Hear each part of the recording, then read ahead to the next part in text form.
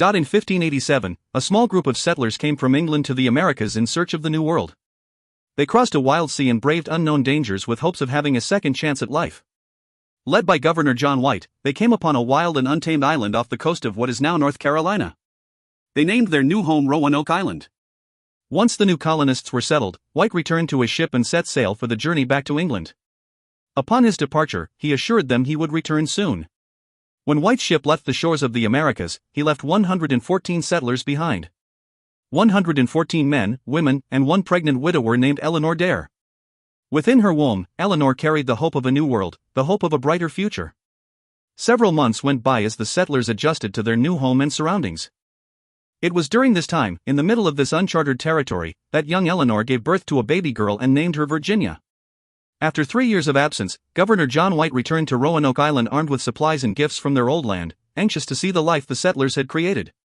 What he found would be whispered in tales for centuries and would burn like acid in the hearts of future colonizers. Not a trace of shelter. Not a trace that anyone had ever been left on the island. Not a trace of life. They were gone. All 114 settlers had vanished. It was as if they had never even existed. Today they are known as the Lost Colony. The prophecy. The old woman's ancient voice rang with a quiet authority, her tone not to be doubted. Her hair spun wild and gray around her small, frail face. Her eyes shone a pale translucent blue, which would frighten any mortal that dared cross her path. But I was no mortal. We sat in an ancient Tuatha De Danann circle, one that our people used for centuries when looking into the future. I glanced up at the silver moon and savored the cold breeze that hit my face. I tried to hide my reaction from the old woman as I concentrated on the circle of trees that surrounded us. But it was difficult, even for me. It wasn't as if I was frightened of her, like the mortals would be. No, I wasn't afraid of her person. I was only afraid of her words. They seemed to permeate my soul. I willed myself to wake up out of this fog-like dream. But the old woman was cunning and knew that if I awoke, I would disappear into the air, and she wouldn't be able to chant her prophecy to me. Instead, she came to me in my dreams, trapped me so I couldn't leave. Her hold was too great, all-powerful in sleep. I would remember everything that she said when I woke, and I would ask him what it all meant. It was a premonition. One that would be solidified by the runes. The Fae have existed since the earth was born. They have lived here, beyond human comprehension, among mortals since the beginning of time. With her husky voice, she began to weave her tale as she laid out the runes in the traditional way, in order to read the future. Your people came here from distant lands and created their very own universe, one that was designed to live within the world of the humans. To coexist with the mortals but never interfere. While she spoke, her eyes took on a faraway gaze as she recounted the history that I knew as well as I knew my own name. But as in all kingdoms, there is dark and there is light. And in all races, superhuman or not, a line between good and evil is drawn from the beginning. She stared knowingly at me. You are the first. The chosen one. The only Fae to ever be gifted with both light and dark. To have a father that rules over the dark kingdom and a mother who was, before her destruction, a princess of the light. But as you know, dear boy, you cannot stay in between forever. You must be either one or the other. My muscles tensed as she stared at me with an ominous look. Was she hiding something? I wanted to shake the truth out of her, but I kept my face impassive, my thoughts clutched to myself. It was inevitable for the dark Fae to infiltrate the humans and live among them, vying to have positions of power and to control what they deemed to be an inferior race. She paused for a moment, then slowly continued on. For power among the Fae is the ultimate aphrodisiac. You are all gifted with limitless magical attributes and blessed with staggering beauty. You are a race that is in need of nothing. Nothing, I thought silently to myself, but the desire to seek pawns to move about at our will. The ultimate goal of the dark Fae is to eliminate the light, who prevent them from wielding their power over humanity. Conquer those that are weak and destroy the ones that will fight them. Once the battle is won, they will find their peace. For in the end, it is all a game, where winner conquers all, she continued on, the magnitude of her words belied by her calm voice. The time has arrived. Her voice grew grave. The baby that was conceived in love and left to grow up in the human world on her own has turned 16. She has never known that she is more Fae than human, protected for all these years, hidden from the dark court, she has lived in peace. But no more. I closed my eyes in sadness. I had waited for this moment for all of my life. But hearing that it was time was staggering. As written in the great book and in accordance to the prophecy, when the girl turns 16, as she has, what is destined will begin. And, my dear boy, there will be a great and terrible war. I tried to still the frantic beating of my heart. I tried to open my eyes and wake from the intensity of this dream. But the old woman leaned in toward me and waved her hand slowly, methodically, in front of my face. A soft tingle of electricity brought me back to the moment. The magic she used made me incapable of any movement. A newborn baby's laughter will set the fae free. It opens up a world of endless possibilities. The laughter echoes in all hearts and signifies a new beginning. A beginning with only light. She said a few ancient runes on the ground in front of me and laughed. She will arrive in your life like a thunderbolt from the gods. And when she does, you will know her. Your soul will recognize its other half. You will protect her. She set another stone on the ground, and her eyes seemed to take on an eerie glow. Her hands moved in the air like claws as she drew circles into the still night. Know this. You will not be the only one who covets her. There will be others who will desire her just as equally as you. My eyes narrowed at that. I was a possessive man by nature. What was solely mine was mine alone, and there would be hell to pay if someone tried to take it away from me. Suddenly she grabbed my hands in her calloused palms and pulled me out of my reverie and closer to her face. Heed my warning, dear boy, don't let them take her away. Chapter 1, Fate leads the willing, and drags along the reluctant. Seneca. Caroline. I know that people always say that when it happens, it's like a bolt of lightning that rushes through your body. It's a feeling you never forget. I always thought that when people described the feeling, they exaggerated it for dramatic effect. Their descriptions were always so cheesy. But there I sat on the cold, crusty bleachers of the Manteo High School football field on October 11th at 6:41 at night, and my heart felt like it stopped beating. The moment may have been just that, a moment. Instantaneous. All-powerful. But to me it felt like hours had passed. Coach Brown was rambling on and on about the new year and the new football season, intentionally enunciating every other word for dramatic effect. At first I couldn't have been less interested in listening to yet another one of his horribly boring and overdrawn speeches. I started focusing on the flames billowing through the large bonfire, which all the eager students sat around. The bonfire was a tradition at Manteo High School. We started out each year and the football season with one as a way of introducing the players. Not that they needed much introduction. The town we lived in was rather small. Everyone knew everyone else. But this year was different. Our team had a new player. There was one flame in particular, undulating around and around, that caught my attention. I was entranced. It looked like a dancer kicking her legs as she twirled in magical circles. I was hypnotized. The loud applause pulled me away from the flame. Apparently, Coach Brown had just said something extremely exciting. I shifted uncomfortably on the icy steel bleachers. It was then that I actually started listening to what the man was going on about. The coach was talking about him. I searched the familiar faces of the football team and suddenly, as if a magnetic force was calling out to me. Our eyes locked. His deep and penetrating gaze stopped my heart. Had I known, I would have definitely washed my hair.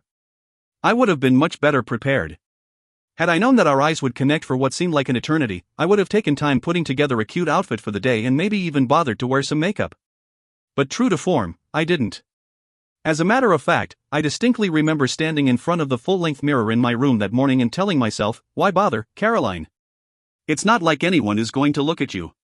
And yet, miracle of all miracles, there he was staring straight at me. Time stood still. I felt like I had been hit in the chest by some unseen force. My breath, God, did I even breathe? I don't think I did. How could I? He was beautiful. No, handsome. No, gorgeous. Perfect. If I were ever to have closed my eyes and dreamed up the perfect man and set him on this lonely island of Roanoke, he would look exactly like him. Now let's give a big Roanoke welcome to Debbie Lynn Riley, Manteo High's newest quarterback. Coach Brown said with a little too much enthusiasm. He was like a kid, proudly displaying his new toy for the overzealous crowd. Debbie Lynn Riley. With that introduction, our moment passed. He looked away just as he stood up to shake the coach's hand. But I didn't. I continued to stare. A quick look around would have assured me that I wasn't alone in my obsession. The entire female population of the school was staring at him the same way I was. In complete and utter lust. And I couldn't stop. Teddy snapped his finger in front of my zombie-like gaze. Caroline? I looked over, embarrassed. I'm sure that my face had turned 19 different shades of red because I knew that Teddy would notice. He noticed everything. Yeah? I was talking to you. He brushed back his thick blonde hair away from his face in agitation. I had a whole conversation with you. You did? I was instantly remorseful. How had I not heard anything he said? I pulled my arms around my chest trying to ward off the horrible cold. I'm totally sorry. Forget it. No, tell me. I gave Teddy my most charming grin and leaned in closely so he could see it. It didn't take long before he smiled back at me. We had been friends since we were both in elementary school. He knew me better than anyone else. And he would always forgive me, just like I would do the same for him. I was just asking if you had a chance to think about what you're going to write for Mr. Simmons' assignment. Has anything annoyed you today? He said it has to be descriptive but almost like a position paper, Teddy said in frustration. I'm having a hard time trying to figure out what he means by that. But I mulled it over and answered honestly, I know what you mean. I actually haven't had time yet to figure it all out. I don't know what has specifically annoyed me the most. I mean, there's the usual stuff, but I don't think that warrants one full page. Well, I know what annoyed me most. It just happened, Teddy said grumbling as he looked at me. I guess I'll just have to figure out a way to articulate it and take a stance against my annoyance. Oh no, please don't, I joked. I knew deep down he wouldn't. Teddy would never humiliate me like that. We were both too loyal to one another. We'll see, he mused cryptically. Were you actually listening to what Coach Brown was talking about? No, I was just thinking about things. I covered lamely. Yeah, I was thinking about things. Things that had to do with Devlin Riley. I could never confess that to Teddy, he'd be too disappointed in me for fantasizing about a jock. Like what? I dunno. Stuff. You know, girl stuff.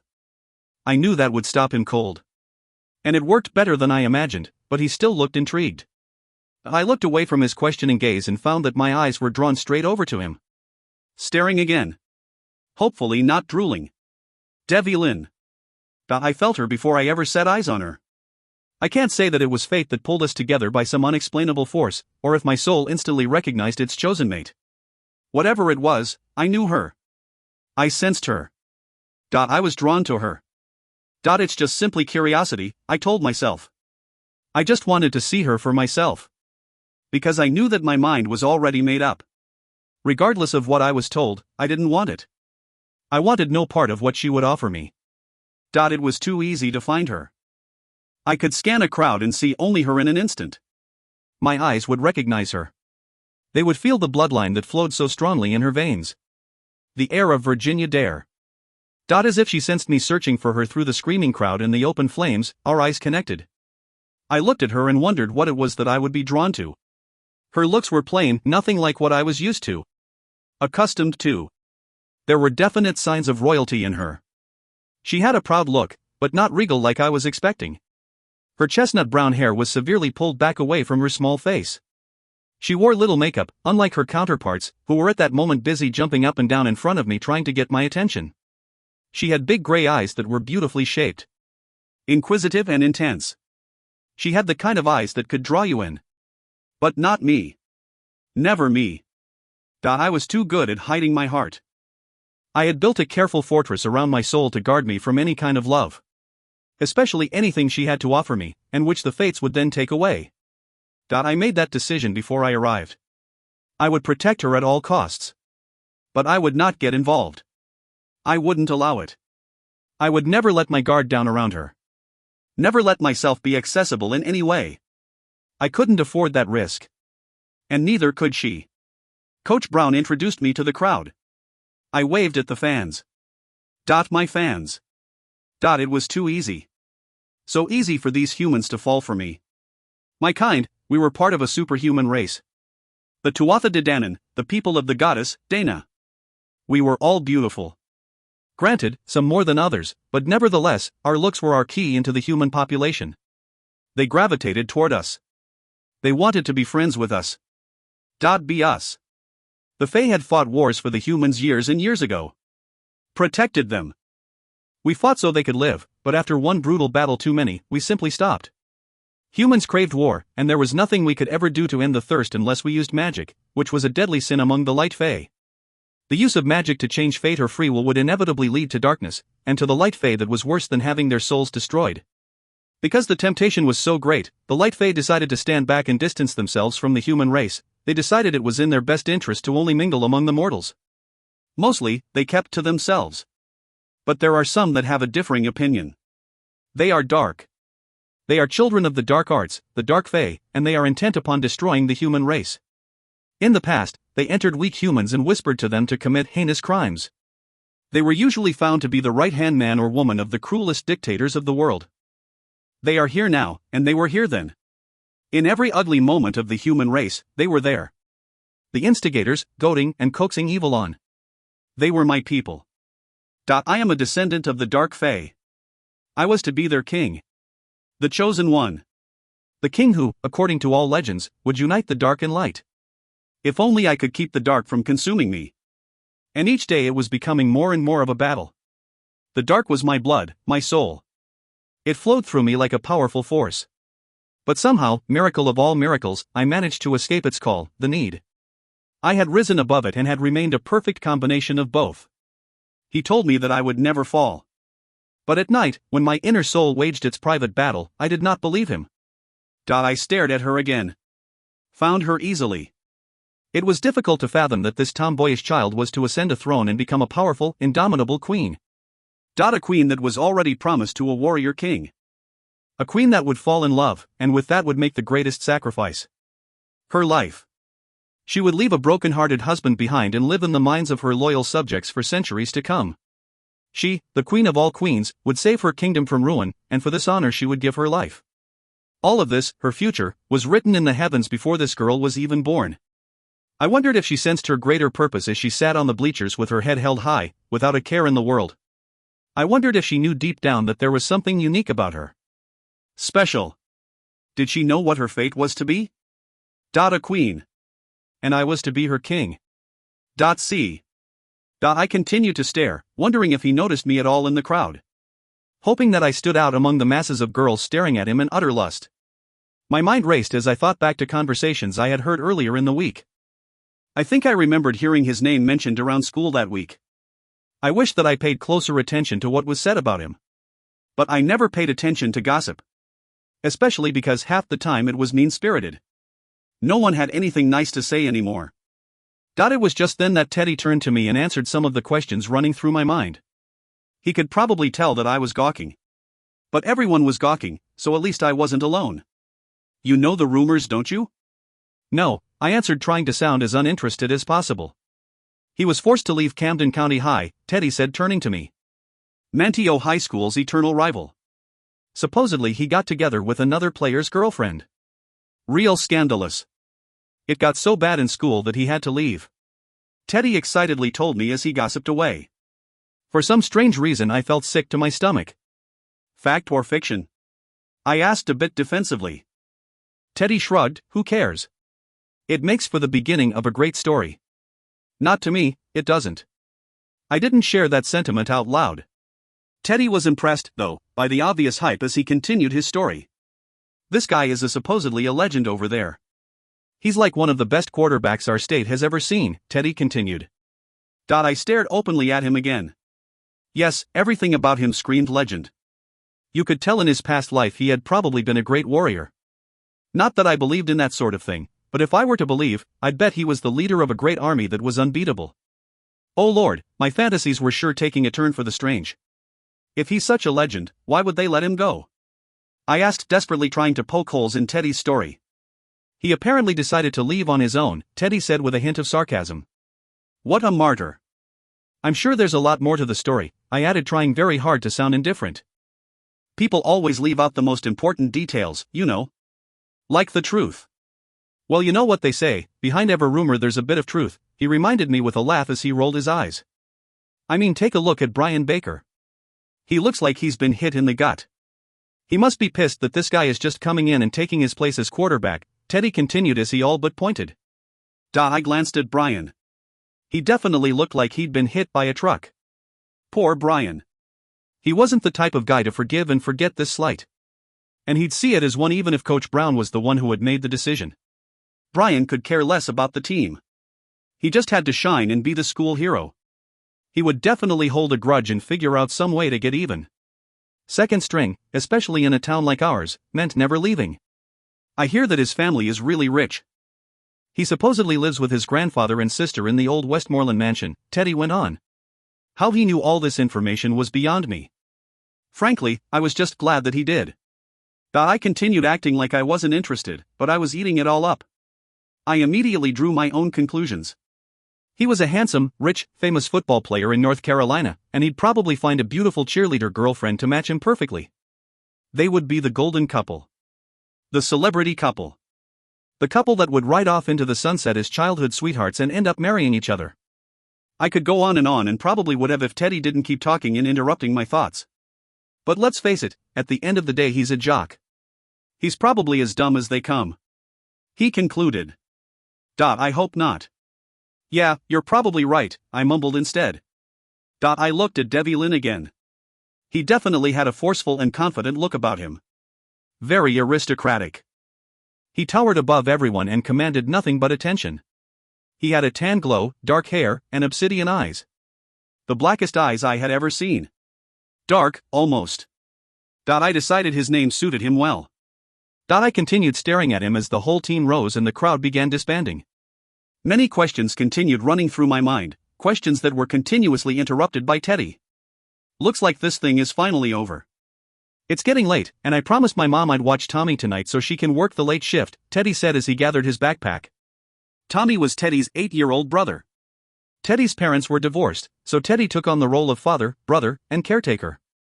His mom was extremely lucky because Teddy was the most responsible, loving, and caring friend and son.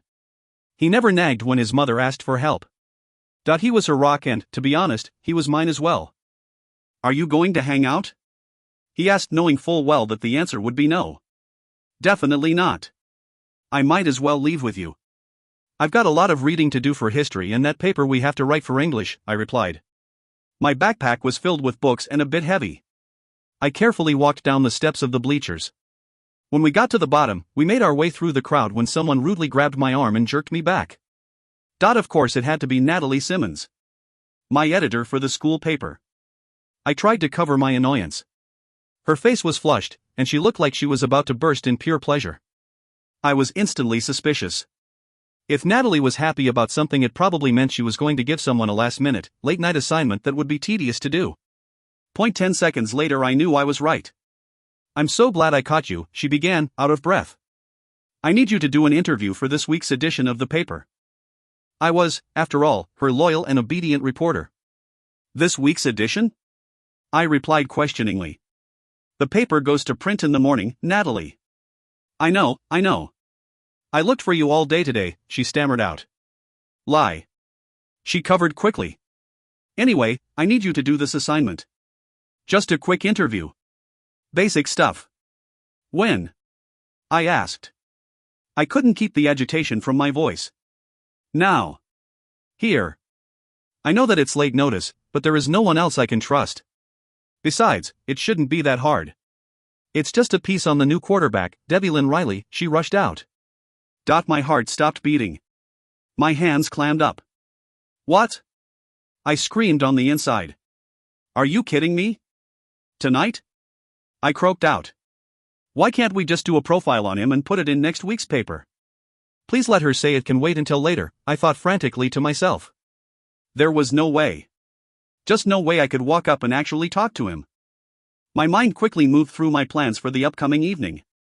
I would run home and have time to think, prepare my questions, and try to relax. By next week, I'd be in perfect control. I needed to go in tomorrow's paper, Caroline. He's a new student, and everyone is dying to get to know him. You've got to write it tonight and email it to me. She was talking a mile a minute. You know that I am always the last to know about everything, especially the new students. We have to write something about the famous new quarterback. Don't you agree? She always ended every sentence with a "don't you agree?" Especially when she knew she was wrong. I hated her. Yeah, I guess. I knew you would after you heard my logic. Her logic defied all reason. I shook my head in annoyance. I couldn't believe how the evening had transpired. I was speechless. What was going on? My stomach sunk in dread as I nervously scanned the crowd looking for him. He was easy enough to find. Tall enough to stand out in the crowd. gorgeous enough to demand attention. And of course he was surrounded by a small crowd of adoring female fans. Just like a celebrity. And they were female fans that came in the form of cheerleader. A different breed of women. They looked immaculate at all times in short skirts, and had, for some reason, swam out of the genetic pool of Playboy models. These were the kind of girls that would always remain hot, never lacking for anything because they'd inevitably find some rich husband to marry them, and would breed children to look and act just like them. And now I had to enter their lair? Jordana Kroll, a name that funnily enough rhymed with troll, was the blonde bombshell and squad leader. She was practically drooling. No doubt assessing her prey. To think that I was going to have to walk over there and get his attention was nauseating. Absolutely sickening. What had I ever done to deserve this? I looked to Teddy for assistance. He shook his head. Don't look at me. I'm already late, my mother is going to lay into me if I don't leave right now. But, Ted, I begged.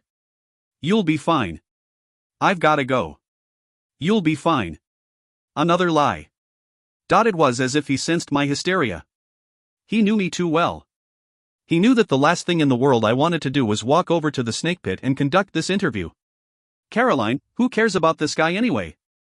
He's a football player. He was right, of course. This guy was a jock. What did I have to be afraid of? Unfortunately, I could not control the frantic beating of my heart. For some reason, I was suddenly obsessed with him, and I couldn't figure out why. You're right, I said instead. I looked over at Natalie. I'll do it. Great, she happily replied as she gave me my marching orders. Just ask him the basics, background, family, girlfriends, etc. She turned around and started walking away from me as she spoke. Remember to email it to me tonight. Okay? She called out. Good luck, Teddy said as he too started to walk away. Can't wait to hear all the details. I'll be up late, so call me. I want to hear about how smart he is. He added sarcastically. I tried to smile, but it's hard to smile when you know you're doomed. I saw her approaching me from the corner of my eye. I was busy entertaining a cheerleader, Jordana something or other. She was pretty enough. Blonde, blue-eyed, long legs. I could see why the former quarterback of the team was seething and shooting death looks at me. But the incessant chatter. It was never-ending. It could drive any immortal, or mortal for that matter, crazy. Teenagers and their ability to talk a mile a minute, it would be fascinating, if it wasn't so frustrating. Studies should be conducted on the phenomenon. No matter where they were from or what school they went to, they all possessed this attribute. Everything in the world was awesome to them. Unfortunately, not so awesome for me. I'd been around way too long to be affected. I played the dutiful gentleman and continued to feign interest as she rubbed my arm. But my concentration was fully on the girl slowly making her way toward me from behind. I could hear her hesitant footsteps. Her sigh. Was she nervous? I sensed she was right behind me, minutes before she tapped my shoulder. She took her time before she tried to get my attention. I wondered if she'd turn around and run for her life. If she knew the future that was in store for her if she stayed, she probably would, I grimly thought to myself. She sighed again, sounding annoyed, then got the nerve to tap my shoulder. My muscles immediately tensed at her gentle touch. I did not want to know it at all. To ever become familiar with it. I didn't immediately turn around. I waited a few seconds just to give myself more of an advantage. Lord knew that I wanted our first encounter to be on my terms, not hers. I continued staring at Jordana, who noticed her as well. She gave her biggest, most condescending fake smile. Hi Caroline, she practically sneered. I couldn't understand why Jordana was so openly irritated by her. Jordana was clearly beautiful. Obviously in a league of her own. Hey, Jordana. The poor girl mumbled. I turned around then, slowly, and came face to face with her. Ready to meet my plain Jane. I sucked in a deep breath. Up close, her looks weren't as plain as I had originally thought.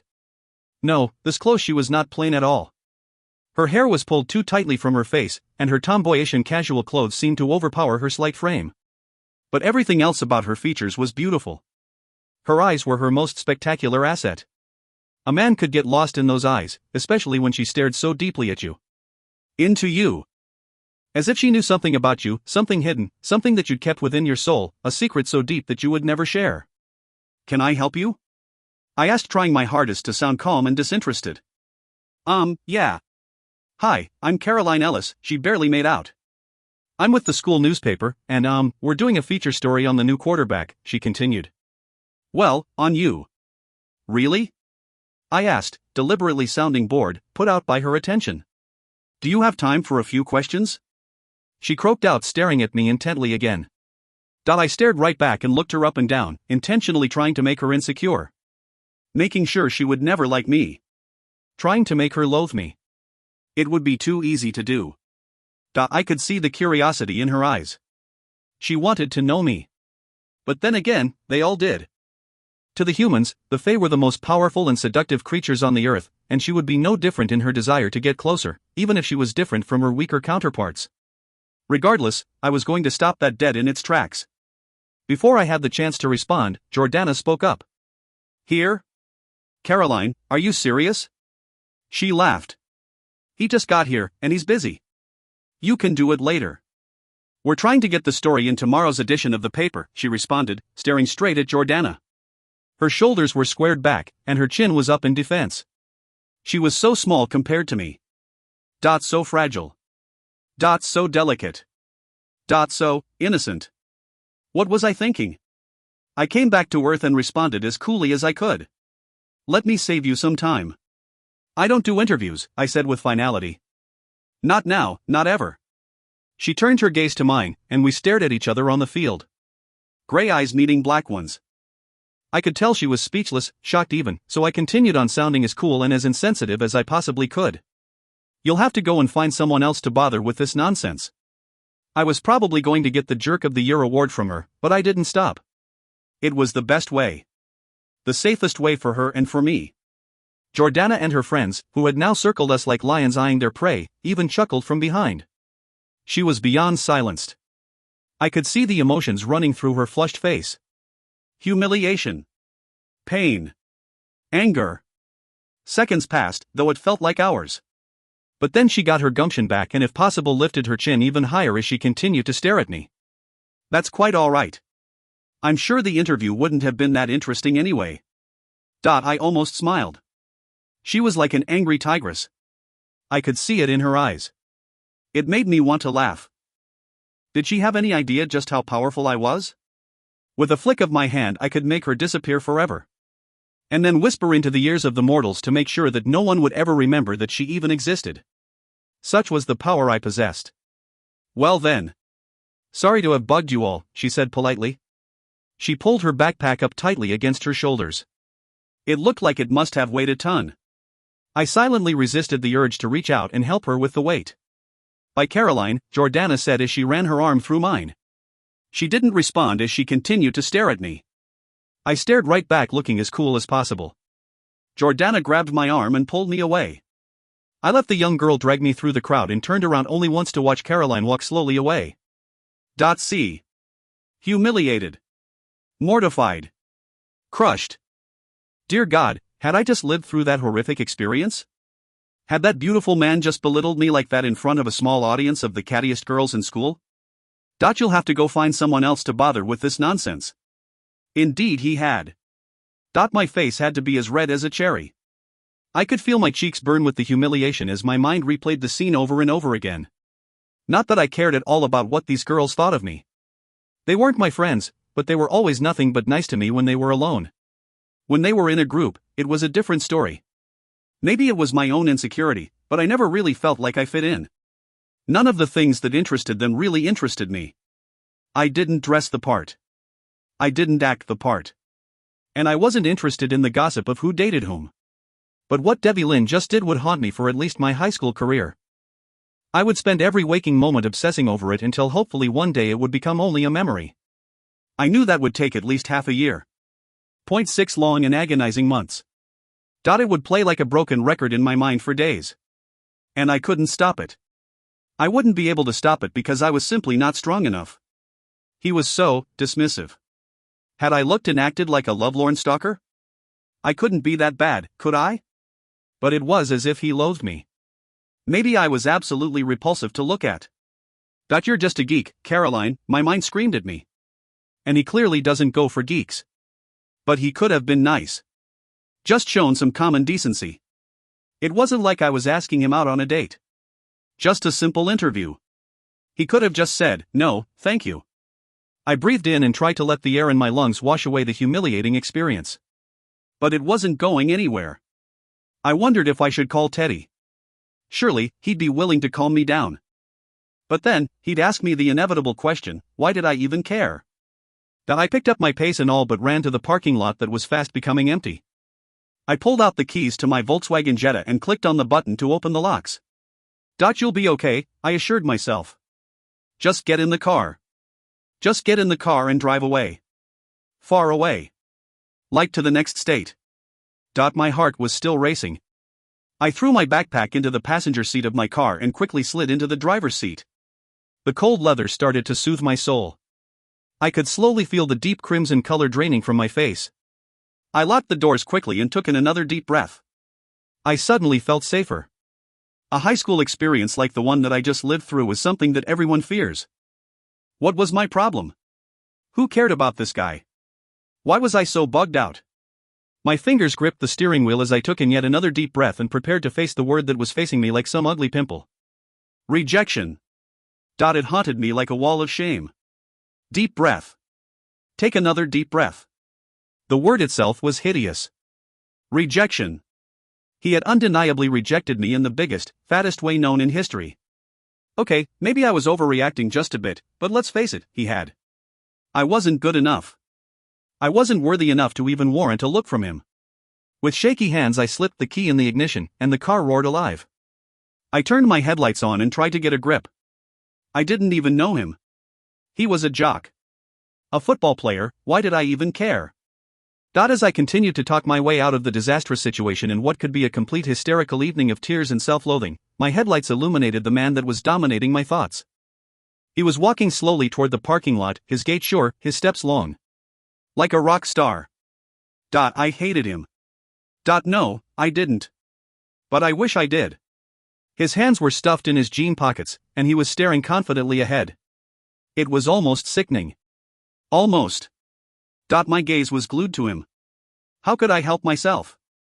He was just so perfect. It wasn't fair. Reverse.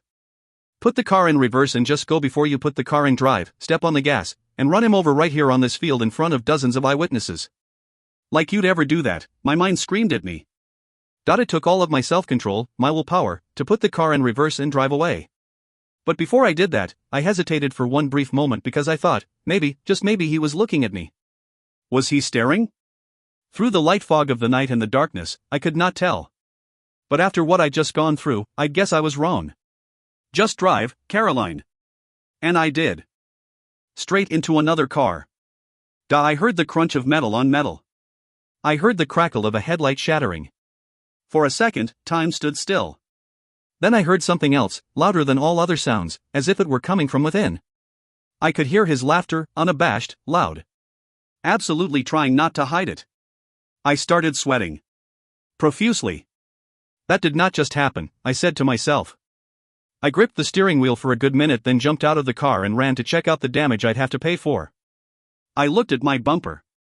Whoever's car I hit was also blessedly unblemished. I almost fell against the vehicle in relief. Not a scratch. At least there were small miracles.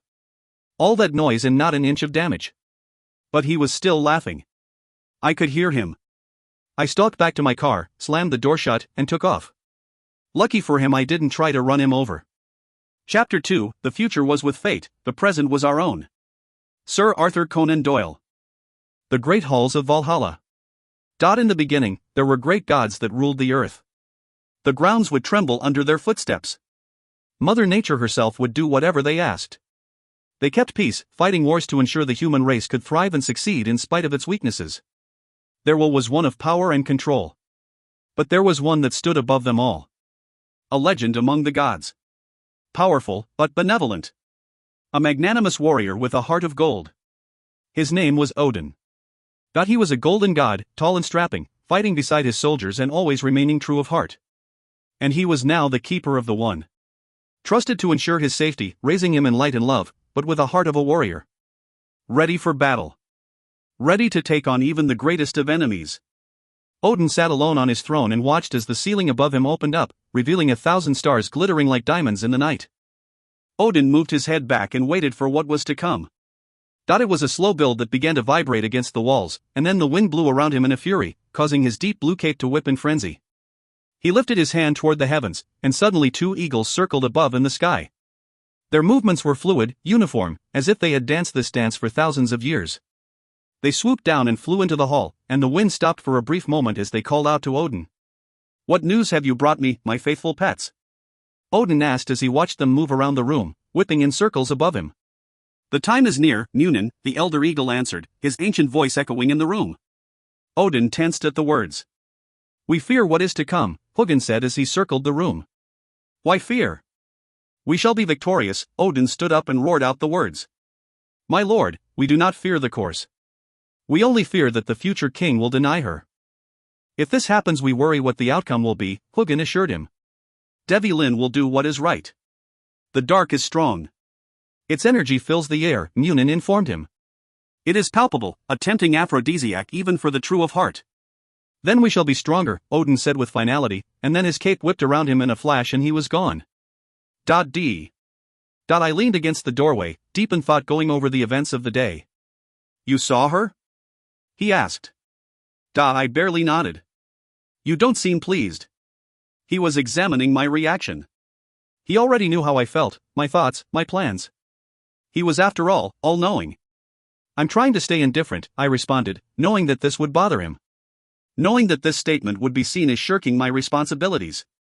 I sat down at the massive dining room table and allowed one of his servants to fill a plate for me. As usual, the large mahogany table was filled with every type of sumptuous meal known to man.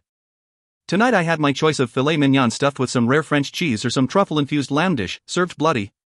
The luxurious display was, after all, the food of the gods. And as usual, the room was beautifully set with large wax candles and the finest silk tablecloth. It was a tradition with our family. Every night we dined together, no matter where we were, or what plans we had, we ate dinner as a family. Just like a human family. But slightly different. After my plate was filled, he snapped his finger and the servants disappeared into thin air. He twirled a glass of wine in his hand and watched me as I carefully ate. I cautiously disguised my features and pretended like we were discussing something as trivial as the weather. "Try as you will. You can't change the fates," he responded. I looked at him, watched him rub his dark gray beard. His piercing blue eyes studied me, observing every detail. I hated that he knew all my thoughts. Always one step ahead of me. He knew what would happen tomorrow. What would happen a year from now? "You want me to accept defeat?" I shot back. "You want me to take this unknowing innocent and ruin all chances she has at a life of normalcy? If you don't protect her, Devi Lin, the outcome will be certain," he said. I angrily speared a piece of steak and jammed it into my mouth. It should have been delicious, but it tasted bitter to me. It was more difficult for me to swallow his tormenting words. "Certain?" I replied. "Who's to say? Fate holds all the cards, my son." Odin knew he was goading me on. "And you know more than I that we don't have much time. Despite the will and power of the fates, my life never felt more uncertain. This moment is yours. And yours alone." Odin sighed. "You are the chosen one. The only fate to ever exist with the blood of both light and dark." He softened his tone as he leaned in. "The time has come, and I have trained you well. You are the only one who can keep her safe. And you know more than anyone that the prophecy has begun. The wheels of destiny were set into motion. The runes have predicted that the hunt will begin 700 days before her 18th birthday. Just after she turns 16. And you also know that the number 7 is considered to have godly powers and signifies a rebirth for all." "I know it," I whispered as he continued. "She is now 16 years old. That is why you have entered her life at this time. I never said that I wouldn't protect her." Silence. I looked up at him, my eyes softer. He was the only father I had ever known. He had taken me, a baby, and raised me as his own. My destiny, he had always told me, was to be a great king. To unite 2 kingdoms. I would never be like my kind. Never dark. I would be more human, possessing both the good and bad. How many times had he told me this? How many times had I wanted to believe him? Believe me. I closed my eyes and tried to hide my sadness. I can't allow her to become attached to me. "Why, Devi Lin? Don't you deserve happiness?" My face betrayed my thoughts. The anger that I tried to contain rose within me like hot lava. My eyes lit in fury. Happiness? She brings me nothing but despair. Odin remained quiet for once. He saw the volcano within me. Even he, the great god, Odin, knew the hatred that slept deep inside my soul. The hatred I kept hidden, suppressed for so many years. Even Odin knew that I could snap at any moment and turn to the dark fae, embrace what I was by birth, and perhaps become more powerful than any of them had ever been. I swallowed slowly, gained some control, and continued. I will have a brief moment. A second of happiness.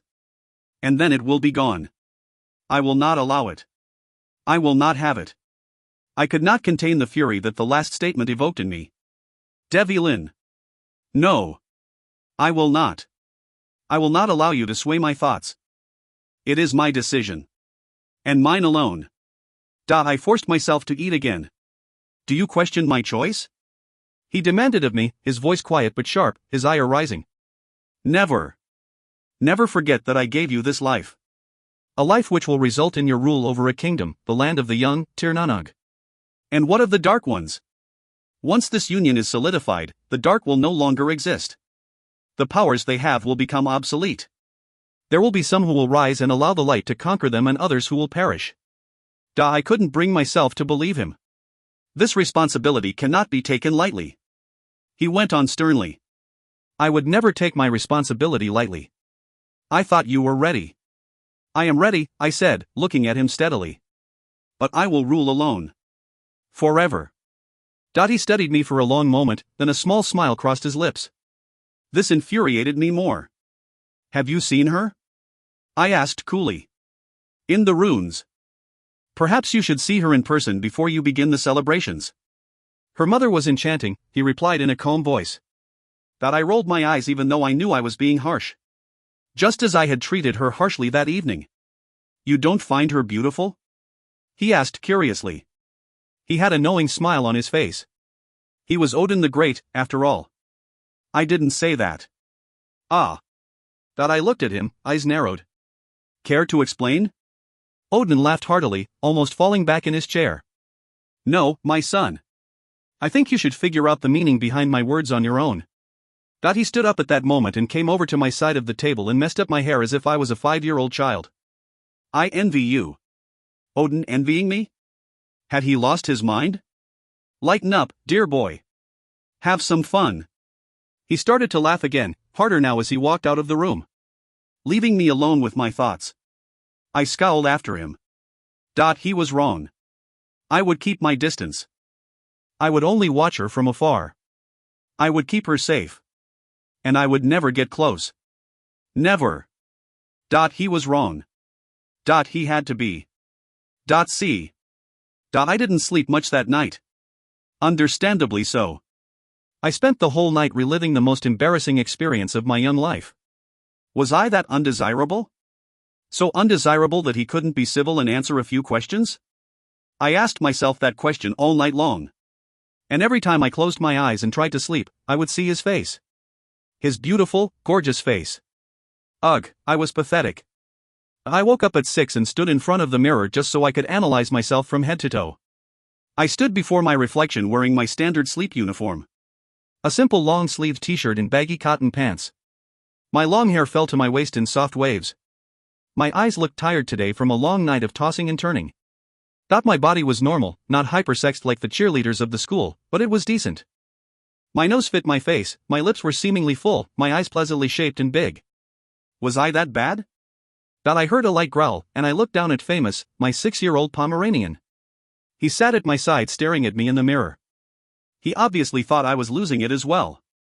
I leaned down and pet his sable head. I know, I said to him, I'm crazy. I hate Devylin Riley, I thought as I covered my face in embarrassment. I had been reduced to this? I never hated anyone. I was staring at myself in a mirror as if the most important thing in the world was to be beautiful in the eyes of a man that I did not even know. I had to stop it. I never cared about this stuff. I never cared about looks or clothes. My family always said that I was more of an old soul. Old soul. Yes, I was an old soul. A 16-year-old girl with the mind of an 80-year-old woman. I know that I could have certainly tried harder.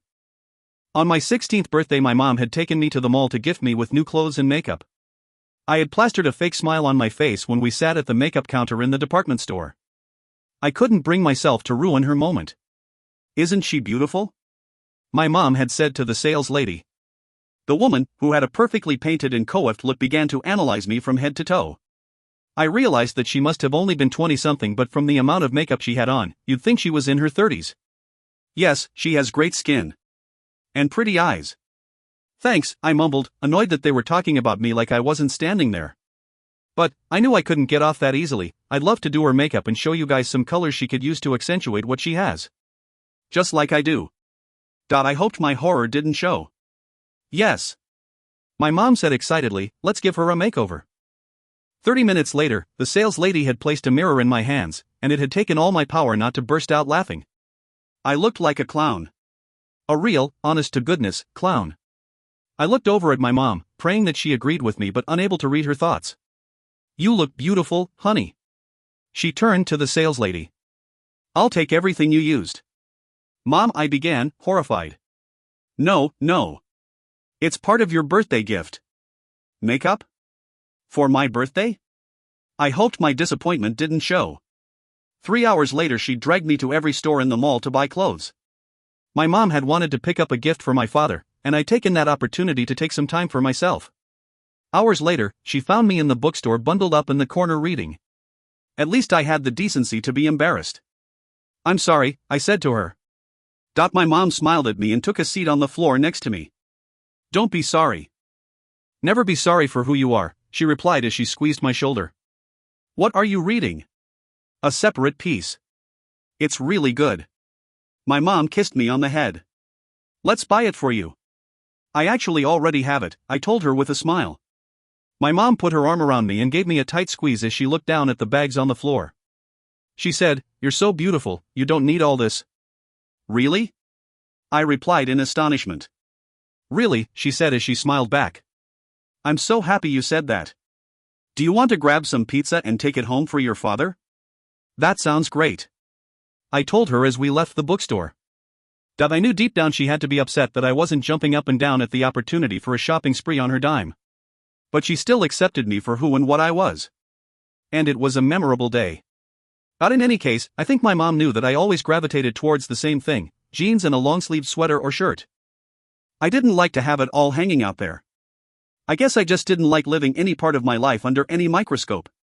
When you let it all hang out, people inevitably stare. Well, I guess I didn't need to worry about anyone staring at me anymore. What was so wrong with being a bit prudish? I did not want to be someone who was easy and in turn was used and tossed aside by guys. Perhaps I was a dying breed. I shook my head and tried to make sense of it all. I know that I looked plain, but was I invisible? To him, obviously, I was. I reminded myself that there were boys in town that found me attractive. I had been asked out a few times here and there. But when a girl says no a few times, the offers stop coming. It wasn't that I didn't want to date someone, it's just that I never felt a connection. Shouldn't I feel something? Shouldn't the earth move when I looked into his eyes? Wasn't that important? Did it even exist? Probably not, but I had to try and find it. I was a romantic at heart. I wanted someone to love that would rock me to my very core. I deserved that. I believed in that. But there was one thing that was irrevocably established. I wasn't cool. Clearly, I was the antithesis of cool. And therefore, why would the captain of any football team, even a small school on Roanoke Island, ever look at me and find me desirable? Or even attractive? With Famous at my side, I dressed carefully for school. I decided that today I would at least try and look my best, so when I was ridiculed and whispered about in front of the entire Roanoke High population, I at least looked as good as I could. I wore a pair of my dark jeans and a fitted green sweater. I chose to leave my hair down, which I believed was my best attribute. I looked at myself once more and was satisfied that today I looked decent. I looked down at Famous. "What do you think?" He turned his little head to the side and barked. I guess that was his way of saying he approved. I kissed him lightly on the head and headed downstairs and into the kitchen. He followed me like a shadow. I had found him on the side of the road 5 years before, a puppy, abandoned and lost, and I had taken him in. The only thing he had that identified him was a small chain around his neck with the name Famous. I decided that I would not change his name because it had been given to him for a reason. He slept next to my bed. He waited for me when I came home from school. Was there to send me off every morning. He smiled when I smiled. Was sad when I was. He was my little precious gift. The kitchen was empty this morning because my mom had taken my father to the airport. He was leaving on a business trip to New York. They owned and operated a restaurant off the 264 freeway. Definitely a favorite of the locals, but running a restaurant took up a lot their time, and unfortunately they had odd hours because of it. It provided me with a wonderful, easy life, so I could not complain. But it was hard at times to be alone so much. I checked and made sure that Famous had kibble and water, turned the TV on for him, and kissed him goodbye. Forgoing my traditional breakfast cereal, I quickly grabbed an apple and ran to my car. I didn't want to be late. English was my first class, and thankfully it was my favorite. Luck was on my side when I arrived at school, and I found a great parking spot. One of my many vices was that I was late to almost everything. For some reason, I could never be on time. It was my curse. I walked through the crowd of people at school, noticed a few looks from some of the guys, and felt my confidence rise. Strangely, the cheerleaders didn't even look at me. Interesting. I had expected them to whisper. Point. Cackle out loud. Clearly word hadn't spread yet. I walked into my English class still carrying the huge chip on my shoulder that was placed there the night before by Devi Lynn. I loathed his arrogant smile. His beautiful eyes. And worse yet, that look he gave me. The look that meant that I was insignificant. Easily dismissed. Forgotten. Not in his league. I ran my fingers through my hair in frustration as I took a seat in class and practically threw my backpack down on the ground. You look like you're going to kill someone. Was last night that bad? Trust Teddy to bring up such a sore subject. You never called. He took off his jacket and leaned against his seat. Last night was fine. Really? Was he as dumb as they come? I couldn't tell. How's that possible? All he had to do was open his mouth, and you'd know in 5 seconds. Teddy shrugged, then looked at me again. Only this time his stare was different, almost like he was looking at an alien. What's wrong with you? Your hair is different. I touched my long tresses insecurely as Teddy continued to stare. Is it bad? No. I'm just nervous. I said quickly. Nervous? Teddy said as he grabbed his notebook out of his bag and still stared at me in a peculiar way. Since when do you get nervous? I'm just nervous about the paper today. I lied.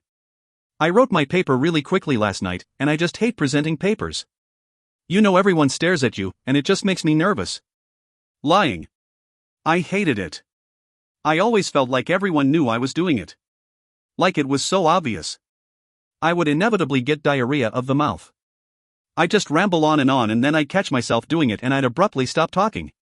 And I always felt such guilt that I'd eventually end up confessing my sins. Only this time was different. I really didn't want Teddy to know any of the details of the prior evening.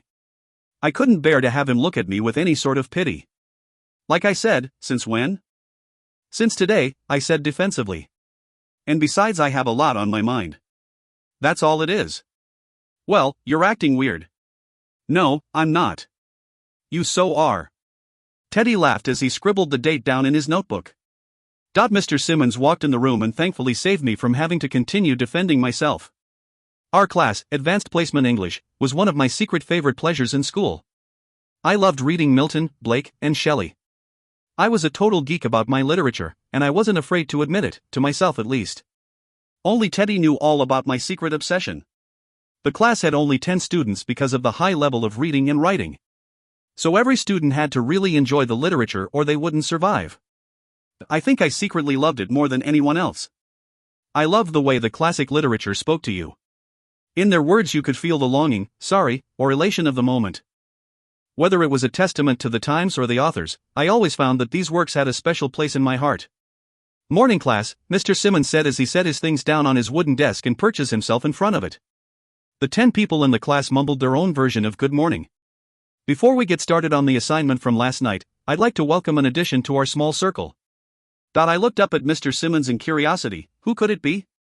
I couldn't imagine anyone wanting to transfer from regular English to this class, especially at this point. Just as I was running the names of all of my classmates through my mind, he strolled in. The last person on earth I ever expected.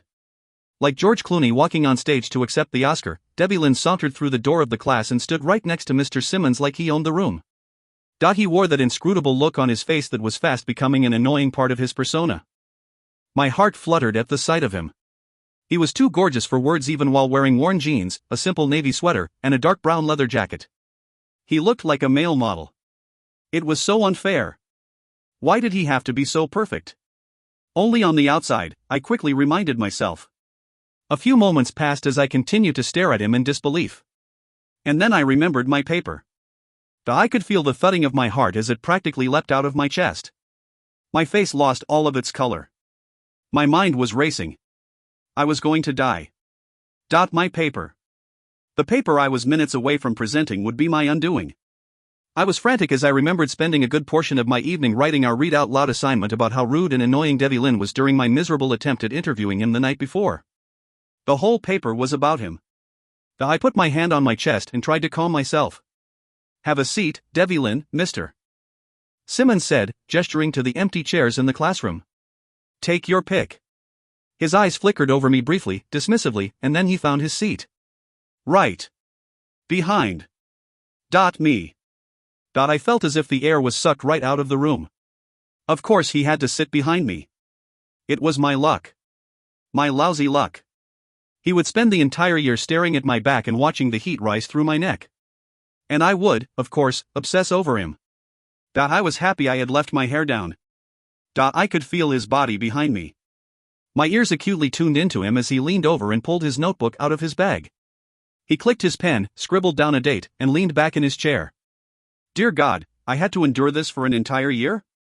Alright then, how'd you guys do on the assignment I gave you last night? Mr. Simmons asked the class. I wanted to laugh hysterically. This had to be some kind of a sick joke. I want to make sure we get through everyone today, so I'd like to get started. I can't wait to see how descriptive you all were. So for those of us who were not here yesterday, he smiled at Debbie Lynn, I wanted you to write a brief paragraph about your day detailing one moment which bothered you or upset you the most. I also wanted you to incorporate elements of a position paper. In that your writing should illustrate your taking a stance against this problem or issue you faced yesterday. I have a feeling this is going to be really entertaining. I was starting to sweat. Soon I'd be hyperventilating. I started to rub the back of my neck but immediately stopped when I realized that he was sitting behind me, no doubt watching my every move. Entertaining? Yes, this would definitely be entertaining. Who wants to go first? Mr. Simmons asked as he anxiously looked around. As expected, not one hand went up. Mr. Simmons actually smiled at that in amusement, and then he looked straight at me. Oh my God. Caroline, I think you're up. He winked at me. The odious man actually winked at me thinking that I wanted to go first. All eyes turned to me, their gazes filled with pity. And if I had to guess, I'd bet he was looking as well. Really? I squeaked out. Yes, squeaked. Since when had I become a squeaker? Mr. Simmons laughed. Since when did you become so shy about your writing? Mr. Simmons said, smiling as he took a seat in the front desk facing the small classroom. That's a first for you. If you only knew, I thought miserably to myself. I got up as slowly as possible, grabbed my pages, and took the 10 or so steps to the front of the classroom. Unfortunately, it didn't take too long to get there. I didn't look up. In fact, it was the first time in my life that I kept my head down when reading something I wrote. I began slowly. Since when had become a part of my vocabulary? When did that start? It's all because of him, my mind snarled at me, he's ruining you. We don't have all day, Caroline, Mr. Simmons said as he tried to move me along, clearly not understanding my anxiety. I tried to smile, but I couldn't. So I just sucked it up and started the monologue of hate. Yesterday I came across one of the most self-obsessed, arrogant, overhyped individuals I'd ever met in my life. Yes, that's the way I began my speech. That was the great descriptive starter line. It is baffling to me how some men and women are born to believe that they are better than others. Is it the way they are raised? Or is it the way of the world? Why do we continue to give undeserving individuals titles like president, manager, team captain, and quarterback, and then watch passively as they use their status to treat others with disrespect? My fingers were trembling. I dared not look up when I posed that question. Last night I was the victim of one person's wrath. A person who perhaps may have at one point received my respect, but now is only deserving of my disregard. Initially, I made excuses for his dismissive behavior. Perhaps he does not have a strong command of the English language, I thought. But then I realized there is no excuse to treat anyone as anything less than an equal. As we know, some of us are born genetically blessed, some physically, some mentally, and some even have an overall package. Does this give this blessed section of society the sense that they are allowed to stand taller, command more, and demean? I don't think so. I have more faith in humanity than that. Stop now, Caroline. Stop now. But of course I did not. I was led to believe that this person was a leader and a man, but what I found was that he is indeed a boy. A boy with an entitled sense of being, lacking in wit, perhaps even a notable IQ. His only talent, giving a decent estimate while throwing a ball. The whole experience truly saddened me. This is what our society has come to. This is celebrity. This overgrown, arrogant, self-obsessed man-boy is famous in our small town. As Rudyard Kipling so eloquently said, if you can talk with crowds and keep your virtue, or walk with kings nor lose the common touch, you'll be a man, my son. Clearly, I had not encountered a man, I finished. Exit stage left. Exit stage left, my mind screamed out. But I couldn't. The room was quiet, students wondering if said boy was sitting in said seat, behind said reader. I looked up from my essay that I clutched in my hands, and I met his eyes. Fury. I saw flashes of it. Icy fury. Then just as quickly as it was there, it was gone. His black eyes gave me nothing. They just stared. Watched. Seethed. Mr. Simmons cleared his throat uncomfortably. Thank you, Caroline. You can have a seat now. Right in front of the angry man. I walked quickly over to my seat and sat down, but not before I caught Teddy's shocked face. He knew whom I was talking about. I was positive I'd get an earful when we left class. D. Anyone want to go next?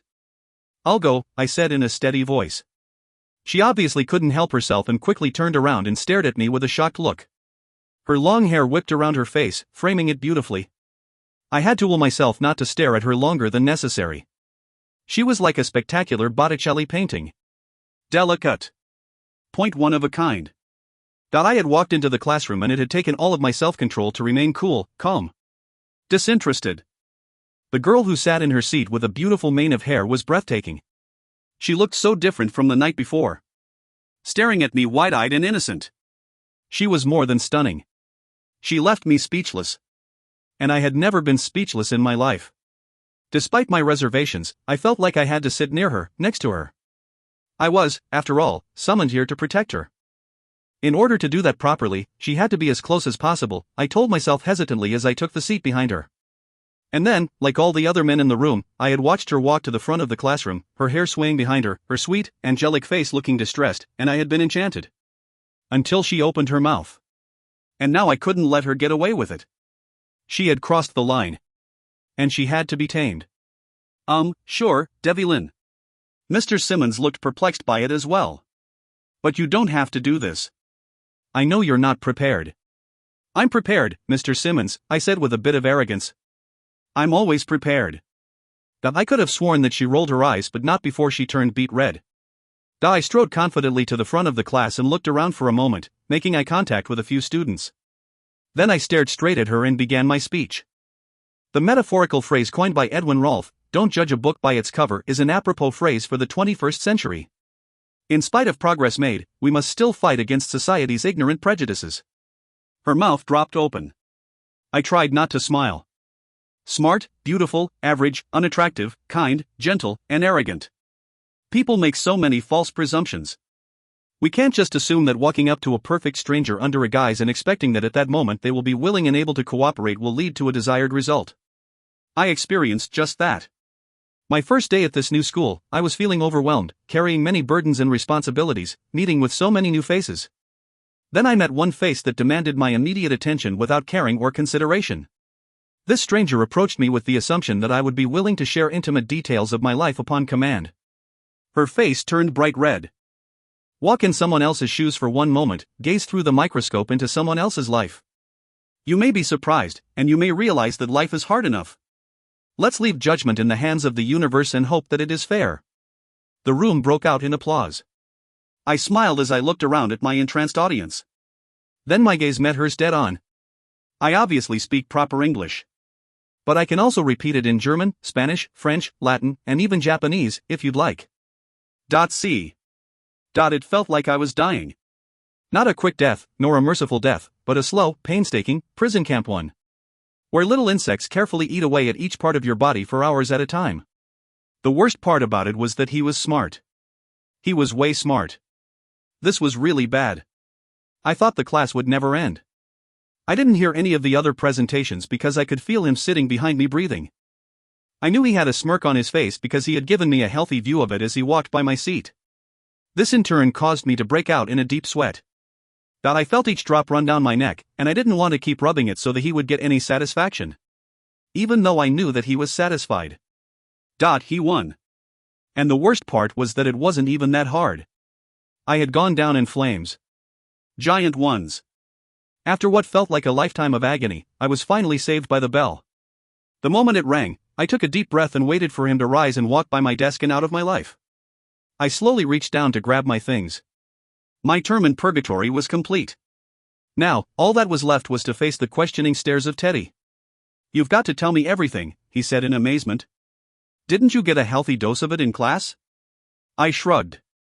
"It must have been pretty bad," he said compassionately. "I've never known you to lash out at someone like that. I guess he just brings out the worst in me." "What exactly happened?" he asked as we walked to our lockers. "It really wasn't a big deal, well I guess it was at the time. He kind of blew me off in front of a crowd of people." I tried to smile, but I honestly just hated talking about it all over again. I knew that Teddy wouldn't let up until I told him the whole story. "Well, that sucks." "Yeah, it did, but no big deal. It's not like I even care what he thinks." Lie. "It was more that he was rude to me in front of Jordana and her cronies," I sighed. "And then when I got home I was thinking about what to write, and since it was fresh in my mind, I kind of just went to town." "I'll say," Teddy said as he laughed. I gave him a dirty look. "Don't worry about it, your presentation was so much better than his," Teddy rushed out loyally. "I'm over it." I tried to smile. Another lie. "So did he give you enough material for your interview?" "No. Nothing. Now I have to deal with Natalie." Teddy chuckled. "Now, I'm starting to feel sorry for you." "I know, sucks to be me," I said as I reached into my locker to grab my history book. "Listen, don't forget to save me a seat at lunch." "Always," Teddy called out as he walked toward his next class. I was glad to have a moment alone. To collect my thoughts before my next class.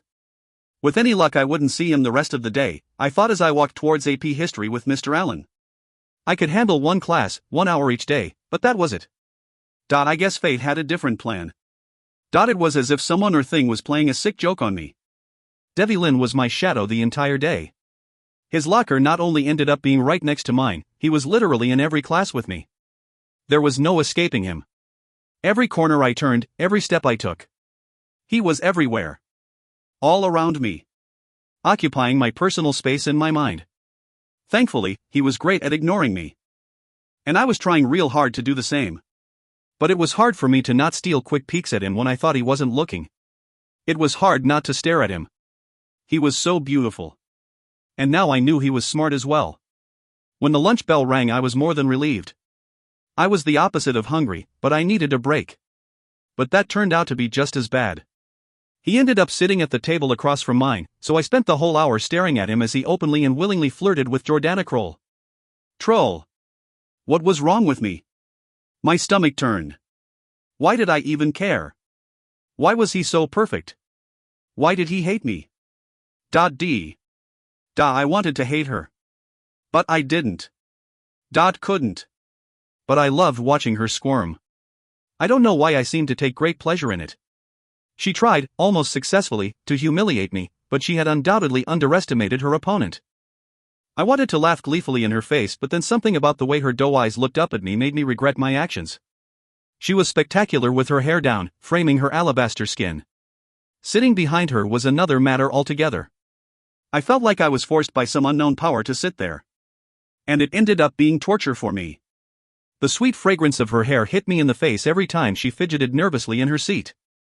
It seemed to permeate my senses, taking all self-control away from me. It took everything I had not to reach out and touch it. I knew it would feel like silk. After our third class together, I knew that it wasn't just a coincidence that she haunted my every step in school. When I realized our lockers were right next to each other, I almost screamed his name in the hallway. He had done it. Intentionally. There was no escaping her. He would make sure of that. She would haunt my every move, and I would have to suffer through it. But two could play his game. I just had to control my temper. I reminded myself that I shouldn't show such emotion. I needed to control myself. We could surely coexist. It wasn't necessary to be so antagonistic. I was here to protect her. And I promised to do so. I did my best to ignore her for the rest of the day. I focused my attention on the pretty Jordana instead. She annoyed me, but she would do. I had taken great care to use magic and whisper into the cheerleaders' ears the night before to make sure they did not remember how I humiliated Caroline. It was one of my many powers. I could make the humans forget events and whisper new tales to them of what they saw, and they would remember exactly what I told them. And if I wanted, I could have them do my bidding. I had never used this one particular dark gift of mine, even though most of my kind used it sparingly from time to time. I had never coerced someone into doing something that I wanted because I believed in free will, and I also knew that using this power could and would undoubtedly become an aphrodisiac. Once I opened that door, there would be no stopping me. It would be like Pandora's box. But for the first time in centuries, I had made an exception. My justification in using my powers was a simple one. Students in high school were fickle, and I most certainly didn't want to turn Caroline into an overnight social pariah, and I felt like she might be headed down that track given my sudden but expected popularity. It was no arrogance on my part. Nor was it coveted. It came with the territory. The one thing that I did notice, and with certainly no help from me, was that she seemed to be well liked. Not incredibly popular but liked nevertheless. She had a smile for everyone, and she was kind. It was hard not to appreciate that. As I sat across from Caroline during lunch, I tried my hardest to completely ignore her, but each time she didn't look at me, I looked at her. I watched the subtle way she brushed back her silky hair away from her face. I watched her fidget uncomfortably in her seat when she accidentally met my gaze. And I watched the soft and genuine smile she had for her best friend, Teddy. She was comfortable with him. Safe. She sat close to him. She leaned on him. And in doing so, her shoulder brushed his a few times, especially when he leaned in to tell her something. And every time he did, he would linger. His lingering was another matter altogether. Worse yet, I knew every time they touched. Every single time his hand would brush against hers, or he would lean over to whisper something to her, I knew it. I was acutely in tune with it. There was plenty of room on the bench for him to avoid contact with her, but he chose to sit nice and close. My eyes narrowed as I watched him, then I quickly gained control. What did I care? She was not mine. Just then, the two shared a secret laugh together. It was obvious they were incredibly close. I knew that they had grown up together, and it also appeared that they always studied with each other. Teddy whispered something in her ear, and Caroline smiled widely, showing her straight, perfect, white teeth. My jaw clenched together when Teddy leaned in again. His lips a breath away from her ear. I could feel the blood rush through my veins. The anger that was threatening to spill over was overpowering. I had to use all my strength to look away. She didn't belong to me. She was not mine, I kept reminding myself. But she is yours, Devi Lynn. The fates have made it so, my mind responded quickly. Defensively. I stood up abruptly and the entire table turned toward me. I stared at Caroline, knowing my gaze was intense because my thoughts were taking a turn for the worst. She blushed and looked away, afraid to be caught staring. With my eyes on Caroline, I extended a hand to Jordana. Shall we? She giggled like a giddy child and gave me her hand. Of course. I threw my arm around her shoulder and tried to keep my mind off of Caroline. From the look of it, it was obvious that Teddy had a deep crush on her. And it was even more obvious that she was oblivious to it. As Jordana rambled on about some ridiculous story about a cheerleader who was obviously not in favor, I gained control over my volatile emotions. I decided that Teddy would be perfect for Caroline. He was safe. He cared for her. And he was privy to her most inner thoughts and desires. It was my duty to do everything in my power to facilitate the union. I promised myself I would. I had to. They were better suited for each other. Chapter 3, There is no chance, no destiny, no fate, that can circumvent or hinder or control the firm resolve of a determined soul. Ella Wheeler Wilcox. D. I heard their voices all whispering at once. I stood outside by my car and faced the tall dark trees as the noise consumed me. I put my hands on the hood of the car and closed my eyes. I knew they had to be shining brightly, as they did whenever I heard my people. The Dark Fae. I had to gain control of the rush of blood that flowed through my veins whenever I felt them. It was a call for me to come and take my rightful place as their true prince. To sit on the throne and preside over their kingdom.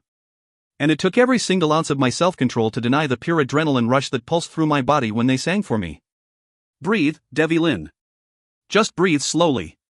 I tried to soothe myself. It took a moment for me to get my emotions in check. The bright glow that threatened to burst from my eyes was hidden again, and the choking darkness was gone. When they came calling, I could hear it in my soul. Straight from within. It was clever of them to permeate my essence. It had its benefits, I suppose.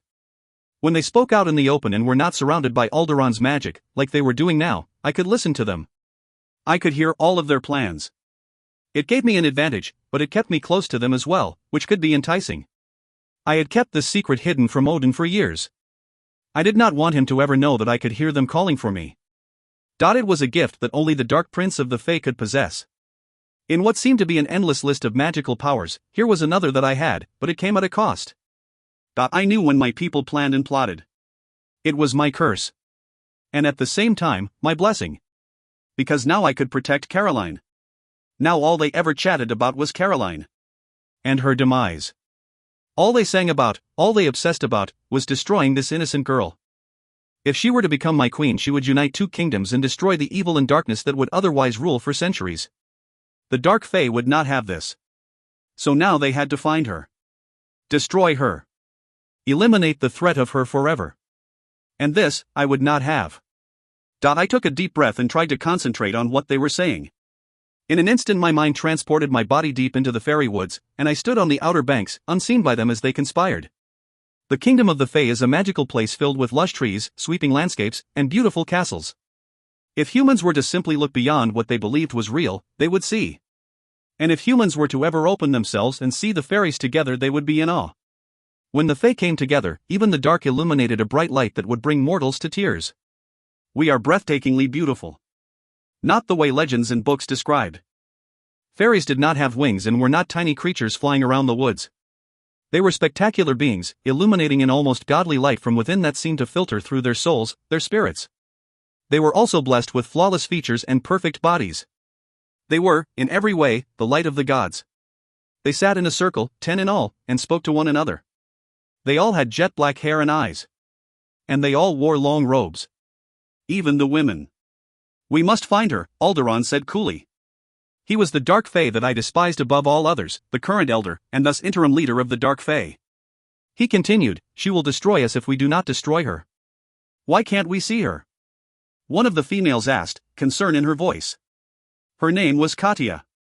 Because he protects her, Alderon responded, quietly. But he is our prince. One shouted angrily. He is to be our king. Cried another, rising to face Alderon. Alderon raised a brow and stood. He walked majestically to the center of the circle and stared at the others. He is not with us, he looked around, turning to stare right at me. Almost as if he could see me there, watching them. Or even feel me. It was impossible, I knew. But still unnerving. He is here right now. He is listening to us. Why won't he claim his place as our king? It is because he is different from us. He is no longer with us. He does not believe in our cause. Odin has succeeded in turning him.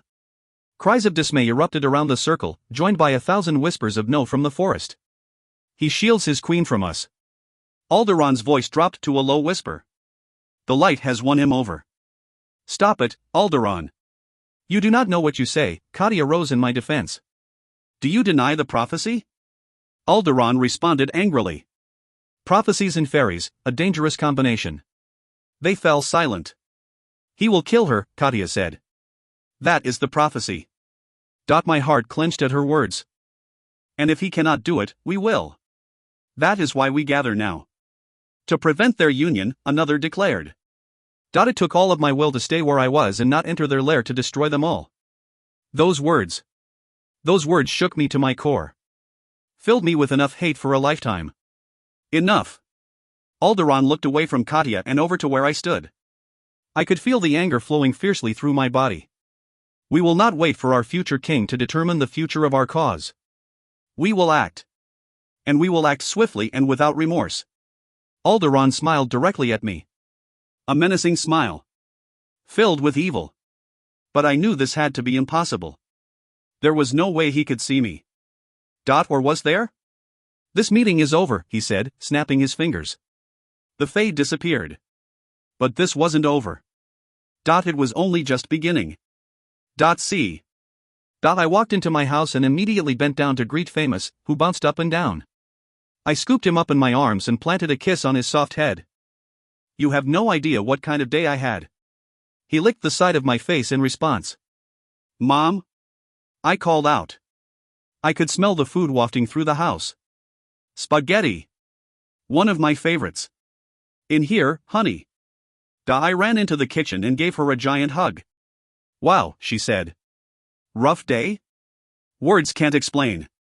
I pulled away from her and smiled. My mother was still a very attractive woman. She was tall and blonde with bright blue eyes. My father had that exact coloring as well. It was a wonder why I was so petite with darker hair. It was a complaint that both my parents had become accustomed to hearing. You want to talk about it? Or do you want a bowl of spaghetti? Spaghetti. She pulled me into the kitchen. It was my favorite room in the house, especially when my mom was cooking. She had a strong passion for everything rustic, so it felt like being in an old-world home in Italy. I sat down at the table and marveled as she scooped up a hearty portion of spaghetti for me. She grabbed the fresh Parmesan cheese out of the refrigerator and grated some on top. I dug in with gusto. She sat across and cradled Famous in her arms. What happened? Nothing, I said between mouthfuls. Just usual school stuff. Lots of homework? Yes. You'll be fine, my mom said supportively. But she was staring at me. You look different. Different again. What was wrong with everyone? What do you mean? Your hair, clothes, just different. I looked down so she couldn't analyze my face anymore. I don't know what you mean. I knew that my quick denial was sure to lead my mother to believe the exact opposite of what I was saying. Her next question proved me right. Did you meet a guy? I shoved the bowl of pasta away. No. My mother watched me carefully. I knew she had to be disappointed. She was the kind of mom that wanted to hear about boys and crushes, but unfortunately for her I had never talked to her about those typical girl problems. Instead of asking her to go shopping, I'd ask her to go to the bookstore. I didn't think I was that much fun for her. That's too bad. I knew she meant it. But what was I supposed to say? I met a boy, Mom, he was arrogant and rude. I would sound like such a loser. Sorry to disappoint you. Oh Caroline, you never disappoint me. You're perfect. Love is blind. My mom's look said it all. Honey, you're a beautiful young lady. When are you going to see yourself the way that others do? The man who gets to be with you will be the luckiest guy in the world. I stood up and walked over to the sink to get a glass of water. When I do meet him, I'll make sure to bring him straight over so you can fool him into believing that. Honey, don't you think you're being a little harsh on yourself? If you've lived through what I have the past 2 days. I smiled at her. Let's change the subject. My mom looked down at Famous and patted his head. This time I noticed the strain on her face. What's wrong? Nothing, she quickly responded. Something was definitely wrong. I couldn't believe I had been so selfish and not noticed right away. Mom, don't lie to me. She sighed then leaned back in the chair. We had to let 3 people go today. It's not anything to worry about, but it was hard. They were all like family. Not to mention, they have their own families to support. But we just couldn't afford to keep them on. Business has been so slow lately. I knew it had been slow, but I guess I didn't realize that it had been this bad. My parents never wanted me to worry about money, and they shielded me from everything. But I appreciated her honesty tonight. It must have been really bad if she opened up so easily. I couldn't bear to watch her struggle. So when does my shift begin? You're not working there. You're too busy with school. You know that once I put my mind to something, I always end up doing it. So you should just accept it. I can come by on Tuesdays and Thursdays, and I can help out on the weekend. Honey, I knew she needed my help but didn't want me to feel obligated. Mom. I'm showing up whether you like it or not. Besides, just think about how much extra time we'll get to spend together. She smiled. That's true. See? It's done. And I'll get to make some extra money waiting tables. Maybe I'll even use it to buy some new clothes. Only if I get to come with you. I nodded my head and started to walk out of the kitchen. I love you, honey. I love you too, Mom. D. As I strode toward the large wooden doors of our house, they opened of their own accord. Odin must have known I was home. I walked into the massive foyer and looked up the spiral staircase hoping I'd find him there waiting for me. There was a lot I had to talk about with him. Instead, I found my half-sister sliding down the wooden banister. I hadn't seen her in a while and couldn't hide my surprise. Hi Devlin, Tatiana said, beaming at me. I tried not to roll my eyes. Tatiana was one of the most beautiful fairies in the kingdom. She had long, curly blonde hair and cat-green eyes. She was tall, like most of our race, and graced with the physique of a supermodel. She knew her appeal and used it whenever it benefited her, playing endlessly with the mortal boys that adored her. She loved being worshipped. And it showed in her every move.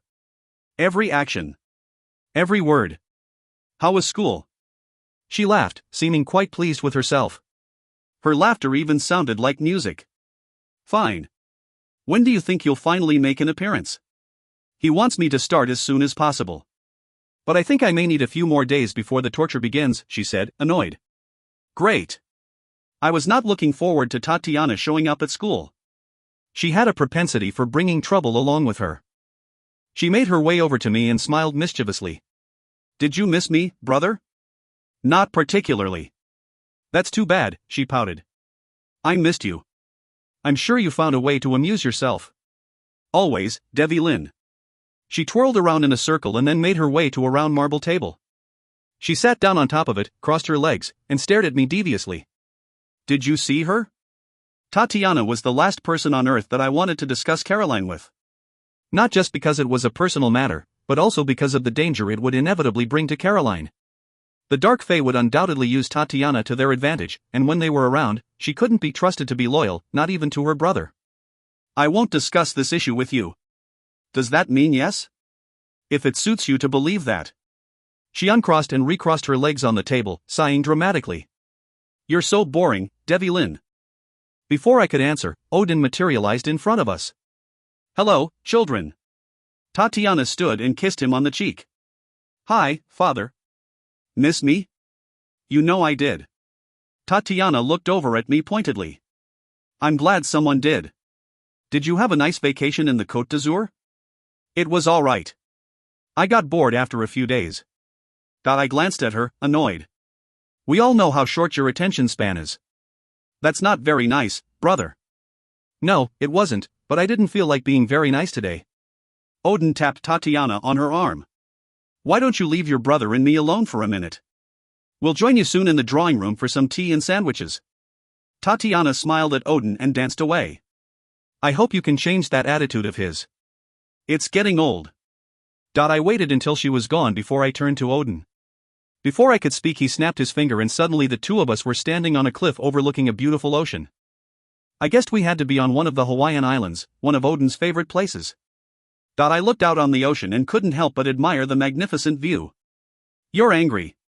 It was a statement, not a question. I chose not to deny it. Yes. I appreciate your anger, Devlin. I do. I can even understand it, but as I have told you 1,000 times, you must control that anger around Tatiana. I closed my eyes, knowing he was right. Do you foresee my half-sister's betrayal? I asked. I have not, Odin began quietly as he stared out at the roaring ocean. Not yet. But the love I feel for her can be blinding, though I have faith that she will make the right choice. And yet you still warn me. I would be failing in my duty if I did not. Tatiana will ultimately face the moment where she will have to choose between the life that I have shown her and the one that she was born into. No one can help or make the decision for her. You ignore the anger she will have when she realizes she is not who or what she was led to believe, I replied, softly. I hope she will realize why I kept this from her. I hope my love will calm her soul. I don't have the same faith in her that you do. I hope you are wrong. We were quiet as I took deep breaths, trying to calm my nerves. My mind immediately drifted back to Caroline and how she'd haunted my every move. Odin must have read my thoughts. I wanted you to be as close to her as possible. And you know, that posture isn't going to win you favor with her. It appears that you don't have faith in me. I made a promise, and I intend to stand by my words. You cannot protect her if she doesn't trust you, Odin chided. I know what I'm doing. I turned to face the ocean. Dear boy, you need to protect her from what is coming. The consequences of anything other than this will be grave for all of us. His voice was suddenly calmer, soothing like the sound of the waves below. I turned quickly and fixed him with a stare. When are they coming? They are close, I am sure. He took a deep breath. I love the smell of the ocean. There is nothing like it. The sea can be so calming. It is too bad the humans don't embrace this natural remedy for the soul. He took in a light breeze, inhaled the air deeply, a small smile on his lips. He remained so calm when the fate of our world rested on the life of a single girl. He must have sensed the turmoil in me, standing beside him, ruining his peaceful moment. I say these words to you because you seemingly oppose your chosen direction. Although you must know that I'm not worried because I know you'll ultimately look after her in the right way. He opened his deep blue eyes and looked at me. Your presence here is already shielding her, making it harder for them to find her. I found it hard to believe that my mere presence near her wasn't exposing her to greater threat. They would never assume that you would be so close to her, especially given the time. Her age. It would be natural for you to keep a distance. The smarter move. With the powers you have placed a cloth over their eyes. And together with my great cloak, we are shielding her. But you must stay close, so that she isn't devoured by them. What if I can't? You will. You sound so confident. I believe in you, Devlin. Even if today you do not believe in yourself. It was so easy for him to stand there and act magnanimous with his words. He was a god. He wasn't the monster I was. His ancestors were not evil creatures that created havoc and misery wherever they went. He was a different being. He was all-knowing. He was all good. The sins of your ancestors are not yours, Devlin. That is something you need to understand. It is something that I've tried to teach you, to show you, all these years. You do not walk in my shoes. You do not live in my mind. You are not made of darkness. Odin smiled and pointed at the sea. I watched as the waves began to swirl magically. In the beginning of time there was a great battle, Odin began, the waves spitting out shapes above the sea. We fought for all mankind against an evil force. As he spoke, the battle took form before me, unfolding above the ocean. Warriors fought against a treacherous monster. Sons and fathers fell together for the hope of something good. There was bloodshed, tears, and then in what seemed like a fleeting moment, all was quiet. The battle had been won. The shapes that Odin conjured fell with a splash to the ocean. Enormous waves rose and crashed in their wake. There came a new birth. One filled with hope and the promise of a greater tomorrow. This hope, Devlin, this promise of what could be, was worth fighting for. It was worth defying the heavens for.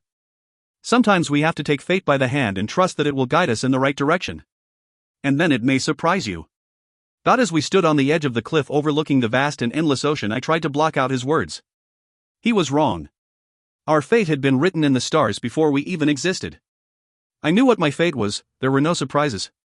I had known my purpose since I was a babe. I had known what would be. And now he told me this? I will not be swayed from my decision. You are trying to guide a fate that will not be guided, Devlin. When will you understand that it is not your decision to make? Just as quickly as we had arrived at the cliff, we stood once again in the foyer of our home. He said, you cannot fight what will come naturally to you. Caroline. Your love for her. Chapter 4, Life is what we make of it. Kingdom of the Light Fae. Light shined everywhere in the beautiful glen, glistening from the electricity dancing around the trees. She was coming. A sweet breeze rustled the leaves, fluttering at the excitement of her arrival. The goddess, Dana. Revered by all. Worshipped. And most especially, loved. Her long white muslin gown flowed behind her. Her smile made the flowers bloom, the birds chirped to see this miraculous sight. And even with all of her ethereal beauty and otherworldly knowledge, she truly loved life. Every species that breathed and lived, she worshipped and embraced. She brushed her brown hair away from her face as she leaned down to run her hand against the water in the stream. It sparkled with pleasure at her gentle touch, and she laughed as a few fish swam happily around her delicate fingers. "Why the secrecy, my friend?" She smiled radiantly at Odin. He stood before her majestically, more god than man, with his trademark cape and winged helmet. "I cannot risk her life. If there is anyone among your court that could be a traitor, I would see through their souls," she finished as she stood to face the mighty Norse god. Dana lifted her hand, and as she did, she closed her eyes. A light moved from her palm toward the center of his forehead. His third eye. It opened instantly, a blue circle forming where Dana's energy hit. "You worry for his soul." "Yes. His fate will lead him down the right path." "His path. He doubts himself. I see the struggle. Every day. Every night when he sleeps, he believes he will be overcome. It is a strong calling, the dark. The hunger. The need to do bad things. Humans have lived with this conflict since their creation. And then there are the Fae. We have been blessed to be either one or the other." "He is my son," Odin said quietly. Dana smiled. "Yes, Devilin is a unique soul. Given both the dark and the light. He is much like a human. He can feel empathy for them. The love. The hate. All of the emotions that they possess, Devilin understands. That is why his bride will be part human. That is why she is his fate. She is his salvation. But will he choose her?" Dana was quiet. "That is not for us to decide. Or to see. And her life? The danger that is coming for her, how can we protect her? Should we take her away and hide her here? You know we cannot. She is human. She is more Fae than human. But human, nevertheless. We will wait to see what tricks Alderaan plays. He still does not know her identity. We must see what he plans, and then we will act accordingly." Dana pulled her hand away from Odin's third eye. "This indecision, it is unlike you." "I know," Odin replied. "I always knew this day would come. But I am not sure if I am willing or able to see him in such great pain. Your strength, courage, and foresight guides us all. As you said, you knew this day was coming. How long have you prepared for it? How much love have you given the future king? How much guidance?" He could not have asked for more. "He is my son," Odin stated solemnly. Dana smiled. "I know, my dear friend. It pains me to see him struggle. I only want his happiness. It is not for us to decide. It is in the hands of fate. Then may we hope to face the soft hands of fate." C. "Think of today as a new beginning," Mr. Allen instructed. I closed my eyes and silently agreed. Today was a new beginning. No more regrets. No more insecurity. No more thoughts of Devilin Riley. As I sat in our history class with Mr. Allen, I decided that I would try my hardest to ignore the man that had dominated my thoughts for the past 48 hours. It had been difficult in English. It had been nearly impossible in advanced trigonometry, but here, in history, I would ignore him. I would. I kept telling myself that I could do it. "Okay, class, settle down. We have a busy day ahead of us." Mr. Allen motioned for students to take their seats. "We are starting a big assignment today," he continued. "It's a project I like to call Project Declaration." He handed each of us a sizable packet as he walked past our desks. "This project is very important because it will have a special meaning to each and every one of you, as each of you will look at the long branches of your lineage and learn a little bit about your genealogy, your history. In this exercise you will each play a role in preserving your past for future members of your family." Mr. Allen had definitely piqued my interest. I sat up in my chair and flipped through the packet. "In learning the details of your family tree, you will also learn about the history of your fellow classmates. Over the next few months, you may come to find the true meaning behind concepts like 6 degrees of separation, and you may realize that you are closer to your friends than you ever imagined." He paused and then continued, "To make this project interesting, I've decided to pair each of you up with a partner."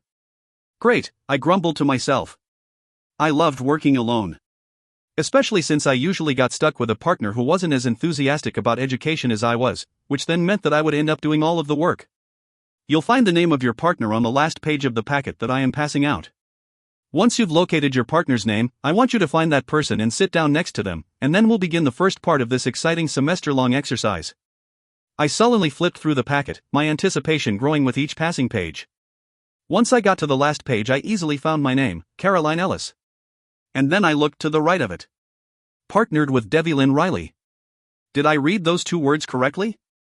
I closed my eyes and reopened them. This had to be some kind of joke. My heart stopped. I looked up and over to my right where Devi Lin sat. It appeared that he had just discovered whom he would be partnering with as well, and he obviously wasn't too thrilled with this particular match either. His jaw clenched tightly as he glanced over at me like I was diseased. All right, guys. Get up and go and meet your partner. You'll be spending a lot of time with each other over the next 3 months. Did he say 3 months? I wasn't about to be the one to get up and walk over to him. I sat firmly at my desk, turned my gaze to the front of the classroom, and waited. Pigs would fly before I would ever give him the satisfaction of going to him first. Chairs squeaked as people shuffled by to meet their partners.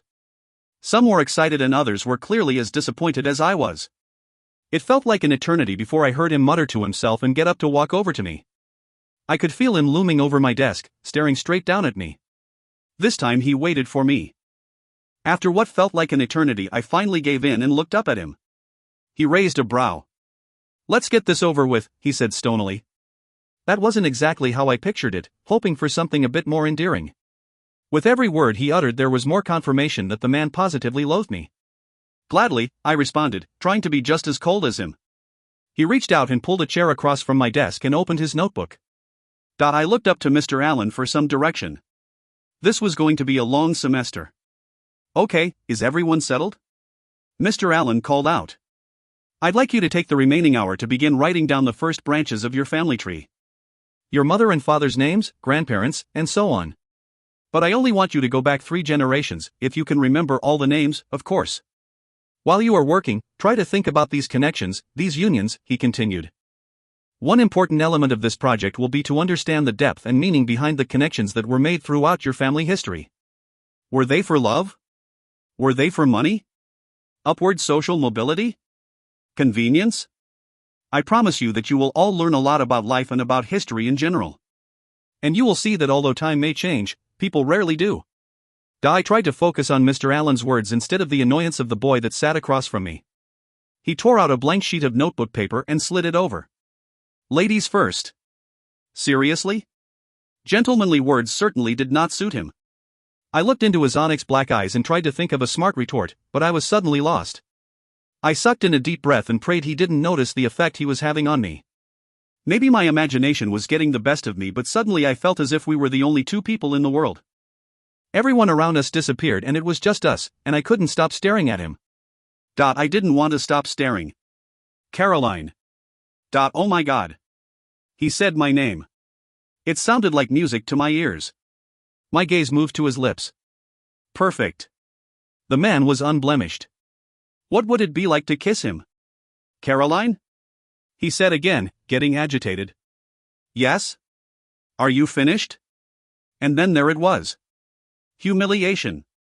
It hit me like a bolt of lightning. But I raised my chin, and it took all the courage I had left to stare him straight in the eye.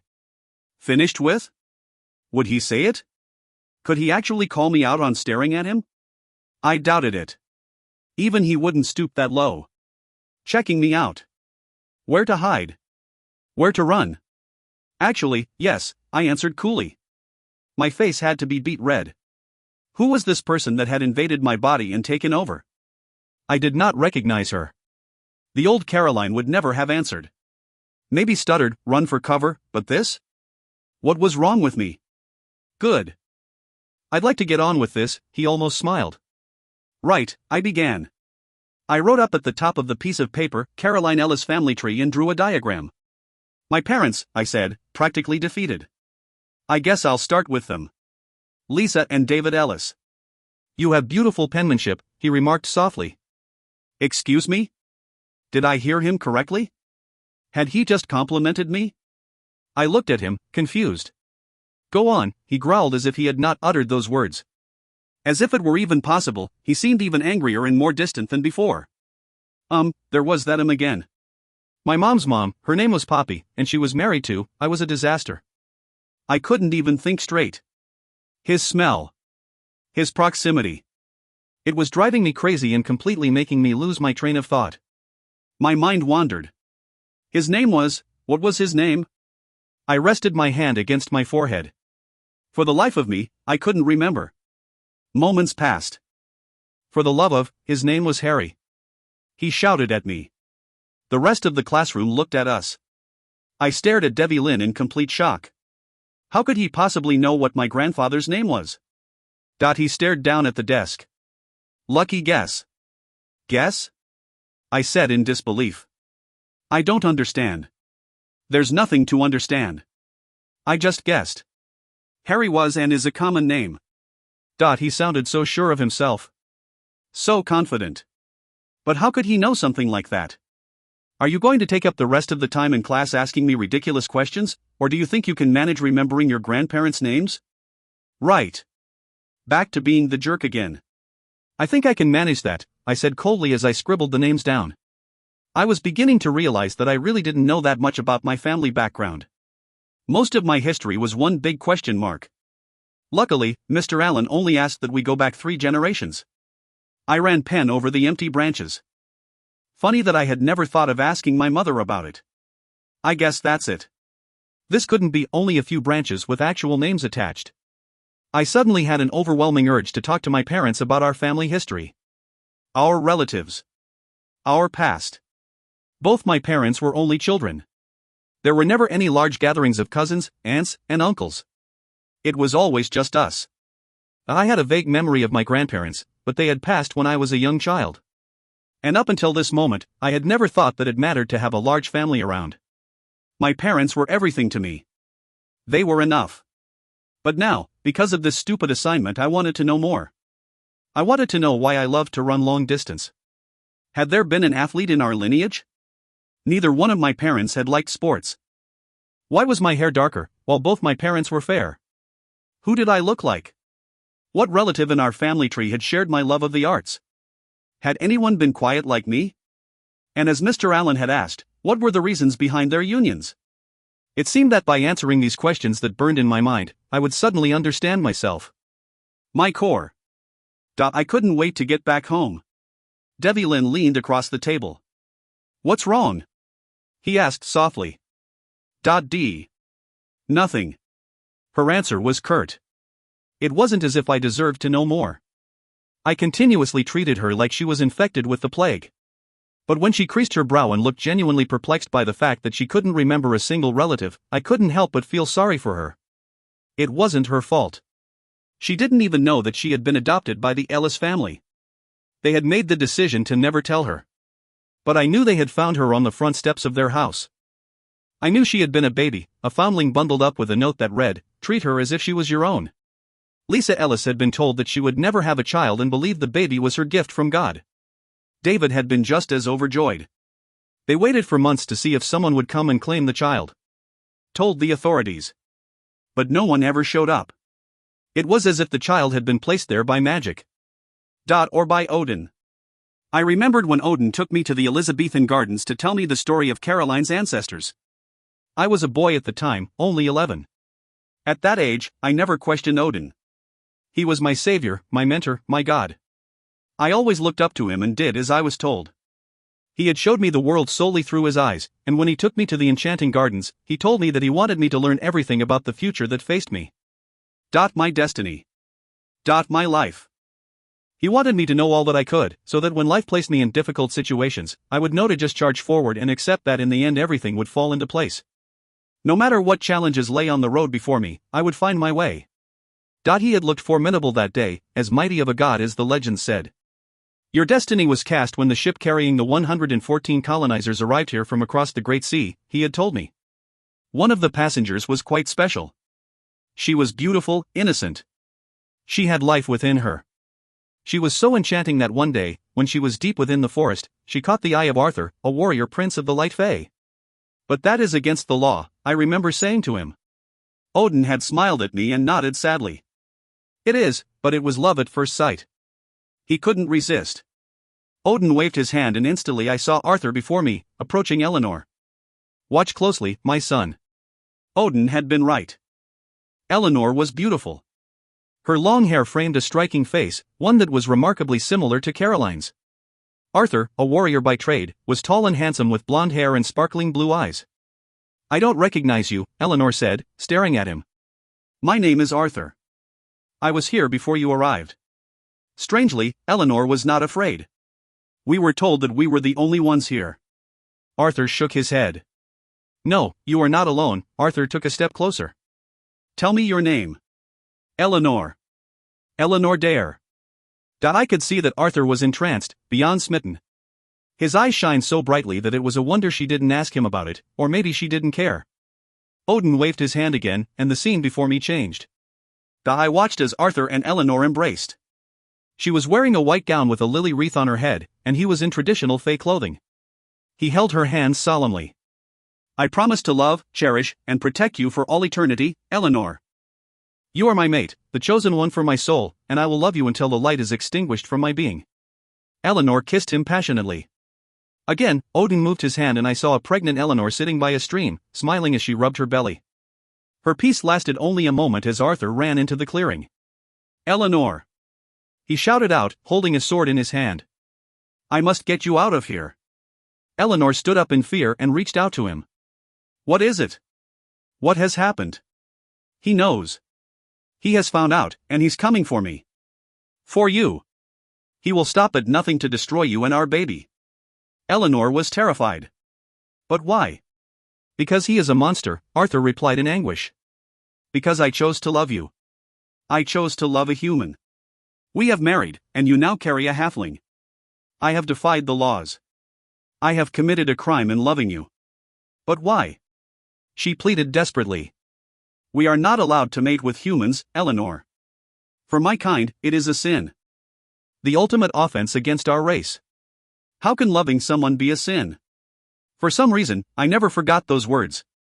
It was true. I could feel her pain even at a young age. I understood why she was horrified. She loved, there should have been no pain or shame in it. Arthur leaned down and kissed her. I do not regret one day, 1 second that we've spent together. You are my life. My love. And this child is proof of everything we've felt for one another. What are you saying to me? Eleanor began to cry. It hurt to watch them like this, and at the time I wondered why Odin was showing me such an intimate scene. I have to go and plead our case. I will speak to him, to Alderaan. No! Eleanor screamed at him. I could feel the shiver race up my spine. He will destroy you. I cannot allow anything to happen to you. Eleanor began to sob. What will I do by myself? Without you? His sadness overwhelmed me. Arthur smiled at her and placed his hand on her swollen belly. This child is half of me. It is a testament of our love. I will come for you. But he didn't. The scene before me dimmed, and then Odin showed me something that I would never ever forget. Arthur was staring up at an angry Alderaan as he stood on a round stone pillar among the court of the Dark Fae. They had used magic to hold Arthur against his will. He stood pinned on top of the pillar, unable to move his body, unable to move his hands, held by magic behind his back. He had been angry. But after many hours of interrogation his anger had turned to frustration. He was growing lifeless inside, I could tell, but he kept his exterior strong. He was losing strength, I could see, but he didn't give them the satisfaction of showing it. You have defied the laws. You have committed an unforgivable act. Procreating with a human. How could you rebel against your own people? Arthur looked up at the court, mustering up every ounce of his strength. He would not go down without a fight. He would not allow them to crush his spirit. He was a leader. I love her. I will not apologize for what I feel, he replied defiantly. Alderaan shook his head, looked around at the other Fae. So be it. Know this, Arthur. Know that on this day in front of this court you have admittedly defied our laws, he said menacingly. You alone caused this outcome. So let it be known that I will not rest until the woman and the child are dead. That child is an abomination. Arthur's eyes lit up with blue fury as he tried to break free of the invisible chains that held him. No! He roared. Alderaan lifted his hands up in the air, the dark sky rumbled at his command. The moon that had been pearl white moments before turned to deep onyx, and Alderaan began to chant, a Tuatha Mana Desona. Are you prepared to hear your judgment? Alderaan asked Arthur. Arthur stared at him proudly. I admired his courage. Banishment in the U for eternity. Alderaan lifted one hand and sucked the darkness out of the moon. A giant black orb appeared before him and began to swirl like a tornado until it captured Arthur. He howled as his body was pulled and twisted around in the orb. I stepped toward the scene in horror and put my hand out to try to stop it, but Odin pulled me back. This has already passed, child. I'm showing you what was. And just like that, the scene before me was gone. The rest of the story was just as painful. Arthur's mother, Esmeralda, had hidden Eleanor amongst the other members of the lost colony. Esmeralda and the other Light Fae had kept a watchful and protective eye on her until she gave birth to Virginia, and then Esmeralda took the child away in order to protect her. Alderaan and the rest of the High Court came to Roanoke in disguise and undetected by those of the Fae that were protecting Eleanor. Alderaan was only looking for Eleanor and the babe, but when he discovered the baby was gone, he destroyed the village. He killed everyone, including Eleanor, and then erased the damage so no one would ever know what had happened. The story of the lost colony was born. The wounds that were left behind would take years to heal. In the midst of this incomprehensible act, Eleanor's child, Virginia, was raised by Esmeralda in the protection of the Light Fae. She was so special, gifted with the best of both the human and the Fae. Because she possessed many powers of the Fae, she was able to go undetected by Alderaan for quite a long time. And like the Fae, she was slow to age. Centuries went by before she became a teenager. And when she was 18 she met the love of her life, Roysta Danan, the rightful heir to the throne of the Light Fae. The two fell in love the moment they met, married secretly, and Virginia later conceived Caroline. But like most true love, it was never meant to be. Alderaan discovered Virginia's identity, tricked Royce into believing they would have a truce, and then destroyed him. Virginia, devastated over the loss of her beloved, left Caroline with Odin and then took her own life. The human side of her made it easy to do. Such was the lineage of Caroline. She was the rightful heir of the Light Fae. And I, the only son of Alderaan, was the man single-handedly responsible for the demise of Caroline's entire family. Wow. You just went back 10 generations, her soft voice broke my thoughts.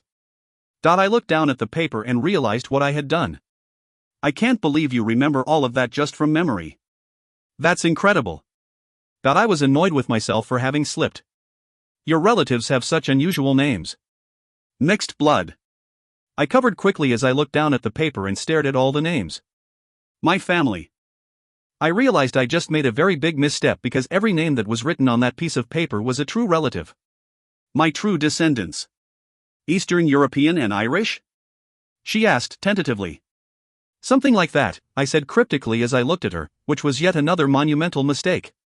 My heart stopped as I stared into her eyes. She took my breath away. Caroline nervously looked away from me. And for some reason I didn't understand, I couldn't allow that.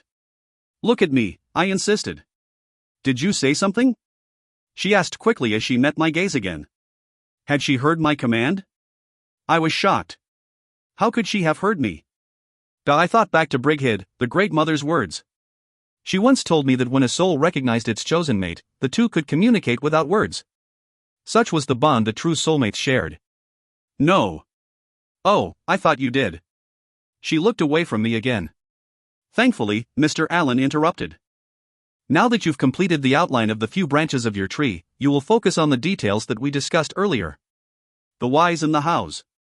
When this assignment is complete, you will know all of the details of each other's lineage. So, for this evening, I'd like you to set some time aside and meet with your partner and begin to ask those questions.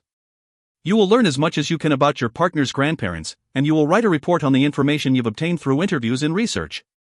I closed my eyes and gritted my teeth. Now I would be forced to spend time after school with Caroline? Where was my reprieve? Mr. Allen seemed immensely pleased with himself. I'll leave you guys until the end of class to start the history lesson. I looked at Caroline, who seemed just as uncomfortable about the situation as I was. Since there was no escaping her, and it clearly wasn't her fault that we were both forced into spending time with each other, I tried to be amenable. I have football practice after school and won't be able to meet until the evening, I said curtly. She twirled a strand of hair in her fingers. I'm helping my parents out after school at their restaurant, so that kind of works perfectly for me. I won't be done until 6. Great. An evening with Caroline. I couldn't wait. What restaurant? I asked, knowing perfectly well which one it was. L&D's Diner. I can meet you there after practice. That works, she said matter-of-factly. Wait, I forgot. We might have to meet at my house because I'm dropping my car off at the repair shop on the way into work. So I've asked my friend Teddy to pick me up and drive me home. I'll meet you at the restaurant. We can work there, and then I'll drive you home, I offered. That is very generous of you, but I don't want to inconvenience you, she said, a bit defensively. We can meet at the restaurant, and actually I can always walk home. It's not that far from my house. Walk? That would never happen. I'll drive you home. It was no longer up for discussion. She looked at me in surprise. When she was offended, she seemed so indignant, as if she could take on the world. Given her size and delicacy, I found it vastly amusing. I'll see you at 6. I left no room for argument, and before she could respond, the bell rang. I stood up and left quickly. Chapter 5, Tick-tock goes the clock. Kingdom of the Dark Fae. Alderaan walked through a black dungeon followed by one of his faithful servants. There were cells everywhere filled with all sorts of creatures that defied human imagination. One-eyed monsters, three-legged beasts, all imprisoned by magic, waiting anxiously to be unleashed to do Alderaan's bidding. Alderaan walked the long hallway, pausing at each cell to take its occupant in. He'd lift his hand up facing the cell, and black energy would move from his palm as he felt the creature's essence. After a deep breath, he'd walk away, because the beast wasn't worthy. For thousands of years I have collected every despicable creature in the universe, and I have yet to find the one that can destroy her, he told his servant, Puck, who kept a few paces behind. Puck was something of a legend amongst the Dark Fae. A mischief maker, a fae that wanted harm to befall all those that he came in contact with. He was most famous for inspiring Shakespeare by entering his life and wreaking havoc everywhere he went. He had then been immortalized in the human world in A Midsummer Night's Dream. Because he had interfered so many times in human lives, he had been banished from entering the human world for 1,000 years by the Light Fae, and he counted the days until he could enter their realm again. He was Alderaan's favorite servant. Indeed, me lord. Once we have finished here, and if nothing is to your liking, we will look in the least obvious of places.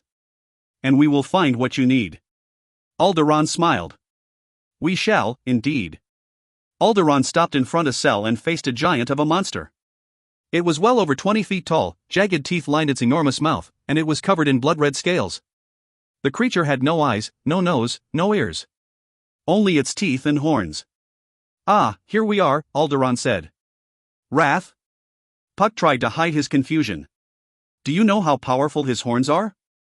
A touch from one of those can kill any mortal or immortal instantly. He is said to have been created in the darkest recesses of the universe when there was no light. Before even the existence of Odin. Puck's eyes widened. Is he the only one? There is another that I have yet to find and capture. Could he destroy Odin? Alderaan smiled. I hope to test that one day. Once I learn how to tame him. The creature sat cross-legged on the ground and moved its hands out, feeling the energy around him. He is beautiful, is he not? Yes, me lord. I found him the day Tatiana and Devlin were taken, Alderaan explained. One of the reasons why I was away and unable to stop their abduction. Puck looked cautiously over at Alderaan and was quiet. What is it you wish to ask me?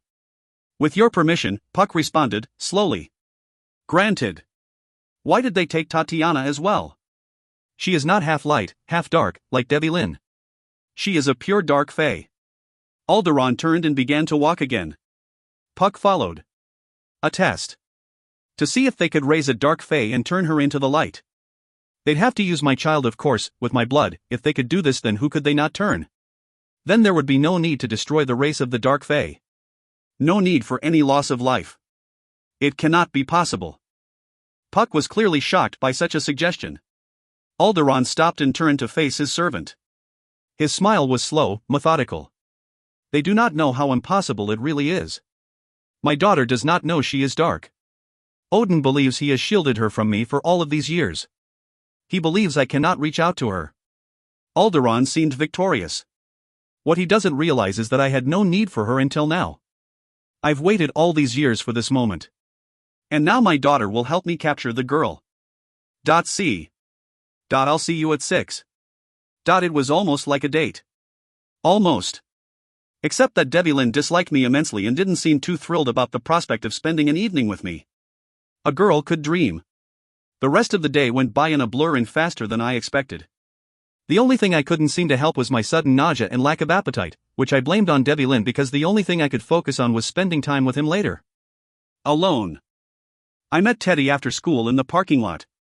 He always seemed to be able to calm my nerves, and today they definitely needed some of his TLC. Hey, I came up behind him. Thanks again for giving me a ride to the restaurant. My dad actually picked up my car from school earlier today and dropped it off at the shop, so I wouldn't have to. What did you say was wrong with it? He leaned on the hood of his red Toyota. The brakes have been acting up, and he doesn't want to take any chances. That's probably a safe bet. I can't believe that you're already having problems with the car. It's practically brand new. Teddy's car was ancient, but he treated it as if it were his most prized possession. Since money was tight for his family, he considered everything he owned a luxury. When I watched Teddy quickly clean up a spill in the car or hold the iPod his mom had given him for Christmas like it was the most expensive item in the world, it made me realize that I was the luckiest girl in the world to be able to call him my best friend. I sometimes wish that some of the more privileged students in our class would take a page out of Teddy's book. He appreciated everything he had in a way that was humbling and inspiring. He asked, "Wanna hit a drive-thru before I drop you off at the restaurant?" The thought of a greasy hamburger and fries made my stomach turn, but because Teddy looked so excited and anxious, I nodded my head. Sure. Teddy slowly backed out of his parking space. So how was school? History was really interesting today. You mean the family tree assignment that Mr. Allen made us do? Talk about lousy luck, Melissa Andrews is my partner. Teddy's face crinkled in distaste. You should have heard her go on and on about how cheerleading runs in her family. I thought my head was going to explode. I couldn't help but laugh. I could literally feel my brain cells running for cover every time she opened her mouth. Please tell me you have better luck. Who's your partner? I was quiet for a moment. Well, Teddy prodded. I lost my smile. Devlin Riley, I said quietly. Teddy abruptly pulled the car over and started to laugh so uncontrollably that tears were running down his face. I'm glad this is so amusing to you, I muttered. Then I started laughing, too. I can just picture it, he said between gulps of air. It's pretty bad, I know, I admitted with. Teddy finally got control of himself. Did Mr. Football dazzle you with tales of his father being an All-Pro? Teddy asked. Did he tell you how he comes from a long line of famous athletes? No, he didn't, I replied, rolling my eyes at him. We actually really didn't get into the details of each other's backgrounds. I took up most of the time in class just trying to remember my own lineage. It was embarrassing, I couldn't remember anyone's name. Really? I find that hard to believe. Really? Now this was a topic I wanted to discuss. It's kind of crazy if you think about it. I mean, I never really saw my grandparents growing up. I have no aunts or uncles. I don't know anything about our family history. It's kind of unnerving. Why? I couldn't hide my agitation. Because who am I? Where do I come from? What were my relatives like? What did they do? What did they love? Whoa. This really has you upset? I was quiet for a moment as I tried to understand what I was feeling. The emotions were so new, yet so strong. I wanted to know everything about my family. Up until this moment it had never even mattered. It was funny how in the blink of an eye my life could suddenly change direction and that some assignment in class could throw me off so much. I'm not upset. I'm just confused by it, you know? I just suddenly felt like some freak. I think I was probably the only one in class who knew nothing. That's probably not true, Teddy shook his head. And why does it matter now? I don't know. And I really didn't. It just does. Well, I'm sure a nice chocolate milkshake will bring you out of this funk, Teddy said as he pulled into the drive-thru of Queen Elizabeth's, a local hamburger joint. What do you want? I'm fine. Really? No milkshake. I promise, I said. I'm at the restaurant tonight. I'll grab something there. Teddy shrugged his shoulders and ordered. It didn't take more than a few seconds before Teddy began devouring his burger and pulling out onto the road. He dropped me in front of my parents' restaurant. The parking lot was relatively empty. Thanks for the ride, I waved at him as I pulled my backpack tight up against my shoulders and walked up the wooden stairs and entered the restaurant. From the outside it was clear that it was a small mom-and-pop diner. It needed some work, maybe a fresh paint job, but despite its outward appearance, it was a place that all the locals loved. The food was always good, and the service was even better. I loved the diner and it never bothered me to have to pull in hours. When I walked inside, my mom greeted me with a giant hug. Hi honey, she sang. When my mom hugged me, I always felt safe. Like nothing could ever touch me. There was nothing like unconditional love. Wow. That's some hug, she said as she kissed my head. I haven't gotten one of those in a long time. I just missed you, I replied as I put my backpack down behind the counter. I made my way toward the back room to grab one of the uniformed collared shirts and black apron. My mom followed me. How was school? She asked. I pulled my oversized sweater off and slipped on the tight-fitting polo and apron. It was fine, I said as I pulled my hair back in ponytail. Just fine? She asked. You don't have to change into the black pants. Your jeans look good. Thanks, I replied, relieved that I didn't have to wear the full uniform. I looked over at the mirror and smoothed the runaway hairs away from my face. I pinched my cheeks for some color. Since you just had a fine day, maybe I'll make my famous lasagna for dinner. You don't have to do that, I said quickly. I actually have a history assignment tonight, so I can close up the restaurant. Are you going to work on it here? My mom asked. By yourself? No, not by myself. We were each assigned a partner to complete the project with, I said with a bit too much excitement. He's going to meet me here after his football practice. My mom smiled curiously. Football practice? Yeah, Mom, it's no big deal.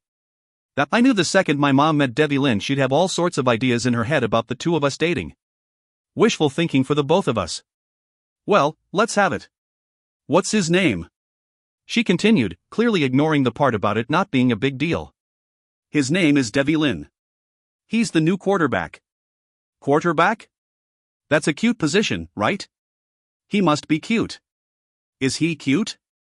I knew it. She had to go there. I guess. I was trying my hardest to be evasive and not smile. I could tell she was excited. This was the closest thing to a date I'd had in over a year. I didn't have the heart to tell her that Debbie Lynn positively despised me. What's the assignment you're working on? Our family tree. We're supposed to go back 3 generations. I didn't realize how little I knew about everyone in our family. What do you mean?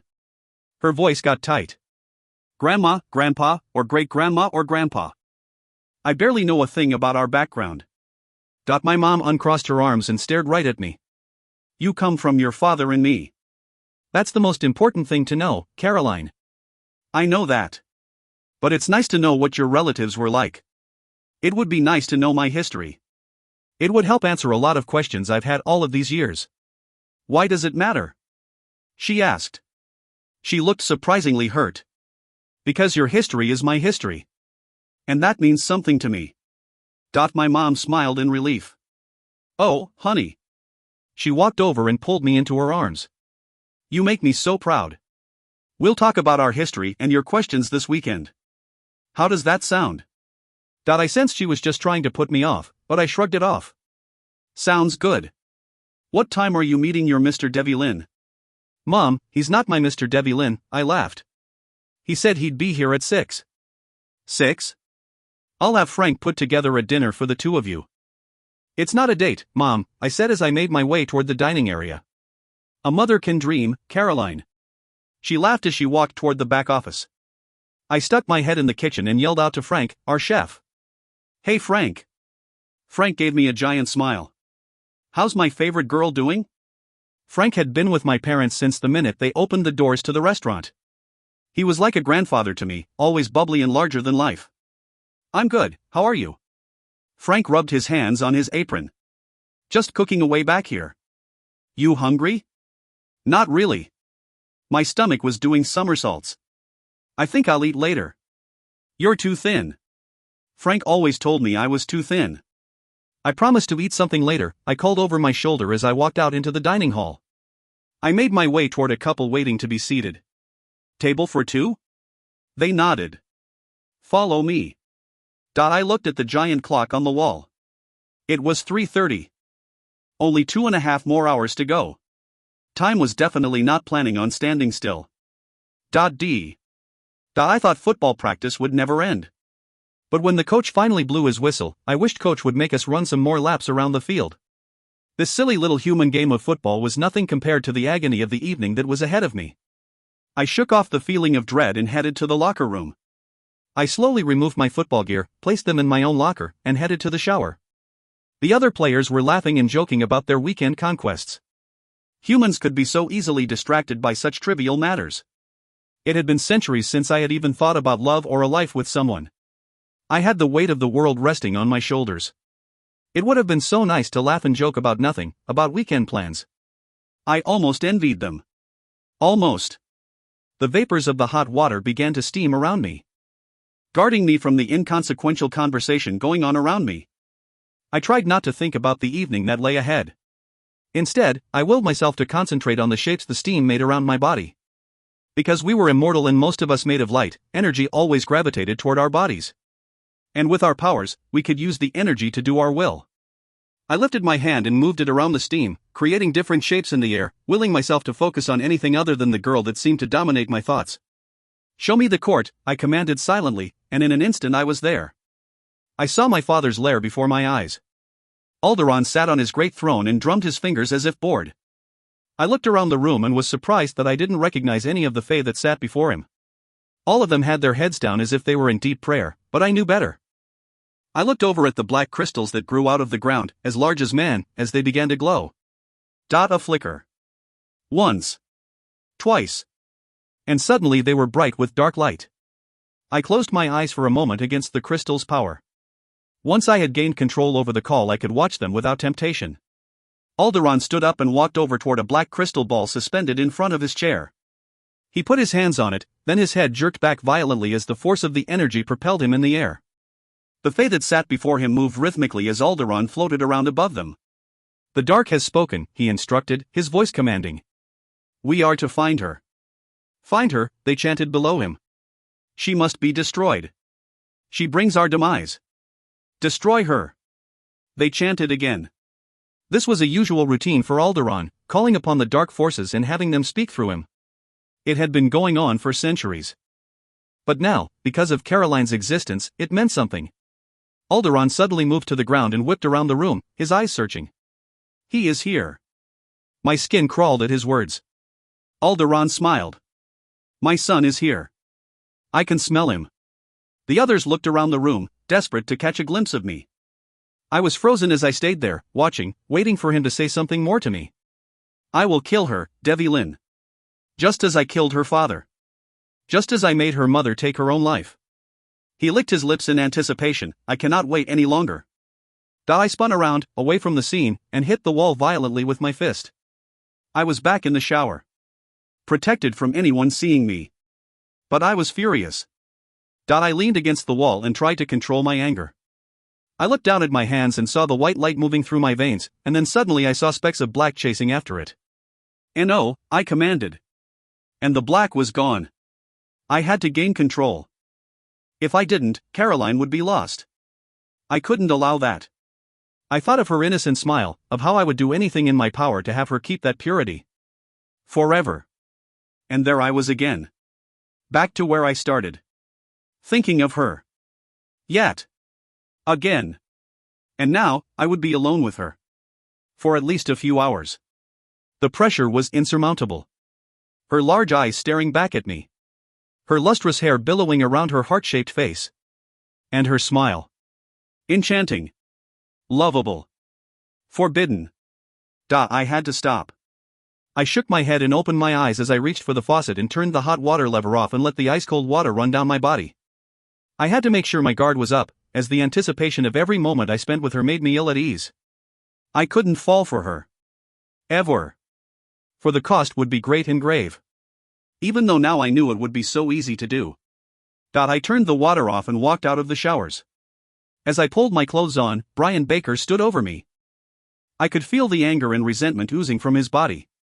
But I chose to ignore it. "Riley?" Brian barked. He was still clad in only his towel, trying so hard to intimidate me. I took my time looking up at him as I tied on my shoes. "Yes?" "Nice practice."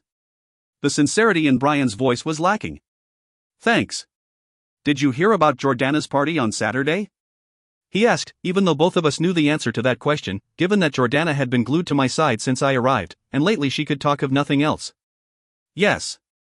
"You going?" I shrugged my shoulders as I reached for my sweater.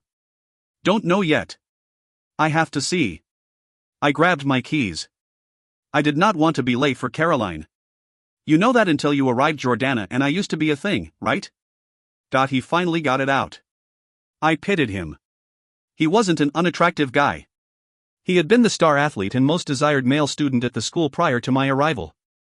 But the desperation in his voice overshadowed all of his assets. A thing? I answered curtly. We got together over the summer, he continued. It took all of my strength to refrain from laughing out loud.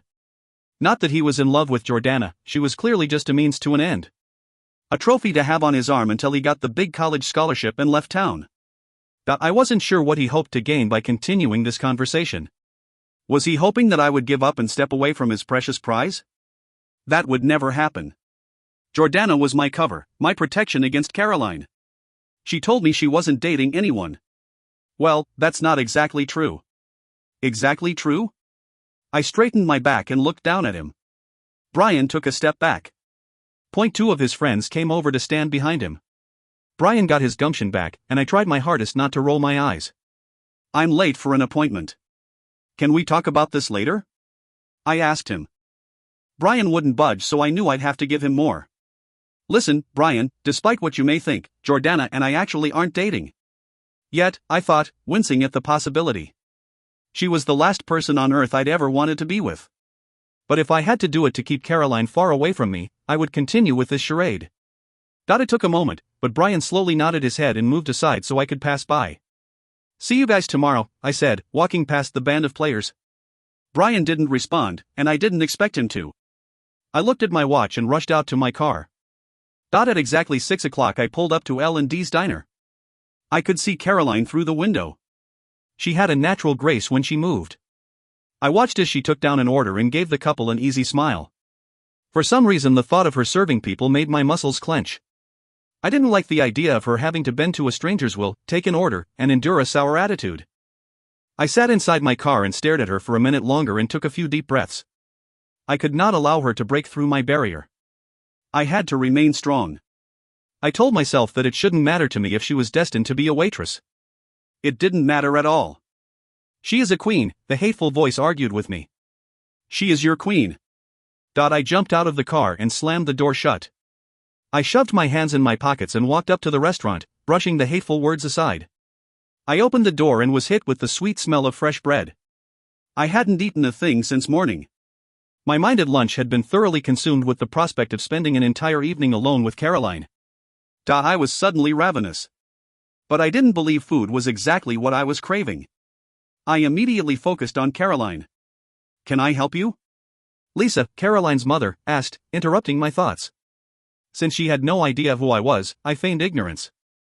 I smiled politely at this attractive woman who had taken Caroline in. I'm here to see Caroline. My name is Debbie Lynn Riley, I said politely. Her eyes widened, her face flushed. She was excited about something, what that was I had no idea. You're Debbie Lynn? She asked, unable to hide her enthusiasm. Yes. I'm here to meet Caroline. We have a history assignment that we're working on together, I quickly explained. I'm Lisa, Caroline's mother, she said as she extended a hand. It is so nice to meet you. The pleasure is all mine. I smiled widely, mustering up every ounce of my charm. I wanted Caroline's mother to feel comfortable with me. To like me. To trust me. Just in case something was ever to go awry, I needed this woman to be on my side. Caroline's in the backroom office. I'll go out and get her. It will just be a moment, she said, smiling back at me. I've asked our cook to prepare a little dinner for you too, so I hope you're hungry. I'm actually starving, I told her, appreciatively. Great. Why don't you have a seat in the booth over there? She motioned to one of the empty tables near the middle of the restaurant. I'll go get Caroline. I took a seat in the comfortable booth and tried to figure out a way to pay for the meal. I knew times were tough for them, and if I could help in any way, I would. I noticed a tip jar by the cash register and quickly got up and dropped a $100 bill inside it. They would never know it came from me. I quickly walked back to the booth and sat down, folding my arms as I waited for Caroline to join me. I kept telling myself that I could keep control. That it didn't matter what the fates said. I could be strong enough to change everything. The second I saw her walking toward me, her long hair swaying and the endearing, tentative smile on her face, I knew that this would be the hardest battle I would ever fight. I stood up to welcome her. Hi, she said shyly. Hi. Sorry if I kept you waiting. I just had to change real quick and close out my tabs, she explained as she clutched her backpack in her hands. Without thinking, I took the backpack from her and placed it on the other side of the booth. She seemed surprised. She stood there awkwardly for a moment and then sat down, folding her arms uncomfortably across her chest. No problem, I wasn't waiting long. Your mom said you haven't had anything to eat yet, I continued. I haven't had time. She smiled. It's been a surprisingly busy night. Neither have I. We stared at each other for a moment longer before Caroline broke my gaze. I guess your mom had some food made for us, so we can eat before we start working, I offered, trying to fill the silence with small talk. Yeah, she did. I hope you like meatloaf. I do, I half lied. One of my favorites. I leaned back in the booth and tried to look at anything but the girl sitting across from me. I knew I was making her uncomfortable, but I couldn't seem to stop myself. Thankfully, the waitress came over with our food. Dinner is served. Can I get you two something to drink? I smiled courteously at Caroline and motioned for her to order first. Thanks, Edie, I can get it myself. Now, you just sit down here and enjoy your meal with this gentleman, the older woman replied with a grin. I am not too old to grab you a couple of drinks. Caroline blushed and shook her head at the older woman and nervously gave her order. I'll just have a Coke then. Thanks. I'll have the same. Caroline's mother joined us at the table, looked immensely pleased about something. So I'm going to head home and meet your father. Are you sure you don't mind locking up? It's not a problem, Mom. Who's going to drive you home? She asked with a worried look on her face. I'll be fine. Well, why don't you just give us a call, and I'll have your father come and get you after the two of you are done. Caroline looked flustered by her mother's doting on her in front of me. No, it will be late by then. I can either walk or, she began. I will drive her home, Mrs. Ellis, I said in my most trustworthy voice. I've already offered, but as I'm sure you know, your daughter is pretty stubborn. Lisa chuckled as Caroline glared at me. She lifted her chin defensively as she watched her mother and me share a smile. She definitely can be, Debbie Lynn. But thank you in any case. That is very kind and helpful of you. Okay then, that settles that, so I'll just let you two finish up your meal and get to work. She rested her hand on my shoulder and continued, such a pleasure to meet you, Debbie Lynn. The pleasure was all mine, Mrs. Ellis. I smiled. I'll be sure to have Caroline home early. C. Was he serious? Stubborn? I might be stubborn, but I think it was a well-established fact that he embodied one adjective, and that was just plain rude. I couldn't understand why he was being so nice to me all of a sudden. Why was he behaving so chivalrously? It was a bit unnerving, and certainly out of character. I tried to keep my composure and understand why he went from hot to cold to hot. And even though I was having such a hard time with the cold, I almost preferred it.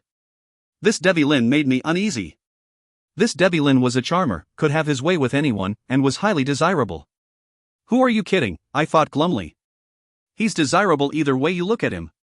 How was I going to make it through the meal, and then through the project, and worse yet, through the ride home? I counted my blessings that I lived close by, at least it wouldn't be a long ride. We sat in silence as we ate. I mainly played with my food, as he devoured his. I was definitely hungry but couldn't concentrate on anything but him. It was the most uncomfortable dinner of my entire life. It was Frank who finally broke our silence. Caroline, I finished up in the kitchen, and Edie and I are headed home, the friendly cook called out. Everyone else has already left for the night. Okay, great, I said to him. He was staring at Debbie Lynn with his eyes narrowed. Can you come in the kitchen? I want to show you something. I looked over at Debbie Lynn. Excuse me. He nodded politely as I walked into the kitchen with Frank. He lowered his voice as he motioned toward the dining room. This guy seems okay. You want me to stay? I couldn't help but laugh. I'm fine. You sure, Caroline? Yes. I promise. Go home. I walked with Frank back out of the kitchen and into the dining room. Frank smiled at me. Have a good night, you two. You too, Debbie Lynn replied. Frank and Edie made their way out of the restaurant, exchanging a chuckle. No doubt at my expense. The loud clamor of the front door of the restaurant signified the moment I had been dreading all night. We were alone. I knew Debbie Lynn was watching me. I had to catch my breath the only way I knew how, by escaping. I'm just going to go lock the front door, I told him anxiously as I rose from my chair. Sometimes we get stragglers who come by and think we're still open. He nodded and took a sip of his drink. Take your time. So I did just that. I took my time walking to the front entrance of the restaurant and took my time slowly turning the locks on the door. I headed back to the booth and stared at the back of Devlin's head. What would I say? How would I get through this? Just concentrate on the project at hand, I reminded myself. Or not. Are you done? I asked, pointing to his empty plate. Yes, thank you. Would you like any more? No, I'm full. His onyx eyes stared right up at me. You haven't eaten anything. Yeah. I know.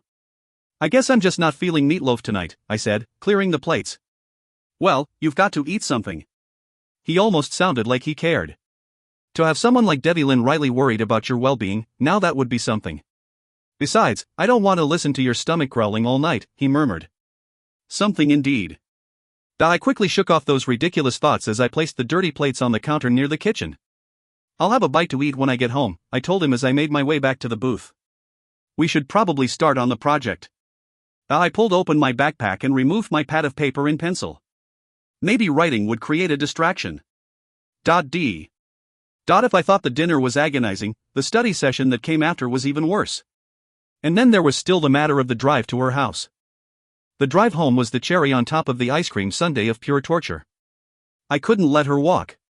I wouldn't let her walk. She would be too vulnerable out there all alone. And that was something I'd never allow. She would never be alone again. She would be under my constant supervision. Even from a distance. Or closer. And at that moment, the thought of being close was becoming more appealing by the minute. Caroline Ellis definitely had a way about her. The casual sway of her hips as she walked to the kitchen, the smile on her face as she said goodbye to her coworkers. The crinkle of her nose when she was thinking about an answer to something. She was mesmerizing. Every gesture, every movement, every little quirk about her was appealing. She bombarded me with questions about my family. I barely remembered what I said in return. I was just going through the motions, but my mind was fixed on the perfect formation of her mouth. What would it feel like to my lips? I needed air. I needed to breathe. I had to get out of there. It's getting late, she said as she yawned, waking me from my trance. I needed to get her home as quickly as possible. I needed to get as far away from her as possible. I held her backpack as she locked up the restaurant. I waited patiently as she set the alarm, but all I wanted to do was escape her sweet presence. Once she was done, I practically ran to the car. The sudden chill of the night air woke me up from what I believed to be temporary insanity. My shiny black Audi Q7 stood out in the empty parking lot. She immediately noticed the extravagant car and smiled as if she expected nothing less than something expensive. I was almost embarrassed. I knew how difficult times were for her family, and I didn't want to rub this extravagance in her face. Most of all, I didn't want her to think I was entitled. I walked to the passenger side of my car and opened the door for her. She seemed annoyed. You don't need to do that. I can open my own car door. Well, I wasn't raised that way. She didn't have a retort, but I knew what she was thinking. This wasn't a date. And I wasn't her boyfriend. But I couldn't help myself. Are you cold? I asked, trying to break the silence as I turned on the seat warmers for her. Thanks, but really I'm fine. She tried to smile graciously. This is a really nice car. Thank you, I replied, though I could sense her indifference. Caroline would never be one of those girls who was impressed by money or any of its luxuries. That much I knew. I drove down the tree-lined streets, as Caroline sat in silence. I wanted to talk to her, but she didn't seem like she was in a talkative mood. Thankfully, I wasn't having the same effect on her that she was having on me. It's the last house on the right, she said as she cleared her throat. I nodded as if I was driving this route for the very first time. This had been a home that we had been watching for some time. I was actually surprised that she hadn't said anything earlier when I turned on her street without any direction from her. She seemed immersed in thought. Her quiet demeanor had started after dinner when I asked her questions about her heritage and upbringing, and the only people she knew anything about were members of her immediate family. I could tell that it saddened her. I wanted to reach out, hold her hand, and tell her that knowing more wouldn't make her whole. This notion that having a family, even an extended one, somehow completes someone was ludicrous. I don't know how you are going to complete your assignment, she finally spoke. I really didn't provide you with any information tonight. I have enough, I said, trying to make her more comfortable. She looked over at me like she was about to say something, then changed her mind. If you think so. I do. So why did you leave Camden County High? Why? I was surprised she asked. Yeah, I've just never known anyone to leave school mid-year. I went to Camden County because they had a great football team, I replied, staring straight at the road ahead. But we lived in the Manteo High district, so when the school officials somehow found out, they made me transfer. How do you think they found out? I pulled up to her driveway and put the car in park. We looked at each other for a moment. I don't know. I probably just stood out too much. Doubtful. I'm sure you fit right in, she said as she took in a shaky breath. Thanks for the ride. I really appreciate it. Thanks for dinner, I said politely, suddenly wishing that she wouldn't leave. I resisted the urge to reach out to her, brush my hand against her cheek. I guess I'll see you in school tomorrow, she said as she opened the car door. Have a good night. You too. I watched as she walked away and up the stairs to the entrance of her house. I watched as she put the key in the door and entered her safe haven. I watched as she turned on the light of her bedroom. And hours later, I watched as the lights went out. And suddenly, I felt as if I could breathe again. See. Debbie Lynn Riley, Mrs. Friedmont called out. Debbie Lynn? Is Debbie Lynn here today? She asked again, to no one in particular. Looks like he's absent. Okay, Cooper Sanderson? He wasn't in class today, which meant that I could finally begin to breathe normally again. I would have one day to just be myself and not the anxious bundle of nerves that had become Caroline Ellis. Today I would return to normal. I would return to the routine that had been my existence before Debbie Lynn Riley had arrived at Manteo High. I could walk down the halls without looking for him. I could sit in class and just be without wondering what he was thinking. Or where he was. Or who he was with. It was almost liberating. I ran into Teddy in between classes. Hey Caroline, Teddy said as he took a sip of his bottled water. How's your day? The usual, I told him as we faced each other. Can you run through some biochem questions with me over lunch? I have a big exam today. Of course. I'll meet you in the library. Thanks. I'm feeling kind of nervous about this one. You always say that, and then you always end up getting the highest grade, I replied, all but rolling my eyes. It's kind of annoying. Teddy smiled. Not true. So true. The bell rang. I'll see you then. I walked off to my next class. I was full of energy. I realized how badly I couldn't wait for gym. It was the only time where I could completely turn my mind off. No thoughts. No worries. It was just me and the track. I loved to run. It was my favorite sport. There was nothing like hitting the pavement and just going with nothing to stop you. Gym didn't come soon enough. Once I got out to the track, I realized how out of shape I had gotten. For the first time in my life, my muscles in my legs actually ached. I hadn't run in days, but it felt like weeks, and worse yet, I was completely out of breath.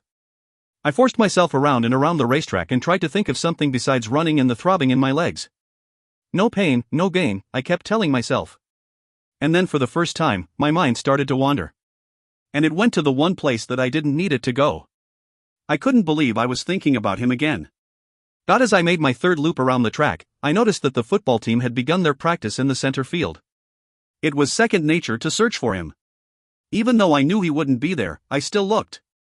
Until now, the life of a football player had been so foreign to me.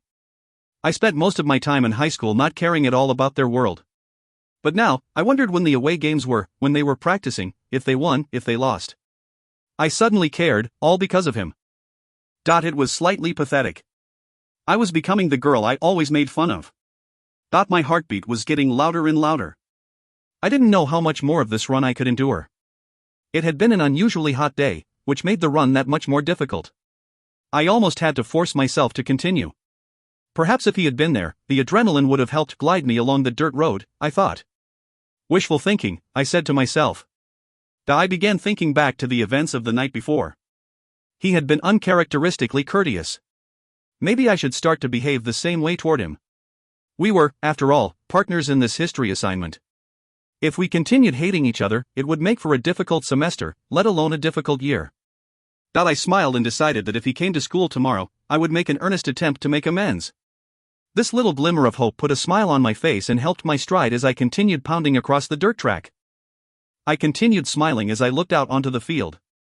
The players were dressed in their practice uniforms, clearly preparing for the big game. The coach blew his whistle, and they began moving into position. And suddenly there he was. Strikingly handsome, godlike, he practically glistened in his uniform. He had been huddled with the other players discussing their next move. And then he rose, slowly, methodically, above them all. The players lined up in position, and he bent over. Seconds later he was throwing the ball beautifully, his aim perfect. He was a very gifted player. I now understood why Coach Brown was so excited to have him on board. The ball floated gracefully and landed with ease in the other player's hands, just as it was intended. I couldn't help but smile. I was almost proud. It was then that I saw the cheerleaders jumping up and down. And then I saw her. Running to him. Racing into his arms. Embracing him. And then the kiss. And that's when I tripped and fell. I almost missed her. But I needed time away. To clear my head. She was getting too close, too fast. After I drove home from her house, I decided that I would give myself a mental break. I needed a day to shield myself, a day to gain back the composure that I had lost for a moment the night before. I knew that I could miss class, but I knew that I couldn't miss practice. Even though this game was silly, I couldn't leave any openings for Brian to angle for my place on the team. If that happened, then there would be no reason for me to stay at Manteo High. For that reason, and that reason alone, I came to school hoping and praying that I wouldn't run into her. She most certainly didn't strike me as the athletic type. But she was part fairy, after all. Her athletic strengths would have to show up at some point. She'd feel the need to exert the energy that moved around her body, unlike all of her human friends. I was sure that Caroline found she could run great distances and never seemed to tire.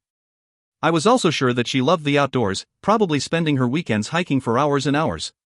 Since she hadn't connected yet with the light that lived within her, it had to find ways to move around her body. And it obviously had. She ran with ease and elegance around the track. And she was fast. But she didn't know how fast she could really be. This was good. This trait could come in handy in the future. She had a natural grace. A way about her that made her stand out among the crowd of young women that should have been her peers. Every time I could sneak a peek and watch her run, I would. I was like a moth to a flame. All I wanted to do was look at her. If I wasn't careful, my obsession would quickly become public knowledge. A student would see me watching her, and then the rumors would spread like wildfire. "Way to go, Devlin!" I heard Jordana scream out, hoping I'd look over and acknowledge her cheers. Jordana. The answer to my problems. The bane of my existence. Why did the thought of Jordana make me sick to my stomach? From the corner of my eye I could see that Caroline had finally noticed me out on the field. Her gait had slowed, and she was busy watching us play. I had never been a vain man, and I had never tried to show off, but now with her eyes on me, I suddenly wanted to prove a point. I wanted her to think I was good. I threw a perfect pass, and as a teammate caught it and made a touchdown, I felt great that Caroline had seen it all, and she had been smiling. For some reason, her approval meant something to me. Before I could look over and acknowledge her, Jordana chased me down and threw her arms around me. And planted a giant kiss on my mouth. I didn't reciprocate, but I knew what it must look like. I gently pushed her away. "Thanks, Jordana." But I always make the first move, I chided her gently. Jordana wasn't deterred. Me too. I couldn't believe her audacity. Before I could properly reprimand her, I had to look at Caroline. And there she was sprawled out on the track. Was she hurt? What had just happened? I pushed past Jordana and took off toward Caroline. Caroline. I ran toward her on the track, leaving Jordana and my fellow teammates watching me. She was slowly starting to move when I reached her. From the bright flush on her cheeks, I knew she was mortified. "Are you okay?" I asked as I gently put my hand on her arm. She jumped away from my touch. "I'm fine." She sat up slowly and brushed off the dirt on her knees and thighs. And that was when I noticed how her track shorts showed off an ample amount of leg. "Nice, shapely legs." The words came out before I could stop them. "Your shorts are really short." She looked at me in disbelief. "Excuse me?" I couldn't believe I had just said that out loud. "I was just commenting, that's all." "How did I get out of this?" "What are you thinking, Devlin?" "They're my gym shorts." She rose slowly and suddenly seemed quite defensive. I noticed. Her face turned an even deeper shade of red. I felt like an ass. How could I fix this? It's hot, she said in anger. Besides, Jordana's cheerleading skirt is way shorter than these. She practically shouted in my face. That took me off guard. She was comparing herself to Jordana? Jordana? I replied, shocked that she would even mention the bothersome girl's name. I don't care about what she's wearing. I'm just shocked to see you like this, that's all. If possible, she looked even angrier. Shocked? That I didn't know what to say or how to get out of the hole I was rapidly digging for myself. If I told her that she had beautiful legs, she would think I was some sort of pervert. She stared at me as if waiting for an answer.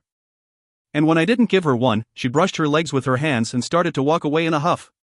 I'm just surprised to see you running. Just stop talking, I told myself. I didn't know what was wrong with me. I was never tongue-tied, and I wasn't generally so overprotective. What is that supposed to mean? She said to me, then shook her head. Never mind. I don't even want to know. She turned to walk away. Hold on. Just stop running away for 1 second. She practically sped up as she continued stalking off the field. I'm not running away, Devlin, she retorted. And this conversation is over. Chapter 6, It lies not in our power to love or hate, for will in us is overruled by fate. Christopher Marlowe. C. I was walking through a lush meadow that resembled something you'd imagine in a fairy tale. The trees were endless and abundant. Vines and leaves twirled magically together, creating a picture-perfect feast for the eyes. The dirt on the ground even seemed to glisten against the moonlit sky.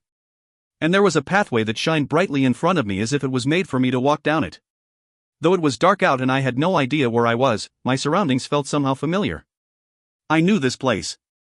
It called out to me as if I had some history that I was consciously unaware of, but I knew if I allowed myself to open up, I would know why I recognized it. I watched as a raven flew right by me and landed on a branch not far from where I stood. The bird and I made eye contact, and it studied me curiously. As our eyes locked, I was suddenly pulled into a hypnotic trance. I slowly made my way toward the animal and wanted to reach out and touch it. Don't, a voice said to me from behind. I twirled around and stared at the most beautiful creature I had ever seen. It was in the shape of a man, but I knew this ethereal being had to be something more. Something divine. Its whole body illuminated a bright light so magical it brought me to my knees. Rise, my child, he gently said to me as he walked over and took my hands. Up close, I could see that his face was older. He had wide-set blue eyes that were wise with age. Who are you? I asked, in awe. A friend, he responded as he helped me to my feet. He looked over at the raven and narrowed his eyes. Why can't I touch the bird? Because if you do, you won't be safe anymore. I didn't understand his cryptic words, but for some reason I believed him. Will it hurt me? Yes. Why? We turned to look at the animal, which had stretched out its wings. I don't think he even knows why anymore. The man reached out and put a hand on my cheek. You must wake up now. I looked around at the magical meadow with its serene beauty, and my body cried out in protest. But I don't want to. It's so beautiful here. He laughed and pointed past a grouping of trees. My gaze followed his, and I looked past the meadow and just beyond, and suddenly all I could see was darkness. And it was everywhere. What is this place? My euphoria instantly turned to great fear. You'll soon find out, Caroline. Right now it's time for you to wake up. He snapped his fingers in front of my eyes and suddenly. I was awake. I sat up quickly in bed and took a deep breath. I was in my room. I was fine. I was reassured by Famous's soft breathing. I was okay, I kept telling myself. It was only a dream. But it was the strangest dream I had ever had. I turned my nightlight on and grabbed a book from my bedside table to distract myself. 100 years of solitude should do the trick, I thought. I started to skim over the words, but my mind continued to race. And of its own accord, it raced right over to Devlin. I guess that was inevitable, considering what had happened during the day. My heart sunk as I replayed the kiss he shared with Jordana in my head. I couldn't believe it. What did he see in her? She's tall, blonde, and gorgeous, I thought sarcastically. What wouldn't he see in her? Of course, the most humiliating part was falling on my face and having to endure his phony concern over my well-being. For a brief moment I had believed that he actually cared, and then he had ruined it all by mentioning the length of my shorts. So much for our truce. I had to come to the realization that Devlin and I would probably never get along. It seemed as if we were always on opposite sides. I wished that I didn't care, but he had an effect on me that I couldn't shake. I wished it didn't matter at all to me what he thought of me, or my legs for that matter. But it did. I cared.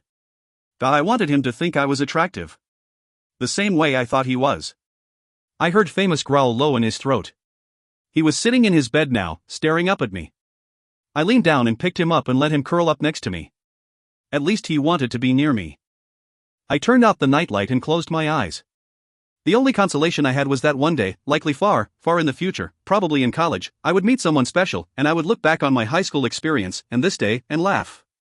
At least I had that to look forward to. When I arrived at school in the morning, it was buzzing with news. Tatiana Riley had finally arrived. I stood at my locker door and pulled out my history book. The hall was still filled with students loitering between classes. I put my book down and grabbed my sweater. Someone ruffled my hair. "Hi, Teddy." Teddy leaned against the locker and stared at me as I shoved my arms into a bulky gray sweater. "How was your night? I didn't hear from you." "I had a lot of homework." "How's Tommy?" Teddy smiled, "Fine. Annoying as any 6-year-old can be." I rolled my eyes. Teddy loved his brother more than anything. He leaned in closer and brushed his blonde hair away from his eyes. "You going to Jordana's party on Saturday?" I looked up at him, surprised, and shook my head. The last place I wanted to be was at Jordana's party watching Debbie Lynn and her make out all night. The thought tied my stomach in knots. "You've got to be joking," I almost laughed. "Come on. You're so boring. We never do anything fun. Since when is going to Jordana's considered fun?" Teddy looked away from me. "Since the new girl in school asked if I was going." "What?" Teddy looked around and made sure no one was listening, then leaned in closer. "I sat next to Tatiana Riley in biochem today, and she asked me if I was going to the party. She actually told me to come." He seemed so flattered by that invitation that I couldn't help but smile. Teddy was completely unaware of how handsome he was with his blonde hair and blue eyes. He had the kind of all-American good looks that girls loved. "We could have a good time. At minimum, we'll have plenty to laugh about. Come on, you owe me." The last words were uttered almost desperately. I hoped my mouth wasn't hanging open in shock. I could see the light blush creeping its way up Teddy's cheek, and by the look of it I knew that he had a crush. I couldn't help myself when I reached out and put my hand on his cheek. There was no way that I would ever disappoint him. "Of course I'll go with you, Teddy." Before he could respond, a locker door slammed with a resounding thud next to us. Teddy and I jumped away from each other. "Sorry. Was I interrupting something?" The unmistakable voice snarled at us. "Debbie Lynn." The look he shot both Teddy and me was full of disdain. "What is his problem?" "No, actually. I'm late for class." "See you at lunch, Caroline," Teddy said as he retreated away in what seemed like fear. "Bye." I shut my locker door and started off to history class, completely ignoring Debbie Lynn. He came up next to me and looked down. From the look on his face, he still seemed like he was in a bad mood. "How's your knee?" Of course he had to bring up my embarrassing fall. I wasn't sure if I was in the mood to talk to him. But I shook off the anger I had from the day before and decided to stay positive and continue pursuing a truce, even if it meant that it wasn't reciprocated. "It's not as bruised up as my pride," I told him with a sigh. He actually smiled and looked over at me. "Nobody saw." "Don't worry." That was wishful thinking on his part, but I didn't have the heart to tell him. It was another rare moment when he was actually trying to be nice to me. Perhaps he was also seeking a truce? "We didn't get a chance to talk about what you want to do after school today." Hold hands and stare into each other's eyes, I thought wistfully. But instead I said, "I'm working at the restaurant again tonight. Do you want to meet there at 6? "No problem." "Should we work there again?" I contemplated it for a second and decided against it. My mom and the crew would be watching us like hawks, and that was the last thing in the world that I was in the mood for. "I think I know a place we can go to mix things up a little." "Great. I'll meet you there, and I can drive you home again if you like." "My car is actually still in the shop," I said, "so that would be great." We entered class together and parted ways as we took our seats. I stared at the clock. Exactly 6 more hours until I got to spend another evening alone with Debbie Lynn. I guess life could be worse. Practice couldn't end soon enough. I found myself anxious to meet with Caroline and just be around her. My blood still boiled every single time I thought about her hand on Teddy's cheek in such a loving gesture. I was almost envious. Her hand should have been resting against my cheek. She should have been comforting me. I wasn't sure how much more of this I could take. She occupied every corner of my mind. It had to take every ounce of my strength to control myself around her. I practically berated her on the field. I frightened her friend Teddy. What was I becoming, some kind of monster? I was furious just thinking about my childish actions. I shook away the thoughts and took a deep breath. I looked around the restaurant and noticed that Frank, the cook, was watching me from the kitchen. He obviously had his doubts about me, and rightfully so. Even I doubted myself. I smiled nervously, and he nodded back. Clearly he didn't think I was good enough for Caroline. And he was right. The more I stood there, the more paranoid I became. And then I heard her enchanting voice. Sorry to make you wait. She walked out from the back room with her oversized backpack once again overpowering her slight frame. She looked refreshingly beautiful with her long, wavy hair swaying around her shoulders and the smile. Who could forget the smile? Hi. Hi, I responded, staring at her. How was your shift? Totally fine. She seemed surprised I asked. I reached out and took her backpack from her. You don't have to do that. Yes, I do. This thing weighs a ton. I know. I think I need to invest in a roller bag. She smiled. We stared at each other for a moment. You ready to go? I actually got us some pizza. It's in the car. Hope you like pepperoni and mushroom, I said, pointing at the parking lot. Yes. Love it. I opened the door to the diner and waited for Caroline to exit before me. Again, this gesture seemed to make her uncomfortable. She obviously wasn't used to chivalry. Side by side, we walked out to my car. Here we are, I said as I opened the car door for her. Caroline quickly got inside as I shut the door behind her. I put her backpack in the back seat and rushed over to the driver's side. When I sat inside my car, I was hit with the sweet smell of her hair. I closed my eyes for a second. Are you okay? She asked, a concerned look on her face. I opened my eyes and looked over at her and nodded curtly. Too curtly, it seemed, because she immediately withdrew from my gaze. Get a grip, Devlin, I told myself. Seriously, get a grip. I started the engine. So, where would you like to go? I asked. Caroline held her hands together and said in an almost nervous tone, the Elizabethan Gardens? I gripped the steering wheel. It's really pretty and peaceful. It's one of my favorite spots, she said, trying to make the garden sound as appealing to me as possible. Caroline. Yes? She asked as I looked over at her. What was I going to say? What could I say? She had no idea that the Elizabethan Gardens, the shrine dedicated to the lost colony, was the exact spot where her ancestry ended and where our destiny began. See. I stared into his eyes and waited for him to speak. I loved it when he said my name. Words, in general, kind of rolled off his tongue in an incredible way. He made my name, for instance, sound almost magical. Devlin? I prodded.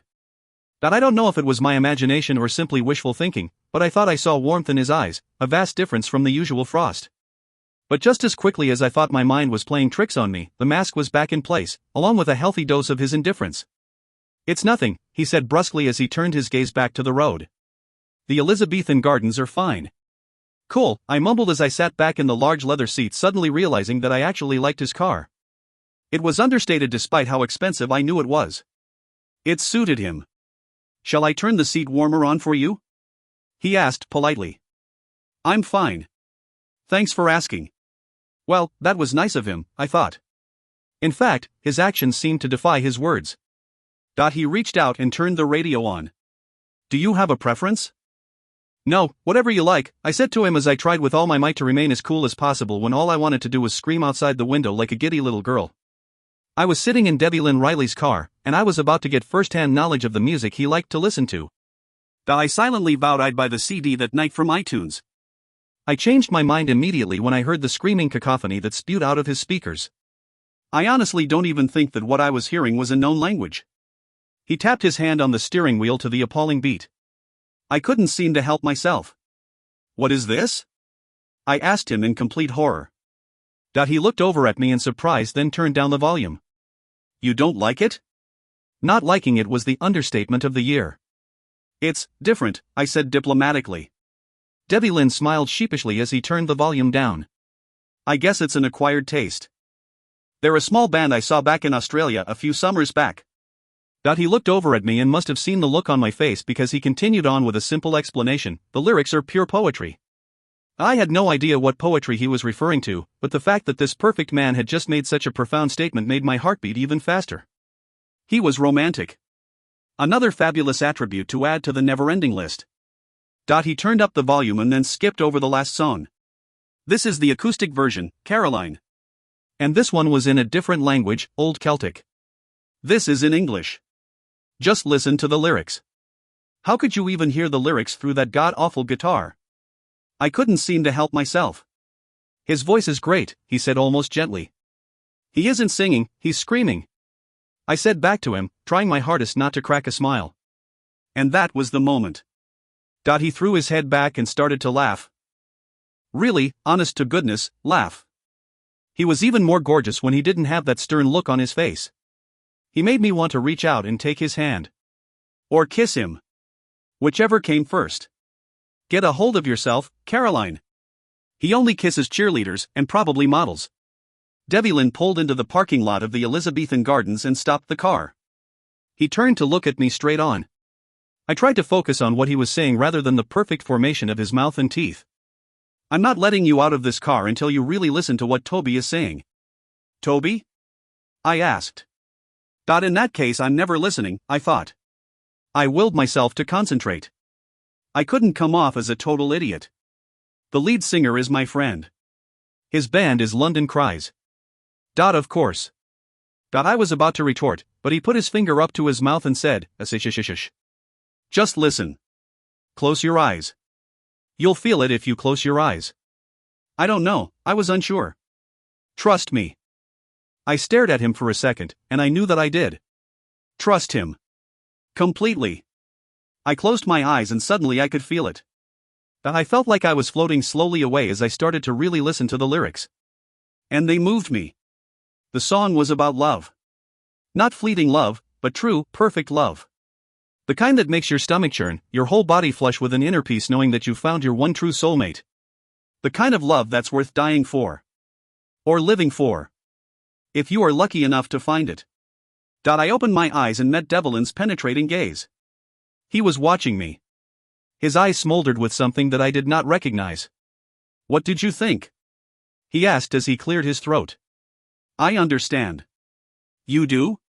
I understand what you're talking about. It's pretty powerful stuff. I couldn't tell if his heart was beating louder or mine. It is. Can I find this on iTunes? What's the song called? I asked him. He laughed softly. No, you can't. It's called Candle. I didn't understand what was so funny. I'll just burn you a copy and give it to you tomorrow. That sounds great. He looked out on the gardens and sighed. Shall we? I nodded and jumped out of the car. Devlin carried everything. I hugged my jacket closer around my body and wished I had worn something thicker. Are you cold? He asked. A little, I admitted shyly. But I'll be fine once we're inside. Wait here. He rushed back to the car and grabbed his jacket out of the back seat. He came back quickly and put it over my shoulders. I was immediately enveloped in the smell of his cologne. I thought I might faint. Thanks. No problem. We hurried over to the entrance. Devlin opened the door for me, and I stepped inside, immediately welcoming the warmth. I knew the manager of the gardens because I frequented them often. Her name was Violet, and according to everyone in town, she had been around forever. She greeted me with a hug. How are you, my dear? She asked as I hugged her in return. I haven't seen you here for a while. I've been busy with school. I turned to Devlin and smiled. This is my friend, Devlin Riley. I hesitated, not knowing if he really was my friend. Nice to meet you, Devlin. My name is Violet. Devlin nodded curtly. He seemed stone cold, and I couldn't understand why. Violet was one of the nicest ladies in town. Perhaps he didn't like being referred to as my friend. I should have said that we were working on a project together. Nice to meet you too. Devlin and Violet stared each other down for a moment, then Violet turned a smile on me. I see you brought food with you. Why don't you two go out to the indoor veranda? You won't be bothered there. And please, feel free to walk the gardens. If this is Devlin's first time here, I'm sure he'd love to see how beautiful they are. Thanks, Violet. You're the best. She stepped away as we walked toward the veranda. Devlin followed quietly. How long has Violet worked here?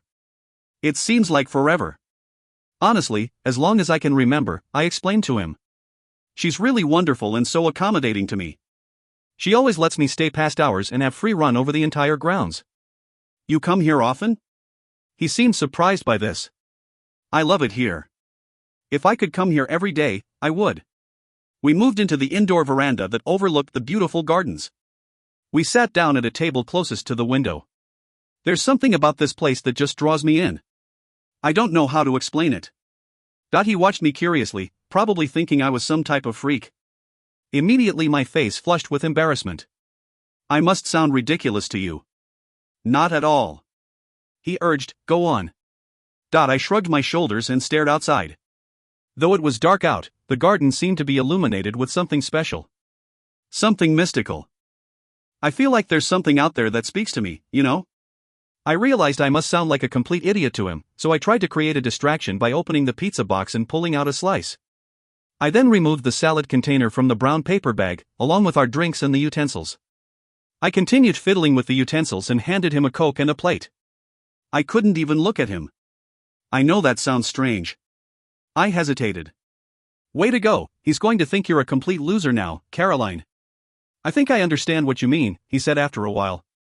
I looked up, expecting to find him mocking me. But there was no humor in his voice or in his eyes. However strange, it seemed that Devlin actually got it. It seems like a special place, he admitted. I took a small bite of pizza. Do you know the story of the lost colony? I asked him. Yes. It's sad, isn't it? What happened to those people? It is. Eleanor Dare's story is the one that strikes a chord in me. Her story is so tragic. I took a sip of my Coke and watched as he flicked his eyes over me and nodded. Very tragic. You know, they say she was pregnant when she came here. He nodded again. I knew he probably didn't care about the story of the lost colony or what happened to Eleanor Dare. He didn't seem the least bit interested in it. So I stopped talking. Since you seem to like the history of Roanoke so much, is colonial history a particular passion of yours? He asked after a minute, grabbing another slice of pizza. I laughed. I'm not really interested in colonial history at all. Just the story of the lost colony. I think it's fascinating. But other than that, no. Like this assignment we have has me spinning. I couldn't believe I just said that out loud to him. In fact, I seemed to suddenly feel way too comfortable with this guy. I couldn't understand why. He was the most unattainable crush I'd ever had in my life, and here I was practically telling him my life story. In another 5 minutes he'd know everything. Why are you spinning? I looked away from him, out on the view, then back. Because I really don't know much about my family. Or at least my ancestors. And that's weird, you know? And it doesn't help that I'm an only child. So it's just up to me to carry on their legacy and to make sure that everything that means something to them lives on in some way. And I just want to make sure that I honor their name, their heritage, and I do them justice, even if I didn't know them. Well, if it's any consolation, some people have a legacy that they'd prefer to forget. His voice was so cold and detached that I was taken by surprise. I looked at him and watched the shadows in his eyes. He was complicated. It wouldn't take a genius to figure that out. But I could see it. There were layers to him that were not normal. The boys in our class were easy to figure out. Every emotion was written on their faces. But not him. There was a wall there, and I had a feeling that even if you were lucky enough to climb that wall and get to the other side, you'd find another one waiting for you. For a guy who was only 17, it was hard to imagine. From the outside, his life seemed so charmed. I don't believe that, I said softly. Then you're naive. He pushed the pizza box away and leaned back in his chair. There are some skeletons better left in the closet. Have you ever thought about that? No. I still want to know everything there is to know.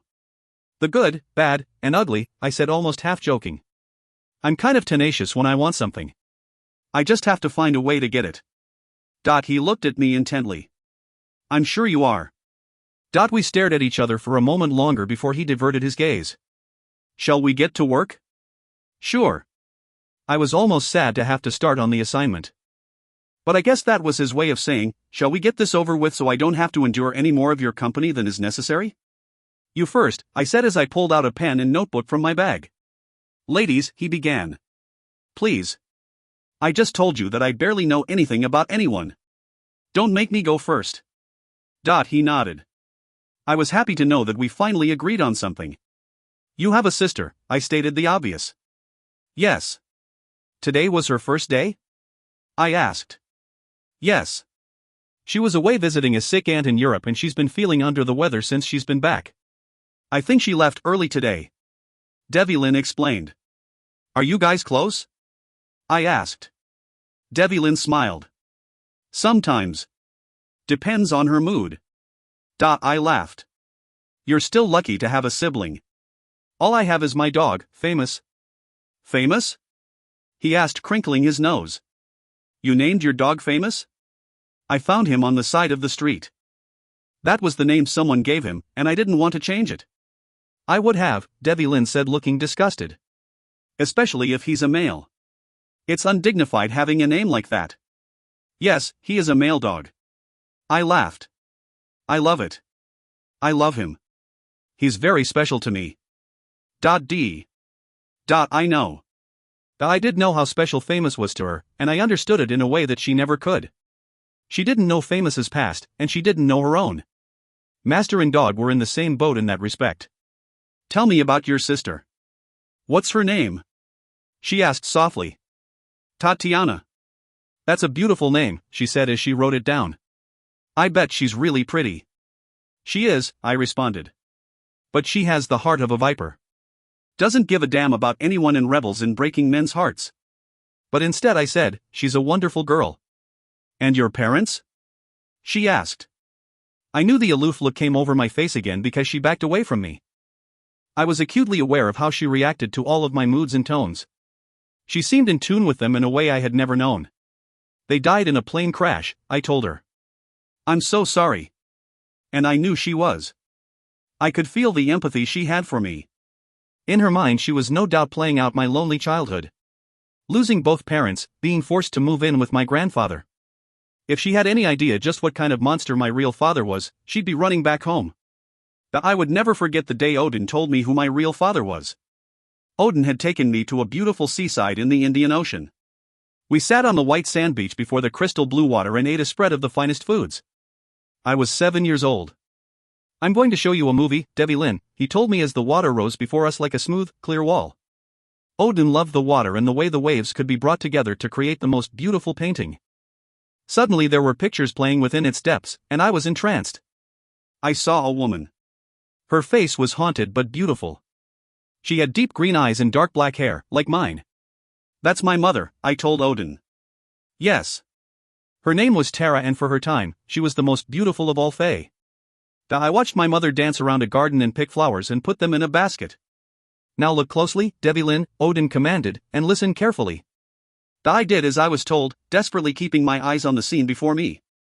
Tara seemed so mystical, so angelic, as she moved. I looked behind her and saw a man watching her from a short distance away. He was tall with dark hair and eyes. An imposing figure, handsome except for the harshness that was etched on his face. I could see he was entranced by my mother. He took a step and Tara turned quickly and saw him. From the way her eyes rounded, I knew she recognized him. What are you doing here? She asked him. I was hunting.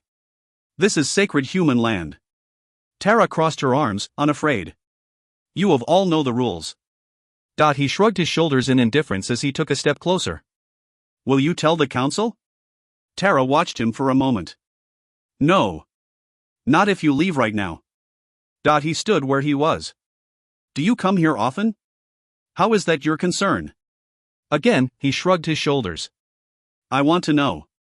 Tara turned to leave. I'm leaving now. Wait. He shouted after her, but he was too late. I heard the next words. Don't go. He walked toward my mother's forgotten basket and picked it up. It was still filled with beautiful flowers. But that wasn't what had him entranced, it was the long string of black hair that was stuck on the basket. He smiled victoriously and then disappeared. Moments later the scenery changed. My mother was now in the human world.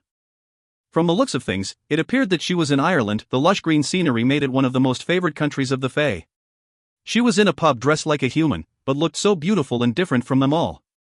She was by herself, sitting at a table in the corner, and reading a book. The pub was quite crowded, obviously a favorite hangout. The chime on the door rang and someone entered. The instant I saw him, my heart dropped. Tara looked over at the door and slowly put her book down. He was also dressed in human clothes, and all the women in the pub inevitably stared at him with longing, but he only had eyes for my mother. He walked over to her. "How did you find me?" she asked him. He reached into his shirt and pulled out the long strand of her hair. Tara seemed quite shocked by this gesture. She took the strand from him and their fingers touched. I could see the electricity. It moved over them both. Instantaneously. "I knew it was you," he told her. Tara stood abruptly. "No." "You felt the call," he whispered passionately. No. Tara tried to move past him. I could see her fear, but he stopped her and placed his hands on her shoulders. "You will admit it." And with that he grabbed Tara and kissed her. My mother didn't fight it. At first she tried to remain passive, but she gave in to the temptation. Her arms circled him, and she melded into one with him.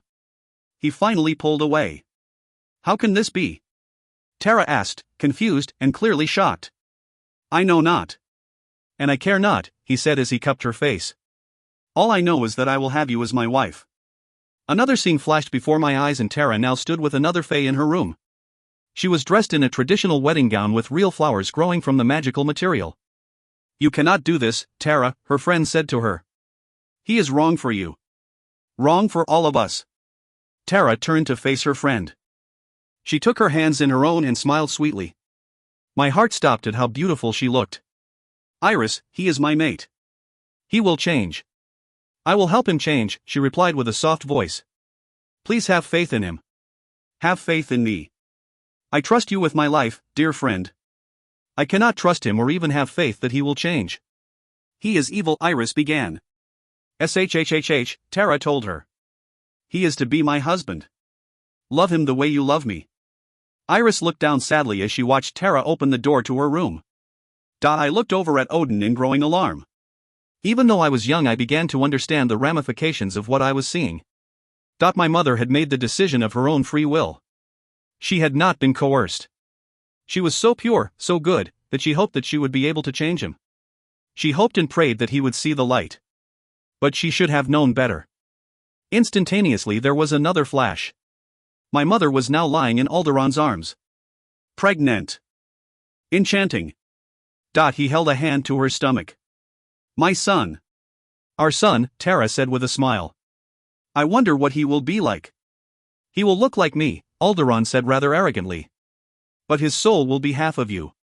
They entwined hands. "He will be the king of a new kingdom," Tara said with a smile. Alderon kissed her forehead, and Tara closed her eyes. "A new kingdom," Alderon said to her as he slowly began to rise and leave the room. Moments later he appeared in another room, and a member of the Light Fae court stood to greet him and then instantaneously kneeled before him. "Why have you come here?" he asked him. The messenger handed him a letter. "What does this say?" "With the child on its way, the Light Court would like to begin solidifying a truce, a union of both kingdoms," the messenger said as he continued to keep his head bent. "They are proposing an abolishment of all dark, mischievous works and evil." Alderon threw his head back and began to laugh. Have they?" The messenger looked up at him as his eyes began to light up. "Those were the terms of the union. Promised by you. And," Alderon told him, "I have her now. That's all that matters." My father then lifted his hand and hit the Fae with a wave of his black light, pushing him back toward the door. The messenger stood slowly, shaking off the bolt of light that hit him unexpectedly, and quickly disappeared. Alderon's smile suddenly left his face as he turned. Little did he know that my mother had watched the entire incident. My heart hurt for her. I could see the devastation on her face as she held a protective hand on her stomach. I couldn't look anymore. Odin waved his hand, and the scene disappeared. "That's my father." "Yes." "What happened then?" I asked solemnly. "Your mother was overcome with grief. Your father tried to win her trust back, but she could not bear his betrayal. Once you were born, she took you and your half-sister and brought you both to me. Since Tatiana's mother, Sarai, died during childbirth, Tara was the only mother she had ever known.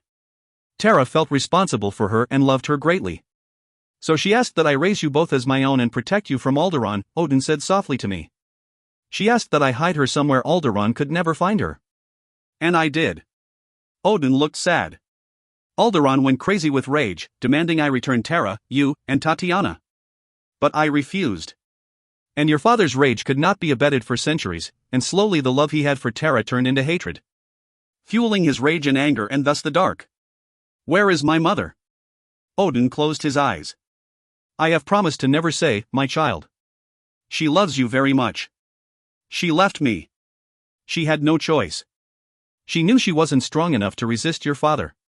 How could she still love him? I asked in anger. Odin had smiled at me and tried to calm me. One day you will know such love and longing, and you will understand why your mother made the decisions that she did. I never understood until now. I shook my head and looked back at the beautiful angel sitting before me. My parents died so long ago. I was so young. I barely even remember them anymore, I told Caroline quietly.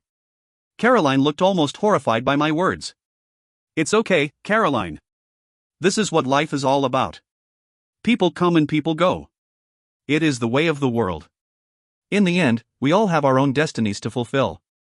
She brushed her hair back from her face and nodded in passive agreement. Shall I go on? I asked politely. Please do. I could tell that she thought I was callous, but it didn't matter. The less she liked of me, the better.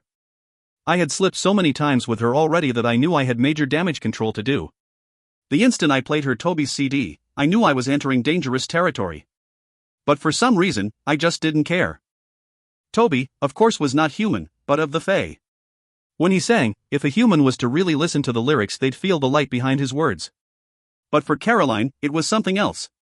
Because she had the blood of Fae running through her veins, it spoke to her in a different way. By listening to the lyrics, she was the light. It went past feeling for her. It was becoming. She did not get to witness the miracle as I had. With her eyes closed, she did not know that she had emitted a light around her body the moment she felt the beauty of the words. It was an incredible moment for me to see. But now, I regretted my hasty actions. I spent the next hour telling Caroline about my family. I told her some truths, some lies. But overall I could tell that she was entranced by the story I weaved. When I was done, she began. Her memories were much shorter than mine, and the more she spoke, the more she remembered, which I could tell made her happy. When she was done, I closed my notebook. Caroline stretched her arms. What time is it? 9:30, I told her. Time flew by. I guess we should get going. Yes, I said, though I wasn't quite ready to leave her company. Can we do a quick walk through the garden before we go? She seemed surprised by my request. I was, too. Sure. I'll just text my mom and tell her that we'll be a bit longer. While she texted, I threw out our trash. My eyes caught sight of Violet staring at me from across the way. I smirked. Violet was a fairy. No doubt, assigned to the gardens by Odin. I wondered what Odin had shared with her. I turned around and walked up to Caroline. I grabbed her backpack and slung it over my shoulder.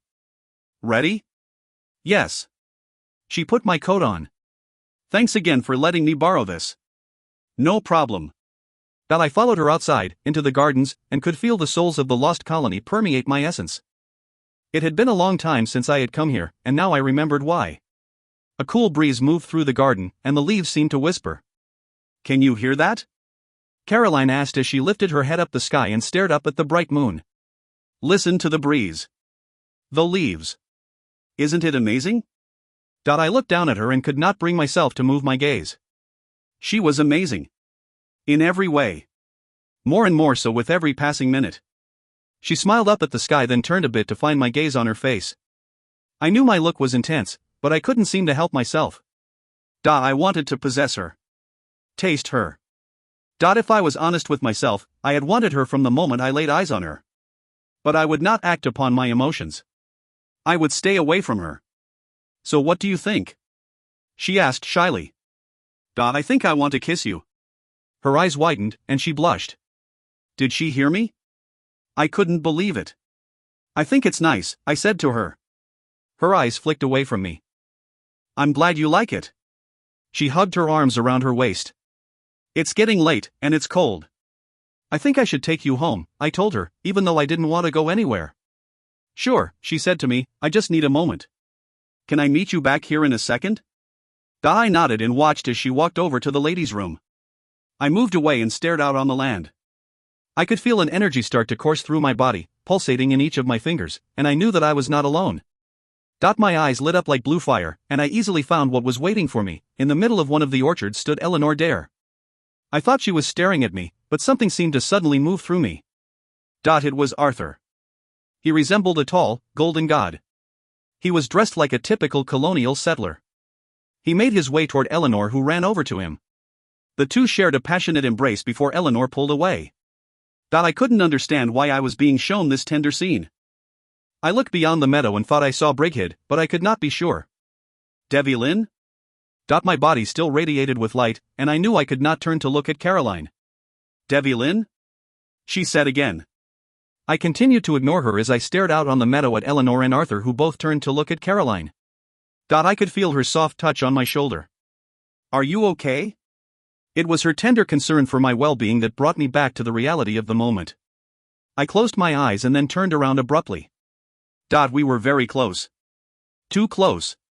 But I couldn't bring myself to move away from her. She did not break my gaze. If I leaned down, our lips would be inches apart. And there was nothing more in the world that I wanted more. Yes, I whispered. Yes, what? Caroline seemed confused.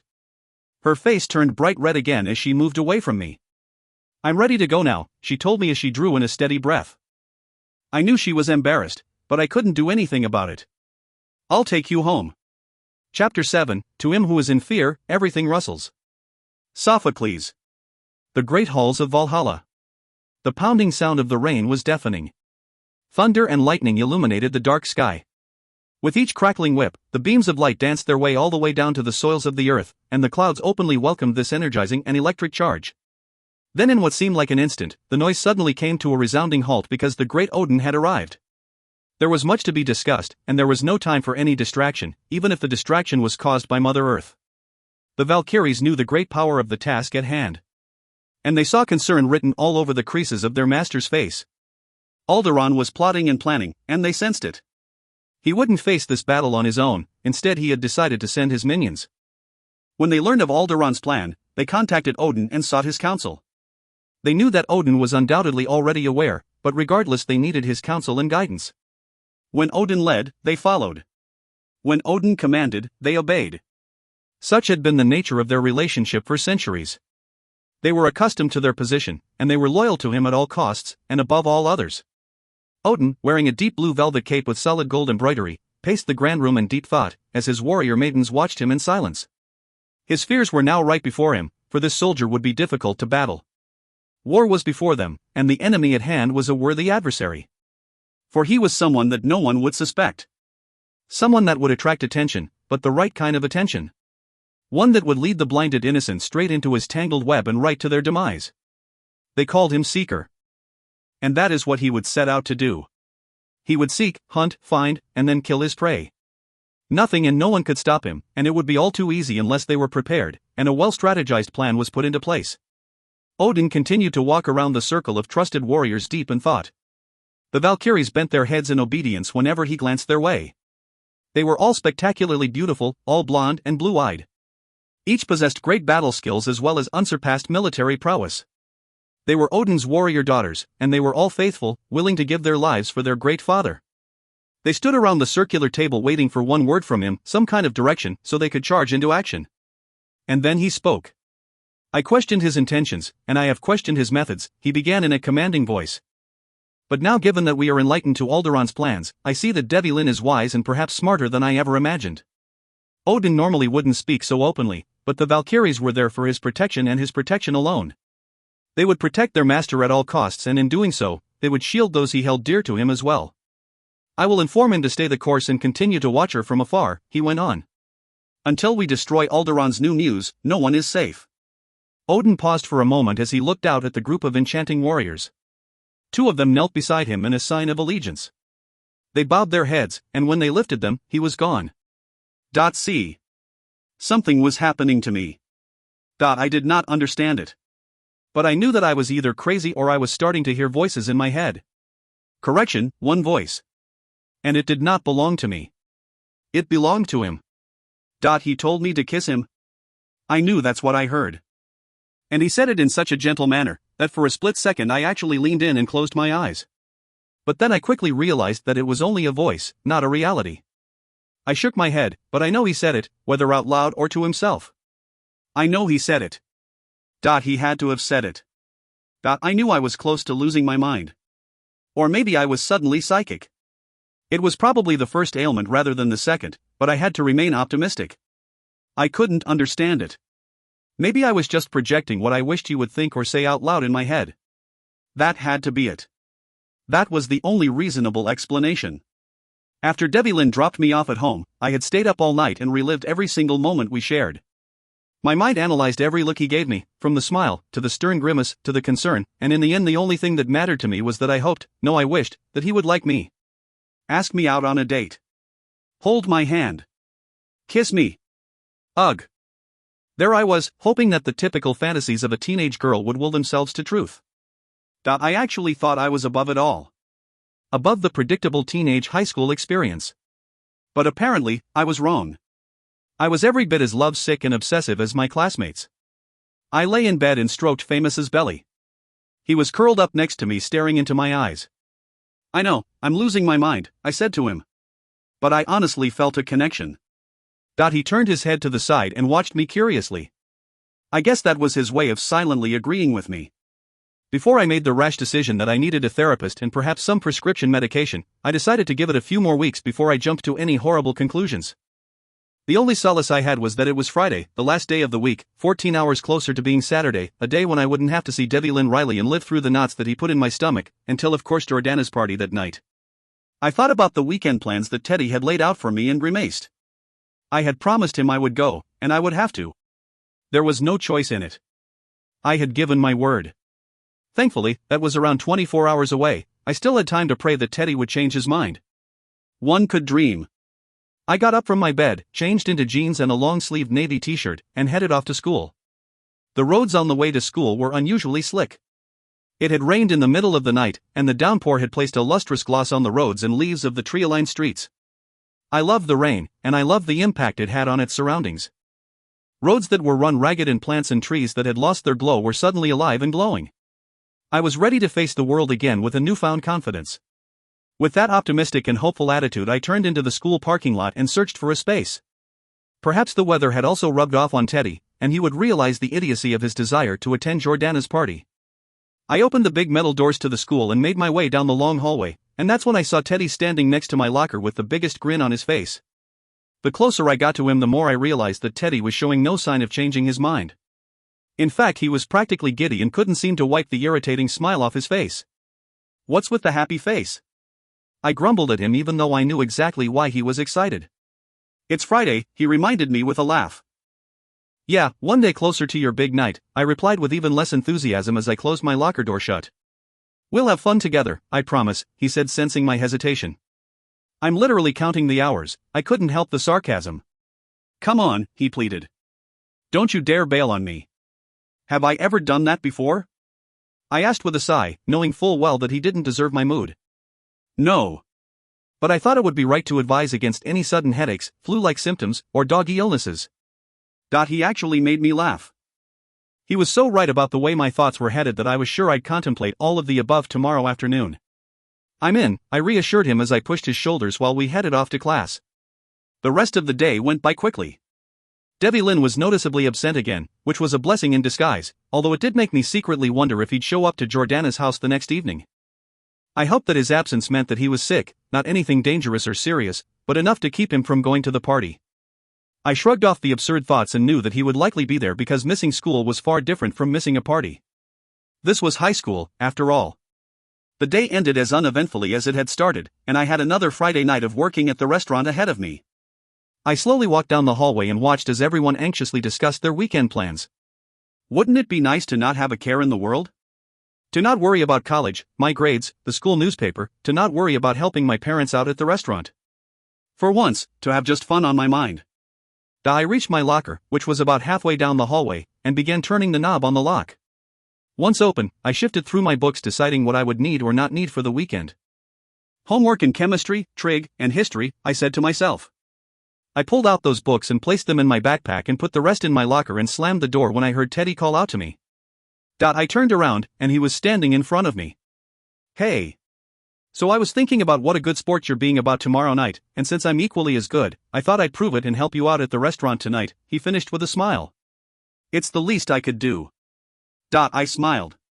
He could be convincing when he wanted to be. Really? I smiled in return. I've never known you to be so amiable. She must really be something. Well, she's not you, he said as he wrapped his arms around my shoulder. But she definitely has potential. He certainly knew how to break me down. But with Teddy, it didn't take much. When we arrived at the restaurant, we immediately went to work. For Teddy, this was like a second home. He'd helped me out there before on so many days and nights that I could no longer keep track.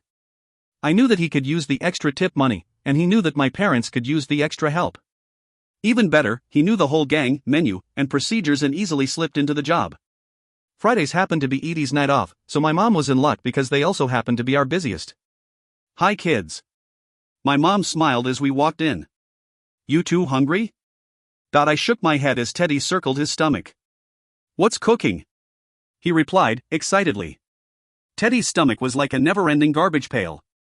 I couldn't help but laugh. We've got barbecue tonight and the usual stuff, just let Frank know what you'd like, and he'll get it whipped up. It smells delicious back there, Teddy replied as he made his way over to the kitchen. Teddy said he'd help out tonight, I said to her when he had gone. That's so nice of him. We could really use it, she responded, sifting through the stacks of receipts. Yeah, well it's not that nice, I replied as I tied the black apron around my uniform. He's actually trying to make up for dragging me to a horrible party tomorrow night. So actually, I'm the one doing him a favor. Who's having a party, she said as her eyes glowed with excitement. She enjoyed the high school experience more than I did, or ever would. Some cheerleader named Jordana Kroll. Just saying her name made me cringe. Jordana? You mean Mike and Teresa's daughter? Yeah, I guess. Wow. Well, honey, that's so nice of her to invite all of you. I don't know if I'm really invited, she invited Teddy and Teddy invited me. Well, aren't these high school parties open to everyone anyway? Not really, I said. I turned and walked away toward a waiting table of customers. I'm probably crashing, but I guess there's a first time for everything. A few hours later, I looked up at the clock and was thankful to realize we were close to closing. The restaurant had been unusually busy that night, and I'd barely had time to take a break. I was exhausted. It had been a long day, and to be honest, a little bit of a depressing one. I hated to admit that school wasn't the same without Debbie Lynn to keep my mind fully occupied. I began to drift off into Fantasyland again. I dropped a food order off at one of the tables and heard the chiming of the restaurant door opening. Another customer. That meant at least an hour delay. I turned to see who it was. I thought I was hallucinating. I couldn't believe my eyes. Debbie Lynn stood at the door. He had a big smile on his face, and I couldn't help but smile back. As cheesy as it sounded, he literally made my heart skip a beat. Dressed in dark jeans, a gray sweater, and a black leather jacket, he looked like a movie star. I was speechless and stared at him. I heard the door chime again and watched as a small group followed him in. And then I saw her. Sidling up to him and grabbing hold of his hand. With another planted firmly on his elbow. And she was smiling, like the cat who'd caught the canary. Actually, they both seemed to have that irritating grin on their face. I couldn't believe it. I was stunned. How could he bring Jordana to my family's restaurant? How could he flaunt their relationship like that? How could he? Relax, Caroline. He can do whatever he wants. He is not your boyfriend. For that matter, he's not even your friend. I took a deep breath and moved toward them in what felt like slow motion. My legs were moving, and my body was following slowly behind. Can I help you guys? I barely managed to get out. How? Why? There were no answers. Well, perhaps just one. She was beautiful, and he was infatuated with her. I was breaking her heart. I literally watched it crumble right before my eyes. She wasn't good at hiding her emotions. Every reaction she ever had to her surroundings, everything she ever felt was written all over her lovely face. She had gone from smiling at me, her eyes glowing in delight, to open-mouthed shock, to staring at me with utter disdain. I knew I was hurting her. Intentionally. But there was no other choice. "Well, hello Devlin," her mom called out from behind me. "It's so nice to see you again." "Hello Mrs. Ellis," I cordially responded, fighting the myriad of emotions that seemed to course through me. I fought off the guilt I felt for bringing Jordana to their restaurant, but I kept telling myself there was no other way. "We're actually about to close," Caroline told me, and I knew she was hoping that I would leave just as fast as I had arrived. "I know. Jordana was craving dessert, and I've heard that you guys have the best apple pie in town," I said as I turned to Jordana and lightly touched her chin. The giddy girl practically blossomed beneath my touch. Caroline ignored what I said and instead pointed out the obvious. "You weren't in school today." I knew she wanted to take back the words, just as quickly as she said them. "I took the day off for Jordana," I continued with a nonchalant attitude. "She needed some help getting things together for her party tomorrow night." "Hi Caroline," Jordana whined from behind me. "Are you coming to my party tomorrow night? It's going to be a night to remember." I'm not sure yet, but thanks so much for inviting me," Caroline replied as she cleared her throat. "Well, let me show you two to a table." She kept her eyes averted from mine, and the guilt I had been feeling washed over me in waves. My bright idea didn't seem so bright after all.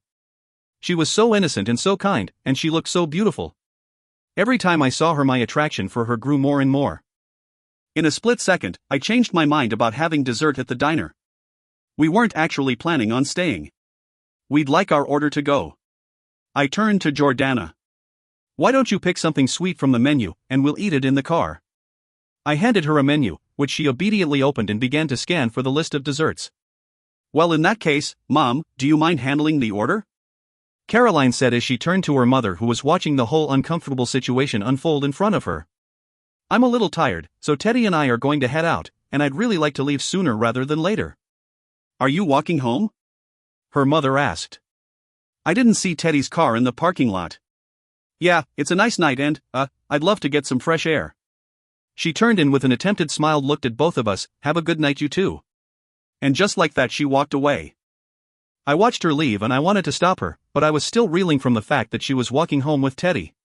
What was he doing there? "Relax Devlin," I told myself. "You had a goal tonight. You were on a mission.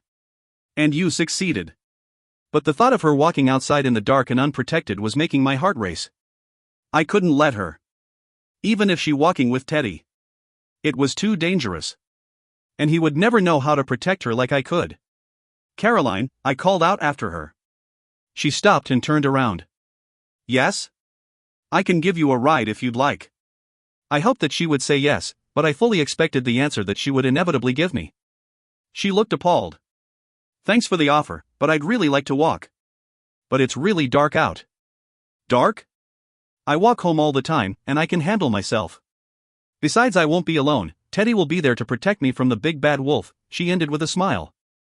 And then I saw her knight in shining armor. He walked out of the kitchen glowing like a Nordic warrior. "Teddy!" I couldn't believe that I was actually jealous. He flashed his pearly whites and waved. "Hi guys." I could only manage a nod. He came to stand right next to Caroline and put a reassuring hand on her shoulder, while he ran the other one through his blonde hair. I could see the relief in her eyes as she looked up at him. He was her savior. When it should have been me. See. I was stunned. I didn't want to be, but I was. I couldn't believe what had just happened. I took in a deep breath and welcomed the cold air. We walked by his car, and the mere sight of it made me sick to my stomach. She would be riding home in it. He would hold her hand, just as I had seen him do moments earlier. He would drive her home, walk her up the steps of her house, and give her the goodnight kiss that I had wished for. A wish that would never come true. It was as if he had showed up to our restaurant tonight to prove that he had no interest in me outside of completing our history project. Everything he did was calculated because I knew he was a complex guy. There was nothing simple about him. He knew what he was doing when he walked through those doors. He could probably sense the attraction I had for him. He knew that I was a giddy, lovesick teenager, and he had to put a stop to it. He had to show me that he was interested in someone else and that he would never be interested in me. He must have known. It was all making sense. It was painful, but it was a truth that I needed to see and accept. There would never be a Devlin and Caroline. That would never happen, and I needed to accept it and move on. I needed to stop fantasizing about him and stop wasting my time thinking or wishing that he had deeper feelings for me than he was outwardly admitting. I shook my head and continued walking with the hope that the cool brisk air would chill any feelings I had left for him. I knew Teddy could tell that something was bothering me because he let me walk in silence without bombarding me with questions. I'm sure he sensed that I needed time to digest whatever it was that was occupying my thoughts. Minutes went by, and with each breath I took in I willed the pain to wash away and began to relax. So you're officially invited. To what? I replied. Jordana's party. I almost laughed out loud. I'm beyond elated. Evidently he was still intent on going. I promise that we'll have a good time. And if we don't, we'll leave whenever you want, Teddy pleaded. Just say the word and we're out of there. I'm holding you to that. I accepted the fact that I would have to suffer through an evening of vapid conversation. I knew that I could pretend that I wasn't feeling well, but I also knew that he wouldn't have any of it. The walk to my house from the restaurant was a beautifully scenic one. I often made the journey and quite frankly loved it more than riding in a car. The roads in Roanoke were surrounded by beautifully tall and lush trees. I don't know what it was about these trees and the surrounding forest, but it almost felt like a safe haven. When the wind would blow, the trees would band together and sway from side to side, and the result was always the most beautiful orchestral arrangement made by nature. I don't think I loved any sound more than that one. Even though it was dark out, and the only light above us was the light of the moon, I felt safe. It was familiar in a weird way. We turned down the road to my house and within moments reached the stairs of the white two-story cottage I called home. I almost felt like I had come full circle. I looked up at the porch, the light was on and it was illuminating the front of my house. I silently counted the 8 steps that led to the front door and realized that for now, I would be climbing them alone. I would open the door and enter the house without having the special moments I had hoped for outside of it. It's fine. I told myself. Really, it's fine. I will meet that special someone. And I will have those moments. It just may take a little more time. So, I'll pick you up at 8:30. Does that work for you? Teddy said again, once more breaking our silence. No, it really doesn't. Sure. No problem. Teddy brushed his hair away from his eyes. Okay. I never ask anything of you, and I'd really appreciate it if you would at least pretend to be a little more excited. I looked up at his big blue eyes and suddenly felt bad for my sour attitude. I'm sorry. And I was. He had a crush, and he wanted to see her outside of the confines of high school. I had to be supportive. You're right. I promise to have a great big smile pasted to my face tomorrow night. Can you at least try and have fun? I might even have a beer. Teddy smiled mischievously at me. Yeah, right. Come on. You know everyone is going to be trashed. That's what happens at these kinds of parties. And how do you know? I asked curiously as I placed my backpack on the ground while I searched for my house key. It's not like we've ever gone to any of these kinds of parties. I know. But we always hear their many stories on the Mondays following their crazy weekends. He laughed as he folded his arms across his chest. They were always so drunk, and the house was so wrecked, and they got in so much trouble. It sounds even more ridiculous when you say it out loud. I imagine Devlin hanging out with the jocks, getting trashed, acting crazy with Jordana on his arm. They deserved each other. I promise I will put on a happy face, and I will make you proud. We will have a good time, and at minimum we'll have something to laugh about. It will be something new and adventurous. That's the spirit, Teddy said with a smile. I looked up at my childhood friend as the moonlight placed a special glow around his face. There was a new confidence about him that made him even more handsome than he was before. I realized Tatiana must have given him some kind of hope or signal, and I was suddenly very curious to meet the mysterious girl who my best friend was obsessing about. I looked up at Teddy and smiled again. I suddenly realized that whoever she was certainly lucky. And I was unexpectedly envious. I couldn't have driven her home fast enough. Every time she reached out and touched my hand I envisioned Caroline. I drove her home at a reckless speed. I wanted her out of my car and, truthfully, out of my life. But that wouldn't happen. It couldn't. I shook my head in disbelief at what I had done. I watched Caroline walk out of the restaurant with him, and I couldn't do anything to stop her. I wanted to reach out to her. I wanted to prevent her from leaving and tell her that I was doing all of this for her own good. But even I was beginning to doubt myself. I silently swore underneath my breath. I could have been easier on her. There were so many ways I could have dealt with the situation. If I had chosen the easier path, she wouldn't have ever known or felt the pain I saw in her eyes tonight. I could have come to her in her sleep, whispered in her ear, and the next time she saw me she wouldn't have ever been affected or even cared. But I knew those methods would be too dangerous. I had to keep a clear head. Otherwise we wouldn't be able to face this monstrous battle that was surely upon us. This had to be the right thing. It didn't feel right, but it had to be. I kept telling myself that I was doing this to protect her. I wanted her safety. Above anything in this world. I wanted her to live a long, healthy, normal life. But the reality was that I also wanted to be a part of it. After dropping Jordana off, I quickly drove home. Once there, I opened the heavy doors and began walking up the long winding staircase when Odin called my name. "I have news," he said as he summoned me from the study nearby. I stopped and went in the direction of his voice. He was sitting in his chair, smoking his pipe, staring at the flames and crackling wood inside the huge stone fireplace. "Hello, father," I replied, suddenly concerned by the look on his wise face. He looked up at me and smiled. "Before we discuss any details, I wanted to apologize to you," Odin told me in a solemn voice. "Apologize?" I asked curiously. "Yes, truthfully I underestimated your recent methods," he began. "I should have trusted your youthful instincts because you were right all along." I leaned down and added a few more pieces of firewood to the already roaring flame. "I'm always right." I smiled, trying to make light of the darkening mood that had taken over the old man. "I paid a visit to the Valkyries today," he said, obviously intent on ignoring my joke. "And how are the beautiful warrior maidens?" "They have been assessing the situation and have confirmed my worst fears." "What have they found?" The knots tightened in my stomach. "Your father is an even bigger coward than we ever imagined him to be." "That's no surprise to me." I waited anxiously as the fire crackled in the silent room. "He's sending someone," Odin finally said, breaking the silence. My heartbeat instantly quickened. "Who?" "Someone whose gifts are quite vast." "Who?" I demanded. "He's sending the Seeker." I stood there in stunned silence. The Seeker. My father was sending a Kelpie water fairy. I couldn't believe what I was hearing. "You know that the Seeker is the most dangerous of all the Kelpie." My mind began to spin. I took a step back and tried to control the fear that consumed me for Caroline. "His skill and prowess is legendary," Odin continued. "He can find anyone. Anywhere. But you are protecting her." "You have shielded her with your magic," I said softly. "He can reach through my cloak if he has an inkling of a blood scent." "Blood scent?" I asked him. "If Caroline bleeds, the Seeker will smell her blood and know she is the one." "But the laws," I began desperately, but Odin cut me off. "He cannot make her bleed, but if she is to do so by accident or by design, and he is to be near, he will know." "They will all know." The fire crackled as if it was an omen, and I looked at Odin. In the past the Kelpie would arrive as a grey horse, bowing to the innocent humans that encountered them.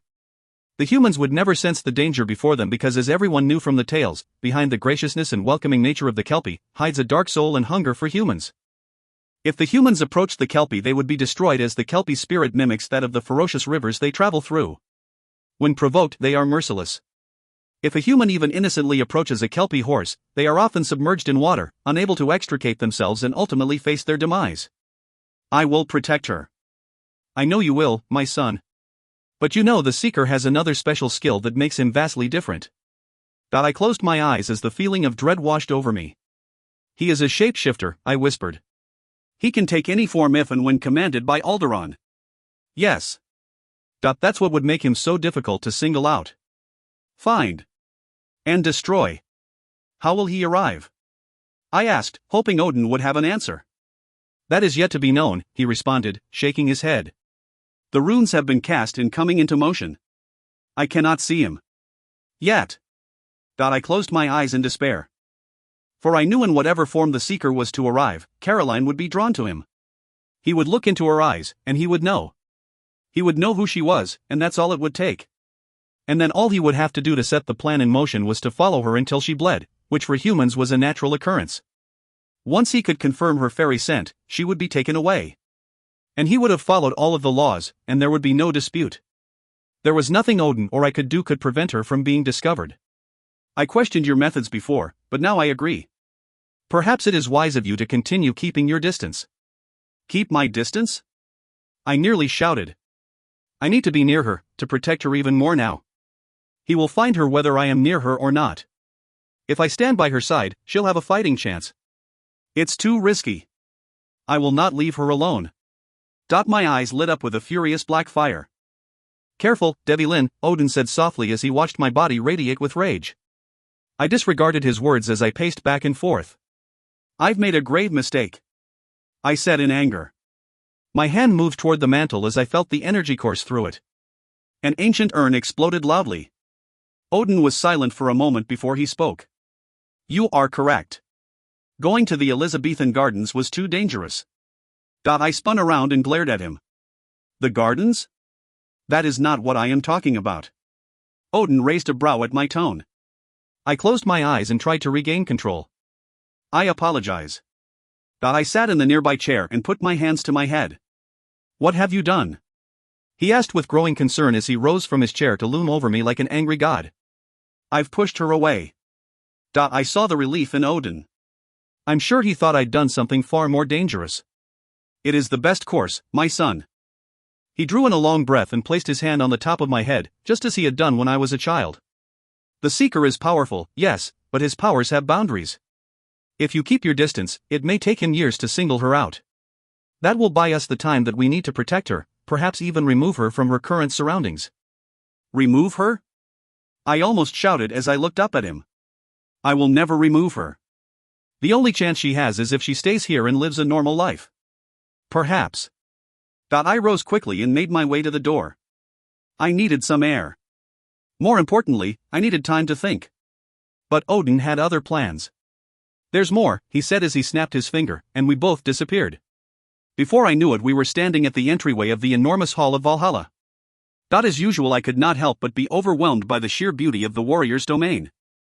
There was a bright light that illuminated the room and cast itself around the jovial Vikings as they drank wine, laughed with one another, and pulled maidens into their laps. This was their heaven. Their reward for staying true of heart and fighting great battles for Odin, for truth, and love. The music came to an abrupt stop. I looked out upon the men as they looked with awe at the entryway. Their lord had arrived.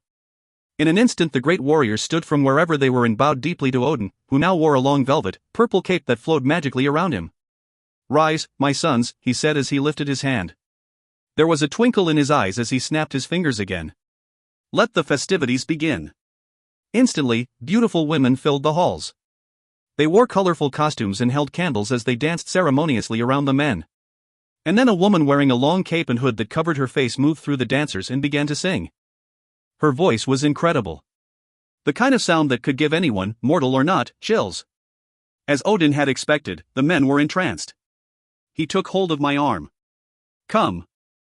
He pulled me through the hall, and the men paid us no attention as we made our way to a secret door. Odin pressed against a panel lightly and we entered a room. Chills traveled up my spine as we quickly moved down a narrow stairwell that was plunged in darkness.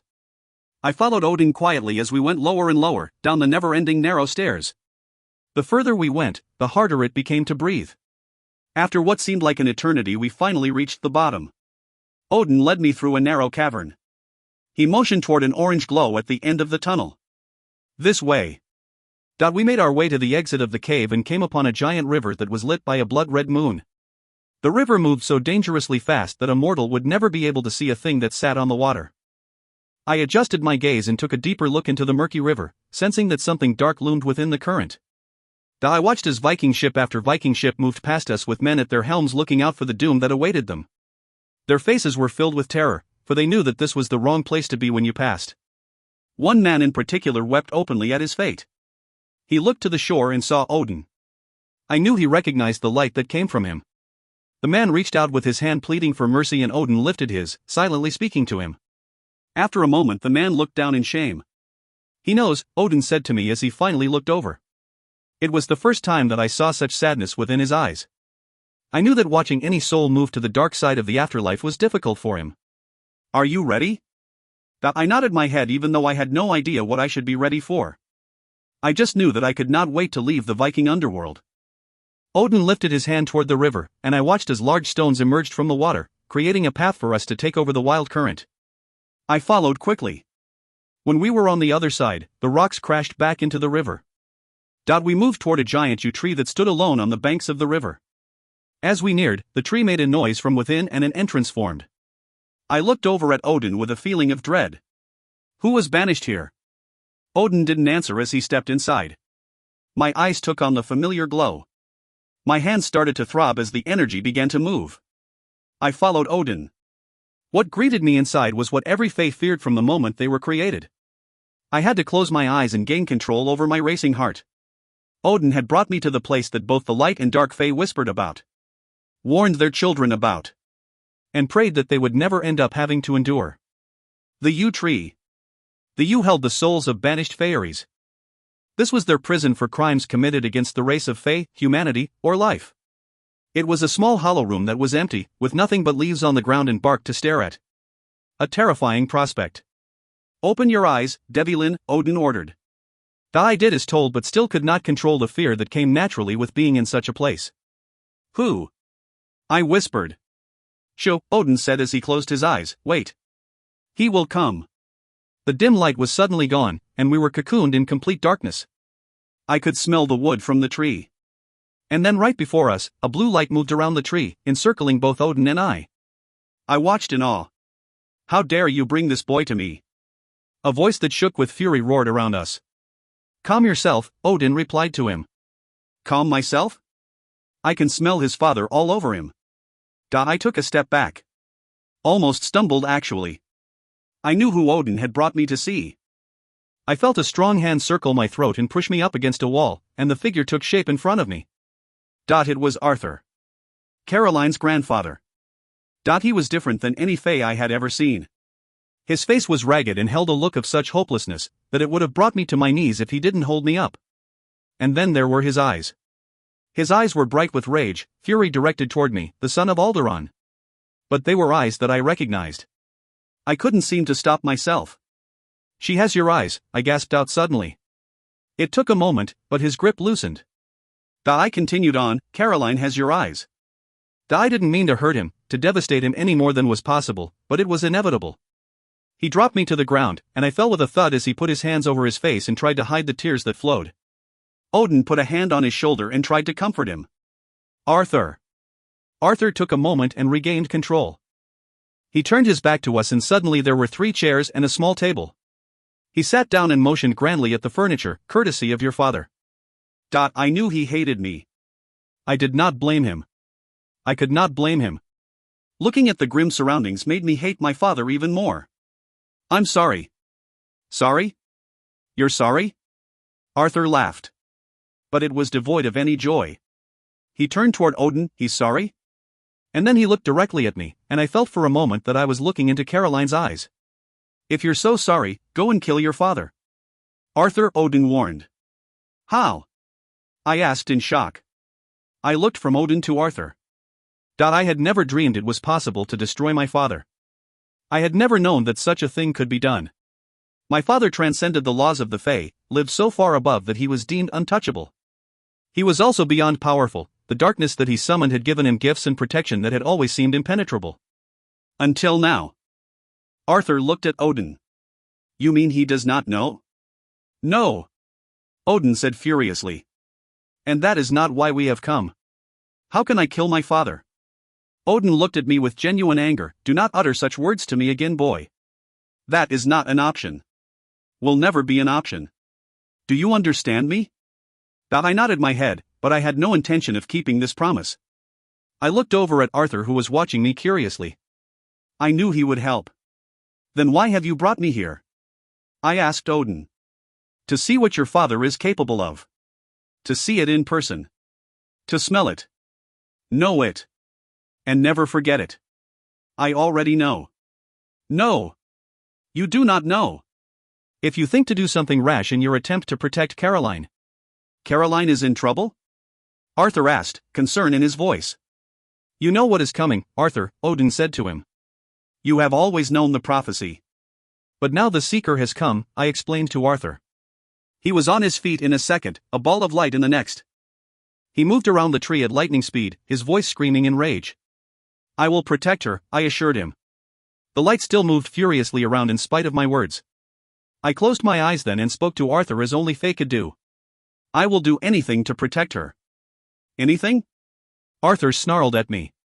Yes. Will you kill your father? If I have to, I said without hesitation, but I don't know how. If you are brave enough, come back without Odin, and I will tell you. Yes. Suddenly Arthur was standing before me. Odin watched. I wondered if he had heard our conversation. I'm sure he had tried to listen in. You do not deserve her. It was jarring to hear those words out loud from Caroline's only living relative. To face his fury and disgust and know that I completely deserved every ounce of it. It still felt as though I had been punched in the gut. I know, I acknowledged. But I will keep her safe. May the druids haunt you for eternity if you do not, Devilin. And then we were gone. Back in Odin's study. Back in Roanoke. It took a moment for me to calm my nerves. What did you say to him? So Odin had not heard. I wondered why. I cannot hear your thoughts within the prison of the U. I looked at him, my face perfectly composed. I promised I would protect her. Odin watched me for a moment, then nodded as if he accepted my words. I started to walk out of the room. He's wrong, you know. I stopped. You do deserve her, Odin said softly. You both deserve each other. Chapter 8, Your love should never be offered to the mouth of a stranger. Only to someone who has the valor in daring to cut pieces of their soul off with a knife, then weave them into a blanket to protect you. Hafiz. C. I took time that evening.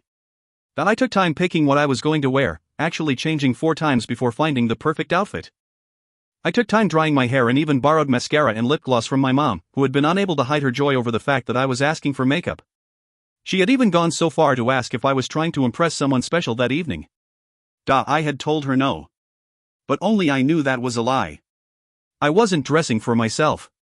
I was dressing for him. I wanted to look my best, be the most confident I'd ever been because I had something to prove to 2 people tonight. Myself and Devlin Riley. I was about to walk into a den of sharks. A den that I had successfully avoided for my high school career because I knew that I had no business being a part of it. Since I clearly hadn't attracted much attention during the past few years, I was growing more and more concerned that what I had picked to wear from my tiny closet wouldn't cut it tonight at the party. I moved over to the bed and touched the pair of dark blue skinny jeans. I shook my head in despair as I thought about my ridiculous predicament. I would think back on this day and laugh. I repeated the words over again in my head. I would think back on this day and laugh. Hysterically, I hoped. Unfortunately, I felt that by the time this day would actually be funny to me, I would be old and gray. I shifted through my closet, staring at my carefully folded sweaters, and found a nice cowl neck gray sweater and threw it on my bed next to my jeans. Alright, I said with a deep sigh, satisfied with my selection. I changed into the outfit quickly. Time was flying by, and Teddy was bound to show up at any moment. The last thing I wanted to do was keep him waiting and have to suffer through his jokes about how long it took me to get ready for the party. As I put my black boots on, I heard the doorbell ring below and the sound of my mom's voice greeting Teddy. I took one last look at myself in the mirror, grabbed my jacket and shut the door to my room. Teddy and my parents had gathered in our kitchen and their voices carried up the stairs. I quickly descended them and turned the corner to find them sitting around our kitchen island. It was obvious from their huge grins that my parents were overly excited. It wasn't like me to go out on a Saturday night, especially to a party. My mom was positively beaming. Had been since the moment I asked for lip gloss. Most parents would be nervous about their children attending an event like this. But mine were just the opposite. I guess they had always secretly hoped I would eventually step out of nerddom, and tonight's party definitely was, in their eyes, a step in the right direction. Oh honey, you look absolutely beautiful, my mom gushed as I entered the kitchen. She actually clapped her hands together. Let's not get so overly dramatic, I replied hesitantly as she came over to me and took my hands in hers. Were those tears in her eyes? She didn't even cry when she found out I aced all my AP classes freshman year. Mom, I grumbled, unable to deal with her enthusiasm. I can't help it. I looked over at Teddy and tried to change the topic. You look good, Teddy. I walked over and gave his shoulders a tight squeeze. He quickly rose from the bar stool he was sitting on and gave me a full look over. Honestly, you look amazing, he said as he scrutinized my face. Are you wearing makeup? No, I said too quickly. I tried my hardest not to blush. Yes, you are. It was like a kid brother pointing out the obvious. Well, just a little, what's the big deal? I replied defensively. That's a surprise, my father said, stating the obvious. Why is it a surprise? I asked. I always wear makeup when I'm going out on the weekends. That was a lie, Teddy's snort of laughter said as much. Since when do you go out, dear? He teased. Since tonight. I couldn't keep the attitude out of my voice. And don't worry, I'll try not to make a habit of it. Oh honey, don't tease her. I honestly wish you would make a habit out of it, Caroline. My mother laughed. We just want you to have fun sometimes. Wow. My parents wanted me to have fun. I guess I was more of a nerd than I originally thought. I quickly realized that this conversation could only go from bad to worse. I tugged at Teddy's arm so that we could get out of there. The quicker we left, the quicker we would get home. This evening was already turning into a night of inquisition. He took the hint and shook my dad's hand as I gave my mom a quick hug goodbye. The evening air was brisk and slightly cooler than the other nights had been that week. But the chill felt good. I knew that my face would be turning many shades of red tonight, so anything to cool the heat would be welcomed. I skipped down the stairs leading to my house and headed out to Teddy's car. You really do look great, Teddy said with an admiring smile. Thanks, maybe Tatiana has a cousin, I laughed. She doesn't have a cousin, but she does have a brother, he joked. Yes, she does have a brother, I replied, suddenly reminded of him. I opened the car door and sat on the leather seat and shook away any thoughts of the dark-haired stranger. I would see him tonight. I would have to pretend that I couldn't care less about who he dated or what he did with his free time. I suddenly wished that I had taken more drama classes. Here we go, Teddy said as he put the keys in the ignition. Here we go, I repeated and gave him a forced smile. Jordana lived a couple of miles away from me in Ballast Point, an upscale neighborhood of Roanoke Island, which faced the waterfront. Owners of houses on this part of the island generally had large boats that they would keep docked right outside of their home. The neighborhood was all rather new, and the elegant homes very spacious and beautiful. I admired the manicured lawns of the streets as we drove up to her house. The party was in full swing when we arrived. The music could be heard all the way down the street. Teddy parked his car a few doors down from Jordana's parents' home. I looked out the window to see a crowd of people on the street, on the driveway and around the stairs leading up to the traditional home. I took in a deep breath and opened the car door. Everyone outside was staring at us as we made our way through the group of onlookers, making every attempt to smile. Teddy stood tall and proud, and for the first time I realized that he fit in perfectly. His attitude was definitely far different than our classmates, but he had an air of confidence that I had never seen until tonight. Or perhaps never taken the time to properly notice. He nodded and gave a high five to people that I spent many of my formidable years with, but who now looked at me like I was a complete stranger. My smile almost faltered as I sensed my confidence starting to crumble. What was wrong with me? I took a deep breath in and willed myself to be strong when I heard a familiar voice call out my name. Caroline? Is that you? Brian Baker asked out loud in a state of shock. His look of disbelief was almost comical. I couldn't look that different from how I did in school, could I? Hey Brian, I managed. Wow, you look hot, he said. Thanks, I couldn't keep the shock out of my voice. I was still reeling from the fact that he actually knew my name. What are you doing here? He asked. I couldn't help but smile. At least he was being honest. Jordana invited me. I figured that much. I'm just surprised you came, he said with a smile as he turned to Teddy. Hey man. How's it going? Great, Teddy replied as he looked around at the large crowd. Looks like she invited the whole state. You know Jordana, Brian replied, rolling his eyes. Actually we don't, I silently thought. Neither Teddy nor I had really ever had much interaction with Jordana or her friends since elementary school, actually since second grade when there were no cliques or groups, or even popular or unpopular kids. When we're all just the same, equals and friends. Well, it's nice of her to include everyone, I offered graciously. There are some people she shouldn't be including, Brian bitterly said as he took a sip of whatever was in his plastic red cup. I thought I smelled beer. Who's that? Teddy innocently asked. Devylyn Riley. Oh boy.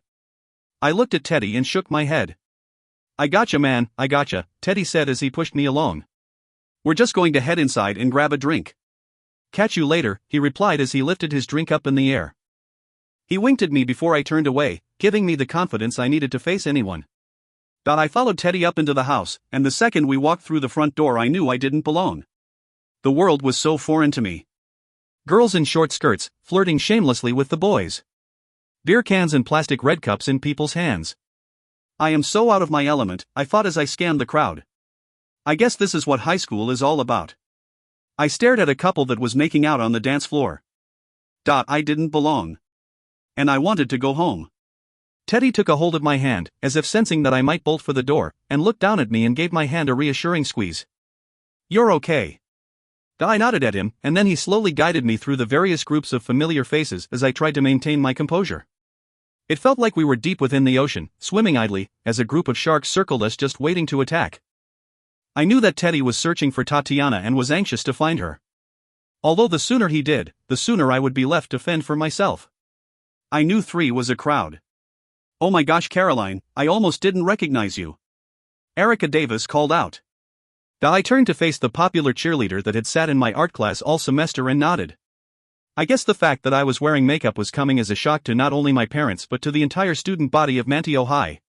Hey Erica, how are you?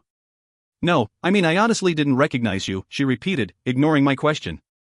Until I saw Teddy and then knew the girl following close behind would have to be you. Yep, it's me.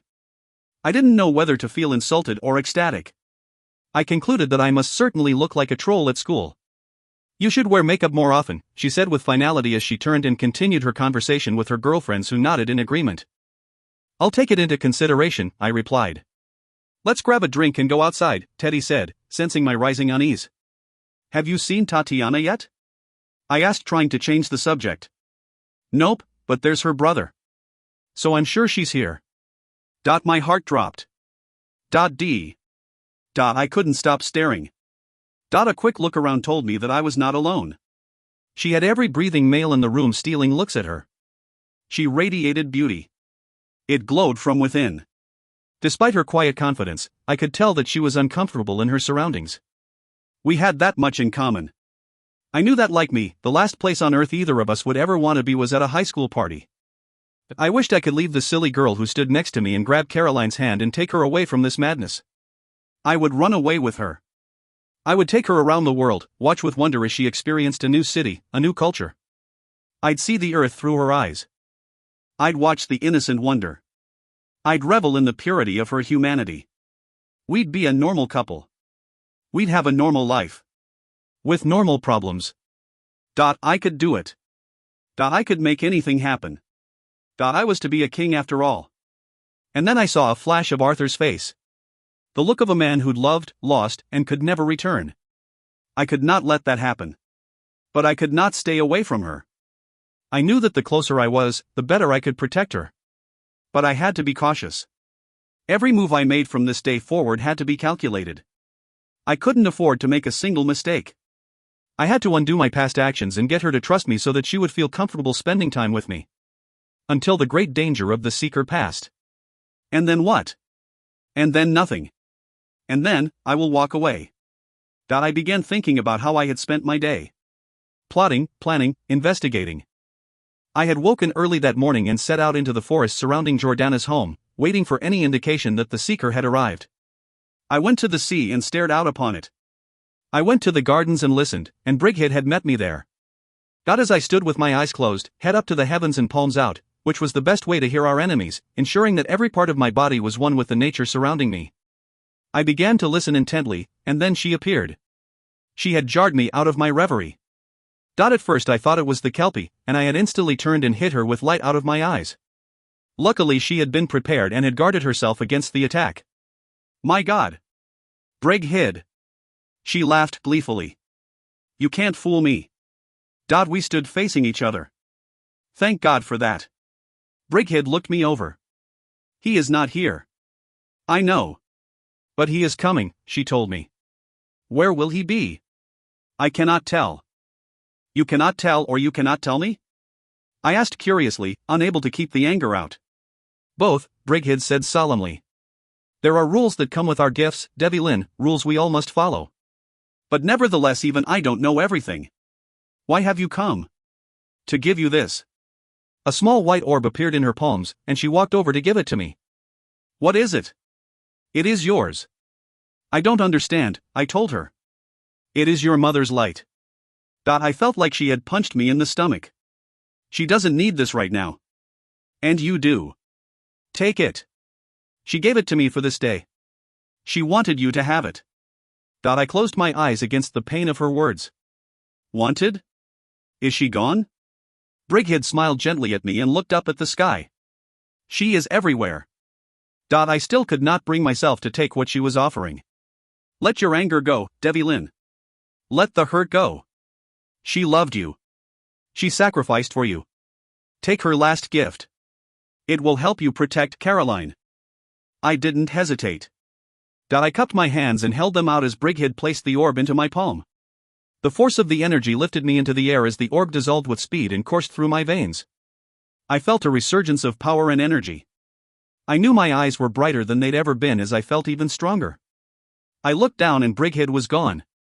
I saw how the light seemed to emerge from my fingertips and I played with the electrical current that moved in and out. Thank you, I whispered, and then I disappeared to continue my search for the seeker. My greatest concern was the water surrounding the community, for I knew the Kelpie loved and lived in water. I was almost certain that he would swim up to shore and make his way onto the town. Or would he think that was too obvious? It was maddening. For I had no way to be sure of anything. The questions played like a broken record over and over in my head. What form would he arrive in? Would he be able to spot her? Where could I take her to escape his clutches? How would I be able to stop what I might not be able to recognize? I had to be careful because my nerves were making me mad. An hour before the party hit full swing, I set out again into the forest. Hoping and praying that Alderaan would reveal something. I desperately wanted anything to give me an advantage.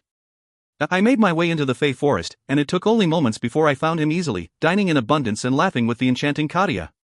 I stood in cloaked darkness before the bountiful spread, listening intently to their discussion. I should have married your mother, he charmingly said to Katia. She was a great beauty. Alderaan looked at the end of the table where I stood. Instead, I made the grave mistake of finding solace in the arms of that lying Hortera. My eyes narrowed, and I couldn't help the anger I felt at the mere mention of my mother. Was he taunting me? We would have had beautiful children. He smiled over at her. You'd be my daughter. I would have liked that, Katia said loyally. Alderaan reached out and grabbed her hand. As would I. Instead, I am left with Devlin. A child that hates me. That denies his birthright. And defies me at every end. Alderaan wore the look of a father scorned. Katia fell for his make-believe sorrow, but I knew better. He will realize the error of his ways, Alderaan, Katia tried to soothe him. He is your son, after all. He is my son, but his mother was of the light. We must always remember he is the only Fae to ever be both. Dark and light. The battle that wages inside him must be ferocious. I was startled by my father's words. It almost sounded as if he felt sorry for me. But he will ultimately choose us. He will choose the dark, Katia told him. Alderaan lifted his fork and smiled. Imagine waking up every day, every single day, of your existence and being alone. Yes, he lives with Odin and his sister, but he battles what lives within his soul. Dark. Light. Dark. My son must live with this madness at all times. I immediately looked away, feeling like I had been slapped by his words. What will he choose? What will he be? The call must be strong and only one side can win. He is the chosen one, Katia told him. He will pick our kingdom. No matter what he decides, I fear it will be too late, my dear. I don't know if I can forgive him anymore. There are laws. But he is your son. There is no room for forgiveness, even for my son. And there is a price he will pay. Lightning crackled in the sky. So be it. It was an omen. I thought of Arthur. Of his prison. There would be no other way. What are your plans? You have kept us in the dark. There are many who grow worried, Katia told him. The wheels of my plans are already put into motion, he said with a smile as he reached across the table and grabbed a shiny apple. My dear son will soon learn a valuable lesson. And what is that? If something is taken away, then it was never meant to be yours. I watched as he took a bite out of the apple and smiled. I wanted to tear him to shreds. He would know I was listening, and he knew how to play this game too well. I left quickly, trying to escape his laughter. In my haste and anger, I failed to notice the maidens that had followed me before I disappeared into the forest of the Dark Fae. The Valkyries. There were two that greeted me when I appeared back into the human world. They were dressed as always, like Amazon warrior princesses. Their hair held high, worn that way so that they would never be left at a disadvantage during battle. They wore short metallic warrior skirts, so that they could move quickly if need be. Their arms were bare, except for the serpent cuffs they wore, the eyes made of bright lapis stone designed to look into the heart of any man. They pointed their spears at me, yet the smiles they wore ruined the effect. Has Odin not taught you well, Devilin? Christiana asked curiously. I looked down, pretending I was humbled, and before they knew it, I pulled both their spears from their hands and held them, pointing one at each princess. Indeed he has, Artemis said as she clapped. I knew the game was on as the women began to circle me. Let's dance, Christiana said. I moved the spears around quickly, knowing they were looking for a battle, even if it was one in jest. The women pulled their swords from the sheaths in their backs and attacked. I moved quickly as Odin had taught me, blocking each thrust of their sword with the spears I had pulled from them. When the spears broke and I was left with nothing, I ran. And they easily followed, their laughter chasing me through the forest. I moved easily through the trees, jumping over and dodging branches. This was my element. But the women were fast and caught up with me quickly. They circled me again, their swords held high as they watched me curiously. This is not fair, Artemis. He has no weapon. Perhaps we should give him one. I don't need one, I told them as I used my energy and pulled her sword from her hands. She replaced her sword quickly with a dagger she kept strapped to her leg and the two pounced again. Whether luck was on my side or if I was fueled by mother's energy, I beat the women at their swordplay in record time. They bowed to me and clapped. Fabulous, Christiana replied. Odin will be pleased. I threw the sword into the ground a few feet away from where they stood. Battle never pleases my father. But being a warrior does, Artemis replied softly. You have a queen to protect. They were right. And now, as I looked at Caroline, I knew that Odin was wrong. I had played the game incorrectly. For the moves I made in this game of chess exposed my queen. From now on, I had to keep her close. Jordana began tugging at my hand, and I was forced to look down. This is the best night of my life, she giggled happily. Tonight we are the host and hostess of this party. You and I are practically Mr. and Mrs. Riley. I tried not to roll my eyes. This charade had to stop. I looked over at Caroline, who still had not seen me. I had to backtrack. And quickly. From this day forward, I needed to keep Caroline surrounded and protected. I needed to let her know that, despite my actions, I had grown to care. When I looked back up and across the room, I realized that the game suddenly had a new player and I had a monumental challenge before me. How had I missed it? Caroline was now holding Teddy's hand as he guided her through the crowd. I couldn't believe my eyes. How did this happen? When did this happen? I wanted to wring his neck. I wanted to march over to him and rip his hand away from hers. If we had been in the Fae court, I would have done exactly that. And no one would have even blinked an eye. It took all my willpower to stay where I was. What was she doing? My heart began pounding ferociously in my chest. The blood began to rush through my veins. I took a step forward. Then stopped. Took a deep breath. I could not act like a lunatic. And that's when she looked over. It was almost as if she sensed my growing anxiety. I silently pleaded with her. Please, Caroline. Please let me in. I won't hurt you. I won't let anyone hurt you. I watched her eyes widen for a moment as if she heard my silent pledge to her. I mouthed the word hello and slowly lifted my hand and waved. I would not let her break my eye contact. Let go of his hand. Please just let go. See. I slowly turned my head in the direction Teddy was looking in and found Devilin staring straight at me. His look was intense. Really intense. Again, I felt as if he silently spoke to me. My imagination had to be running away with itself again. Whatever it was, I could not break his gaze. For a second I thought he'd even called out to me. Or maybe that's what I hoped. But after a moment, he just smiled and waved.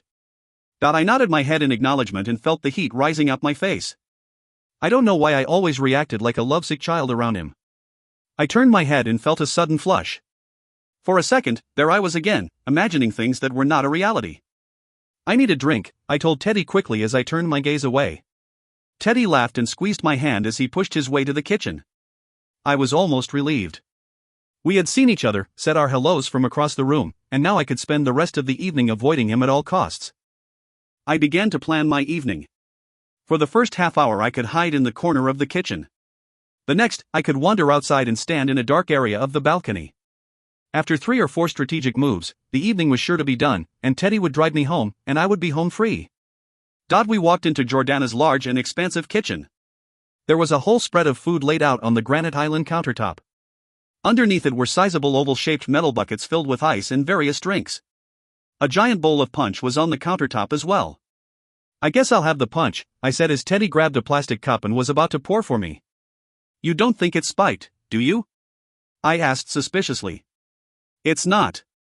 It's a mixer, Erica said as she grabbed a plastic cup and poured herself some punch as well. It's delicious. You'll love it. Promise. Thanks for letting me know. Teddy poured some in my cup and handed it over to me. I smiled back in appreciation. Erica held out her cup toward me. Cheers. Cheers, I said, taking a long sip of my drink. I wondered why I had ever thought Erica was not a nice person. She had given me 2 pieces of advice this evening. The makeup and now the punch. Erica smiled, well, have fun tonight. Thanks. You too. I watched as Erica walked off. This is great punch, I said turning to Teddy. You should try some too. Nah. I just want a soda, Teddy replied. Punch is a girly drink. Suit yourself. I shrugged and watched as Teddy bent down to search through the cans. And that was when she appeared. I think my mouth dropped open. It was almost as if she came out of thin air. She walked seductively over to Teddy. She was a few inches shorter than him, over 6 feet. And her body was one that girls had to envy. I couldn't help but stare at her amazing beauty and watch as she carefully and methodically ran her long and well-manicured fingers down his back. It had to be her. She had the same magnificent eyes as her brother, only his were darker and more ominous. She was radiant. Just like him. Emanating grace and sophistication. Leaving me feeling beyond inadequate. She smiled at me and reached out her hand. You must be Caroline. I am. And you must be Tatiana, I replied with a smile. Teddy certainly had wonderful taste. Teddy stood up and turned to face the object of his affection. I was beginning to think that you weren't coming, he said to her with a smile. I wouldn't miss this for the world, Tatiana replied as she rubbed her hands up and down Teddy's arm. Teddy couldn't take his eyes off her. But then again, neither could I. She had the kind of beauty that you just wanted to watch. What can I get you to drink? Teddy asked her. She looked down at my hands, and her eyes narrowed for a second on my almost empty cup of punch. I motioned toward the punch bowl. It's amazing. You should try some, I told her. Tatiana studied me for a second and then smiled. Sure. Why not?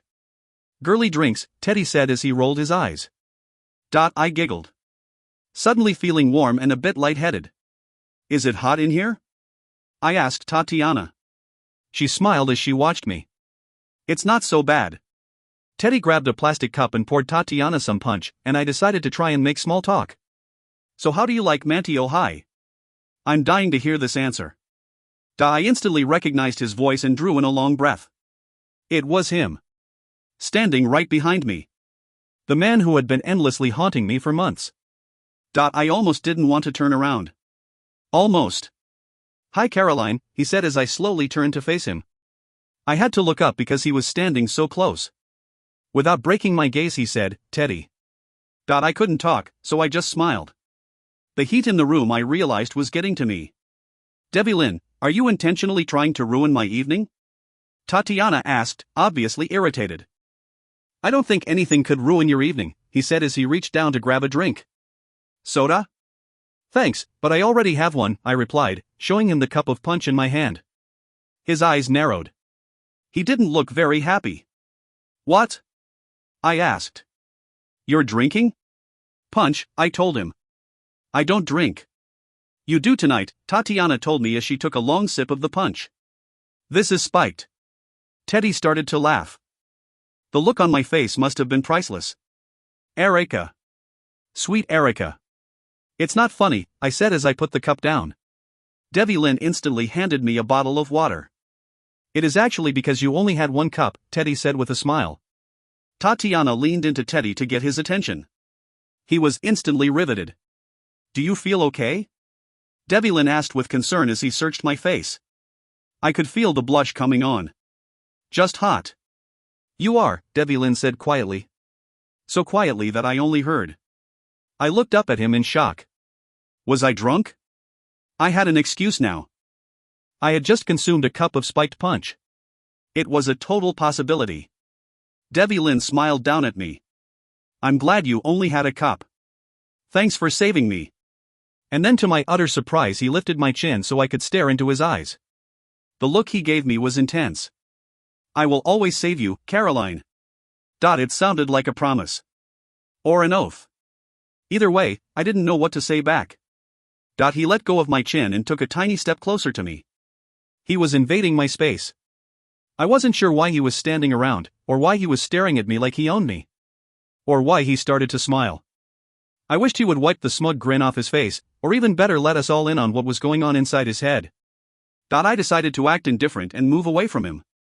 I started to undo the top of the water bottle, but before I could, Devlin had it in his hands, opened it, and it was back in mine. "Thanks." He nodded as I took a few more steps away from him. "I'm surprised you came tonight," he said as he took a few steps closer to me, eliminating all the breathing room I had established. "This party doesn't really feel like your scene." "That ideology appears to be a running theme," I mumbled under my breath. "I have to plead guilty to that," Teddy interrupted as Tatiana leaned into him. "I practically had to drag her here." "Trust me, it wasn't pretty." "That makes sense," Devlin replied evenly. "Are you not a party girl?"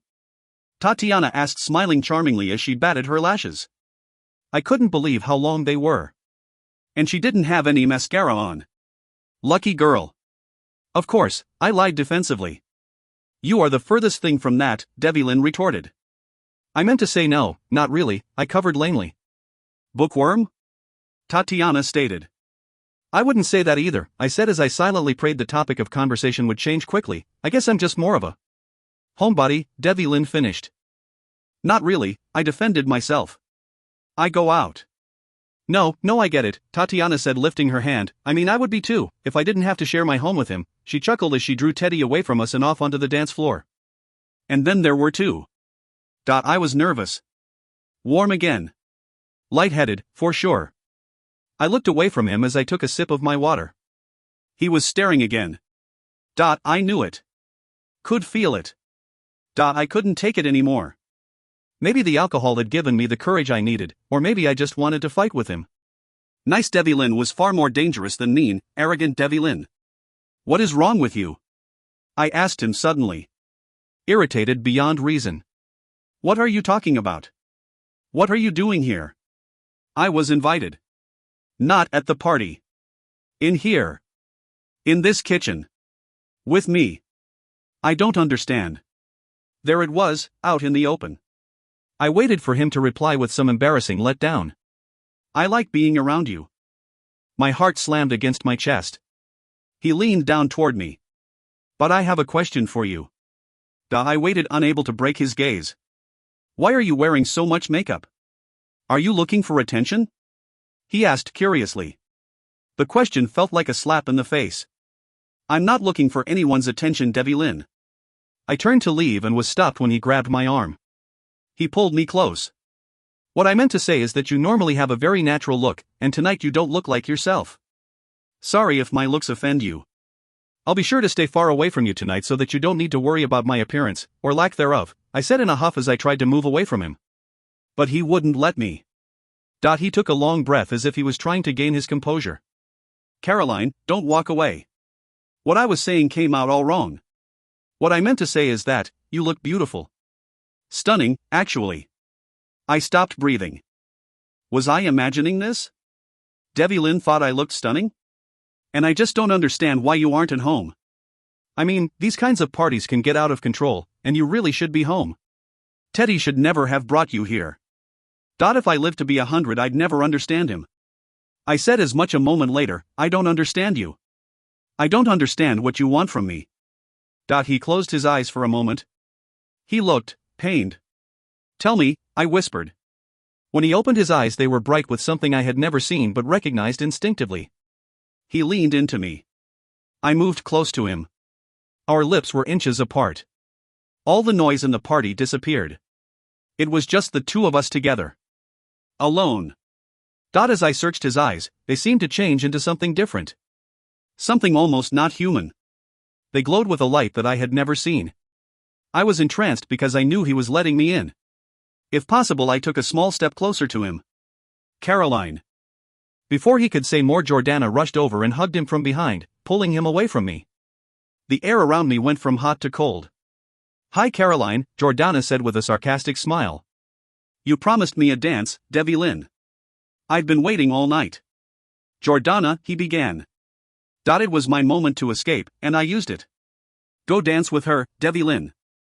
"I'll see you both later," I managed with a smile as I quickly walked away and tried to gain control.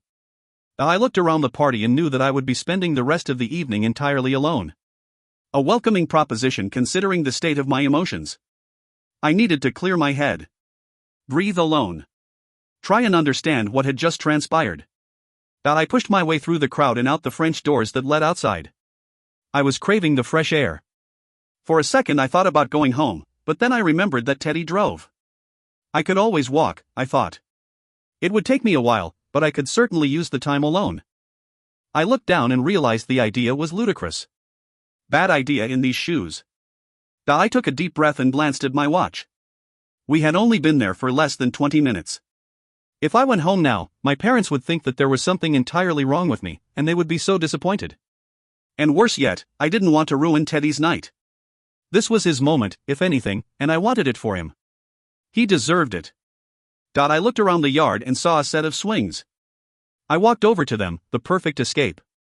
I grabbed a hold of the long chain and took a seat on the black leather chair and slowly began swaying back and forth. The stars were out in their amazing glory. The sky was almost completely black, and the tiny lights above created the most incredible scene. Despite my immediate surroundings and the uncomfortable encounter I had just had, it was a glorious night. "Why are you sitting out here by yourself?" I was surprised to see Brian Baker standing above me with a drink in hand. "I was just getting some fresh air. It was a bit stuffy in there." He took a seat on the swing next to me and offered me a sip of his drink. "No thanks," I said as I shook my head. "Why aren't you inside?" "I needed some fresh air, too," he began. "And I think the only person who's really enjoying this party is Jordana," he said, mildly irritated. "She does seem to be having a good time," I smiled, looking back at the house. I wondered if they were sharing that dance. "So what's your story?" he asked, interrupting my thoughts. "I've never heard about you dating anyone." "That's because I never really have." "That surprises me." I shrugged. "Come on, I'm sure you've noticed how everyone has been looking at you." I stared at him in complete and utter disbelief. I couldn't help but laugh. "That's got to be the beer talking." "I mean it," he sounded sincere. "Jordana's new boy toy has been spending more time looking at you than at his girlfriend." "You mean Devlin?" "Yeah, Devlin." He said his name as if he was diseased. "We're working on a history project together." Brian studied me for a moment. I could feel my cheeks getting red. "Come on. He'd have to be blind not to think you're hot." My heart dropped again. I didn't know what to say. Brian sat down in the swing and started to sway back and forth. "Don't be so surprised. You're a good-looking girl." "Thanks," I said lamely. Brian took another sip. "I just don't know what the big deal about him is." I decided it wouldn't be wise of me to answer Brian. He continued on with his rant, saving me from having to say a word. "So what if he's rich and attractive? There's something wrong with him." I looked over at Brian when he said that. "What do you mean?" He looked me in the eye. "I know this sounds crazy, and I know that you're gonna think that I'm jealous or something." "I won't, I promised." Brian looked down at his drink and shrugged his shoulders. "I get that he's standoffish and that's attractive to a lot of girls, but there's something else about him." "I can't put my finger on it, but I will." Goosebumps ran up my arms when he said those words. "What do you mean?" Sometimes after we practice for football I just watch him," Brian whispered as he looked around to make sure no one could hear him. "His eyes, Caroline. His eyes, they're dark. And he's always by himself. Always in control. It's not normal." I didn't know what to say. And on the field, Brian shook his head and laughed to himself as if he couldn't believe he was actually sharing this information with me. It's like he flies through the air. Glides or something. He always knows where to pass a ball. It's almost like he's 10 steps ahead of us. And it's not normal. And it's not drugs, 'cause I know what that's like. And this is different. Really different. He said the last words with finality and then was silent. I could hear the sounds of the party slowly fade away as I moved off to my own planet and thought about everything Brian had just said. I was surprised by the way I felt and my reaction. Normal Caroline would have scoffed and discounted everything Brian had said for lunacy or believing he was inebriated. But for some reason I didn't discount any of it.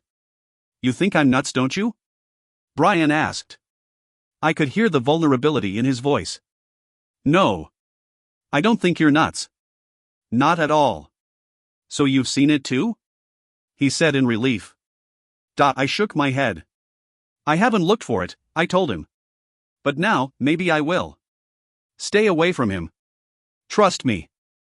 He jumped off the swing. Don't go anywhere, he told me as he lifted his cup. I'm gonna get a refill. Okay. You want anything? I'm good. Give me a second, Brian said as he ran inside. I needed more than a second to absorb his words. Dark. Devlin was dark, he had said. Why did I understand it? How could I even know what he was talking about? I felt as if Brian was right, but at the same time, so wrong. I didn't even understand my own thought process anymore. A few months earlier, I thought my life was in order. And now, I suddenly felt lost. And even more alone than ever. I couldn't endure it a moment longer. I had done the obligatory dance. I had even smiled when one of her friends had said that we made a cute couple. I didn't want to let her down tonight in front of the entire high school, so I promised myself I'd wait to do so in the morning and would hope she'd understand. She wouldn't, I knew, but I could always have my hope that being human, she'd suddenly wake up in the morning and not want to be my girlfriend. I could hope that she'd wake up and have a violent distaste for me. I knew I just had to get through the evening. Jordana was becoming more and more drunk by the moment, and she wouldn't stop.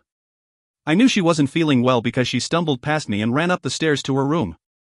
I was concerned for a moment, but her friends ran up after her giggling at her plight.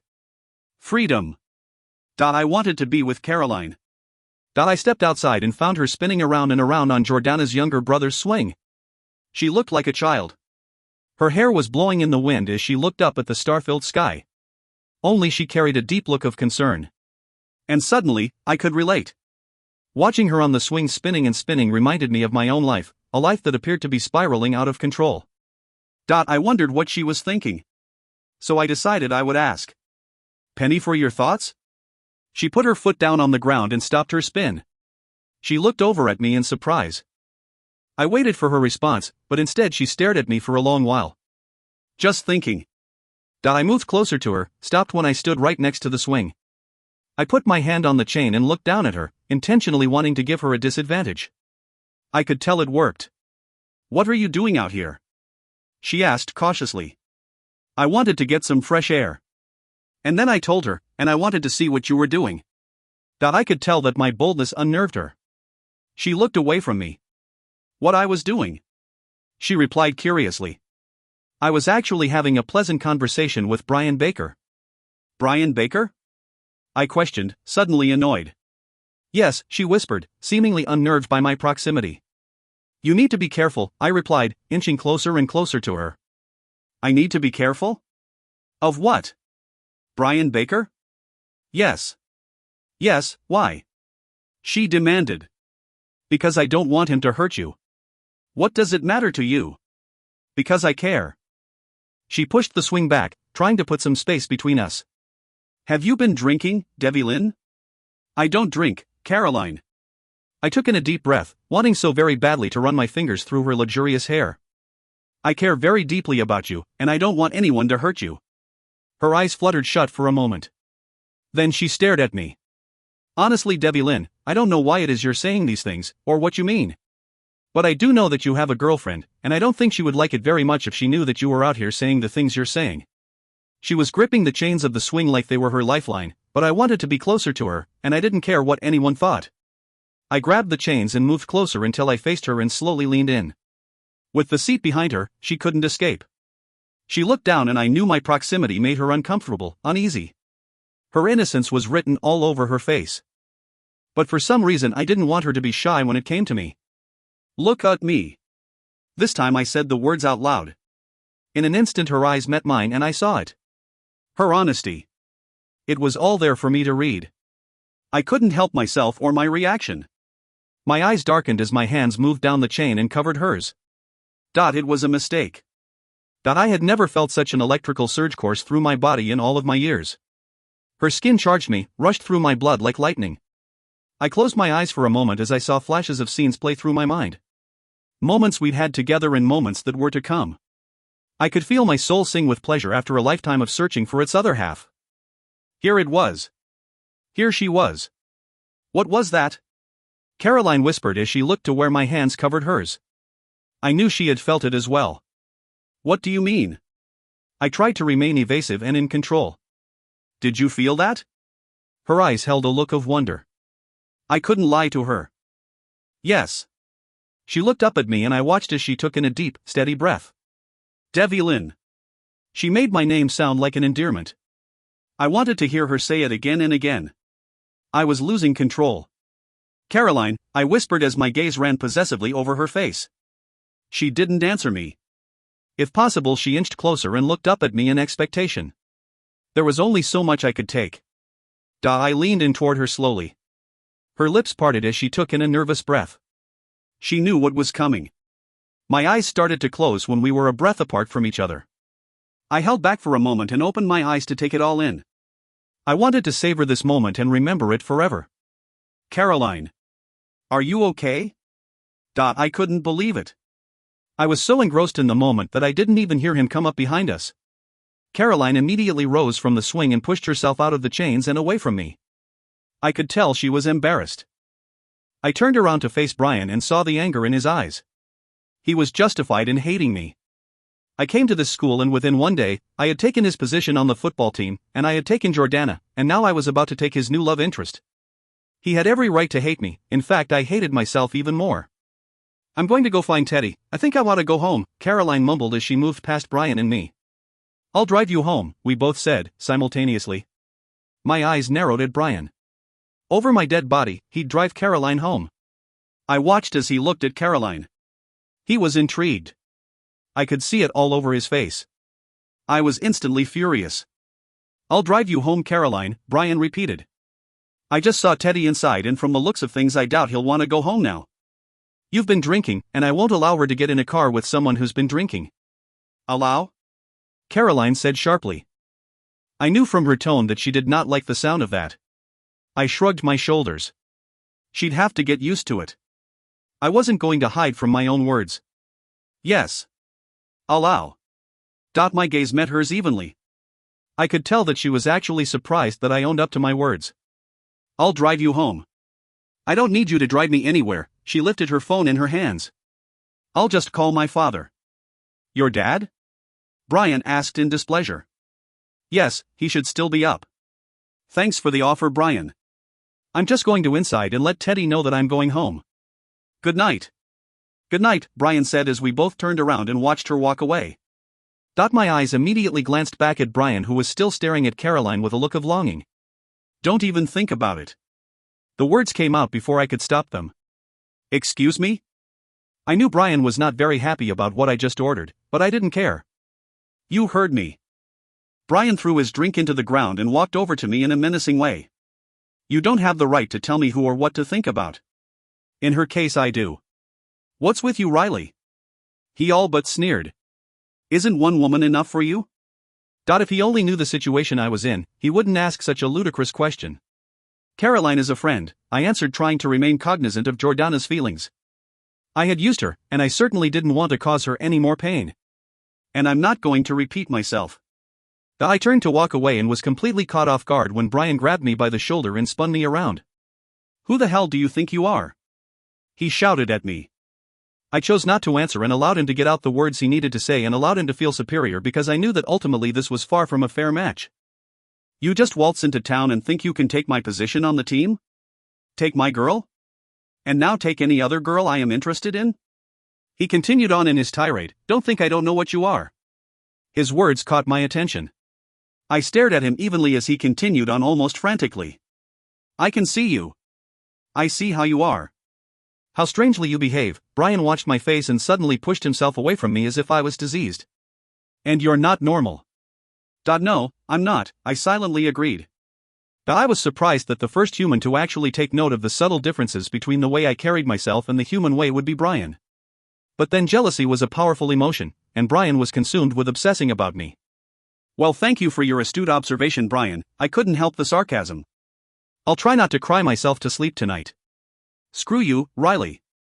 Brian snarled at me as he walked away, then came back with a force, and as for Caroline, she's an adult and she can make her own decisions. It was instant. The fury that punched me in the gut and flowed like magic lava through my veins. I grabbed Brian by the collar and lifted him high in the air. Before I could throw him, as was my intention, Tatiana put her hand on my shoulder. Brother, she said calmly. What are you doing? Ironic that Tatiana would be the one to bring me out of the fog of fury, but I was grateful. I let go of Brian, and he fell to the ground and scrambled up, partly in fear, partly in awe. I knew he believed I was a freak now more than ever. Stay away. It was all I said. All I had to say before I turned around and walked away from the house. I turned back for a moment to see Tatiana reach for Brian's hand and help him up.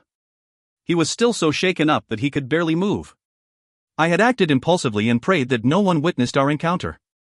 I knew that Tatiana would clean up my mess, as she had much to lose as well if we were ever detected, and just as I suspected, she reached up and whispered something in Brian's ear, and he left calmly and without uttering another word. I met Tatiana's gaze evenly. Thanks. You're welcome. I haven't seen you lose your temper like that in a long time. She was almost in awe. I could see her eyes start to light up. I couldn't answer her. I was filled with shame and regret over the lack of control I had just displayed, but I didn't want to stay and talk to my sister any longer than I had to. I'm leaving now. Can I give you a ride? Tatiana said, watching me carefully. No, I don't think Jordana would appreciate it if I left so soon, but I'll walk you out to your car. We were quiet as we made our way to her car. So is that what love is? Tatiana asked suddenly. What do you mean? I was taken off guard. Feeling that rage and possessiveness for someone. Is that what love feels like? I couldn't answer her. She was the last person I wanted to talk to about my feelings. When I silently opened the car door for her, she realized she wasn't getting anything from me, and I silently hoped that she thought my arduous feelings were directed at Jordana. I should have guessed you'd keep it all to yourself, Tatiana said angrily. She tried to slam the door shut, but I stopped her and yanked it back. No, sister, that's not what love is. What you saw was hate. Anger. Jealousy. All dark and ugly emotions that I wouldn't wish upon my enemy. Don't ever covet what you just saw. Tatiana was taken aback by the passion in my voice. She nodded slowly and shut the door. I watched her drive off. I turned back toward the house and caught a glimpse of Teddy and Caroline walking to his car. I took in a deep breath, trying to capture every ounce of her, fearing that I would lose her forever. If anyone had looked at me watching her, they would have known. They would have known that she meant something to me. That she was important. That I couldn't live without her. They would have known because it was written all over my face. She was all-consuming. She was beautiful, inside and out. She slowly turned and looked back at me. And my heart stopped beating. Please. Be mine. Chapter 9, Destruction, hence like creation is one of nature's mandates. Marquis de Sade. The Kingdom of the Dark Fae. The time has come, Alderaan said quietly as he stared out upon his disciples. Look around you, my dark ones, see that we are finally close to achieving our dream. For over 1,000 years we have waited for this moment. And it has arrived. The members of the Dark Fae Elder Court had gathered in the great room of their leader's castle. As all Dark Fae preferred cold colors, Alderaan's home was no different. His walls were cool gray stone, made of the same rock found in Stonehenge. The massive table that sat in the middle of the room was granite and circular, similar to that of King Arthur's Round Table, and the chairs that surrounded the table were intricately carved out of an elder tree, each one having its own sign, symbol, and meaning. Each chair was placed strategically as though the table was part of an ancient astral chart. Each member of the Dark Fae stood behind one of the chairs of the Round Table, encompassing 13 in all. Their children stood outside the room but could hear Alderaan's voice as it carried through the hall. Puck stood behind Alderaan waiting to do his bidding. Though he was not their true king, he was in many ways their god. For he was the oldest of all the elders and, more importantly, the one that understood the depths of their black soul. He was also the one that had sired the future king of the Dark Fae. The boy who made up half of the great prophecy. They all stood in silence and tried to control their joy, but they could not contain their smiles. Alderaan had just given them hope that they were on their way to ruling over the great kingdom. At last, the light would fall. "We are close," Alderaan said quietly. "Close to a celebration." He continued on, as every translucent eye in the room was upon him. "Very close." He walked slowly around the table and made eye contact with each one of the elders in the room. Once he was finished, he stood behind the one empty chair. He reached his hands out, and a black light emerged from his fingertips. He began to draw lines on the table like a spider's web that traced back to each one of the elders. The light he drew in the table looked like the alignment of the planets in the solar system. He was done with his task within a moment. Each elder placed their hands above the lit planet that was before them. Their energy radiated into Alderaan's, fused into one as they all began to speak without any barriers of fear blocking them. Alderaan closed his eyes and took a deep breath in as he felt all the energy in the room. When he opened his eyes, they were lit with black fire, his power so great, his feet were no longer on the ground but hovered in the air. As presiding elder and in accordance to the laws written in the ancient manuscript, known to the humans as Voynich, known to the Fae as Matuanan, the dark laws of the Crystal Code, all elders must be in agreement as we move forward. His voice was strong, sure as he spoke. The time has come for us to claim again what our very own brothers and sisters are trying to take away. For centuries we have waited, have acted within the laws that govern each and every Fae, but we will wait no longer. The Light, as they call themselves, wanted a war. They will want to end the souls of their own kind, choosing human life over Fae. Can they call themselves true light by wanting to end what they perceived as dark? The elders looked around at one another as the magnitude of Alderaan's words touched them to the core. The light from their palms grew stronger as the power in his voice reached their core. "If they want our destruction, then I say we destroy them first. If it is battle they want, then battle we will give them. They wanted to see us suffer, but they will understand true suffering when we strike down with the power that has flowed in our veins for thousands of years. If they want war, I will rage a battle upon them that will silence them forever." Alderaan raised his hands above the stone until they were at his chest with the energy flowing beneath. The other elders followed his lead. "And he, the one who will not be named, dreams of my destruction, but I won't rest until I see the flicker of light that has consumed his soul blown out forever." Alderaan turned to an area of the stone wall and pointed. The stones moved as someone began to slowly walk through. "My brothers and sisters, I present to you, the esteemed member of the Kelpie clan, Patrick, the Seeker." A beautiful white stallion moved through the wall as the stones disappeared before the elders' eyes. The muscles along the body of this Trojan warrior were large and bulging, its legs were strong and beautifully shaped. But the real truth of its character rested in its eyes. Crimson in color, and ominous, clearly representing the bloodbath that confronted its many victims. A few of the elders drew in deep breaths. Some smiled in anticipation at the mere sight of this beautiful, monstrous creature. The others, who were schooled in concealing emotion, contained their expressions as they watched him. They knew that once this animal was released, he would wreak havoc, and it would set in motion a course of events that would never be overturned. For the Seeker would never be able to be contained. The mighty stallion bowed his head before the group of elders. "He will destroy the one that stands in our way," Alderaan said with finality. "Alderaan, we must all be in agreement. If we proceed, there is no going back," Fenedori spoke out. Her long black hair swirled magically around her face, and she could not hide the look of repulsion she had for the Kelpie. Alderaan was instantly upon her. He was enraged and could not hide it. "You doubt my judgment? After all that I have done for you?" He continued screaming, "When members of the Light Fae banished you for your hasty actions, who took you in? Who protected you?" "You did," she replied, but she continued to stare at him evenly, her courage having not fully deserted her. "But there are laws that even you cannot break." Alderaan smiled slowly at her. "We live and perish by the book. And even you know that the book says that you cannot take a human from their world." "She is not human." "No. But she has human blood," Fenedori continued. "There must be a ruling by the court before she can be destroyed. You cannot take her from that world without knowing without a doubt that she has the blood of the Fae. And to realize that fully, she must bleed, and we cannot be the cause of that." Alderaan walked around her and started to clap. "Thank you so much for that edifying lecture on our laws. I don't know what we'd do without you here to remind us all of what we already know." Fenedori's eyes lit up in anger. "When you speak of the Kelpie finding and destroying her, eventually destroying her," Alderaan said as his voice rose, "I know what laws govern our people. I know what will happen if we disregard those laws. Fenadori turned her gaze away from Alderon's wrath. I was only warning you. Alderon was upon her within a second. He could not contain his rage as he gazed down at her, his hands clenched into little balls at his side. I do not need your warnings. I am the law. Do not think to ever question me again. You are here because your age and powers have allowed you acceptance.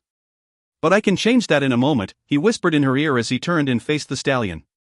My friend will certainly find her, Alderon said with a smile as the horse lowered his head in allegiance.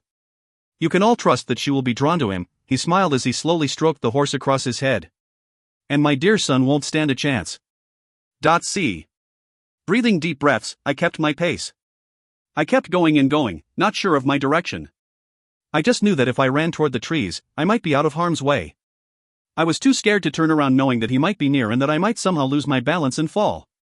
I had to hide somewhere where he wouldn't find me.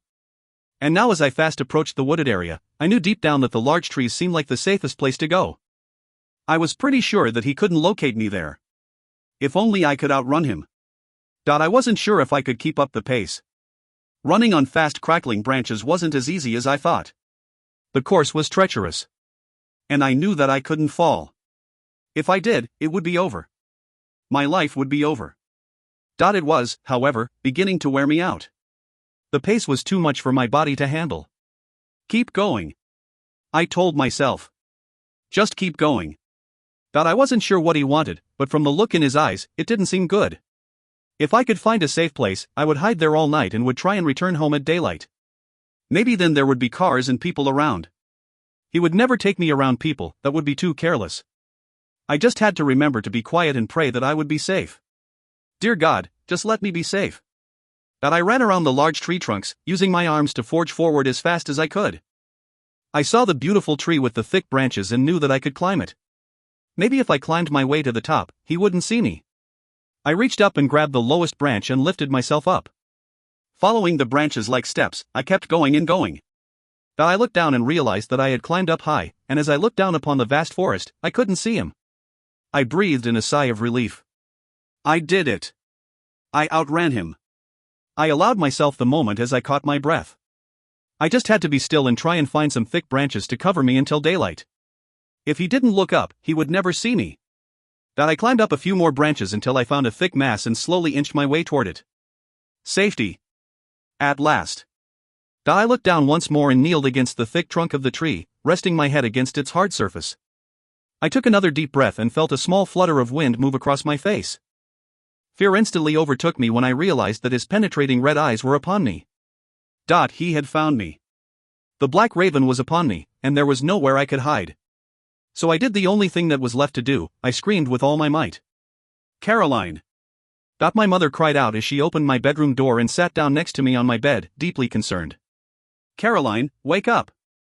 My breathing was labored, and I was drenched in sweat. Famous started barking in concern as he looked at my trembling body. Caroline, are you okay? She continued. You must have had a bad dream. I reached out my arms and Famous jumped right into them. I buried my face in his fur and tried to control the frantic beating of my heart. Mom, I was so scared. I know, sweetheart. We heard your screams all the way down the hall, my mom said as she wrapped me up in her arms, trying so hard to comfort me. It's okay now. It was just a bad dream. It was so real, I said, unsure of my surroundings. I couldn't believe that I was actually sitting in my bed. He was so real. Who was? My mom asked as she smoothed out my hair. I began, a raven. I knew how ridiculous it sounded once the words were out of my mouth, but there was no mistaking the menacing look that I saw before I woke up. It's over now, my mom said, rubbing my head. You're safe. There's no raven here. And if there was, I think Famous would protect you. I got the shivers just thinking about my small dog within the raven's grasp. I hugged him closer. There's nothing here, my mom said to me again. You have nothing to be afraid of. Promise? I promise, I said as I stood outside my balcony staring at the trees. I promise that I will protect you, I whispered again. It was dawn, and the sun was slowly lighting up the trees. It had been a very long night. Once Caroline left, I went for a walk and had returned to the party later in the evening to check on Jordana. After everyone had gone home, I had taken her aside and had a long talk with her about the future of our relationship. Sometime after the reality of the situation resonated, she began sobbing uncontrollably for what felt like hours. I honestly felt horrible about misleading her. It was never right to break someone's heart, but the reality was that I needed her at the time to push Caroline away from me. She kept begging me to give her one more chance, to allow her to show me how compatible we really were. It was painful to watch, and even more painful to experience. After a few hours of the back and forth, I decided that the evening wouldn't end if I didn't do something. Something that required magic. I brought her in my arms and began whispering in her ear. Convincing her, ever so gently, that I wasn't the man for her. That she was destined to be with Brian Baker. That he would make her truly happy. She shook her head in agreement, and in a flash, I was gone. This part of the game was over, and I was happy to be done with it. I spent the better part of Sunday in bed, not sleeping, but in bed thinking and staring out of the window of my room. I didn't move for hours and hours, just watching as the sun rose, the birds sang their songs, the wind blew about, dusk settled in, then darkness. I don't think I even blinked. I was so deep in thought about my predicament. Here I was, after centuries of living alone, of knowing what was waiting for me, of building up a resistance to it, knowing what would happen if I didn't, and finally succumbing to what every pore in my body warned me to stay away from. I realized how powerless I really was to my destiny. Or to what my soul recognized as its other half. After hours went by, I noticed that the sun was close to rising again. I decided to get out of bed and push open the doors that led to my balcony. I walked straight to the edge and then leaned in against the railings and pushed back as I let out a sigh of frustration. Running my hands through my hair, I began thinking about her. It had certainly been a restless night for me, and I knew that it had been a restless night for her as well. Despite the fact that she walked away from me at Jordana's party, I knew that she cared. I knew that she couldn't deny that we had a connection. One that she would have to face as I had. All in time. Even though it was definitely not on our side. If I was of the right mind, maybe I could do something to change the course we were on. If I were to properly strategize, maybe I could tempt the fates and push them off their axis. It was a rare occurrence, but it had certainly been done before. I closed my eyes, and her face was immediately before me. Whenever I looked into her beautiful eyes, it pained me. For all I truly thought of was the sorrow I would feel if I let her in and then was forced to let her go. I had to think this through. All of it. I took in a deep breath. One step at a time, I thought. If she was close, I could keep a watchful eye, and if she trusted me, she would listen to me when the time was right. Once I knew she was safe and sound, I would then ensure that she went back to her normal life and find love in the arms of man who would keep her alive and well forever. A man who wasn't cursed as I was. And I knew at that moment that I would do whatever it took to get her there. My son, Odin said as he entered my room. I was hoping to have a moment with you. Of course. Coffee? Odin asked as he took in my rumpled appearance. I nodded as he snapped his fingers, and two maidens were before us pouring coffee into porcelain cups that stood on a new table that appeared in my room at that same instant they did. You need to eat as well, Odin said. Suddenly the table held a basket full of fresh croissants, a tray of fruit, and all sorts of butter and jams.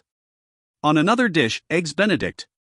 Let me make you a plate, Odin said as he waved his hand. The maidens disappeared, and Odin walked over to me with a plate filled with all sorts of delicious items. Odin handed me the coffee and food. We both sat down in front of my fireplace, which instantly roared to life. Odin looked at me. You seem out of sorts? I feel powerless. Truly powerless. Odin reached out his hand and grasped my shoulder. Look at me. I was almost ashamed that I had spoken the words that had entangled my thoughts. I was a king. I should have been just that, a fearless leader. Uneasy lies the head that wears the crown. I don't think Shakespeare ever thought that our existence could be part of the world when he wrote Henry IV, I said stoically. The same man wrote A Midsummer Night's Dream, Odin smiled. I say you give him more credit than that. I leaned back in the chair and closed my eyes. Why is that whenever you speak to me I feel as though I can do anything? I asked him. Because you can. I watched the flames in the fire as he continued. I know you can defeat your father. I know you can defeat the dark that lives within your soul, and I know you can let the light wash over you. That is your destiny. My eyes began to move through the flames as I pictured Caroline running into my arms. Her long hair flowed magically behind her, and she wore a rich purple muslin gown, the customary outfit of royalty in the fairy court.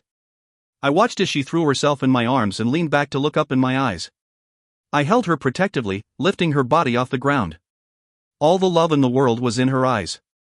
I could feel my heart beat faster at the thought of such happiness. I looked over at Odin quickly, knowing that he had just made this scene appear before my eyes. Have you seen it? I asked as I dared to hope for a moment that this could indeed be my life. Our life. You know that I have not. Then why show me? I began but chose not to finish my thoughts aloud. Why show me such happiness? Such love? Alderaan has the advantage, I told Odin as I continued to watch the flames. He knows me. He knows what I'm made of. He knows my weaknesses, and he will play upon those. He is only able to understand half the man you are. He is dark. Purely, utterly, completely dark. It motivates him. Drives him. He feeds off it. Covets it. But you, Devi Lin, you are both sides. And you court the light. So it is you that has the advantage. His powers are great, and he has the assistance of a league of evil. You underestimate your abilities. I hope you are right. Now more than ever. Odin countered with a knowing smile, I am right. Odin stood up abruptly and looked down at me.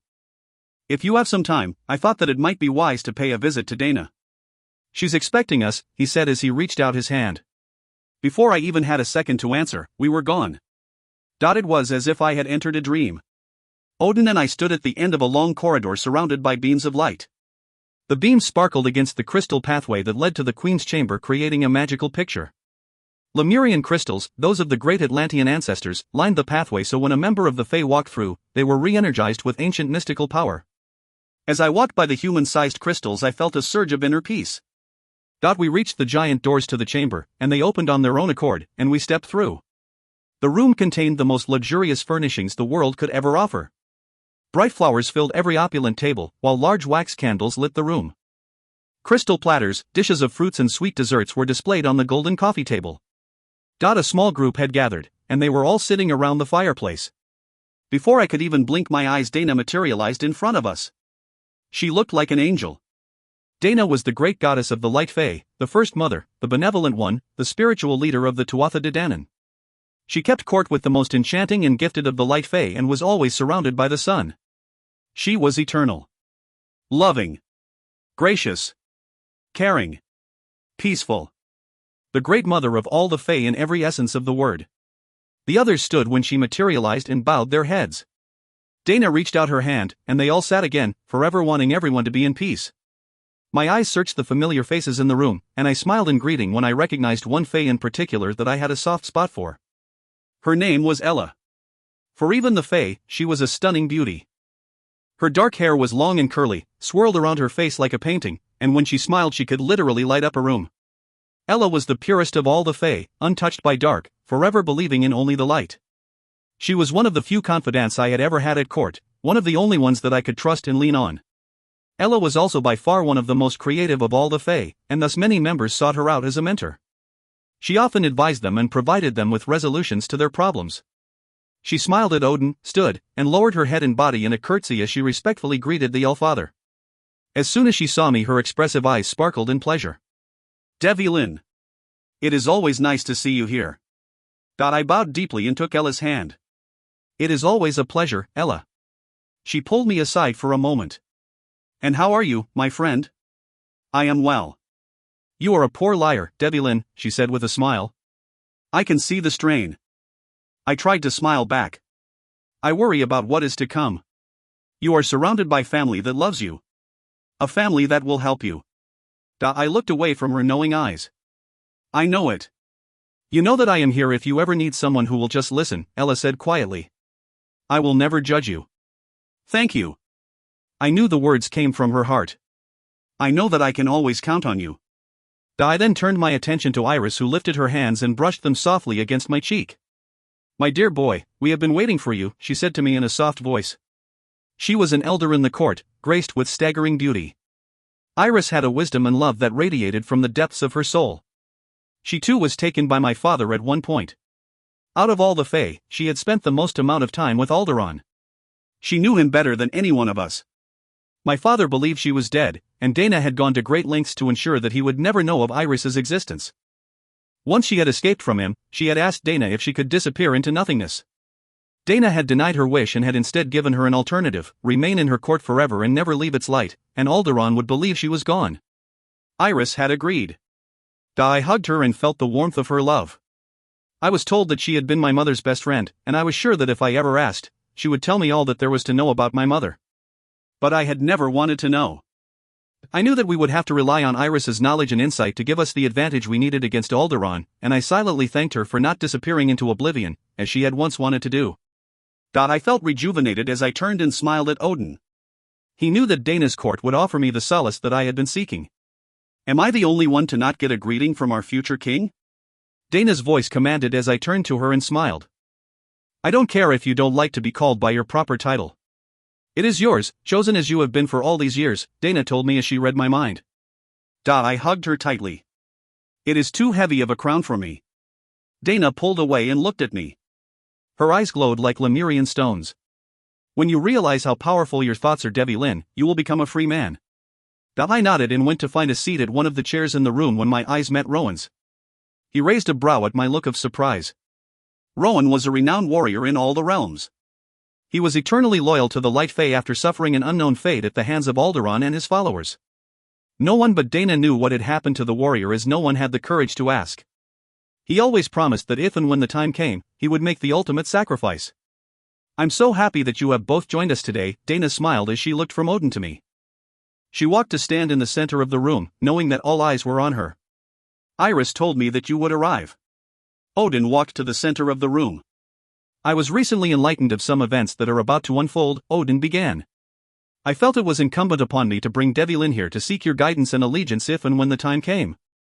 We are here for Devlin, Dana replied solemnly. He has always had our support. I was humbled by her words. I am grateful for your loyalty, I replied appreciatively. I hope that I do not disappoint any of you. You have already proven yourself to be a fearsome leader, and you have shown that despite one half of your heritage, you are a champion of humanity, Dana said solemnly. I hoped that one day I would be able to repay the loyalty and kindness they gave me. I stood up and put a hand over my heart. I bent down on one knee. All you must do is ask, I vowed to her.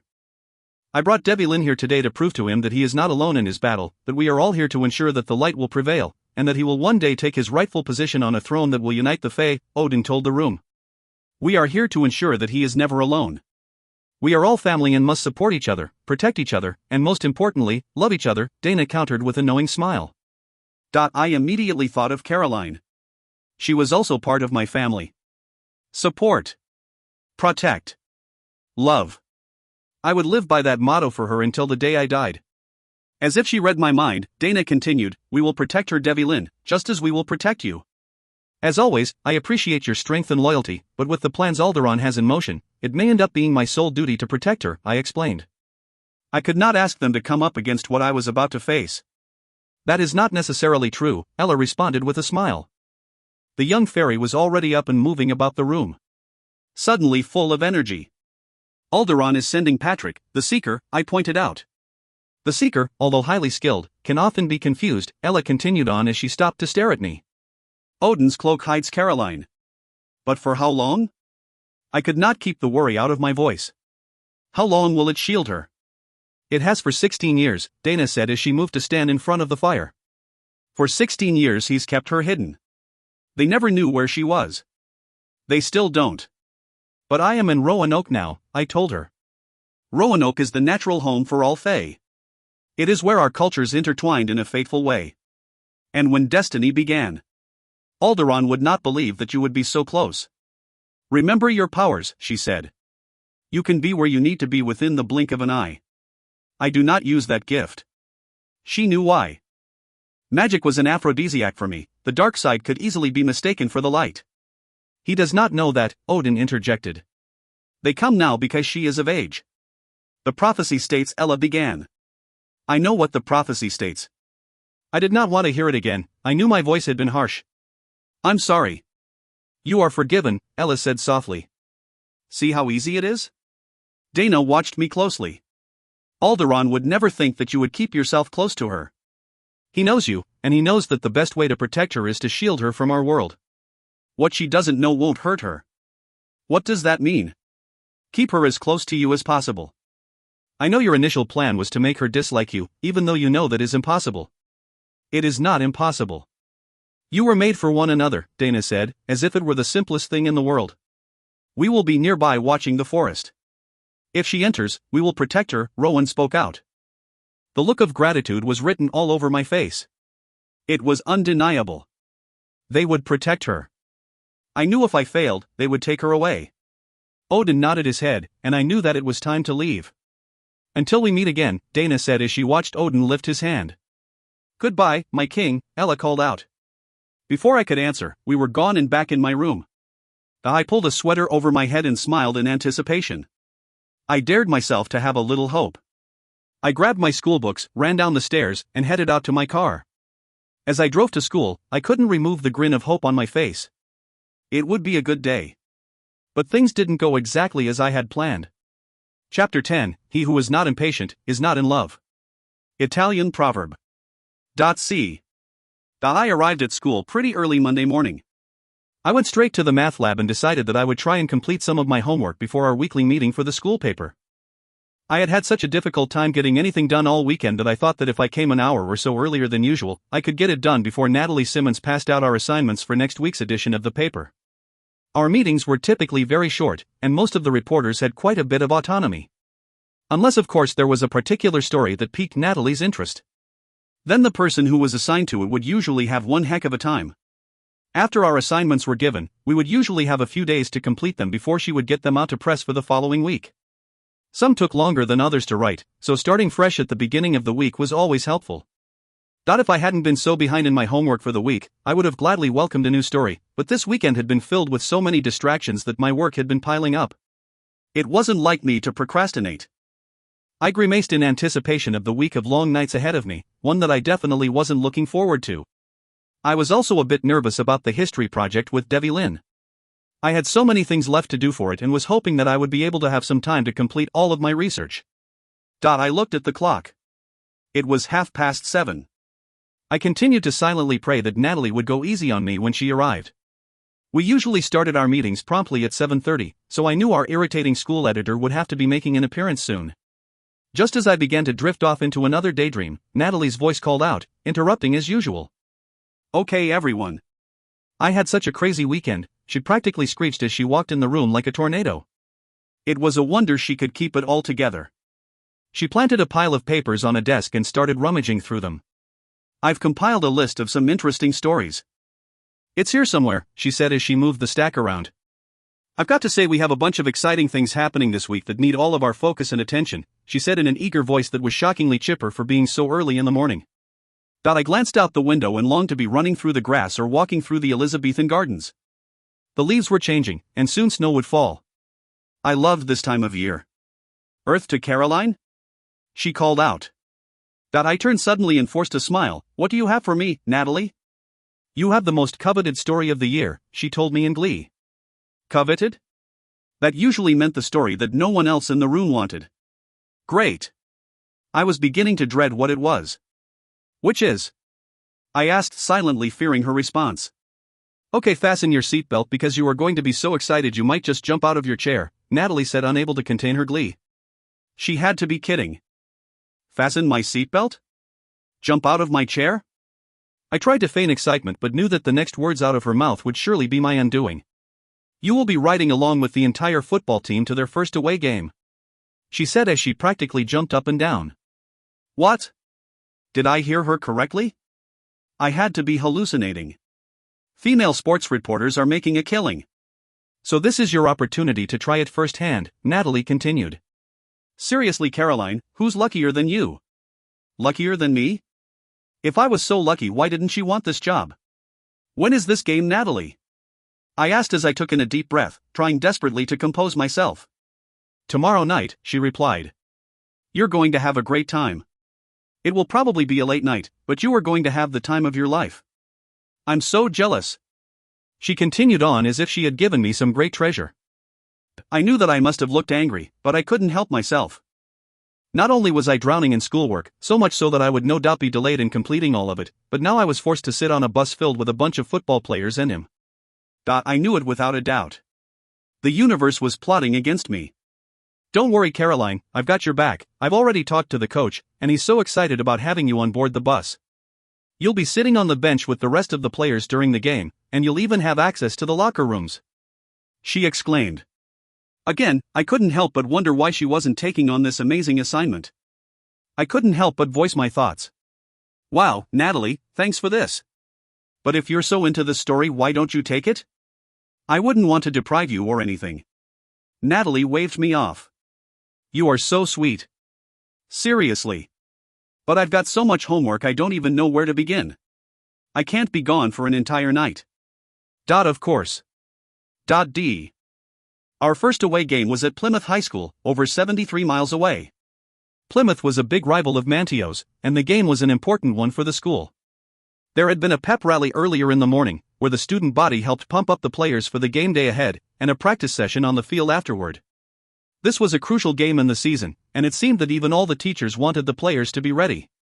I had run into my sister on my way to practice. I was surprised to see that she was waiting for me. Is everything okay? I asked. Fine, she said as she studied her manicure. I just wanted to wish you luck, not that you need it or anything, but I thought that would be the sisterly thing to do. I tried not to smile. She had certainly not come to wish me luck, there was something else on her mind. What's going on? Do you need something from Odin? Another vacation? Honestly, Debbie Lynn, sometimes I don't even know why I bother with you. She turned to leave. I grabbed her arm. I'm joking. Tell me. Tatiana looked uncomfortable with the topic at hand. What is it? She lowered her voice. I have a serious problem. My heart stopped. Had the dark thoughts finally consumed her? Tell me. The boy. Boy? Ted, she muttered. Did you do something to him? I asked. Do something to him? Tatiana said angrily. That wouldn't even be possible. What do you mean? I was thoroughly confused. He doesn't want to do anything but talk. He keeps asking me annoying questions like what books I read when I go home and what my favorite courses are. She was clearly appalled. I've even tried to make the first move. Can you believe that, Debbie Lynn? I'm making the move. And every time he turns away, like he's disgusted by me. Which just simply isn't possible. Tatiana sounded so horrified by the prospect that it took all my energy not to burst out laughing. I mean, Debbie Lynn. Look at me. How could he not want me? My sister was beautiful, I'd give her that. But somehow my respect for Teddy grew even more. Obviously brains meant something to him. Why not try and talk to him about the things he likes to talk about? Why? They're boring. I couldn't stop the laughter from rushing out. Tatiana didn't seem offended by it, and I was grateful for that. It's a first, Debbie Lynn. And I don't like the feeling of being rejected. Has he rejected you? I asked. No. But I feel like he's about to. Amuse him. Read a book. Maybe you'll like it? I told her. Tatiana seemed genuinely horrified by the prospect. I knew I couldn't talk to you about this. She disappeared instantly. I looked around to make sure no one saw, and thankfully luck was on my side. I shook my head at her predicament as I made my way out onto the field to throw some passes. I had quite a big game ahead of me, and I needed to get my head in the right space. Only the game I was preparing for had nothing to do with football. I looked around the locker room, and the other players were laughing and joking about how they were planning on destroying and cremating the rival team. I was thinking about the long bus ride and the fact that I would be away from her for another day. Silently praying that harm wouldn't come to her in any way while I was gone playing this silly game. We're going to kick their ass, Mark, our linebacker, said as he gave a high five to another player. I tried not to look amused. I was already an outsider on the team because I kept to myself. The only reason why the guys didn't outcast me completely was because of my tremendous skill. Laughing wouldn't help my situation. I looked up at the clock and pulled my bag out of my locker. The coach had told us that we had about 20 minutes to get our things together before we made the trip. Everyone was told to be on the bus no later than 3 o'clock. I took a moment before I went over to the bus. It was already proving to be a challenging start to the week, as I had set out hoping to find an opening with Caroline but unfortunately hadn't found one. In fact, I barely saw her, which surprised me quite a bit considering we had every class together. There simply hadn't been any time for us to interact beyond the usual hellos and goodbyes. I couldn't help but feel frustrated. She had avoided me all day yesterday, spending most of her time in the library. She made it a point to excuse herself from many of the classes that we had together by telling the teachers that she had a deadline and needed to work on an assignment for the school paper. Given that she was such an excellent student and rarely took advantage of the teachers, they excused her and allowed her to work on whatever it was that needed her immediate attention. I knew she wasn't being truthful, but thought it wise to give her some space. But not for long. When I returned, things would be different. I had actually planned on visiting her at the restaurant this evening, but then realized that we had an away game, and I wouldn't be home until very late. By then, the restaurant would be closed, and she would be home unable, and most probably unwilling, to talk to me. I knew that she was confused by me and the way I treated her. Probably confused by the way she felt. But I couldn't help her with any of that, as I suffered through the same emotions. I stood up and stretched my legs, then zipped up my gym bag and headed out to the parking lot. As I walked the row of cars, I scanned it looking for some sign of her. Row after row, until I was finally in luck, her car was still there. I wondered what she was up to and how she would be spending her afternoon. Hoping and praying that she wouldn't be naive enough to walk home or work late at the restaurant. I just wanted her to be safe and secure until I returned. But I glanced over at the trees and knew that if she decided to do anything out of ordinary, or if anything happened, at least the Tuatha De Danann would be watching. Once I reached the bus, the driver motioned for me to drop my gear off at the other end in the trunk. I slowly walked towards the back of the bus and handed my stuff over to the assistant coach. "Let's have a good game, Devi Lynn." "Everyone is counting on you for this one," he said cheerfully as I handed him my bag. "I'll do my best, coach," I answered, knowing that the fate of the team rested solely on my shoulders. Brian Baker had been a phenomenal player, and definitely the star of the school, but his skills paled in comparison to mine. And it wasn't his fault at all. "I know you will," he said, smiling widely as he patted me on the back. "This is going to be a great night. They're not going to know what hit them." I made my way to the front of the bus. The other players were slowly gathering around, and all seemed very pumped up about the night that lay ahead. I tried to get myself to feel some of their excitement, but it was a hard task to achieve. I walked by each of them, and I noticed how they made a wide path for me, avoiding any contact off the field at all costs. The bus door was already open, so I grabbed a hold of the railing and made my way up the stairs. The second I reached the top, I looked at the rows of empty seats. At least I had my pick, I thought. And then I saw her. Sitting toward the back with her head turned, staring out of the small window. I was instantly elated and curious. What was she doing here? Caroline? I couldn't keep the surprise out of my voice. She looked up, startled. I could see the emotions play across her expressive face, both annoyed and pleased at the same time. "Oh, hi." I quickly moved down the aisle and took the seat right next to her. I knew I was invading her personal space, as the seat was too small for the both of us to sit without touching one another, but I didn't care. My leg was plastered up against hers. She tried to wiggle away but couldn't. I looked down at her exquisite face. She was wearing a thick jacket and jeans. Her hair was once again pulled tightly away from her face in a high ponytail. She looked fresh and innocent. "Are you joining us?" I asked with a warm smile. "Unfortunately," she replied as she lifted up her tiny notebook of paper and pencil. "Story for the school paper, and I know how much you love those."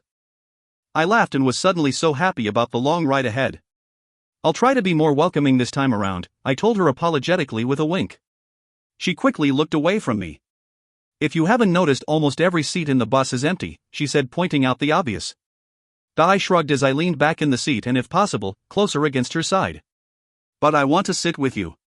Silence. I looked over at her, and she quickly averted my gaze.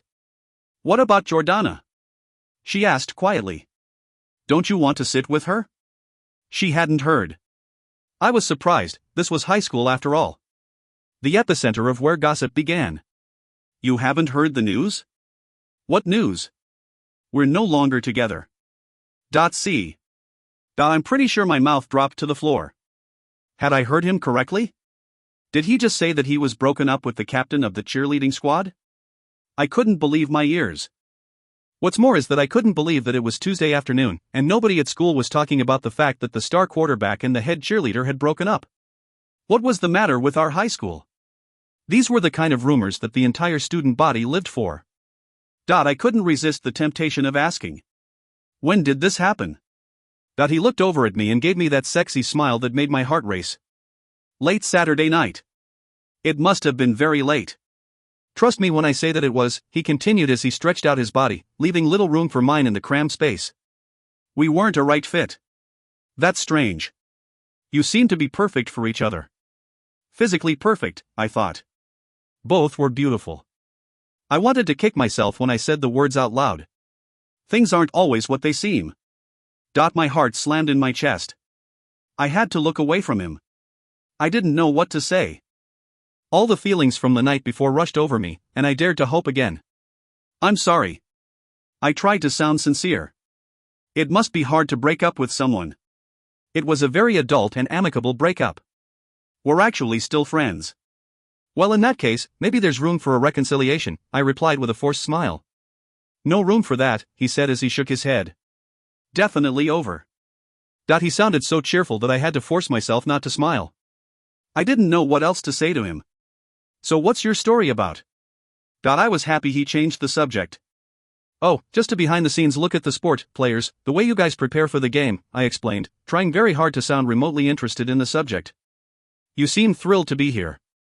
His smile was proving to be contagious. I guess I didn't sound too convincing. Football isn't really my thing. What exactly is your thing? He asked. You. Well, thinking about you, to be exact, I thought. That occupies most of my time, and during the other moments I'm trying my hardest not to think about you. But no matter what I do, there you are invading my space and taking over my mind. Obviously I couldn't tell him that, so I mumbled out a response instead. I haven't really figured that out yet. Really? He didn't sound like he believed me. I'm going to leave that for college, I covered lamely. He nodded his head in sympathy. I completely understand. The bus was quickly filling up as the players filed in. The more popular players moved to the back of the bus while the others stayed in the front. I made eye contact with Brian Baker as he moved toward the back. He smiled at me. Hey, Caroline. Hi, I waved at him. What are you doing here? He looked over and barely acknowledged Debbie Lynn. I wanted to make sure he didn't think we were together, so I responded quickly, trying to put out any flames as quickly as possible, especially since I had just learned that Debbie Lynn had broken up with Jordana. The last thing I needed was drama. Or anyone thinking I was the reason why they hadn't worked out. I'm writing a piece on you guys for the school paper. Oh cool, he replied as he sat down a few rows ahead of us. Are you planning on interviewing all the players? Brian continued, as he turned to face us. I knew he asked because I was sitting next to Debbie Lynn and probably assumed that the focus of my article would be on the star quarterback. Yeah, I need a bunch of interviews, I told him, trying to placate him as much as possible. I'd love to get a quote from you. Of course, Brian beamed as his chest seemed to swell with pride. So who ended up driving you home on Saturday night? He asked curiously. Oh, actually, Teddy drove me home. That's cool. One of the players nudged his shoulder and his attention focused on him. As soon as Brian began talking to the other player, I could feel the tension in Devlin's body subside. From the moment he began talking to me, Devlin had suddenly shown an intense reaction to Brian. The more relaxed he became, the more I began to be acutely aware of the man sitting next to me and how my personal space was merged with his. I continued staring at the front of the bus as the remaining players entered, and then the cheerleaders started to file in. One by one, with their perfect hair and makeup, combined with the short skirt and tight sweaters, they were every high school guy's dream. I pulled my jacket around my body as I watched how they smiled flirtatiously. When the captain of the squad finally made her way up the steps, I couldn't help but sneak a quick glance in Devlin's direction to see if he would show any reaction, and sure enough he didn't. Solidifying the fact that he was clearly a proponent of the motto "love them and leave them." I looked back up in her direction and noticed that she was seemingly unaffected as well. Maybe they did end their relationship amicably. I guess I had to give them credit for their maturity. So your friend Teddy seemed to really hit it off with my sister, Debbie Lynn said, breaking the silence. Hitting it off seemed to be the understatement of the year. Tatiana was all Teddy could speak of morning, noon, and night. Of course I wasn't about to reveal that to Debbie Lynn. It seems like it. Does that bother you? He asked hesitantly. Why would it bother me? I replied, looking up at him in curiosity. You two seem pretty close. The look on his face was impassive, so I didn't understand where he was going with the conversation. We are. He might not spend as much time now with you as he did before. I actually smiled. Teddy's my best friend, and I want him to be happy. I looked over at him. Just like he wants me to be happy. He stared at me for a long while and my heart fluttered, while the intensity of his gaze changed my breathing pattern. You have a pure heart. I had a feeling that he meant it. I was suddenly embarrassed. Thanks. But I don't really think how I feel is unusual. That's what friends do for one another. Teddy is very important to me, and I know that I am very important to him. We would never let anyone come in the way of a lifelong friendship. We'll be there for each other forever. I'm sure you will, he said. Teddy is lucky to have a friend like you. I'm lucky to have him. I looked over at him again, and then continued, your sister couldn't be in better hands. She really couldn't be with a better guy. He's loyal, trustworthy, and so smart. Debbie Lynn gave me a mischievous grin. Then I really don't know what he sees in my sister. I laughed, knowing full well that he was joking around, and suddenly I was so happy to see a playful side of him. That's not very loyal, I tried to scold him, but I couldn't keep the laughter out of my voice. I've lived with her forever. Trust me. Debbie Lynn all but rolled his eyes. I hardly call 17 years forever. He shrugged his broad shoulders. Feels like it. You're lucky to have a sister, I told him. You're lucky to have a sibling. I knew my voice sounded wistful, but I couldn't help myself. Sometimes it was hard being an only child. Not having anyone to confide in or lean on. Someone that was your own blood. Debbie Lynn's gaze met mine. He held it for a long moment before he answered. I guess you're right, but living with someone who's as unpredictable as Tatiana can be exhausting. Her mood changes by the hour. I can see some similarities, I tried to joke with him. The bus driver started the engine, and we began moving out of the school parking lot. I looked out the window and down at my watch and knew that it was going to be a long night. I silently wished the bus could go faster so that we could get home sooner, especially since Debbie Lynn was increasingly taking up more and more space on the small leather seat. As we turned down the road, the bus suddenly went over a large bump, which at that moment, and if possible, forced us even closer together. Debbie Lynn leaned in real close to me, and I stopped breathing. His face was inches from mine. Would you like me to scoot over? He was teasing me, flirting shamelessly, and I was incapable of responding. I couldn't help it when my gaze moved to his lips and then back to his eyes. He met my look dead on. We were on a bus. Surrounded by football players and cheerleaders, and the last thing I wanted him to do was scoot over. All I wanted was for him to kiss me. Shy Caroline was gone. Who had I become? I took in a deep breath, incapable of responding, and looked out the window again, inching my way closer and closer to the panel. I stole a quick glance at him and noticed that he had a wide grin on his face. He knew that he was goading me on, and he knew the effect he had on me. As I looked at his profile, I wondered why he was so interested in sitting next to me in the first place. We still have a lot of work to do on our history project, he said, breaking the lingering silence. I couldn't bring myself to look over at him. I know. I took a deep breath before I glanced at him quickly. I'm actually behind on all my class projects, I confessed. This away game must not be helping, he guessed. You're right. I'm probably going to be up late every night this week, trying to get everything done. You'll manage. He was confident that I would. The coach took that moment to stand up in his seat and look back at his team. He eyed the players, smiling. We're going to celebrate our big win on the ride home. I want everyone focused. I want you all going through the plays in your minds. I want you to visualize victory and you will achieve it, he yelled out to all the players. They cheered as the coach clapped loudly, trying to pump them up as much as possible. After a moment, everyone quieted down. I couldn't stop myself from looking over at Debbie Lynn. I had absolutely no willpower, but at that moment I didn't care. It seemed that he knew the moment I did because his eyes met mine. We stared at each other for a long moment, and then I broke the gaze. As soon as I did, I regretted it. I decided to sit back in my seat and try and enjoy the ride. As I wiggled a bit, trying so very hard to get comfortable, my leg casually brushed up against his. The feeling was so intense that it sent an electric shock through my body once again. I couldn't understand why or how one simple touch could result in overwhelming heat and somersaults in my stomach. Our eyes locked again, and before I knew it, he placed his large hand gently over mine. I tried to catch my breath, to temper the feelings that were running through my body. But it was hard enough to breathe. I felt it, and I knew she felt it too. This force that existed between us. Every time we were together, every time we touched, something happened. Whatever it was powerful, and it was strong. And it could not be ignored. I would not let it go unnoticed anymore. It was time for both of us to face the music, I thought as I walked through the long tunnel and made my way out onto the field. Game on. The crowd was cheering in full force, and the sound was thunderous. I carried my helmet in my hand and scanned the bleachers to see where she was sitting and smiled when I noticed that she was sitting down with us on one of the benches on the field. She was looking through her notes and writing something down quite frantically.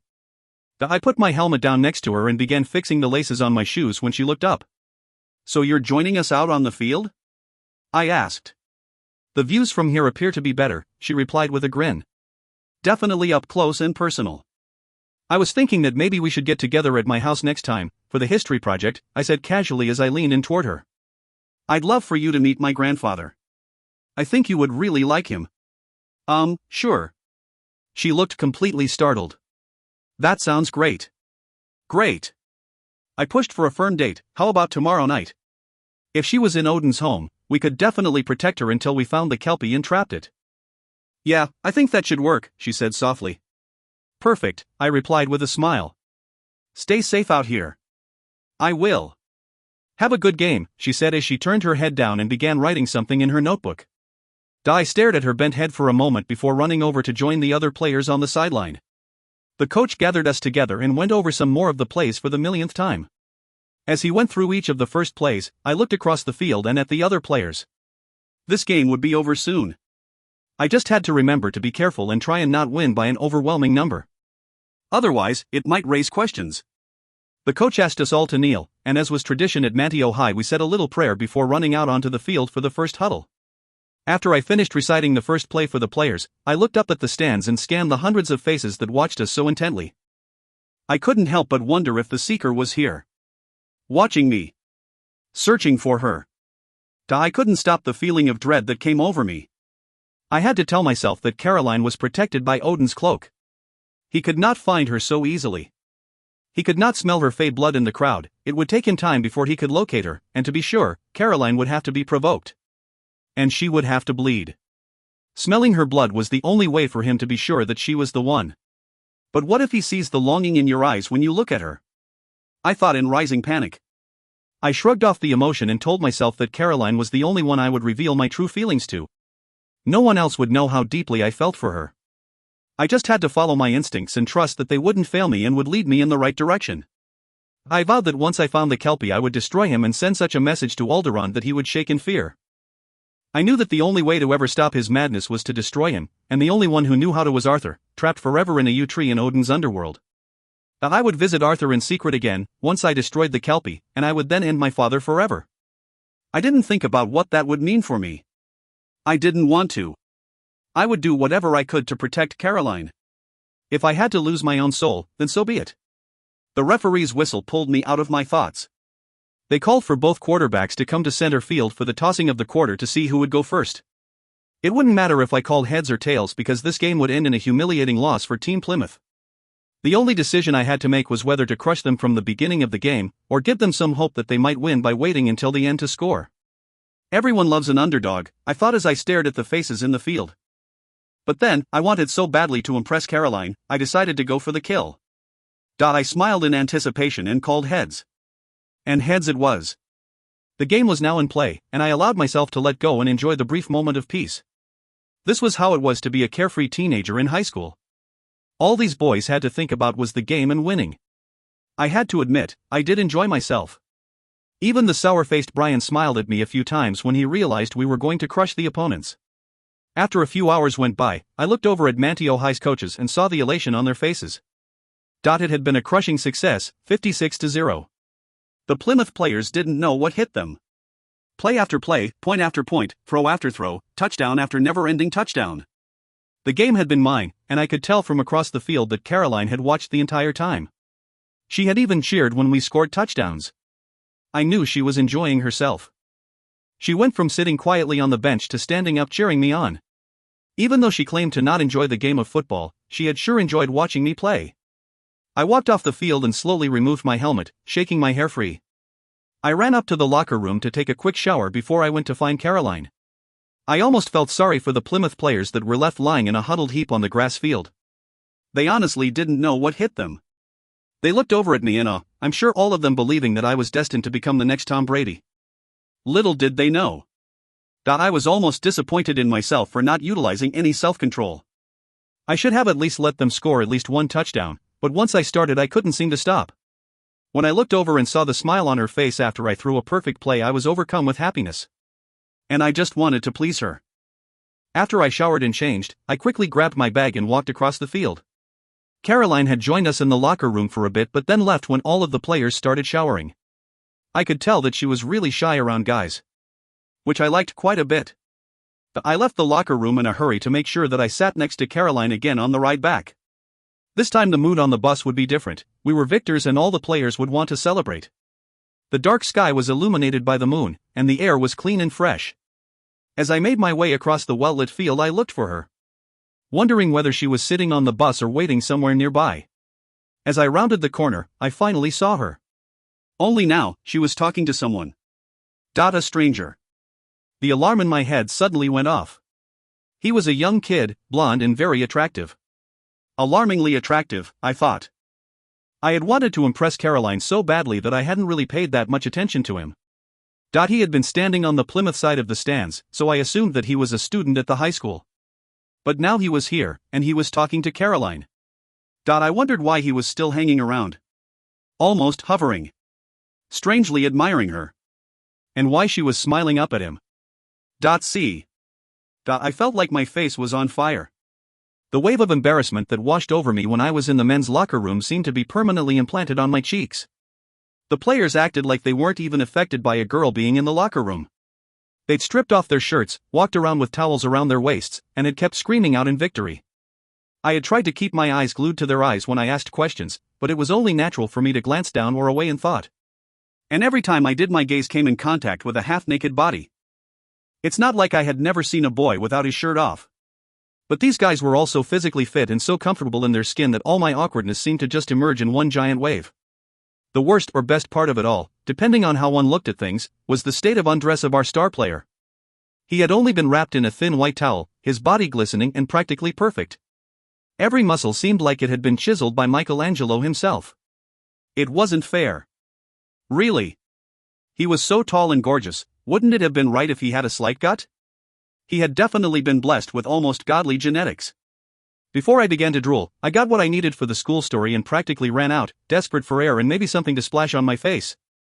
I walked down the hall and out of the front door to the parking lot, literally fanning my face with my hand, when I saw a vending machine from the corner of my eye and immediately made my way towards it. I put my dollar bill in the machine and pressed the button for a Diet Coke. I leaned over and pushed the door back to pull my drink out, but it was stuck. Great, I muttered to myself. I rattled the door hoping I could pull it out. Can I help you with that? A stranger asked me curiously. I jumped at the sound of his voice. I hadn't even heard him approach. He was a very attractive guy with beautiful blue eyes and blonde hair. I didn't recognize him and figured he must be from Plymouth. Thanks, I think I got it, I said as I made one big tug and pulled it out of the hole. You're pretty strong, he noted. It must not take much to impress you, I couldn't help myself from saying with a laugh. Pulling a Coke out of the machine isn't that remarkable. I guess not. But your quarterback, now he's pretty impressive, the stranger said. There must be something in the Camden County water system. I smiled as I thought about Devi Lynn. Do you go to Plymouth? I asked as I popped open my soda. Yeah, my name is Patrick, he replied as he extended his hand. Caroline. Patrick stared at my face for a moment, almost like he was looking for something. I couldn't help but feel a bit nervous as I scanned the surrounding area. It seemed like we were the only two around. Sorry, I don't mean to hover. I actually was just sticking around to meet your quarterback. He's a phenomenal player, he explained almost as if he sensed my anxiety. He destroyed our team with such ease. I mean, we were literally crushed out there. I've never seen anything like it. Well, Devi Lynn is pretty impressive, I said loyally. Is that his name? Patrick asked with a big smile. I just saw his last name on his jersey. Riley? Yeah, his name is Devi Lynn Riley. Do you know him? He asked. Yeah, I do. I don't want to seem like a stalker, but I'd love to meet him. I'd really like to introduce myself. Sure, I guess I can arrange that, I replied hesitantly, suddenly cursing myself for the stupidity of leaving the locker room without someone.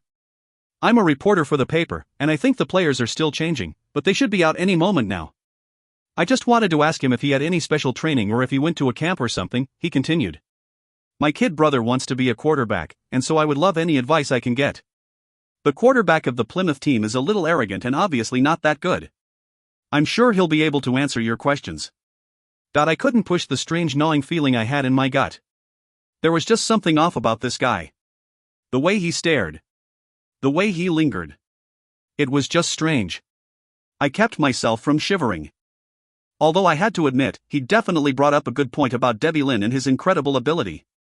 I wondered if he had gone to some special camp for gifted players. Debbie Lynn was a uniquely phenomenal player. He was almost strangely superhuman. I thought about what Brian had said to me at Jordana's party, then brushed his words aside. That was just jealousy talking.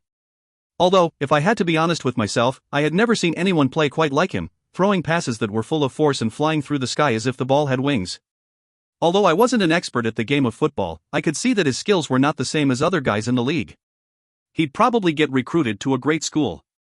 For a second I wondered if Brian had been onto something, but just as soon as the thought entered my mind I brushed it aside.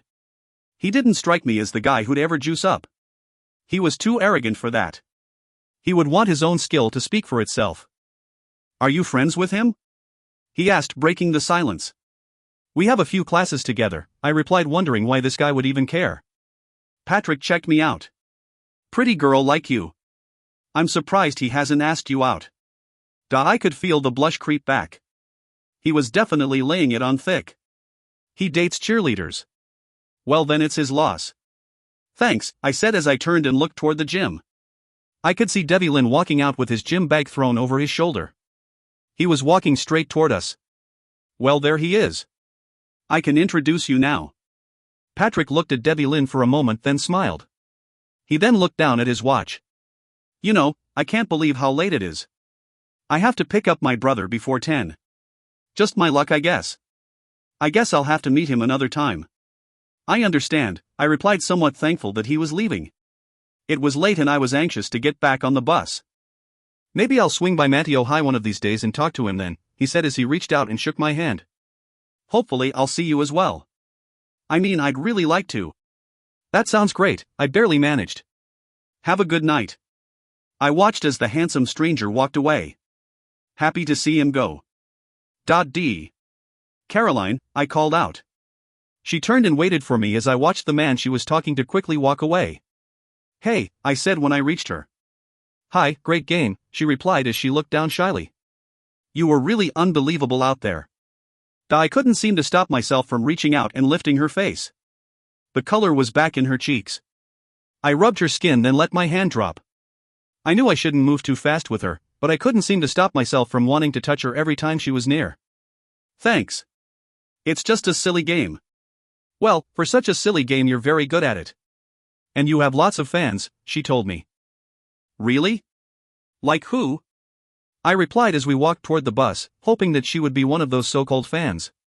Just some guy I was just talking to, she said. He was just raving about you and actually wanted to meet you. We waited a while for you, but then he said he had to leave. Who was he? I asked, trying to keep my voice calm as alarm bells went off in my head. If it was the Seeker, I wouldn't be able to know it until I made eye contact with him. Was he the guy you were just talking to? Yeah, he's a student at Plymouth, she said, sounding indifferent. I turned around immediately and tried to spot the guy. But he was already gone. Nowhere to be seen. He didn't want an autograph or anything, she said, teasing me as she watched me scan the area. But if he did, you should be flattered. I tried not to look concerned. It was strange that this so-called student was taking a sudden interest and specifically asking to meet me. I know that my skills on the field had shocked many that evening, but I doubted that anyone from the Plymouth team would specifically wait around just to meet me. I looked down at Caroline and tried to smile and maintain my composure, as I didn't want to give her any reason to be concerned. What did he say exactly? I asked, carefully.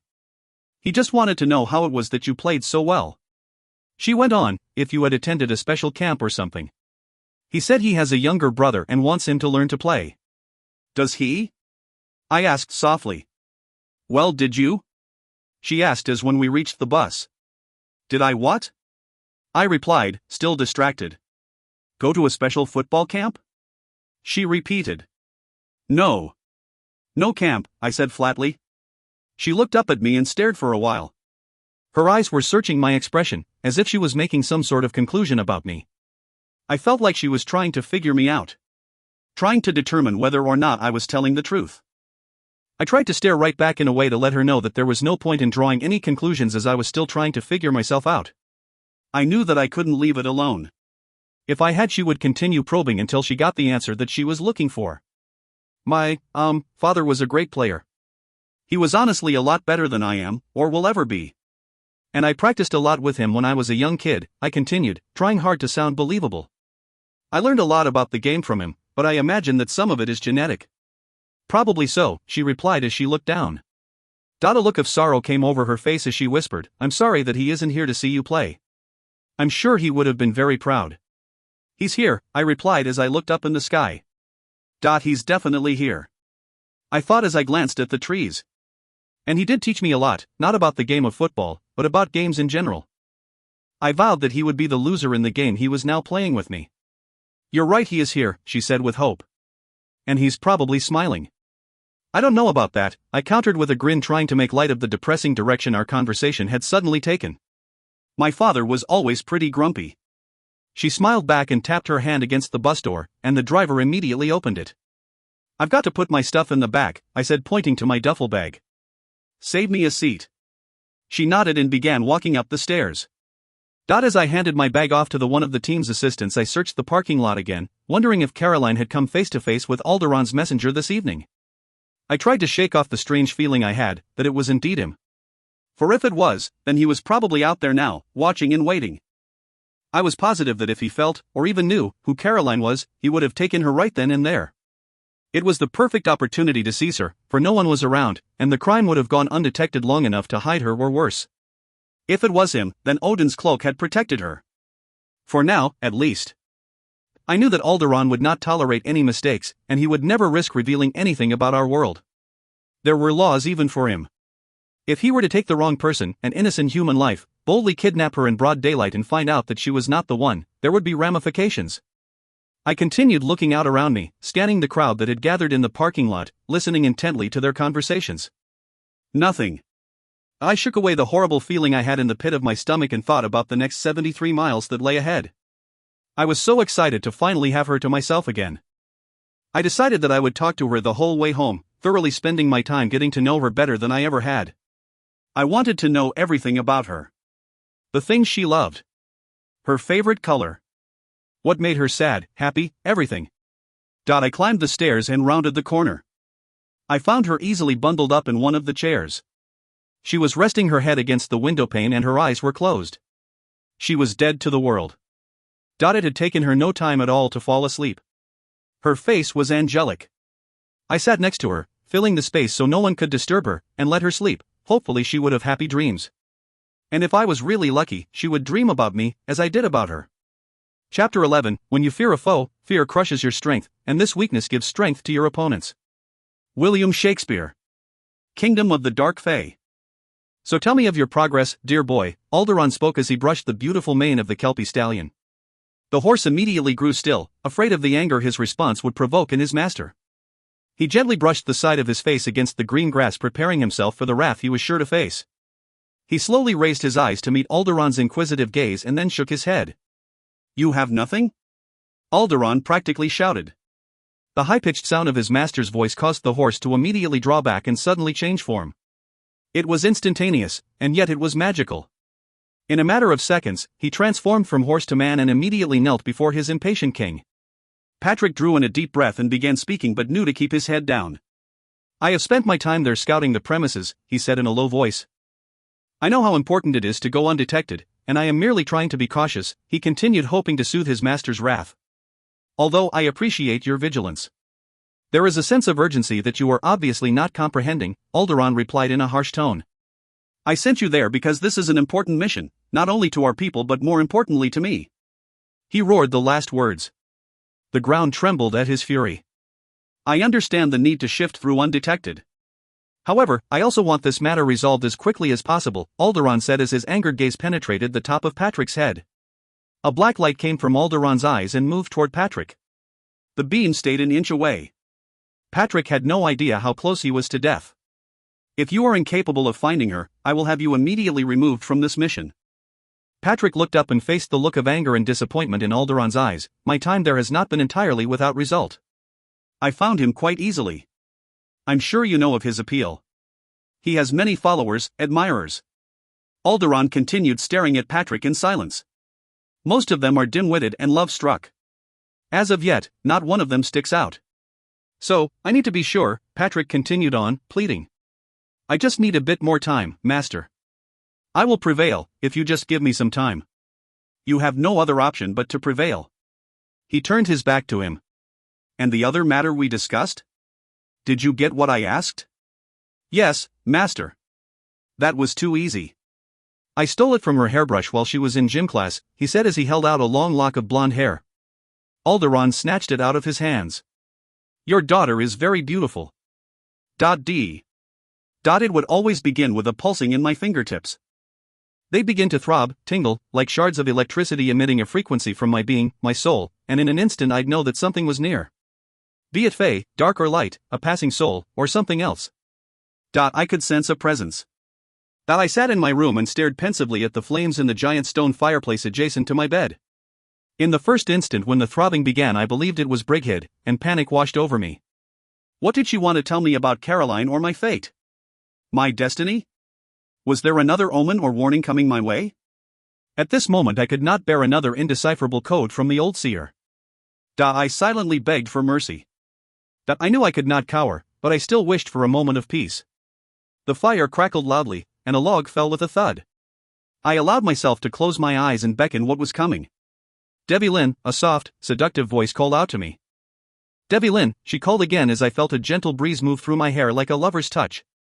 My body seemed to move back instinctively into the energy behind me. Come back to us. The voice purred into my ear. Pleading, almost begging with need. I tried to move away, but my body was suddenly paralyzed. The only thing I could do was lift my palms up toward the ceiling and allow the energy to move in circles above mine, pulling the light from my core, playing with it as if my energy was an instrument. A feeling that was all too familiar. Feel me, she said as she whipped the energy around, playing with the light. I could see the electrical field dance about my palm and move with lightning speed through my veins.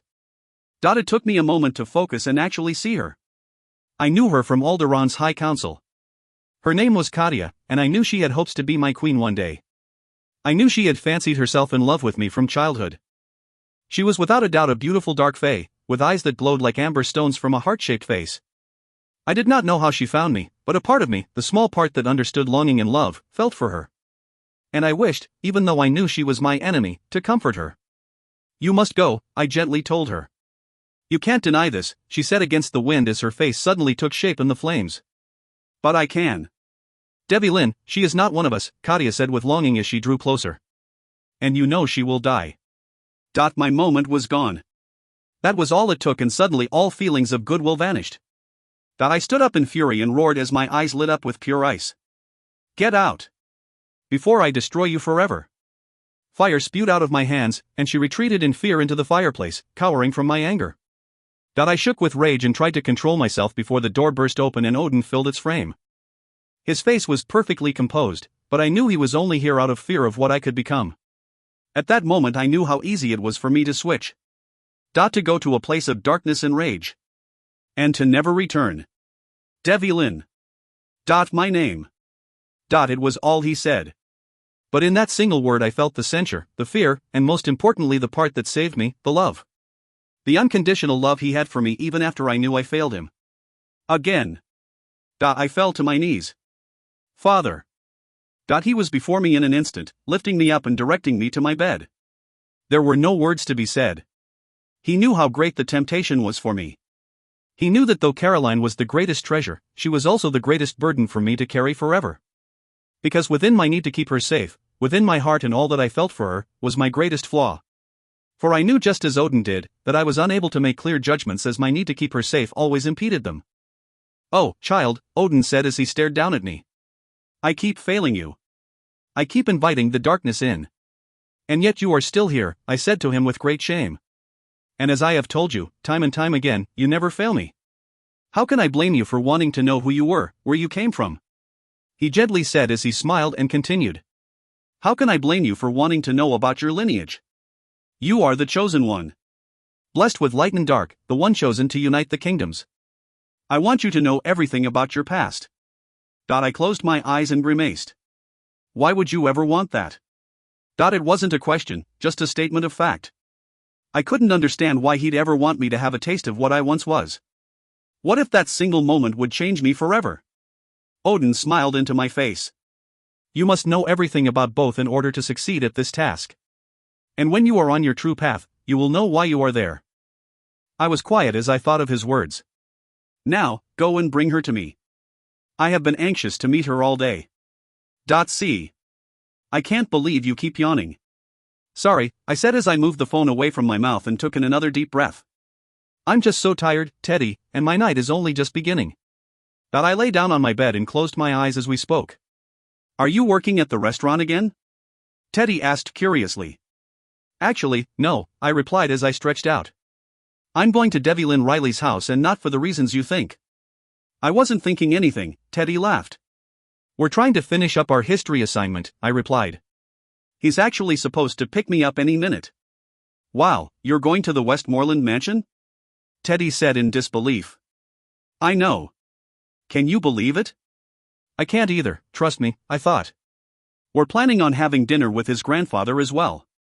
The mansion was a historical landmark and one of the many mysteries of Roanoke Island.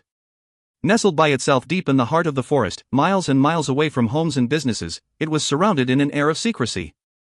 There was only one road in and one road out. Rumor had it that the home had been in Devlin's family for centuries, passed down from generation to generation. It was said to be one of the most beautiful homes in Roanoke. But now that I thought about it, I really didn't know anyone who had actually ever been there. That thought suddenly made me even more excited to see the place. Wow, you're even meeting the family, Teddy continued in a mocking tone. I'm surprised you haven't been there yet, especially since you've been hanging out with Tatiana, I said, intentionally ignoring his last sarcastic comment. Well, we're not really hanging out that much anymore, Teddy replied. What? Why? I couldn't believe it. The last time we had talked about her he was head over heels. How could that have changed overnight? I can't believe I haven't talked to you all week, Teddy said just as surprised as I was. She's a nice girl and is a lot of fun, but she likes to have attention from everyone. And that's a hard pill to swallow sometimes. Did you not take a good look at her when you met her? She's gorgeous. Of course she gets attention. Teddy was suspiciously silent. Is there something else? I prodded. She's not that, he began, searching for the right words. What? I was glad Teddy was telling me this story because suddenly I was wide awake. Smart. Wow. So smarts really did matter. Here I was thinking my life would be doomed. And she's high maintenance, Teddy continued. She always needs something. I couldn't help but laugh. And that bothers you? Well, yeah, since I compare her to you. Thanks.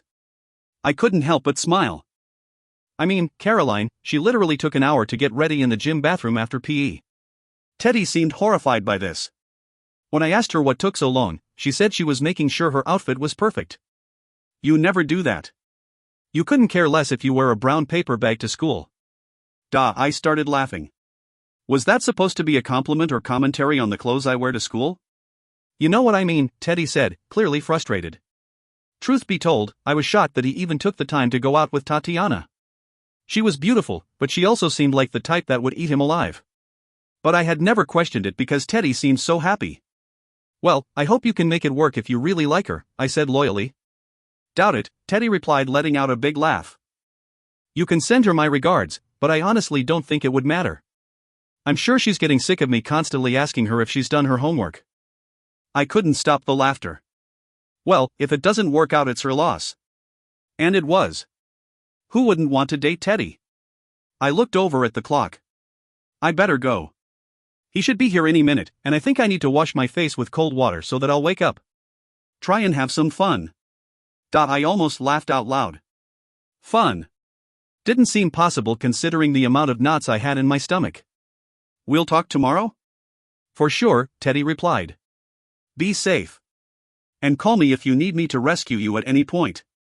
I have you on speed dial. Just as I hung up the phone, the doorbell rang, which honestly startled me. I took in a deep breath before I got up to go answer it and was thankful my parents were not home and still at work.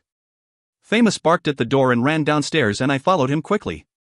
Even though I was tired, I had to admit that deep down I was anxious to greet the person waiting on the other side.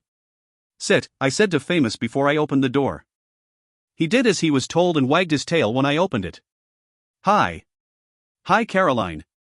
He stood in the doorway, leaning up against the wooden paneling, smiling sheepishly. His hands were casually resting in each pocket of his dark blue jeans. Wearing a navy blue and white dress shirt with a navy half-zip sweater over it and Converse low-top tennis shoes, he looked like he had jumped out of a catalog for preppy men's clothing. He looked down at Famous. "Is this who I think it is?" he asked as he bent down and reached out his hand. Famous jumped right into his arms, and Devlin picked him up smiling. "Yes, I'm so sorry. He never does that." I watched in horror as Famous licked the side of his face. Devlin didn't seem to mind. "It's okay. He's full of love." Or he's in love, I thought as I watched my dog nestle cozily in Devlin's arms. I reached out to take him, but Famous didn't seem to want to come. "Go to Caroline," Devlin told him, and Famous did exactly as he was told. I took him in my arms and set him down. I could see the longing in his eyes to jump back into Devlin's arms. "At least I'm not the only one," I thought. "Would you like to come in?" I barely managed to say. "Actually, I'm ready to go if you are," he replied with a smile. "My grandfather is anxious to meet you." "He is?" I couldn't keep the disbelief out of my voice as I turned to grab my coat. "Why?" "Don't sound so shocked," he laughed as he grabbed my coat from my hands and helped me put it on. Always the gentleman. "I've actually told him a lot about you, so after hearing all of my stories he told me that he's looking forward to meeting you in person." "Stories? This couldn't be good." My mind immediately went to that dark place. He probably warned his poor grandfather about the idiot lovesick girl that would be gracing their poor family with her presence. This evening was sure to be another mortifying and regretful night. A common occurrence in my life these days. "Shall we?" he asked as he reached out his hand. He looked down at Famous. "Be a good boy." Famous sat there smiling at him. I slowly shut the door and allowed him to lead me to his car. He stopped and faced me when we reached the passenger side of the door. "We don't have a lot of visitors come to our home. My grandfather is a very private person," he told me as if sensing my rising concern. So why me?" I thought, slowly looking up at him. "He likes to keep to himself, and since we were young he's tried to teach us to guard our hearts and only let the right people in," Devlin explained. "Guard your hearts?" Devlin laughed. "It sounds corny, doesn't it?" I guess that was his way of saying choose your friends wisely. We're born with our family, but we have the choice with our friends and partners in life. He was trying to tell us to be careful. "I like the part of choosing your friends wisely, but I kind of think that disappointments and heartbreaks make us stronger," I answered softly. Devlin looked down at me for a moment and smiled. He watched my sister and I lose our parents at such a young age. We went through a lot of hard times. I guess it's his way of protecting us." He walked around the car and got in as I contemplated his words. "And he has very strong opinions about the women I date," he said as he sat in the car and fastened his seatbelt. He turned to me and smiled. "You can imagine why I never took Jordana to our home." I couldn't stop the smile that crept up. "So what do you think he wants for you?" I asked him. I watched as a look of sadness came over Devlin's face. "My grandfather believes in soulmates. In true love. Souls that find each other after an eternity of searching." He continued on quietly. "He believes in a love that consumes you, that you can't live without. A love that you wake up for. Long for. Are willing to die for." He whispered the last words. What would it be like to have Devlin feel all those emotions for me? He didn't realize how completely romantic and heartbreaking his words were at the same time. Little girls grow up dreaming of such a love, and to have a man say what he just did as if he knew what it meant. I didn't know why, but I could feel tears begin to form in my eyes. "Have you ever felt that?" I couldn't stop the words. He looked over at me. "I'll tell you another time." We were both quiet for a moment. I guessed that he had felt that way if he didn't want to talk about it with me. For some reason it made me sad to think that he had. I'm finally starting to see how wise my grandfather is, and I realize that I've made some pretty juvenile mistakes when it comes to friends and, more importantly, with girlfriends. Devlin cleared his throat and started the engine in his car as he turned out of my driveway. "Well, I'm looking forward to meeting him," I said, trying very hard to ignore Devlin's last comment. "If he's lived on the island for as long as I think he has, he'll probably be able to answer a lot of the questions that have been running through my mind." "He probably will. What exactly did you say about me?" I blurted out, almost cursing myself for even wondering what it was that Devlin had said to his grandfather. "I mean, I just want to make sure I don't disappoint anyone." Devlin smiled and began twisting his hands around his steering wheel. I told him about how remarkable you are, smart, kind-hearted, and beautiful. He stared straight ahead, not once looking in my direction. But I looked over. Right away. As soon as the words came out of his mouth. I froze. And couldn't take my eyes off of his profile. My heart was pounding at the compliment I wasn't prepared to hear. I quickly looked away, relieved that he hadn't looked over at me. If he had, he would have seen my mouth drop to the floor. He did it again. Said things that made my heart do somersaults. No comment? Devlin asked with a smile. I knew he could sense my nervousness. I don't know what to say, I said as I twitched uncomfortably with the metal spiral of my notebook. Well, I mean, thank you for saying such sweet things about me. It's very kind of you. Kind of me? He asked. I thought I could hear the humor in his voice. Well, yes, I all but croaked out. When he didn't respond, I looked over at him. For a second I thought I saw stars in his eyes because everything there told me to believe him. That he meant what he said. But as usual, something in my heart told me to be careful. I mean every word, he said in a tone that I'd never heard before. I know, she replied in a soft voice. I wanted her to know that I wasn't lying. I wanted her to believe that she meant something to me, that these hours we had spent together over the past few months were slowly beginning to chip away at the black metal surface that enclosed my heart. I wanted her to know that she was an inspiration and that despite the odds that faced us, I was holding on to hope. Hope that she would begin to trust me. Hope that I could guarantee her survival. And ultimately, hope that she would love me. I wasn't ready to face why I wanted her to feel that emotion for me quite yet. I just knew that I did. At this moment. In this time. With a ferocity that I had never known. I wanted her to love me. She sat silently, occasionally fidgeting with her notebook and pen for the remainder of the ride. I knew that she was going over what I had said in her mind. I had told her she was beautiful before, but evidently she didn't believe it. She was. And she needed to know it. Hear it. Until she believed it. I wanted her to be as comfortable with me as I was with her. I wanted her to relax. I wanted her to say something. Anything. But she didn't.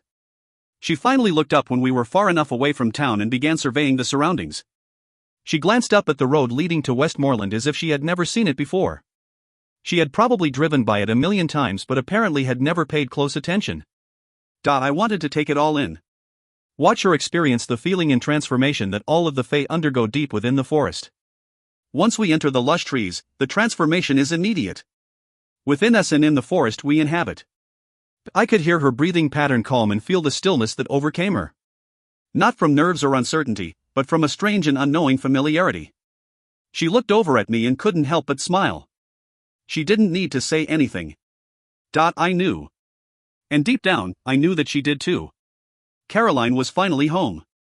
A home that her mind may not have immediately recognized, but she undoubtedly felt a connection that was instantaneous and deep within her soul. It's so beautiful. I know. So peaceful. Yes, it is. I don't think I've ever been on this road before, Caroline said in awe. I can't believe how remarkable it is. The trees are so tall and lush and so green. They were. What Caroline didn't know was that they were magic trees. The most sacred of all Fae plant life. They protected its inhabitants, were full green and lush with beauty year-around. They were old with wisdom, and if you spoke to them they would speak back to your soul. You're so lucky to be surrounded by this beauty, she continued as her eyes sparkled with joy. She was right. I was lucky to be surrounded by such beauty. But I wasn't thinking about the trees or the land. I'm finally beginning to fully appreciate it.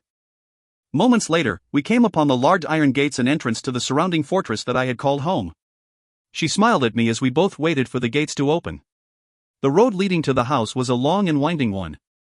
I drove through the orange and rust-colored leaves that lay on the ground and made my way to the circular driveway at the front. Odin wasn't waiting outside, as I knew he had wanted to.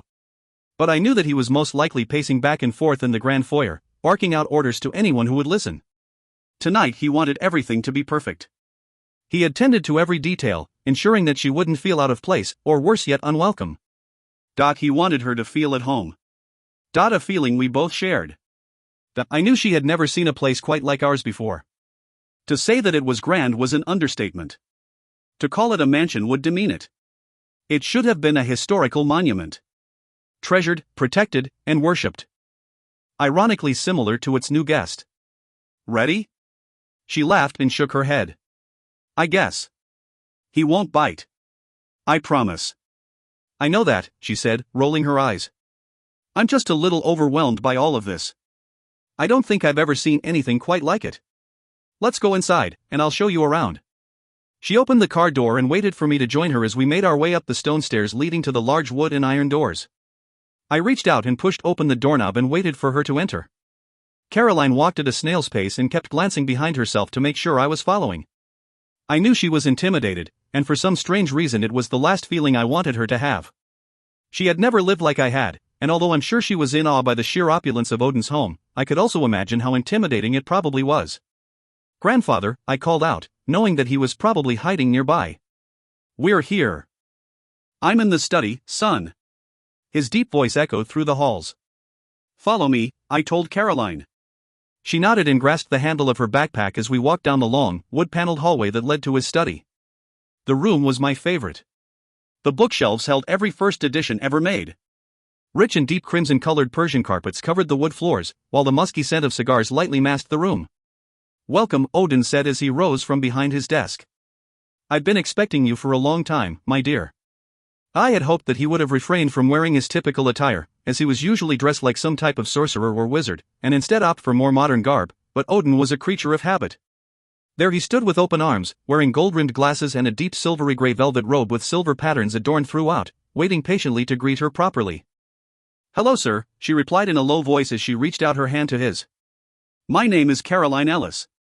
"Caroline," he said as he inspected her. I wondered what he was thinking. Yes, I know. "Such a pleasure. Devylin hasn't been able to stop talking about you since he started at his new school." She smiled graciously at him and gave me a questioning look. "Please, have a seat," he continued, pointing to the two large leather chairs that faced his expansive mahogany and gold-encrusted desk. "Devylin, do join her. I've called for dinner so we have a few moments together before we dine. You have an incredibly beautiful home." "You have lovely things everywhere," Caroline said as she started to nervously tug on the bottom of her sweater. "Thank you. But it is not about our possessions but about a life well lived," he replied, unable to wipe the grin off his face. Odin was elated. I had never seen such a happy look on his face. His happiness defied words and human comprehension. It was in the way he looked at her, the way he couldn't stop smiling, and the way he kept looking over at me as if to say, "See, I told you she'd be everything you wanted." "These books you have in here, have you actually read them all?" Caroline asked innocently as she glanced around the room. "I believe I've read 90% of them. But I'm quite sure that Devylin has read them all." Odin smiled at me. "He is quite the avid reader." "My grandfather has the tendency of exaggerating sometimes," I quickly interrupted him. "Well, Devylin is really smart, so that doesn't surprise me," Caroline loyally replied. "Who is your favorite author?" Odin asked as he rose and began walking toward the wooden bookshelves. He paced back and forth with his hands behind his waist as he waited for Caroline to reply. "Mine has always been Milton. I have a special fondness for Paradise Lost." To think that he was blind and recited the work to his daughter is inspiring, Odin told Caroline as she nodded in agreement. "It is a special piece of literature." "But my favorite author?" She smiled nervously. "I've never really thought about it before." She stood up and looked around the room. She started to scan the titles. "We've covered Bronte, H.G. Wells, Shakespeare, Jane Austen, Poe." "The Raven?" Odin asked quizzically. "No, not so much." She smiled and shook her head. "The title alone is frightening enough." Poe was a beautiful soul. A very talented man. Odin's eyes lit up with laughter. "Romeo and Juliet?" Always a crowd pleaser. A favorite of the ladies. "Star-crossed lovers, the worst kind," I interjected, suddenly feeling an aching similarity to the Shakespearean characters. "It is better to have loved and lost," Caroline said as she turned in my direction. "Than to have never loved at all," Odin finished her sentence. I looked at the two of them and nodded, but my heart couldn't have disagreed more. Sensing that this conversation may take a turn for the worst, Odin turned to Caroline and continued in his quest to learn more about the girl before him.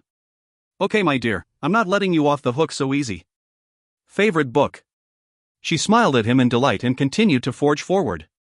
"I guess my favorite book would have to be Tolstoy's A Confession." "Ah, searching for the true meaning of life," Odin said as he laughed and began climbing up one of the ladders that faced his many bookshelves. Every attempt to be morally good is met with scorn, I replied, feeling a deep connection to the author.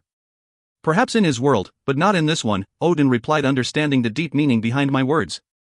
Turning back to the ladder, Odin continued climbing and muttering, Tolstoy, Tolstoy, here it is. He reached up and pulled the old book from, blew away the dust that had accumulated on it.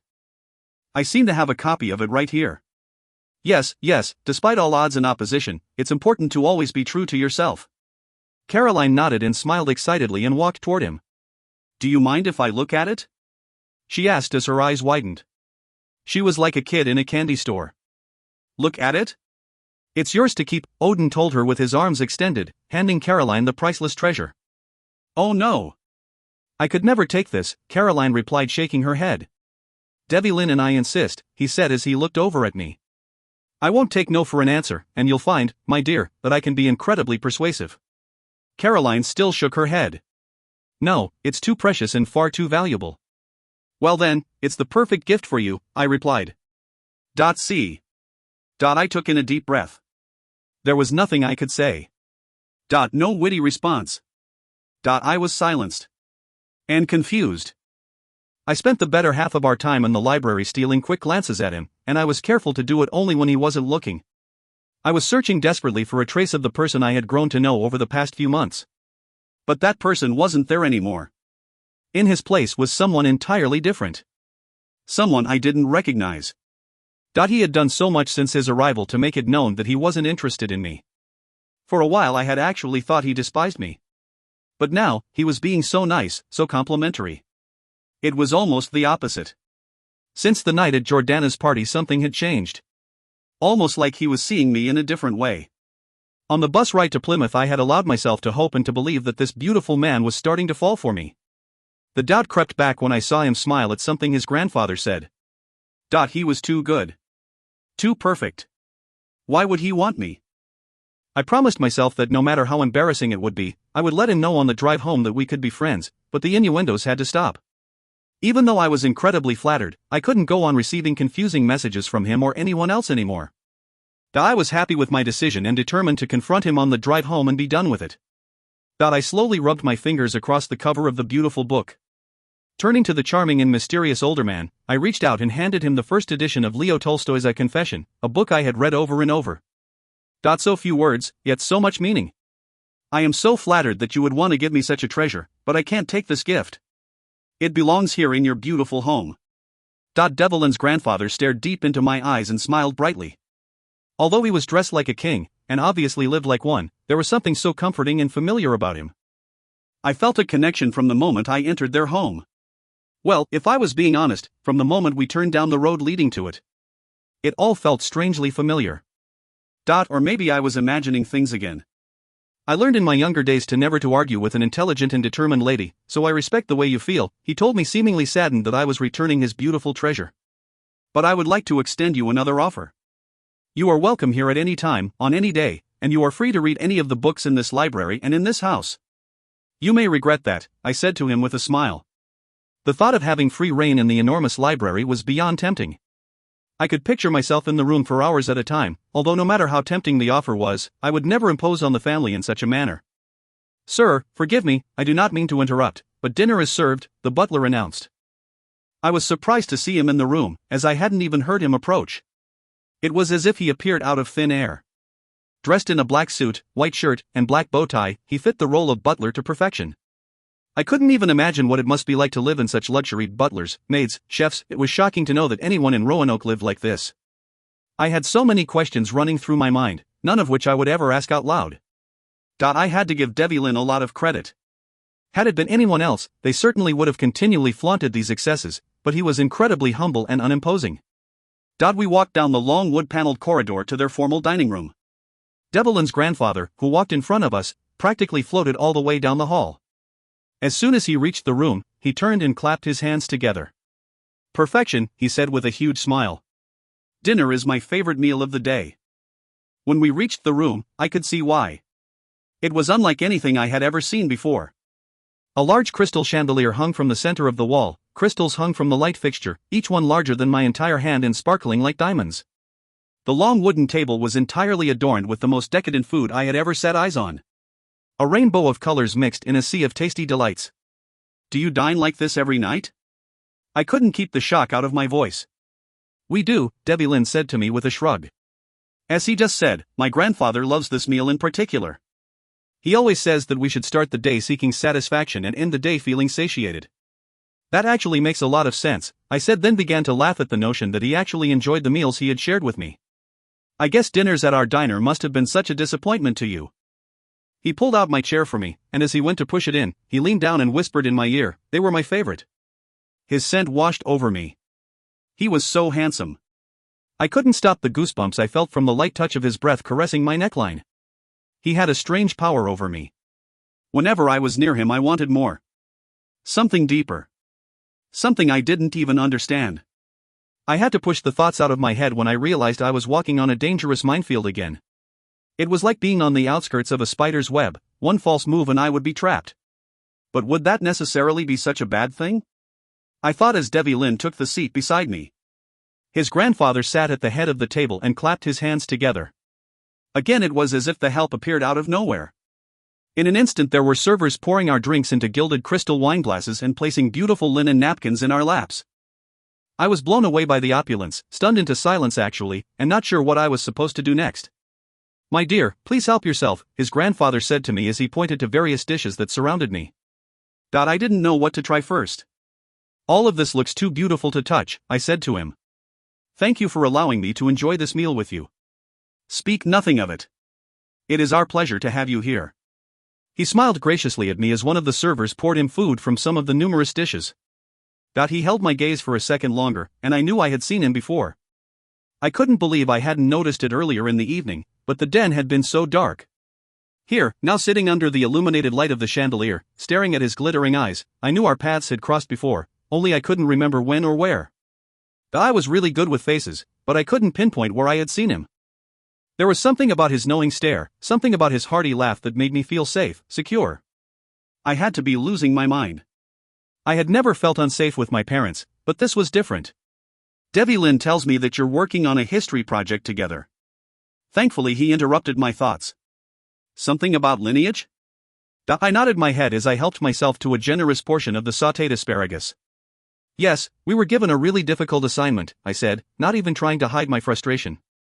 Well, I should rephrase that, it's been difficult for me but simple for Debbie Lynn. Difficult, how? His grandfather asked as he took a bite of his steak. Well, we were asked to put together a detailed family tree. And I honestly don't know much about my ancestors, I replied sincerely. So, it's been challenging to gather all of the information needed to complete the project. You're a smart girl. All you need to do is look at the beginning, you're beginning to clarify, and when you understand that, all the rest will start to fall into place. He picked up his glass of wine and took a sip. Forgive my grandfather and his cryptic way of speaking. He likes to do that sometimes and throw everyone off, Debbie Lynn said to me as he shook his head. The beginning? Caroline knows what I'm talking about, he said to Debbie Lynn. I appreciated his faith in me. I thought I knew what he was talking about, but I wasn't completely sure. But it was fascinating to watch the two of them interact with each other. I had never seen Debbie Lynn uncomfortable before, but it seemed that his grandfather could throw him off very easily. I think she should stay in the present and work her way back. That's the logical approach. Debbie Lynn's tone was almost threatening. Was I imagining this? Not always, his grandfather returned as he pushed forward. Anyone who's lived on Roanoke really has no desire to live anywhere else. The families of this island go back for generations and generations, beginning their lives and eventually ending them right here. It's quite fascinating actually. He was right. Are you suggesting I start with the lost colony? I blurted out as if a light had gone off in my head. Debbie Lynn looked at me sharply. You know they disappeared. I felt cold when Debbie Lynn said that. There was a passenger list. All their names are there on record for anyone to see. They are not your beginning. They all died, he insisted. How do you know? I questioned. I was shocked at the coldness in Debbie Lynn's voice. It's in the history books, Debbie Lynn said, turning from me. They're not always right. What if a few escaped and ran off? I challenged him. Caroline, Debbie Lynn began. Maybe your parents will have the answers you need, his grandfather interrupted us. He stared at Debbie Lynn for a long moment, then smiled at me. Parents always seem to know everything. I've been meaning to interview them for this project, but they've been so tied up with their business, I told him. Caroline's parents own a lovely diner, Devlin explained. Well, I will have to stop by one of these days, his grandfather said. The thought of his grandfather coming to our restaurant was laughable. I could just see him there ordering the Monday night special. Talk about a fish out of water. You are always welcome, we'll give you the best seat in the house, I replied with a smile. I look forward to it, he said as he raised his glass. We continued to eat in silence. I was thankful for it because I got to enjoy the sheer splendor of the meal. Their chef was excellent. I imagined that they must have flown him over from Paris or Italy. Devlin's grandfather suddenly rose and wiped his mouth with his linen napkin. He rubbed both of his hands together and pushed his chair back. Well, now that I'm done with my meal, I'm going to leave you two alone to finish up. I'm sorry to leave so abruptly, but I have some work I need to complete in the study. I hadn't even finished half my meal and he was already done with his. As he moved to leave the room, he turned and looked at me. Do try the desserts, they've made some of my favorites. I definitely will, I said as I rose from my chair. Thank you for everything. I've had an incredible time. You are forever welcome, he told me as he grasped my hand. He stared at me for a long moment. You are a special young woman. I don't know why, but his compliment filled me warmth. I didn't even know this man, and yet it touched me that he thought I was special. He turned abruptly and left. I sat back down and felt the mood change in the room. There was now no one left to guide our way through conversation. It was just the two of us again. I cut into my steak. Everything is so wonderful. I don't think I've had this much to eat in a long time, I said, trying to clear the silence with sound. I'm glad you like it, he took a sip of his water.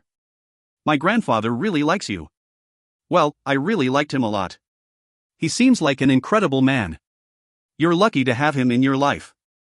That is definitely an understatement. Silence again. This time Devlin broke it. Once we're done, we can study in my room if you're comfortable? His room? I knew it was every girl's secret dream to spend time in the bedroom of their crush. A personal window into their life. To see how it's decorated. To see where they sleep. Where they shower. What pictures they have up. But even though I was beyond curious, deep down I wasn't too sure I wanted to have that access. Will your grandfather mind? Was all I could think of saying. We're just going to be studying, Caroline. I could feel the blush creep up my face. Right. I was such a juvenile. Of course, that's all we were going to do. Even though I took my time eating every last piece of my dessert, it still went by in a flash. The next thing I knew, we were both walking up the winding staircase to his room. And it was unlike anything I had ever seen. It was the greatest feeling in the world to have her so close, in my home, and now in my room. I really didn't want her to leave. I wanted to prolong the evening, make it last a lifetime, but I knew that wasn't possible. So I tried very hard to enjoy every moment. Caroline immediately walked in and put her backpack down next to my desk, and without hesitation went straight to the favorite part of my room. Right out the doors and onto the balcony. She stood there for a very long time staring out at the forest. I gave her the time she needed, as I leaned against the doors and watched her from behind. Secretly wishing that I could come up from behind her and just hold her close. But I couldn't. Not tonight, at least. But soon. Very soon. The view is incredible, she said in awe. I know. I didn't take my eyes off her. Do you spend a lot of time out here? I actually do. Every morning when I wake up, even in the cold, and every night before I go to bed. I don't think I could ever sleep if I had this view. She turned and faced me as she ran her fingers against the balcony railing. I love the trees and the forest. It's kind of crazy considering that all scary movies end up with someone dying in the forest. The girl is always running out into the night through the trees all alone. True, I laughed. But I think it's the most peaceful place. I actually feel very safe when I'm surrounded by the trees. Almost like they would protect me if I was being chased. I'm sure they would. She turned again to take one last look and then faced me and moved back into my room. Everything tonight, your house, the food, your room even, it's all been so incredible. As my grandfather said, you're welcome here any time. She smiled at me and looked down. I loved how she responded to even the slightest compliment. She was a contradiction, never backing down from a verbal argument with me, and yet shy when faced with praise or admiration. Maybe we should get some work done, she laughed. We don't have to, we can just sit out here for a little bit and enjoy the beautiful night, if you'd like. She hesitated for a moment and then, to my surprise, agreed. I've been avoiding this assignment all year, so what's another night of procrastination? Let me get a blanket, we can sit out on it so you don't get your clothes dirty. Thanks, Devi Lynn. That sounds great. I loved it when she said my name. I walked back into my room and pulled a large blanket out of my closet. When I reached the balcony again, she was in her original spot, looking out at the trees. I placed the blanket on the ground, went inside, and brought out a few pillows. If this is uncomfortable for you, I can bring some chairs, I told her. No, this is great. Thanks so much, she said as she slowly sat down and placed one of the pillows in her lap. I took a seat next to her and began looking up at the stars. Maybe it was time to begin wishing on them. Hoping that my future would be as bright. You have a lot going for you. You're really lucky, she told me. I also have a lot of pressures, the kind that most people don't have. What kind of pressures? My grandfather runs a very large company, and he hopes that one day soon, I will step in and take it over. I lied trying to get her to grasp the magnitude of the weight I was carrying in life as well. Even if I spoke in half-truths. Company? She was in a state of utter disbelief. But you're still in high school, how can you run a company? I mean, I'm sure you're capable of anything, but what about college? I'm definitely going to go to college, that's why I have to keep my grades up and play as best as I can on the field. I need to get into an Ivy League, nothing less than that will suffice. I knew she would have a million questions because she was such an inquisitive person. And I knew that there were many answers I couldn't give her. But for now, sitting here, side by side, together with the moon lighting up the sky, I had to continue. I wanted her to have some compassion for me, to understand that the reason for my sour attitude may have nothing to do with her. That so many extenuating circumstances contributed to my constant negativity. The pressure of leading a group of people, whether in a company, or in a country, or even in the depths of the forest was not easy. The pressure of uniting two kingdoms. Of fulfilling a prophecy. It consumed me. There are a lot of people who are vying for my position in my grandfather's company, hoping to prove to him that I'm not fit for the role, I told her in a quiet voice. So you have to prove them all wrong, she was staring at me, pushing me on. I knew she believed that I could do anything. I'm lucky because he has faith in me and supports me, but I want to be welcomed by everyone else as well. It doesn't matter if everyone likes you. But I know they will support you because I've seen you. And I think I know you. Kind of. And you're that kind of guy. Her words lifted me, and I couldn't stop myself from wanting more. What kind of guy? I stared at her. She shrugged. The guy that everyone wants on their team. The guy that walks in a room and is automatically the leader. That kind of guy. That's you. I was humbled by her words. Flattered and elated that she had that much faith in me. Thank you. You're welcome. Don't doubt yourself. You're so dedicated. To everything you do. I have to be. There's no room for error. Your life depends on it.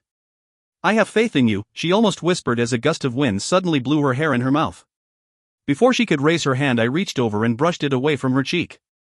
I couldn't stop myself from lingering and rubbing my hand across her chin. She was so soft and beautiful. I wanted so badly to pull her closer and kiss her.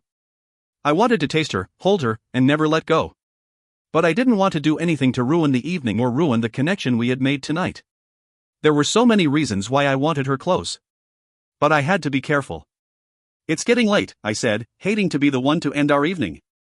I don't want your parents to worry. You're right, she replied. I should probably go home. The drive home was a lot quieter than I imagined. We sat together silently listening to the radio.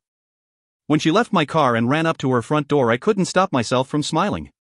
Tonight had been a monumental and successful evening for me. I could sense that Caroline was finally beginning to trust me, and I was finally beginning to trust myself around her. I had exercised self-control. It had been hard, but I had gotten through it. I knew that I was going to do everything in my power to change our course. Surely I was worthy of happiness as well. Chapter 12, Victory and Defeat are each of the same price. Thomas Jefferson. The Great Halls of Valhalla. Odin stood by himself in the great room. He lifted his hand up and watched as the ceiling opened at his command, exposing the sky above. He closed his eyes, and the wind moved around him in a frenzy as he whispered into the air. He watched as his words moved up toward the open sky, calling out to his ancient pets. They arrived within moments. Fluid, graceful, and obedient to the master they had always known. Hugin and Munin. Mind and thought. Tell me what storm awaits us, Odin commanded as they flew in circles above him. He is near, Munin, the elder eagle answered, his voice echoed in the room. Odin nodded his head. He knew this to be true, but he needed to make sure that he would force the right course of action. The Valkyries are looking out for him. We have seen them, sire, your faithful ladies, watching the woods, searching for him. We can smell him. Closer. He is getting much closer.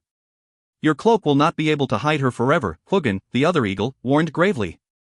Yes. I know, Odin's voice replied with deep sorrow and sadness. The time is near for the prophecy to begin its course, Hugin said. The war is inevitable. Odin closed his eyes for a brief moment. Father, we know how you despise what must come. The killing. The death. But we see what needs to be done. The time for change is here. It is now, Munin called out, sensing the anguish Odin felt at the dreaded word. War. There is no other way for the darkness to be defeated, Hugin told Odin. It is the will of the fates. Odin lifted his hand. He was done with the conversation. So it shall be. See. The time on the clock couldn't be right, there was just no way that it was only 7 o'clock. The battery was probably not working, I thought. I bent over and stretched my back, regrettably aware that only 5 minutes had gone by since the last time I looked up at the old timepiece. The diner had been unusually quiet for a Friday night, as most of our regular patrons were at the downtown First Friday Festival. Every month downtown Manteo celebrated the First Friday with musical bands, food, and a small reception. I know that to anyone living in a sophisticated metropolitan city it probably sounded like a lame reason to have a get-together, but the festival was usually a lot of fun and a great chance to hang out. On the nights I wasn't working, I would always go. In fact, Teddy and I would generally take his younger brother since they had so many games and activities for the kids. Since it was fast becoming a tradition that wasn't going anywhere anytime soon, I had begged my parents to close up the restaurant on these nights. Just to give everyone a night off. Even though I knew that deep down they agreed with me, they would always say, let's just see what happens next month. And month after month, it was always the same. The only people to come through the diner doors were the employees.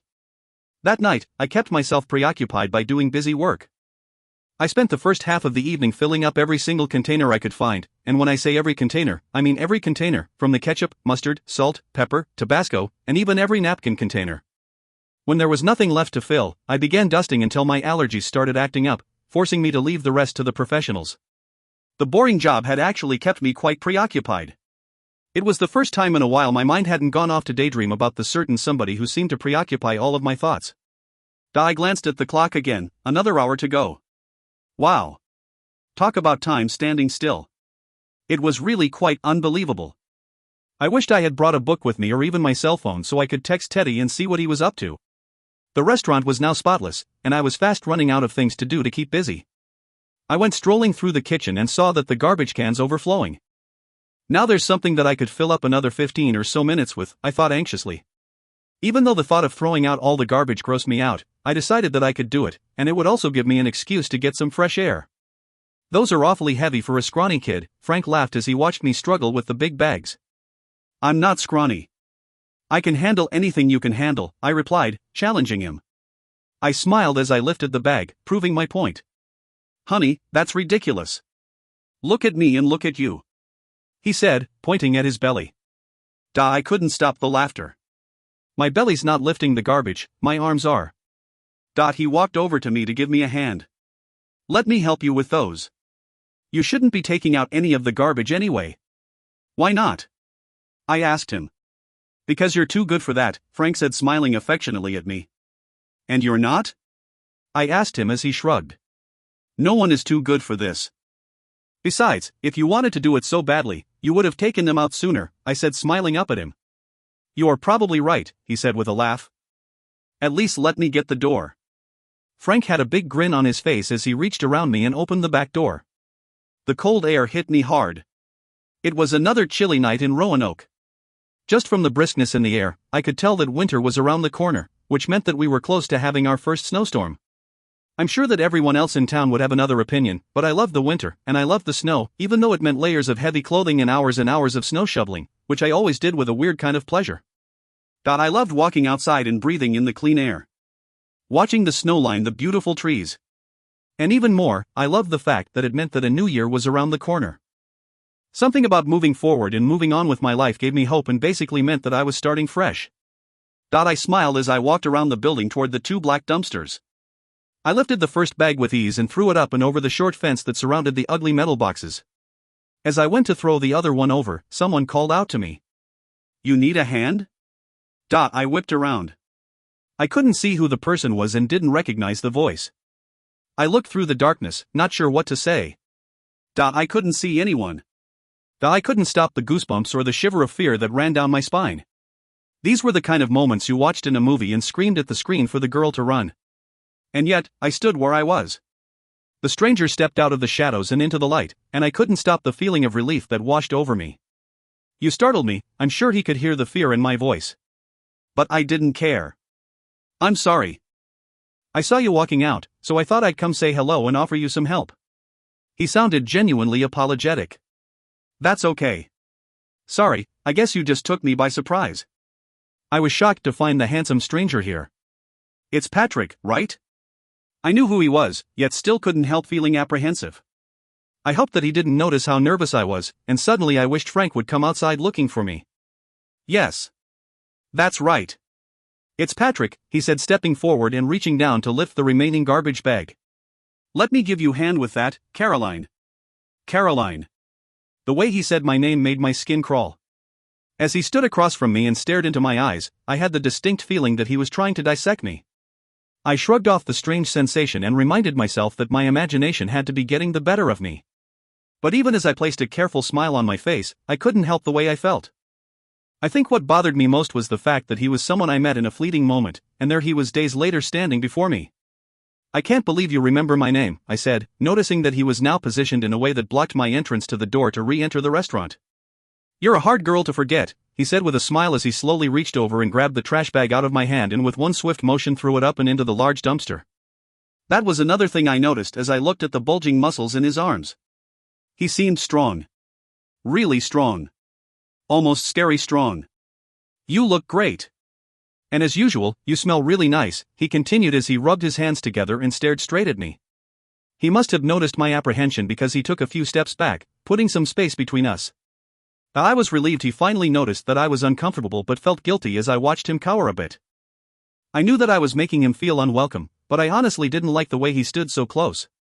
"It's just the smell of food," I replied as I swept my hand through a wisp of hair. "How've you been?" he continued. "I'm great. Just busy with school stuff. You know, the usual." "What are you doing out here?" "It's a long way from Plymouth." He looked down as if embarrassed. "I'm sorry, I really didn't mean to catch you off guard."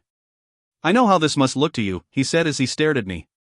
"I know this might sound crazy, but I came out here to see you." I didn't think I heard him correctly. I almost blurted that out loud but thankfully caught myself before it was too late. I watched how his deep blue eyes flickered in the light, making him seem even more mysterious. "Me? How did you know where I lived or even worked?" "Ugh, Caroline, can you try to be a bit more cool about it?" I thought. I asked around at school, and there were a couple of people who knew who you were," he said shyly. "They mentioned that your parents have a place that you occasionally work at. So, I thought I'd start here." "Someone from Plymouth knows me?" I said with surprise. Plymouth was 73 miles away. The kids at Manteo barely knew me. Or at least, that's what I thought. "Yeah, actually the Spencers," he told me as his gaze swept over my face trying to ascertain if I knew who he was talking about. "Marianne Spencer is in one of my classes, and her dad apparently knows your father."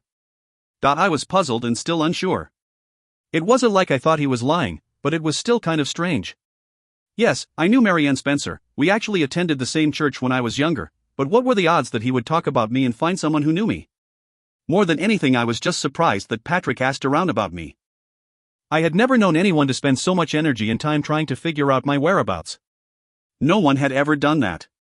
Ever. It was shocking. Well, it was actually very flattering. But still. "Actually, I know the Spencers very well," I replied with a smile. "And I can't believe that you would be so interested in finding me." I couldn't finish my words because I was about to insult myself. "So what?" he asked curiously. "Well, I began fidgeting. "You met me for 5 minutes. There. That said it all." He had to understand what I was saying from that.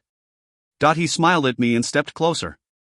I knew that most girls would find him charming and would be dying to get home and tweet about it or post it on Facebook, but I wasn't like most girls. Clearly. I don't know what it was about him. He was good looking, charming, and seemed smart, but there was something in his mannerisms that just didn't feel right. He was a young guy in high school, but he was lacking all of those characteristics. He seemed almost artificial. Like he was trying to be something he wasn't. I knew that my thoughts were crazy and completely unfair and unfounded, but I couldn't shake what I felt. And then there was the way that I kept meeting him. Both times now I felt like I was almost being stalked or watched then pounced on. And in the dark. That was the part that scared me the most. Don't let your imagination get the best of you, Caroline, I thought. I took in a deep breath and began silently cursing myself. I was so cautious. To the point of even being afraid of my shadow. But that was my problem. I always second-guessed people's intentions. His were probably harmless. Totally innocent. But here I was condemning him. If anyone showed any interest in me, I automatically thought they were weird or a future serial killer. I never just accepted the fact that maybe they just liked me.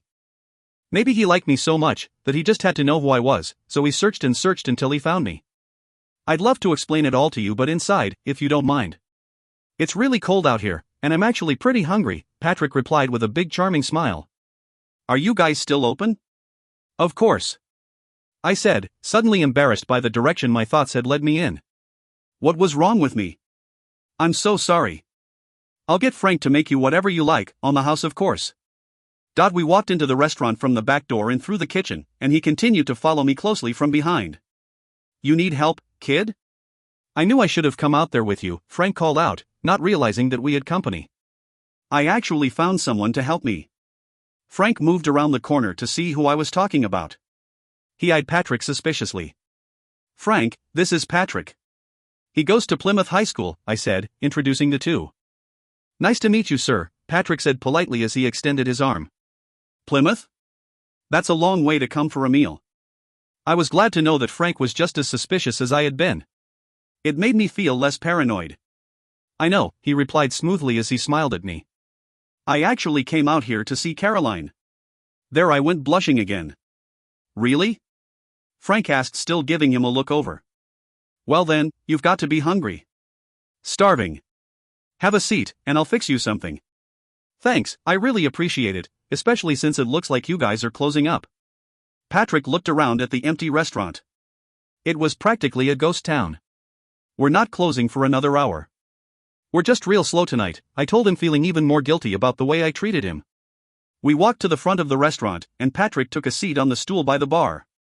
He was rubbing his hands together, trying to ward off the cold air we had just left outside. Something to drink? Water is fine. I grabbed him a bottle of water from the bar and began pouring it into a glass. Your dinner should be out really soon. Frank is quick. And good. Which is equally important, I told him. Patrick smiled at me in appreciation as I faced him on the other side of the long wooden bar. I placed both of my hands under my chin and watched as he took a long sip of the water.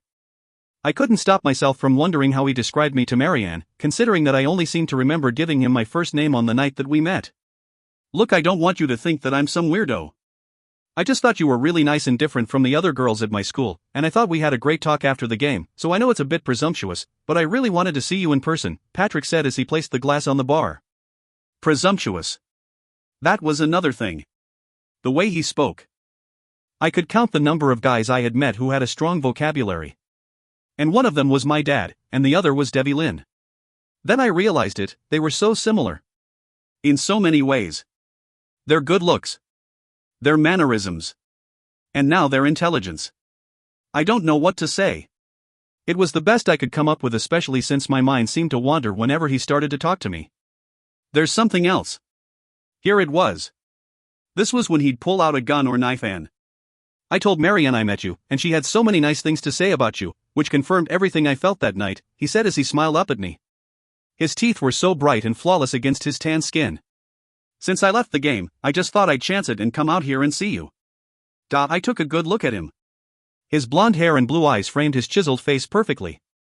He was probably one of the most attractive guys I had ever met. Besides Debbie Lynn, of course. But guys that looked like them were hard to come across. Especially on a small island like Roanoke. He had superstar good looks and a boyish charm to go with his picture-perfect features. Where had these boys been hiding? That's really sweet. Thank you, I said, sincerely meaning it, even though the conversation still made me self-conscious, so I thought I'd change the topic. So how's your brother? My brother?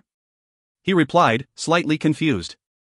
Yeah, your brother, I said, laughing at the look on his face. It was almost like he didn't know what I was talking about. The light went on. Oh yeah, he's doing great. I remember now, the last time we met I brought him up. Yeah, you did. Sorry. I forgot that I told you about him, he said as he looked down in embarrassment. No worries. Is he still playing football? Yeah, still playing. He nodded his head. He's determined. That's a good thing, I told him encouragingly. Passion brings success. That's a wise thing to say for someone your age, Patrick said as he took another sip of water. I raised my brow curiously and couldn't help teasing him. Someone my age? And how old are you? Let me guess, an ancient senior? I watched as Patrick's face turned bright red and laughed away the embarrassment.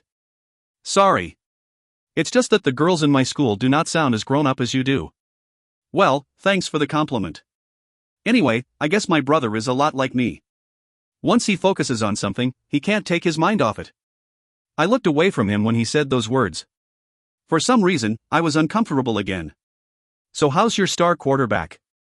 I've been meaning to try and get in touch with him. Patrick watched me as I nervously started wiping the counter. I guess he's fine. You guess? Frank rang the bell and placed the plate on the counter. I turned to grab the burger and fries and placed the food in front of him. I just don't see Debbie Lynn that much. You're not friends? He said with a surprised voice as he took a big bite out of his burger. We're definitely friends, but I don't see him outside of school. He nodded his head in understanding and stared at me intently, which made me feel like he was trying to catch me in some sort of lie. Well, I shouldn't say that. We are working on a school project together, but other than that, just school, I continued cautiously, hoping that I wasn't rambling. Something about Patrick made me feel like I shouldn't reveal every detail of my life. Despite the fact that he was incredibly handsome and seemingly kind, there was just something in the pit of my stomach that made me feel like I needed to be more guarded than I normally was, if that was even possible. I suddenly wanted him to be finished with his burger and gone from the restaurant. Maybe it was his intense stare. He must have a lot of friends. Well, he's a quarterback, so I think popularity comes with the territory. I'm still surprised you guys aren't dating. His questions were suddenly getting a bit too personal. I wasn't sure why he was being so inquisitive or why he even cared. Or why he'd even think that Debbie Lynn and I would be dating each other. No, I don't date high school students, I lied. I should have said that I don't date. That would have been more accurate, but he didn't need to know that. Ouch, I guess that's a bad sign for me then, he replied as he placed his hands on his heart. I couldn't help but laugh. He really was laying it on really thick. I walked over to grab some napkins and condiments for him, when the doors to our restaurant opened and chimed loudly before I had a chance to answer him. I looked over and couldn't help but smile. Standing across the room was Debbie Lynn. A rush of adrenaline ran through my body. Speak of the devil, Patrick whispered. Caroline. The way he said my name was like some ancient Viking or Scottish warlord. Are you guys still serving dinner? He casually looked over at Patrick. Even though his voice was calm, I could tell he was tense about something. His arms were at his sides, but one of his hands was balled up in a fist, as if he was preparing for a fight. I saw your lights on, so I thought I'd take a chance. It was 15 minutes until closing time, but I would have cooked for him myself if I had to. I did not want him to leave. Any uneasiness I felt about Patrick left the second Debbie Lynn walked in. It simply came down to one thing. I felt safe. Protected. And something else that I could not put my finger on. I felt a rush when he walked in. A shiver of happiness when his gaze swept over me as if he was making sure that I was okay. Like he cared. Really cared. I didn't think Patrick would do anything to me. He was just eating a burger at my parents' restaurant. There was no crime in that. I guess that I just didn't know him and didn't know what his intentions were. Well, I knew what he was after, but I just wasn't interested. I was only interested in Debbie Lynn. I'm sure Frank can cook something up for you real quick, I told him and motioned to one of the stools. Have a seat. Thank you, he said as he walked up to the bar stools and smiled at Patrick. "Hey," he said as he reached out to shake Patrick's hand. "Hi," Patrick answered as he shook his hand in return. "Devi Lynn, this is Patrick." "He goes to Plymouth High School," I said, somehow feeling the need to properly introduce the two. "Does he?" Devi Lynn sat down and looked over at Patrick. His eyes were guarded, so I couldn't tell what he was thinking. "You've certainly come a long way for a hamburger." "That's not to say that you don't serve the best burgers in town, Caroline." "I actually came to see Caroline. The hamburgers are an extra bonus." "That's nice of you," Devi Lynn replied in an even tone. I watched the two practically stare each other down. The tension in the room was palpable. "He also wanted to meet you," I interjected, sensing Devlin's unhappiness. "It's a miracle that you came here tonight." "Patrick has a younger brother who plays football." "Do you?" Devi Lynn said softly. "Yeah. I do." "Great sport," Patrick said evenly. "It is." "You play very well." "I try." "It doesn't seem like you have to try at all," Patrick told him. "Don't I?" "No. It seems to come so naturally." I watched the exchange and couldn't help but feel like I was listening in on some secret conversation. "Actually, practice makes perfect," Devi Lynn told him. "It looks like you've been practicing a whole lot." "I have." "To what end?"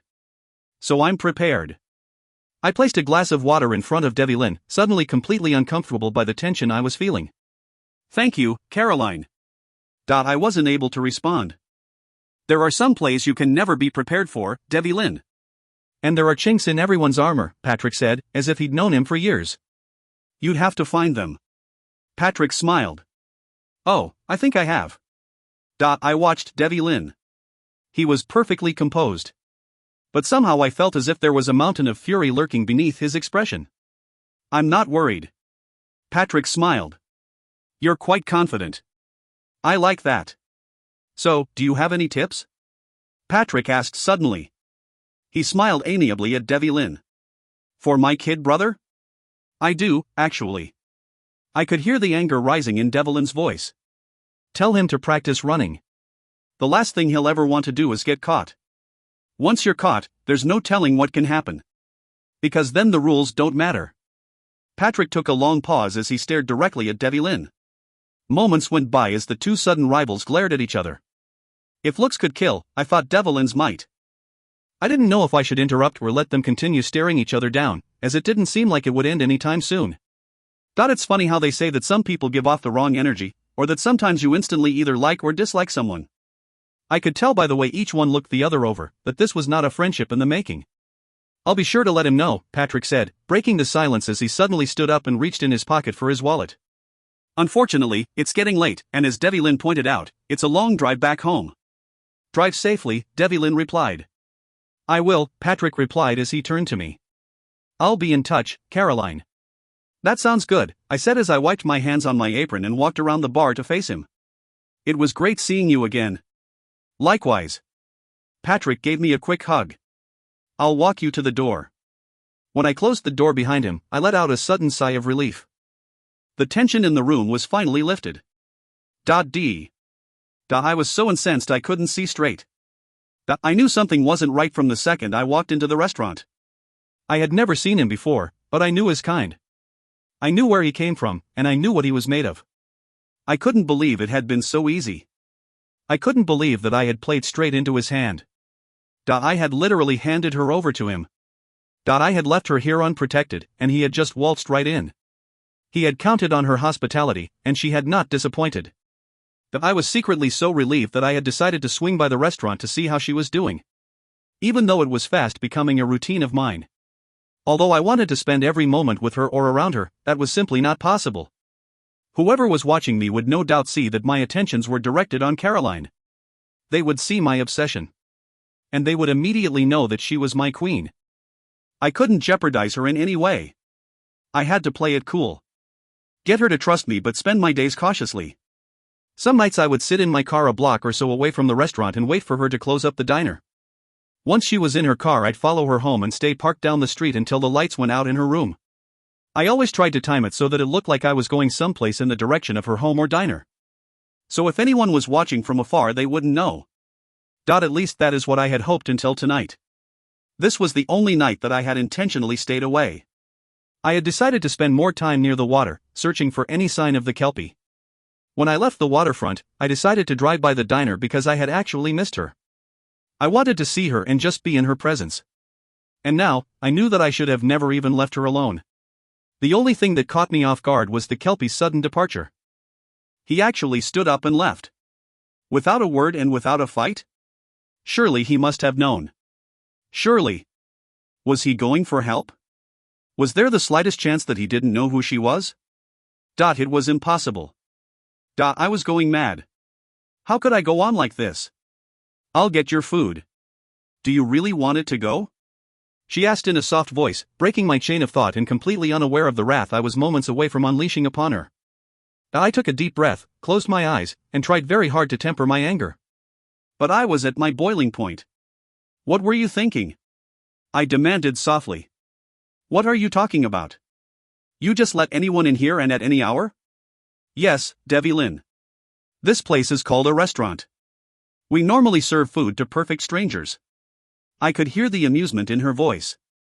Imagine that. Who is that guy and why is he following you from Plymouth? I continued, ignoring her sarcasm. Doesn't it strike you to be a bit odd that he would come here? I searched her face, demanding an answer. I could see I had ruffled her feathers, but I didn't care. She meant too much to behave any differently. Why is it odd, Devi Lynn? Her eyes lit up angrily. Odd because he's taken a sudden interest in me, that he might actually like me? You are missing the point. And what is that exactly?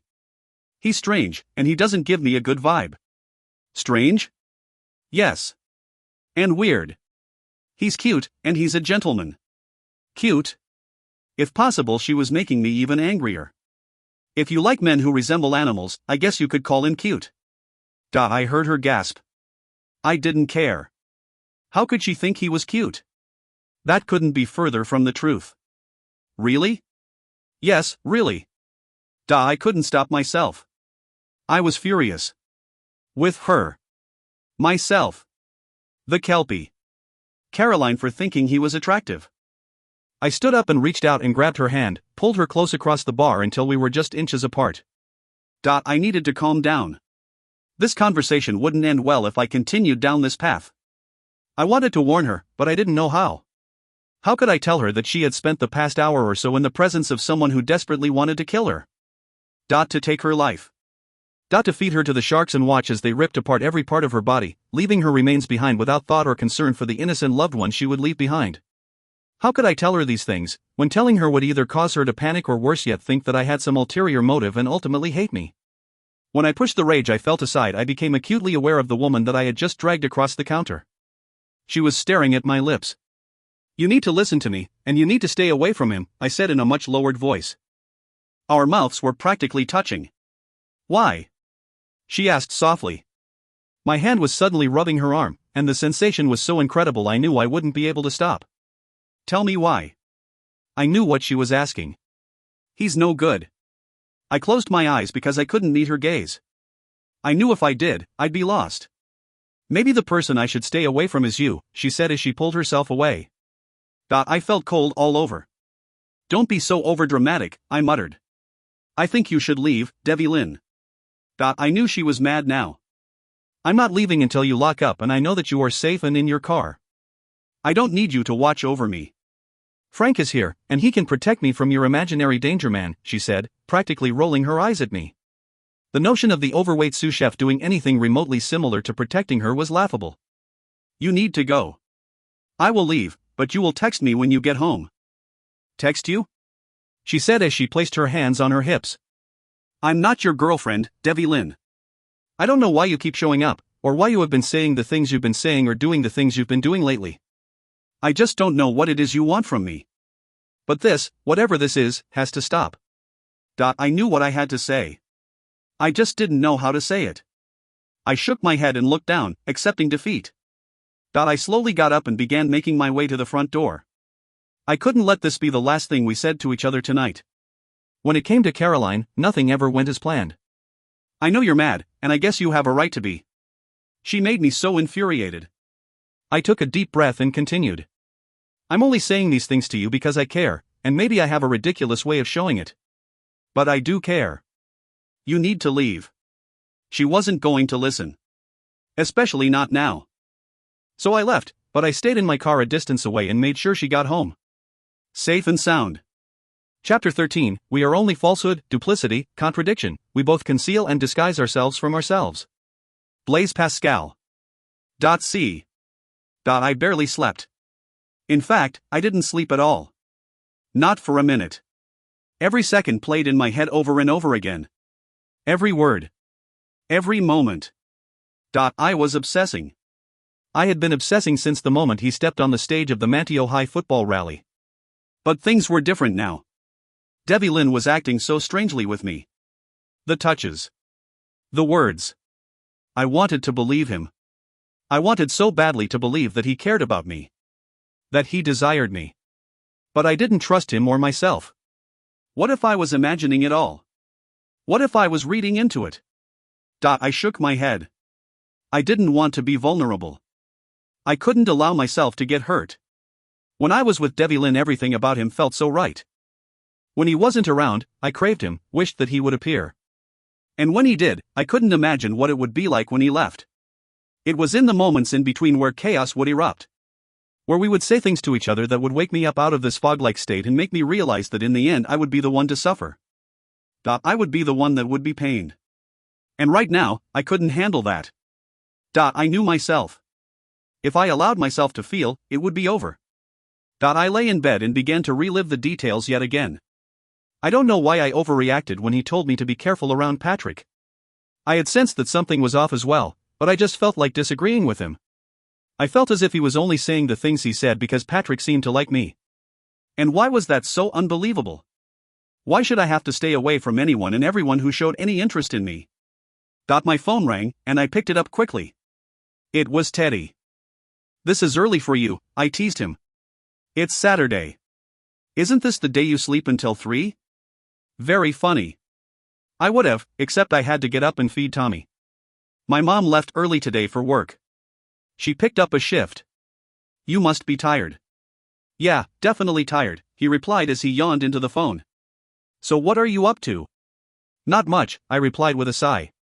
"What's wrong? You don't sound like yourself." "What do you mean? You sound down." "No, not down, just cranky from working late last night." "You close up again?" "Yeah." "So how was the Westmoreland mansion?" "You haven't really told me about it," Teddy asked in an obviously bored tone. "Uneventful. Their grandfather is really sweet," I replied. "The house is exactly what you'd picture it to be." "Like out of Gone with the Wind?" Teddy asked, suddenly curious. I giggled. "Kind of, but way nicer." "And how was Mr. Football?" "You mean, Debbie Lynn," I corrected him. For some reason I didn't want Teddy to make fun of him, it felt disloyal. "Sorry." "Debbie Lynn," Teddy replied after a moment of silence. "He was nice. Actually very welcoming." Silence again. Welcoming. "That sounds evasive," he chided with a hint of laughter in his voice. "So have you fallen for him like all the other girls at the school?" "No." I practically screamed into the phone. "Are you crazy?" "I am," I thought. "Crazy head over heels." "Are you sure?" he continued, goading me on. "Yes." I knew I probably sounded guilty of all of the above, but what could I do? I didn't want Teddy to know I was obsessed. He would be so disappointed in me. "How's your genealogy project coming along?" "Nice change of topic," Teddy said through his laughter. "It's fine. I mean, talk about burning brain cells. Every time I'm around that cheerleader my IQ goes down." I was cracking up. "You just made my morning. I'm glad I'm good for something." We spent another few minutes discussing school projects, and then I told him I'd call him later. After a couple more hours wasting away the morning, lying in bed with Famous by my side, I finally managed to drag myself out of bed and down the stairs. My stomach was growling, so I thought it might be best to join my parents for a very late breakfast. I reluctantly walked down the stairs in a zombie-like state. I wasn't even halfway down when I heard the words that would forever change the course of my life. Maybe I was imagining it. Maybe I was still sleeping. I pinched myself to make sure. No, I was awake, all right. This was not a dream. I was not imagining any of these words. Even though they were words that I wasn't expecting. Words that I never anticipated. But deep down, they were words that answered so much. At some point we have to tell her, David, my mother said as she poured my father another cup of coffee. Why now? He was running his hands through his thick blonde hair. Because she's been asking me a lot of questions lately. She was obviously distressed. I took a seat on the stairs, thankful that Famous had crawled into my lap. I didn't dare move because I wanted to hear what they were about to say. I knew I shouldn't eavesdrop, but something compelled me to stay where I was and listen. I wondered what was causing my parents such agony. I could only assume that we were in some deep financial trouble. I ran through the ramifications of that situation in my head. So we would sell the house, maybe the business. Move to a smaller place, maybe an apartment. Or perhaps we would be forced to move out of Roanoke. To a bigger city? With more jobs? I closed my eyes and envisioned my life somewhere else. I had always known that I would move, I just didn't expect to leave my school or my life here this quickly. I had always assumed it would be for college. I shook my head, trying not to freak out, letting the possibilities all sink in. Whatever it was, and wherever it took us, we were a family and we would survive. Together. She's been working on a history project about her lineage, David. She keeps asking me about her background. About her family, her grandparents. What am I supposed to tell her? Or maybe not. My heart stopped. Where was this conversation going? Lie. My mother's voice rose and shook with anger. I have never lied to her. And I will not start now. She's going to be devastated. Why? My mother pleaded. Why would she be devastated? We are a family, and her background will not change that. Not now. Not ever. What are you talking about, Lisa? My father was practically frantic. Everything will change. His voice shook with anguish. You aren't giving her any credit. She'll want to find her real parents, she'll want to know who they were and where they are, he continued. The questions without answers will never stop. And what will we do then? I stood up suddenly, but I could barely stay upright. My legs were shaking so badly, I couldn't move back up the stairs. Slowly, one by one, step by never-ending step, I finally reached the top. I felt like I was having an out-of-body experience. This couldn't be happening. When I finally made my way back to my room, I carefully grabbed the doorknob and shut my door quietly. Given the magnitude of what I had just learned, I was relatively calm. But I was just overcome with shock. I am adopted, I said the words out loud. I wanted to feel them. Know exactly what it meant in every way. Adopted. A child whose biological parents didn't want her. Or couldn't keep her. Adopted. How could it be? Why? The tears started flowing down my face so quickly that I couldn't make them stop, no matter how hard I tried. I didn't want my parents to hear me sob, but I needed someone to console me. Everything about my life, about my identity, was a myth. Everything.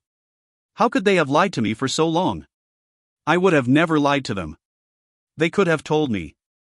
They had so many opportunities. So many chances to say, Caroline, you are ours, but you once belonged to someone else. It would have hurt, but I would have understood. It would have taken time, but I would have gotten over the questions. But to wait all this time. It just didn't seem right. And to think the only reason they were even contemplating telling me now was because of this stupid history project? I couldn't believe it. I crawled back into bed, vowing to never get out. I no longer had my direction. I no longer had a real foundation. Everything about my life was a facade. Everyone in my life was there for the wrong reasons. I couldn't believe this was happening to me. I couldn't believe my parents would do this to me. Why would they hide something like this from me? Why? From now on, I would walk down the street looking deep into the eyes of everyone I passed by and would wonder if they were part of my family. If my blood is similar to theirs. Is the person my brother, my sister, or my mom or dad? And if they were, then why had they given me up so easily? Was there something wrong with me? Something so unappealing that I would just be given away? Discarded. And never thought of again. I wiped the tears and stared down at Famous. The only real part of my life. I could tell he was distressed. I wish I could explain to him the things I had heard. I wished he would be able to understand. Be able to truly console me as I so needed someone to hold me and tell me that everything was going to be alright. A few moments later my cell phone rang. I looked at the number and immediately recognized it as Teddy's. I was in no mood to talk to anyone. I don't think I had anything left to say. I hit the ignore button and put my phone on vibrate. I didn't want to talk to anyone. I closed my eyes and hoped that when I woke, everything I heard would just be part of a bad dream. It had to be just a dream. D. Monday. Tuesday. Wednesday. And still no sign of her. I started the week simply worrying. Worry had turned into concern, and by Wednesday I was frantic. I knew that she was home. I had driven by so many times and had seen her parents come and go with no obvious sign of distress that she had to be there. There is no way they would have been so calm. Unless. I immediately rose from class and asked to be excused. I don't even remember what I said, but I remember it had been convincing. Just as I had many powers, so did he. Perhaps he had worked his magic on her family, causing them to act calm and collected, even if their daughter had been taken. Perhaps. I practically ran to my car and started the ignition in a state of fury, driving unthinkable speeds down the small streets until I reached hers. She had to be home. She had to be safe. I wouldn't rest until I saw her for myself. I tried to calm myself as I got out of the car. I would have known, I kept telling myself. I would have known if she was taken into the forest.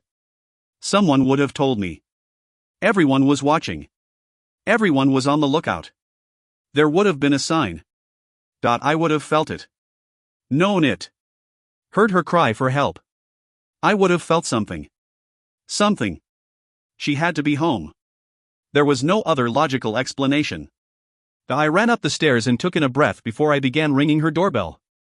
1 ring became 2, 2 became 3, 3 became 4, and still no answer. I stepped back from the stairs and looked up at her room. Where could she be? Maybe she was in the shower and didn't hear the doorbell ring. I walked up the stairs again and pressed my finger against the ringer and didn't let go. If her mother answered, I was sure she'd think I was a lunatic. But it didn't matter. None of it mattered. I knew that if someone didn't open the door within 5 minutes, I would break it down and search the house myself. I was past caring. And that's when I began using the knocker on the door.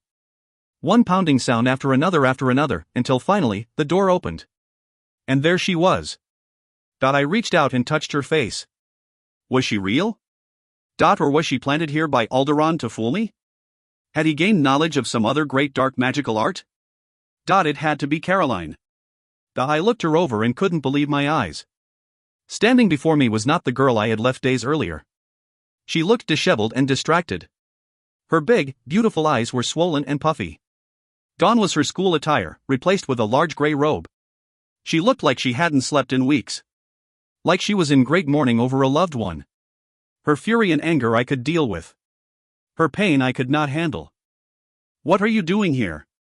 she finally said, as she wiped her red nose with a napkin she pulled out of the pocket in her robe. "Where have you been?" I demanded.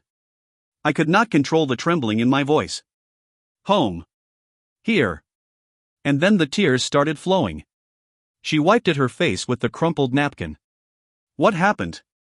What's wrong?" I vowed I would destroy whatever had made her cry like this and given her so much pain. "Nothing. I'm sorry." "I'm sorry for the things I said to you," I suddenly blurted out. "What if I was the cause?" "What things?" "At the diner." "I didn't mean any of it." "You think I'm upset over that?" I shook my head. "What else could it be?" She laughed between her tears. "Look, Devlin. I appreciate that you came here. I really do. But I'm honestly not in the mood to talk," she told me softly. I have some personal stuff going on, and I just need to be by myself." "Personal stuff?" "Please let me come in," I said, stepping closer to her. "I'm not going to leave until you let me come in." "I'm just going to stand out here and continue ringing your doorbell until you finally concede. So you might as well save yourself the trouble by letting me in now," I pleaded with her. I was desperate. She took a few moments and just stared at me. I knew she was trying to decide what she was going to do, and I prayed that she would make the right decision. "You would, wouldn't you? Haven't you learned anything yet? I always get what I want." She finally smiled and stepped aside and let me walk into her house. We walked into her family room and sat down on the couch. She hugged her arms around her waist and, if possible, closed her robe even tighter and closer around her tiny frame. "Can I get you anything?" she asked politely. I knew she was on the verge of a breakdown. All I wanted to do was ease her pain. No, nothing. Thanks. I moved closer to her on the couch and stopped myself from reaching out and pulling her into my arms. Why do you look like your world has come to an end? I guess it's because it practically has. At least the world I knew. See. When I opened the door and saw him, I just wanted him to hold me and tell me everything was going to be okay. I knew that if I told him everything I had gone through, he would. He really did care. I could see it in his eyes. I could see it in his face. A face that looked like mine. One that hadn't seen a good night's sleep in a few days. One that was tired. Exhausted. Even though I had told him to leave, I silently prayed he wouldn't. I wanted to tell him everything because for some reason I knew he would understand. He was so wise. Beyond his years. He would offer me sound advice. I knew that much. I felt like he was the only one I could turn to. On some level he could probably relate, especially given that he too had lost his parents and was raised by someone else. Perhaps he could explain how he survived. Our lives suddenly seemed so similar. The second we sat down, I put both my hands in my face and then it all spilled out. I told him that I hadn't intended to hear their conversation. But I had. And now I wished that it was all some kind of sick joke. He sat in front of me, not saying much, but I could sense the tension leave his body as if he was relieved by what I had said. Maybe he was expecting me to say something much worse. I don't know what he was thinking. I never knew what he was thinking. But I knew that the fear he had in his eyes vanished, and his breathing was suddenly calm. Caroline, I know that what I'm about to say isn't going to answer all of your questions, but it might help you understand, he began. People often make so many sacrifices, tough decisions. They have certain hardships in their lives that go above and beyond anyone's true comprehension. People do things under strain or duress, things that they would never do given different circumstances. I know, I said, nodding my head. They were probably a young couple that was struggling, and then they had me, and they didn't know what to do. Or at least that's what I'm telling myself. I know that I'm lucky in a lot of ways. I guess I'm just disappointed that my parents, who I love and trust with so much, didn't trust me enough to tell me the truth. I looked away from Debbie Lynn and wiped the tears from my eyes. It still hurt so much. I guessed it would for a while before the pain would turn into numbness, and then I'd be able to forgive. I'm more disappointed in them than in my real parents. There. I said the words out loud. There was a relief in that. You shouldn't be. Debbie Lynn grabbed my hand. Even in the state I was in, I couldn't stop the fluttering in my heart as I met his gaze. They love you. They didn't want to hurt you, and I think it's obvious that they didn't want to lose you. Debbie Lynn smiled at me softly. I mean, who would? Look at you. You're so beautiful, you light up a room. And it shines from within. I don't know anyone who would want to give that up. My heart slammed against my chest. Those were the sweetest words anyone had ever said to me. The tears started flowing again. He was right about one thing. My father had said he was afraid of losing me so desperately that he asked my mother to lie to me. He was so afraid that I would leave them. That was love. The love of a parent for a child. I was behaving irrationally, like such a child, and I was suddenly so embarrassed. Thank you. He reached out and pulled me into his arms for a hug. I didn't do anything. You've done a lot. More than you know. I pulled away and looked deep into his eyes and realized just how much I liked to do that. I felt so safe with him. Almost as if I had come home. He was someone I could count on. Someone I could rely on. Someone I wanted in my life. Forever. Even if that was only a dream. I couldn't help but pull her close to me. And when I did, the feeling made me whole. Complete. I took a deep breath in, and the emotion that washed over me unnerved me to my core. There was a possessiveness I felt with her. She belonged to me. She felt right with me, so good in my arms. As if we had been made for each other. I held her tightly and closed my eyes. I could feel her pain. I knew that this had been a difficult time for her. Beyond imagination. She knew her world was a lie, but she didn't even know how bad it was. It was a moment in my life that I never wanted to forget. The first time that I really held her in my arms. She was so small and fragile compared to me. And yet, even through our differences, it was as if we were made for each other. As the minutes went by, I remembered everything acutely. The smell of her freshly washed hair. The silky touch of her skin as it grazed against my face. and the thunderous feeling of her heart beating against mine. We were wrapped in each other's arms, each of us reveling in the beauty of what we held. It was the single most intimate moment I had felt in all my life. I pulled her closer and couldn't help but run my hands through her thick hair. I didn't want her to move an inch. I wanted to hold her forever. Just like this. As I continued brushing my fingers through her hair, the blood in my veins seemed to rush faster. I could literally feel it moving through my body. My fingertips tingled with energy. I opened my eyes and realized that our energy had practically lifted our bodies off the couch. I couldn't risk her seeing this. Even though I didn't want to let go, I had to. It was too much. Too soon. I needed a moment to get my emotions under control. I needed to get my thoughts together. Everything in the room, including my mind, was spinning. I couldn't allow myself to spin when I had to protect her. "Can I get a glass of water?" I finally asked as I slowly moved away. "Of course." Her eyes glanced at me for a moment, and I had to stop myself from pulling her back. They were bright. But more fey than I had ever seen. I closed my eyes so that mine wouldn't respond by doing the same. She immediately pulled farther away from me, and I knew that she was embarrassed. The blushing of her cheeks was always the best indicator of her emotions. She was so easy to read. She rose and immediately left the living room. The second she was gone, I wanted her to return. What was I doing? Why was I behaving like such an insane person? She was everything I needed. So beautiful. So good in every way. Why did I keep pushing her away? Every moment of closeness we shared I treated with fear and apprehension. But deep down I knew what I was fearing, and I had every right to be scared. Surely anyone else in my position would behave the same way. Wouldn't they? I ran my fingers through my hair. I had to stop this madness. It would stop. Today. Right now. Right here. I sat back on the couch and waited for her to return.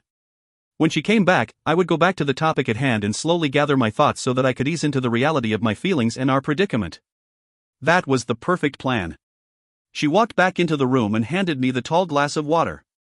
I drank it all so quickly as she watched me in a state of shock. "Do you want some more?"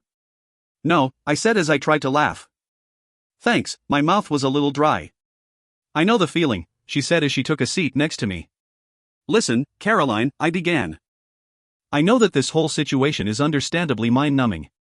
I know that you feel lost, and alone, and scared." She stared at me intensely as her eyes began to fill with tears again. "But the reality is that you're not alone," I said, reaching out to catch the one lone tear that was suddenly making its way down her face. "You have so many people around you that love you and cherish you and will guide you through this time in your life, and soon you will feel whole again." I can only feel whole when I have all the answers to the questions running through my head. Her voice was hoarse from crying. "I'm sad. Really sad that I'm 16 years old, and I don't even know who I really am. Put yourself in my shoes. My life has been a complete lie." She pointed at Famous, who lay curled up in his bed at the foot of the couch. "He is the only real thing I have. Because I know everything about him, and he knows me. Now that I think about it, he's probably just as lost as I am now. The timing of this discovery couldn't have been worse. If Caroline began seeking answers to her heritage, the carefully placed cloak around her would be instantly revealed. This would place her in grave danger. The moment she admitted to anyone that she was adopted, and that she recently found out about it, the war would begin. And inevitably, she'd put herself in danger. I couldn't let that happen. "Those questions don't need answers right now, Caroline, you've got to let it be for the sake of your parents," I said in my most convincing voice. "They would be devastated if they found out that you were already searching for your real parents." "I know. My father said that's exactly what he's afraid of. But it's not fair to me. I want to know. I need to know who I am. Is that too much to ask? There will be a time when you will know everything. And you'll have all the answers. And you'll look back at this moment and wonder why you were in such a hurry to get there." She looked down. I could see that she was clearly disappointed by my answer and that she had wanted to hear it, but I just couldn't give her that. I couldn't support any cause that would lead to her harm. I smiled at her and spoke as softly as I could.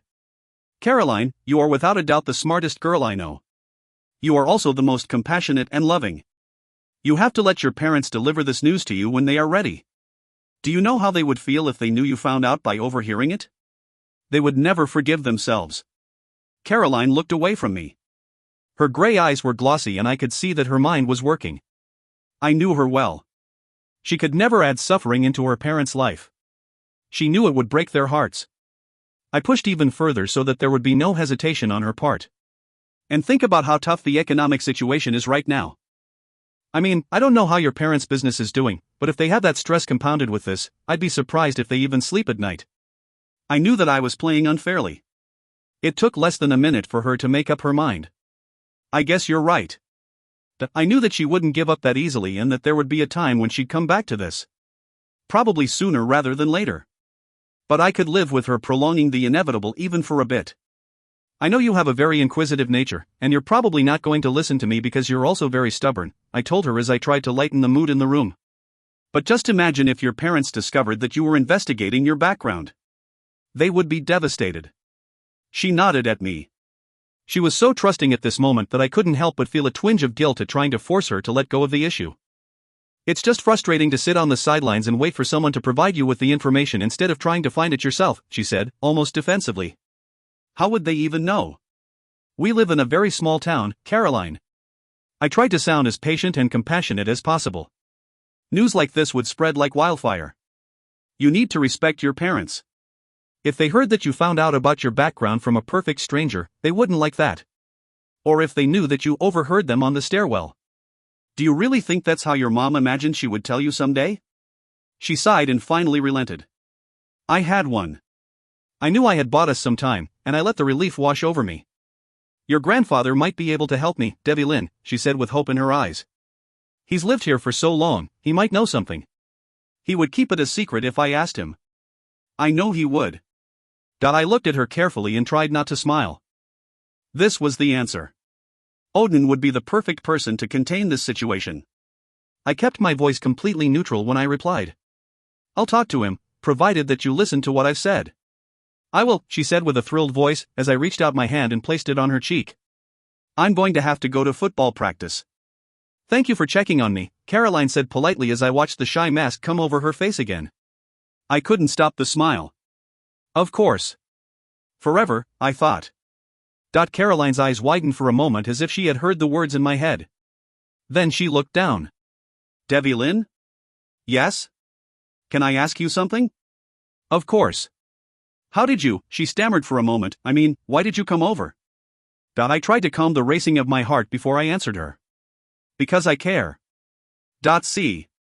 I drove through the rain-filled streets of Roanoke with a sudden excitement and sense of hope that I hadn't felt in a long time.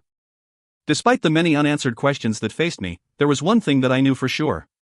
Devlin cared. He told me in his words, and he showed me in his actions. I no longer had to question his feelings or even suppress my own. I knew that we were on the verge of entering uncharted territory, but I also knew now, more than ever, that I was in good hands. I smiled in a way I hadn't in days. The glow lit up from within my core. It overtook me, moved through my heart, and made its way up to my lips. I shook away the moment of happiness and stared at the road ahead. I pulled up to Teddy's house and honked the horn. He ran out and jumped into my car. Hey! Thanks for joining me, I told him with a smile. Nothing beats a trip to the grocery store, Teddy said, gesturing to a massive shopping list. My mom asked for a whole lot of stuff. Great. Teddy looked over at me. You seem happy. Really? Seriously. You've looked so down lately, but today you seem alive again. Like the old Caroline but different. Happy Caroline, Teddy told me. I laughed. Thanks, Teddy. I feel good.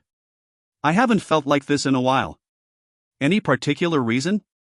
No, not really, I replied untruthfully as I pulled into the parking lot. I went up and down the parking aisles until I finally found a spot. Teddy didn't ask any more questions as we both jumped out of the car and grabbed our own shopping carts. Race you inside. Teddy yelled as he began running like a wild man toward the doors to the store. I chased after him gleefully until my keys flew out of my hand, and I had to stop to pick them up. Teddy had already made his way to the doors, jumping up and down like a lunatic. As I reached down to get my keys, a pair of old hands beat me to it. I stood and faced the woman in shock. I remembered her from my childhood. Her name was Brigid. She was an incredible psychic and had been around forever. She had predicted many things for the people around town. While a handful was petrified of her, the others were dying to have the answers to all the questions about their future. She was especially gifted because, unlike most psychics, she had yet to be wrong with a prediction. I had met her once when I was 11 years old. I'd been with my parents in a utility store back in town and was wandering the aisles alone. I don't think that I'd ever forget the experience of running into the older woman with the wild gray hair and electric blue eyes. I remember that I had been playing with a small ball, bouncing it up and down the aisle, when I had lost control of it, and it began rolling away out of my control and down the long aisle. I chased after it, not once removing my eyes from its erratic manner, until it finally came to a halt at the tip of her black boots. I looked up to find her staring down at me. I hadn't been afraid of her as everyone else was, only curious. She immediately bent down and picked up my ball, holding it out for me. "We can't have you lose your shiny new toy," she said with a smile. "Now can we?" I slowly shook my head but continued staring up at her unusual face. She had only said a few words, but I was mesmerized. I had remembered so many accounts of her looks, and she was always described as being terribly unattractive and almost frightening. But I had found her to be just the opposite. She had smiled back and watched me carefully, her gaze steady on mine.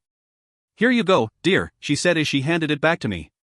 "Thank you," I barely managed to say as I slowly took the ball out of her hand. "Look at the beautiful palm of your tiny hand," she replied with a crackly voice as she slowly turned it over and stared down at the many lines. Her eyes immediately had taken on a faraway look. I let the ball drop and stared down at the small lines of my palm as she traced each one with the tip of her long nail. "You have a great destiny." "Destiny? What do you mean?" Brigid beamed. "You are not who you think you are, Caroline Ellis. Now, don't forget your ball." I looked down to find my ball, and when I looked back up, she was gone. She had simply vanished. I had never forgotten that moment.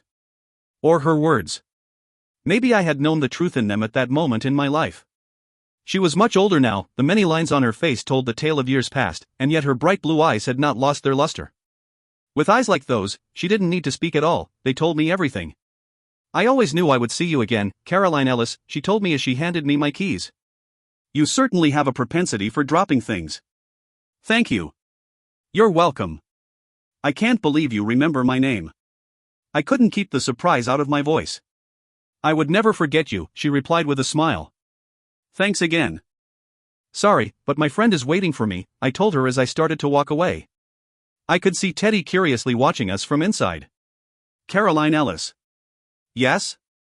She faced me looking so strong and yet so fragile. "You have 2 small moles on your back. In between these sacred marks lies the story of your life. From childhood until the day your soul will leave this great earth. One is on your shoulder and the other on your lower back, and all of the answers lie in the vast area in between." The goosebumps that moved over my body came naturally.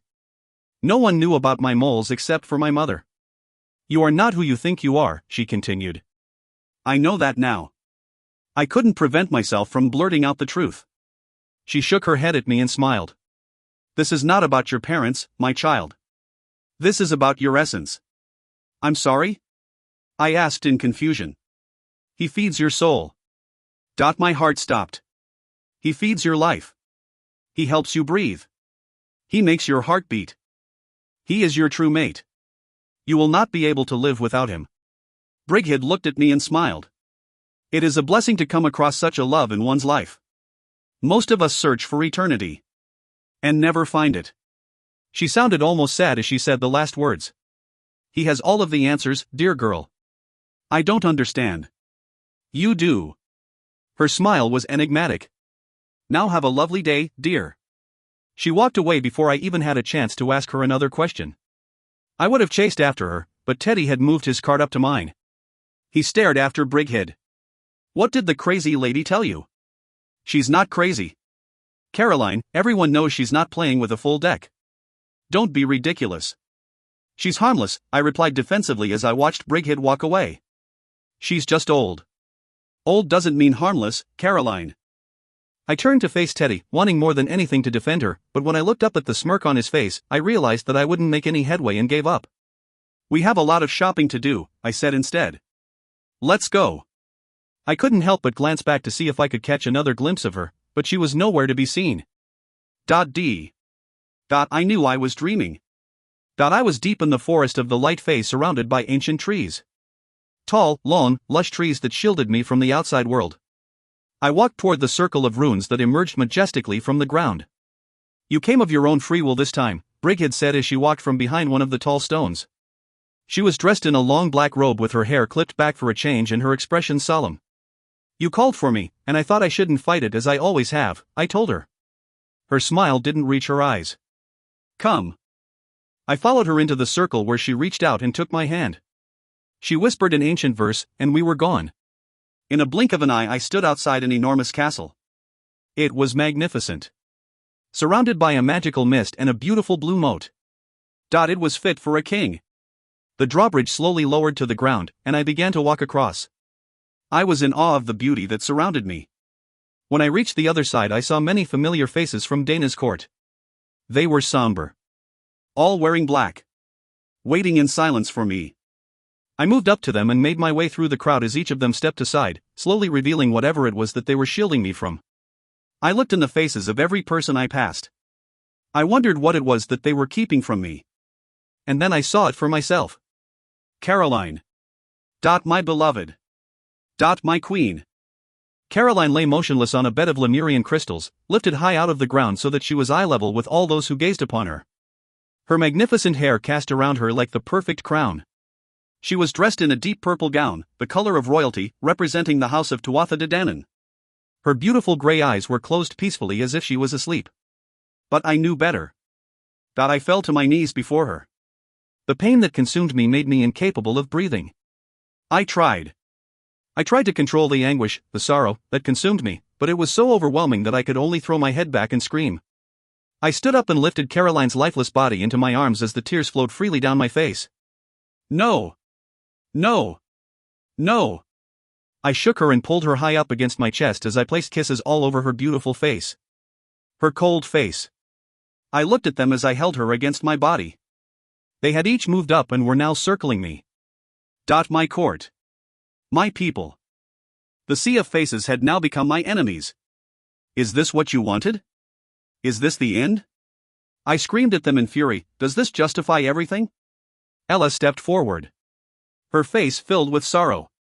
Devlin, she pleaded with me. Through the fog, I could momentarily see and feel the depth of her sadness, as if she was feeling my pain. But all I could see was Caroline, my beloved wife. Gone. For this petty war between us? I staggered back from her, from them all, and turned. Open your eyes, Brigid whispered to me. See yourself. And then I did. Instantaneously. I was facing a mirror holding Caroline. I was wearing an elaborate black cape with dark clothes underneath. And on my head, I wore a black crown with jagged ends and one of the largest black diamonds I had ever seen at the top. And then I knew. I was wearing the crown of the Dark Fae. Chapter 14, 'Tis the old secret of the gods that they come in low disguises. Ralph Waldo Emerson. The Kingdom of the Dark Fae. The garden surrounding the stream was inviting, relaxing. As the water made its way over and through the rocks it created a soft, soothing sound, almost like a lullaby. A few had gathered in anticipation of the stallion's findings.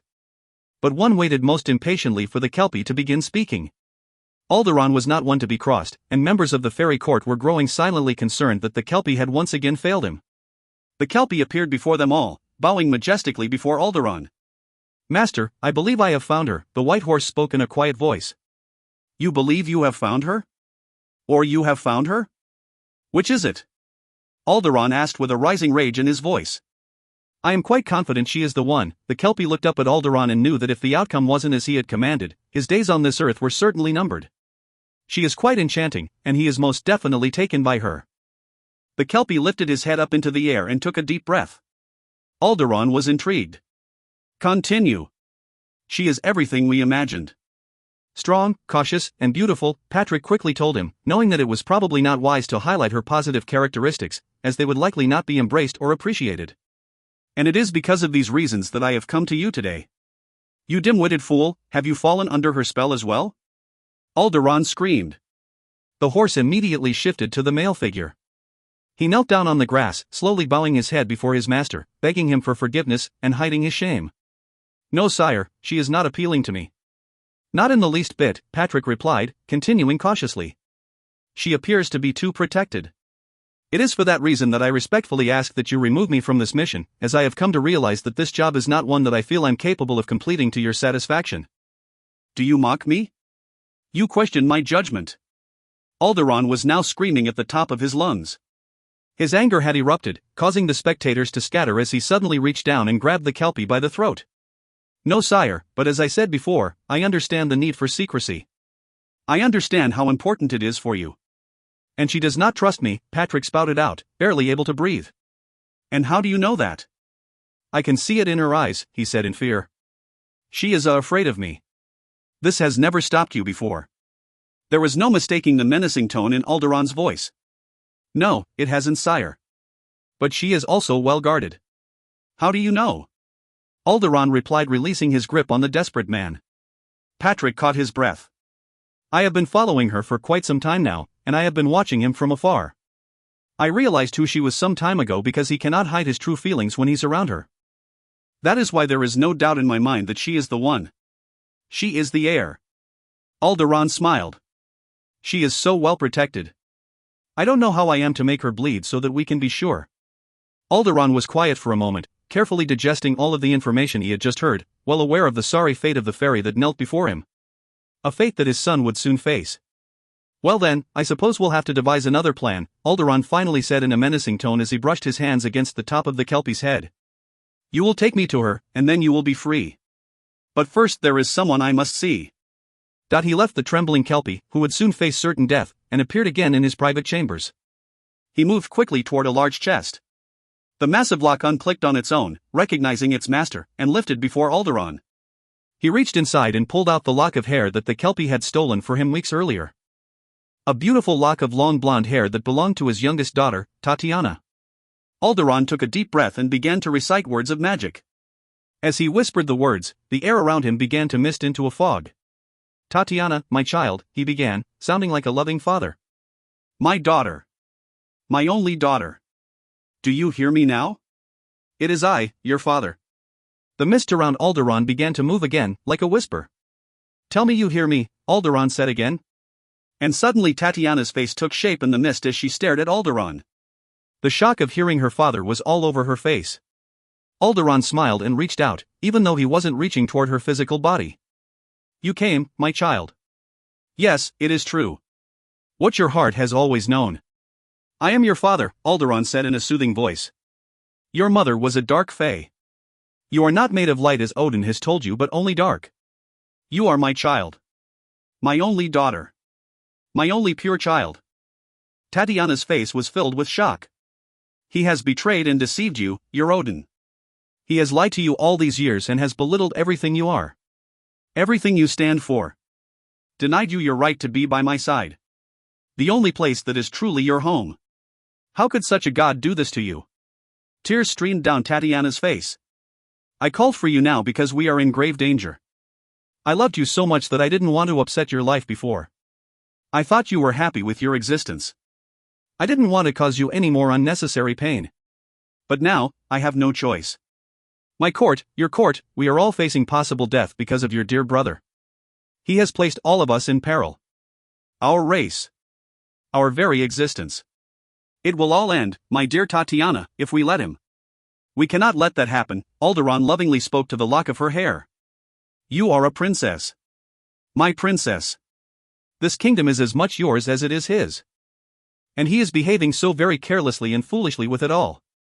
Tatiana's face suddenly changed, and the look of anger that appeared could not be mistaken. And all for the sake of one human girl. I beg you, don't let him get away with this, Alderaan said convincingly. Help us, dear child. You are the only one who can save our people. See. I woke up in the morning and for the first time in a long while felt good about the future. Part of it had to do with the fact that Famous was lying sprawled on my chest staring down at me with a funny smile. What is it? I asked him as he wagged his tail. Slowly petting his furry body, I knew what he wanted. A walk. And truth be told, I really felt like I could use one, too. Let's go. Let's go out for a walk, I said to him as he wagged his tail even harder and started to bark at me. I couldn't help but laugh as I put on my jogging pants, and he pulled on the edges with his teeth. He was so excited that he wanted me to hurry it up. Okay. I dressed quickly and pulled my hair back in a ponytail, and then the two of us ran down the stairs together. He was barking happily as he bounced after me. I knew my parents had already left for work, so I grabbed the house key, put his harness on, and we were off. It was a beautiful day. We'd had a few days of rain, but today the weather had warmed quite a bit as the sun kept peeking out from behind the clouds. It definitely wasn't tank top weather, but it was nice nonetheless. Famous was happy to bounce along the sidewalk and bark at every car, bird, insect, or squirrel he saw. It always made me laugh, but I was happy with his joy because it confirmed his innocence and made me appreciate how beautiful life was, all through the eyes of this little creature. But I looked behind as he sniffed around the ground and saw 3 runners approaching us, not far from where we stood. All of them wore similar black jumpsuits and seemed to run in perfect sync.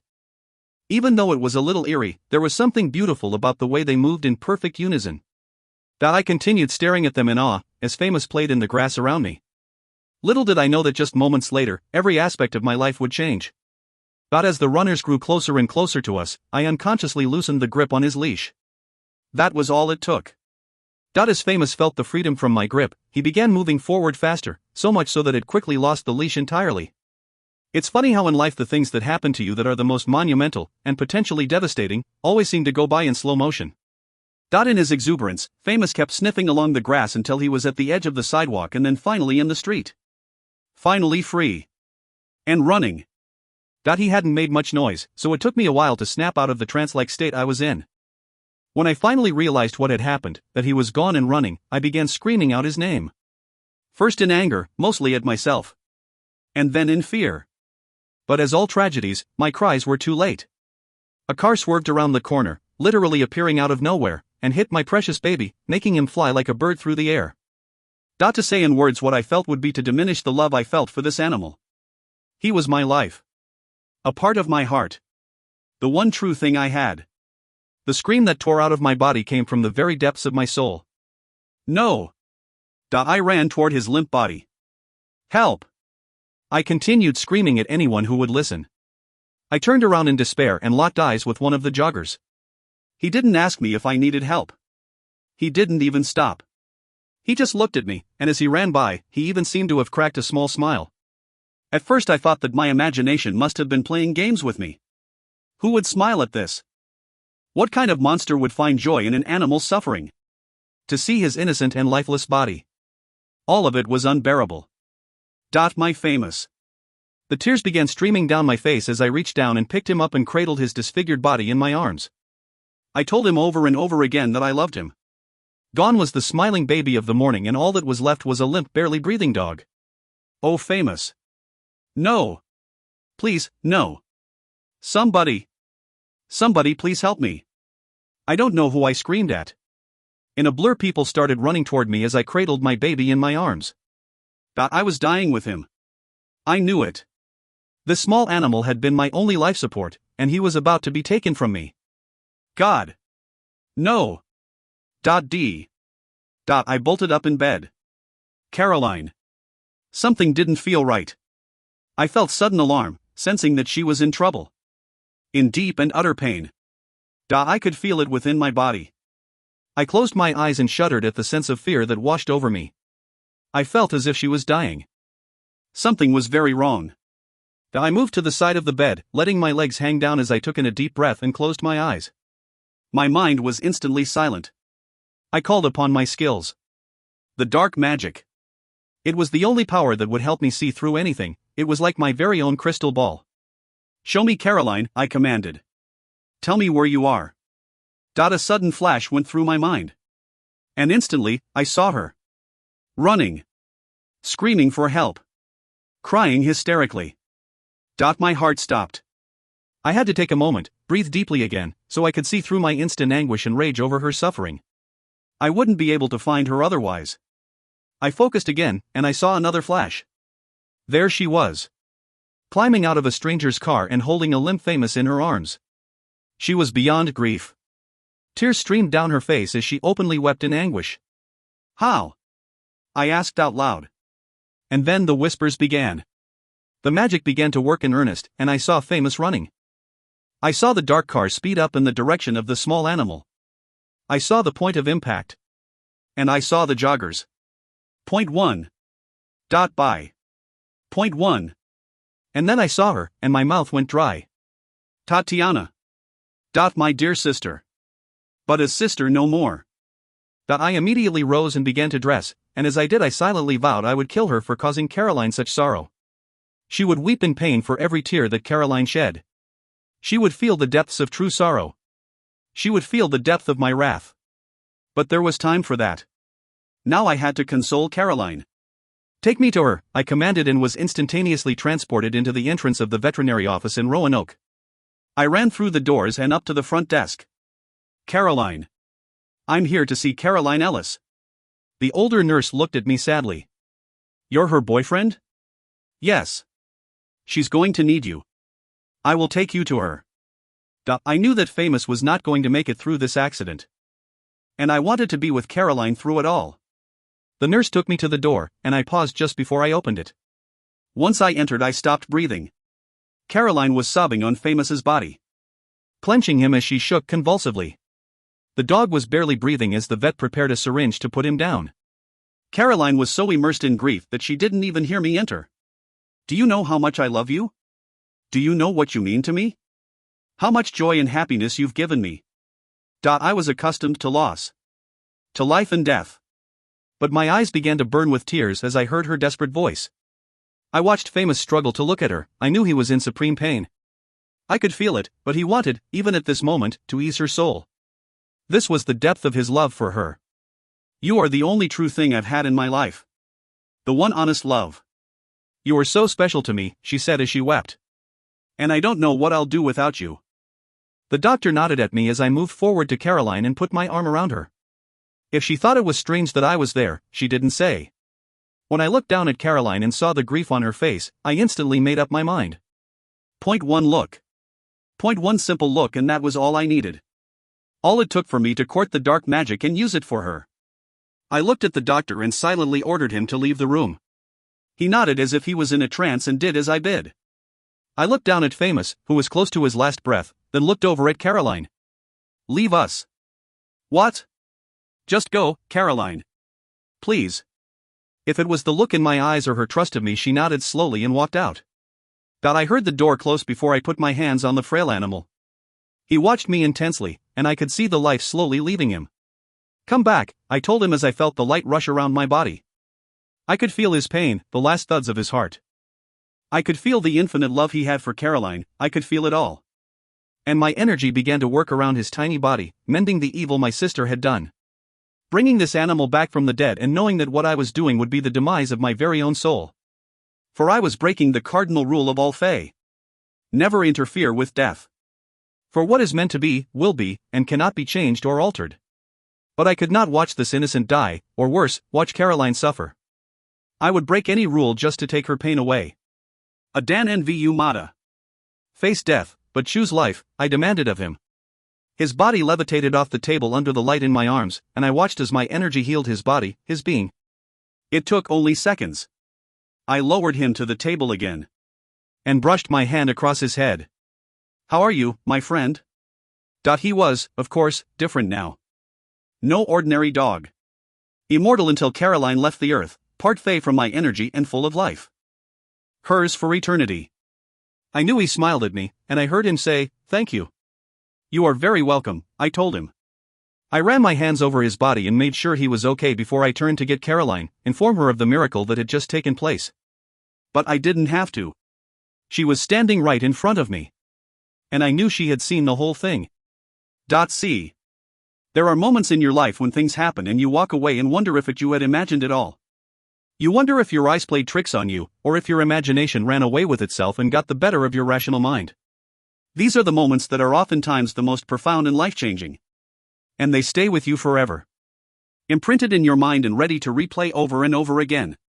I closed my eyes thinking that when I reopened them, the vision would be different. But it wasn't. All I saw was a bright light. And Devlin. I couldn't shake it from my mind. The questions that were racing through my brain, endless. Why? But more importantly, how? When I saw the light emerge from Devlin's hands, I was entranced. For a moment I believed that my grief had taken a hold of me, and I was overcome with the feeling of loss. I wiped my eyes and looked again and knew that I wasn't imagining anything. The vision before me was real. In my wildest dreams I couldn't imagine my dog being lifted by this light up and off the metal table. I couldn't imagine hearing Devlin speak in an ancient tongue that was foreign to me, yet seemed so familiar. My mind was not playing tricks on me. What I was witnessing was reality. It was truth. And when he turned and saw me staring at him, his eyes were an iridescent black, filled with bright shimmering light, and yet, at the same time, a darkness resided within its depths. I could feel my body tingle all over as if there was an electrical force moving through me. He stood there for a long moment, his eyes glittering, his palms facing me, and it was almost as if he half expected me to run away from him. The movement on the metal bed caught my attention. I watched as Famous slowly sat up and faced me. He wagged his tail and gave me his special smile. His eyes were brighter than they were before, but he was alive. He was alive. Devlin moved away from the table and allowed me to walk up to him. I reached my arms out, and he jumped into them, licking my face joyfully. I couldn't stop the tears from running down my face. He was alive. I hugged him tightly to my chest and looked over at Devlin. The light was gone from his eyes, and he was back to being the normal high school student that I knew. His face was devoid of any expression as he waited silently for me to speak. Thank you, I whispered, overcome with gratitude, but in awe over what I had just witnessed. Devlin met my gaze. Is that all you have to say? No, I told him honestly as I stroked Famous. So what now? He asked quietly. Let's go somewhere we can talk, I replied, surprised at how calm I felt. I wasn't frightened in the least bit. A normal person would have run out of the room and never looked back, but whatever I had just witnessed had been too beautiful for me to walk away from. And strangely enough, too familiar. Devlin nodded in agreement at me and opened the door to the room. We walked out through the lobby and past the nurse who was looking down. I looked back, wondering if the veterinarian would come searching for us, but he was nowhere to be found. As we walked by the front lobby, the nurse glanced up, and when she saw me holding Famous in my arms, all she did was smile. Have a nice day, she said in a cheerful voice. I looked from her to Devlin, who avoided my gaze. It was like the Twilight Zone. Was everyone in a trance? Had Devlin done something to these people? A part of me did not want to know the answer to those questions. Thanks. You too. Devlin's car was parked right out front. He walked toward the passenger side and opened the car door for me, always the gentleman. When I sat on the leather seat, holding Famous in my arms, I couldn't help but feel strangely content. Devlin walked around the car to the driver's side, keeping his head down the whole time. Once inside, the only sound that could be heard was the sound of the engine. We were both silent and still, and strangely, so was Famous. What would we say when we finally spoke? How could I let him know that what I witnessed wasn't frightening to me or repulsive? That if it was possible, I cared even more deeply for him. As soon as we drove out of the parking lot, I knew that he was planning on taking me to his home. Somehow I felt that where he lived played an important role in answering all of my questions, including who he was. When we finally reached the circular driveway, Odin was standing outside as if he had been waiting for us. And maybe he was. I looked down and saw that Famous was sound asleep in my arms. Once Devlin's car came to a stop, Odin approached the car and opened the door for me. Hello, my dear, he said warmly. He looked down at Famous and rubbed his head. He will sleep now, at least for a full day. How do you? I began to ask, but stopped myself. Odin only smiled at me as I stood up from the car and waited for Devlin. Odin continued looking at me, and I noticed for the first time how different he looked from other men in their 60s that I had seen. Even though his face was older, he really didn't have the regular signs of aging that normal people did. Odin suddenly held out his arms. Let me take him, my dear. I promise I will see to his comfort for the next day. He will be safe here, Caroline, he continued. I nodded my head, not once glancing away. I don't know why, but I believed him. I reached up and handed the sleeping dog to the old man, not hesitating once, knowing that Odin would protect him with his life. Odin took him from me and made his way up and into the house as the entrance doors opened on their own accord. I stood motionless, still in awe over all of the seeming moments of magic I had witnessed today. Devlin was now standing next to me, looking as though he was carrying the weight of the world on his shoulders and dreading the conversation ahead. Let's go inside, he finally said, holding out his hand to me. I looked down at his hand and up into his eyes. The moment had been brief, but my hesitation took long enough for him to change his mind, and he let his hand drop to his side. He must have thought I was repelled or even frightened by him. Give me your hand, I demanded, my voice full of emotion. He looked down at me, and I saw hope in his eyes. Without hesitation he reached down and put his hand in mine. I lifted his hand and placed my other one above it. I don't know what you are, I began in a soft voice, or what I saw. But what you did for me, I couldn't keep my voice from shaking. What you did was the most beautiful thing anyone has ever done. I looked up at him and held his gaze.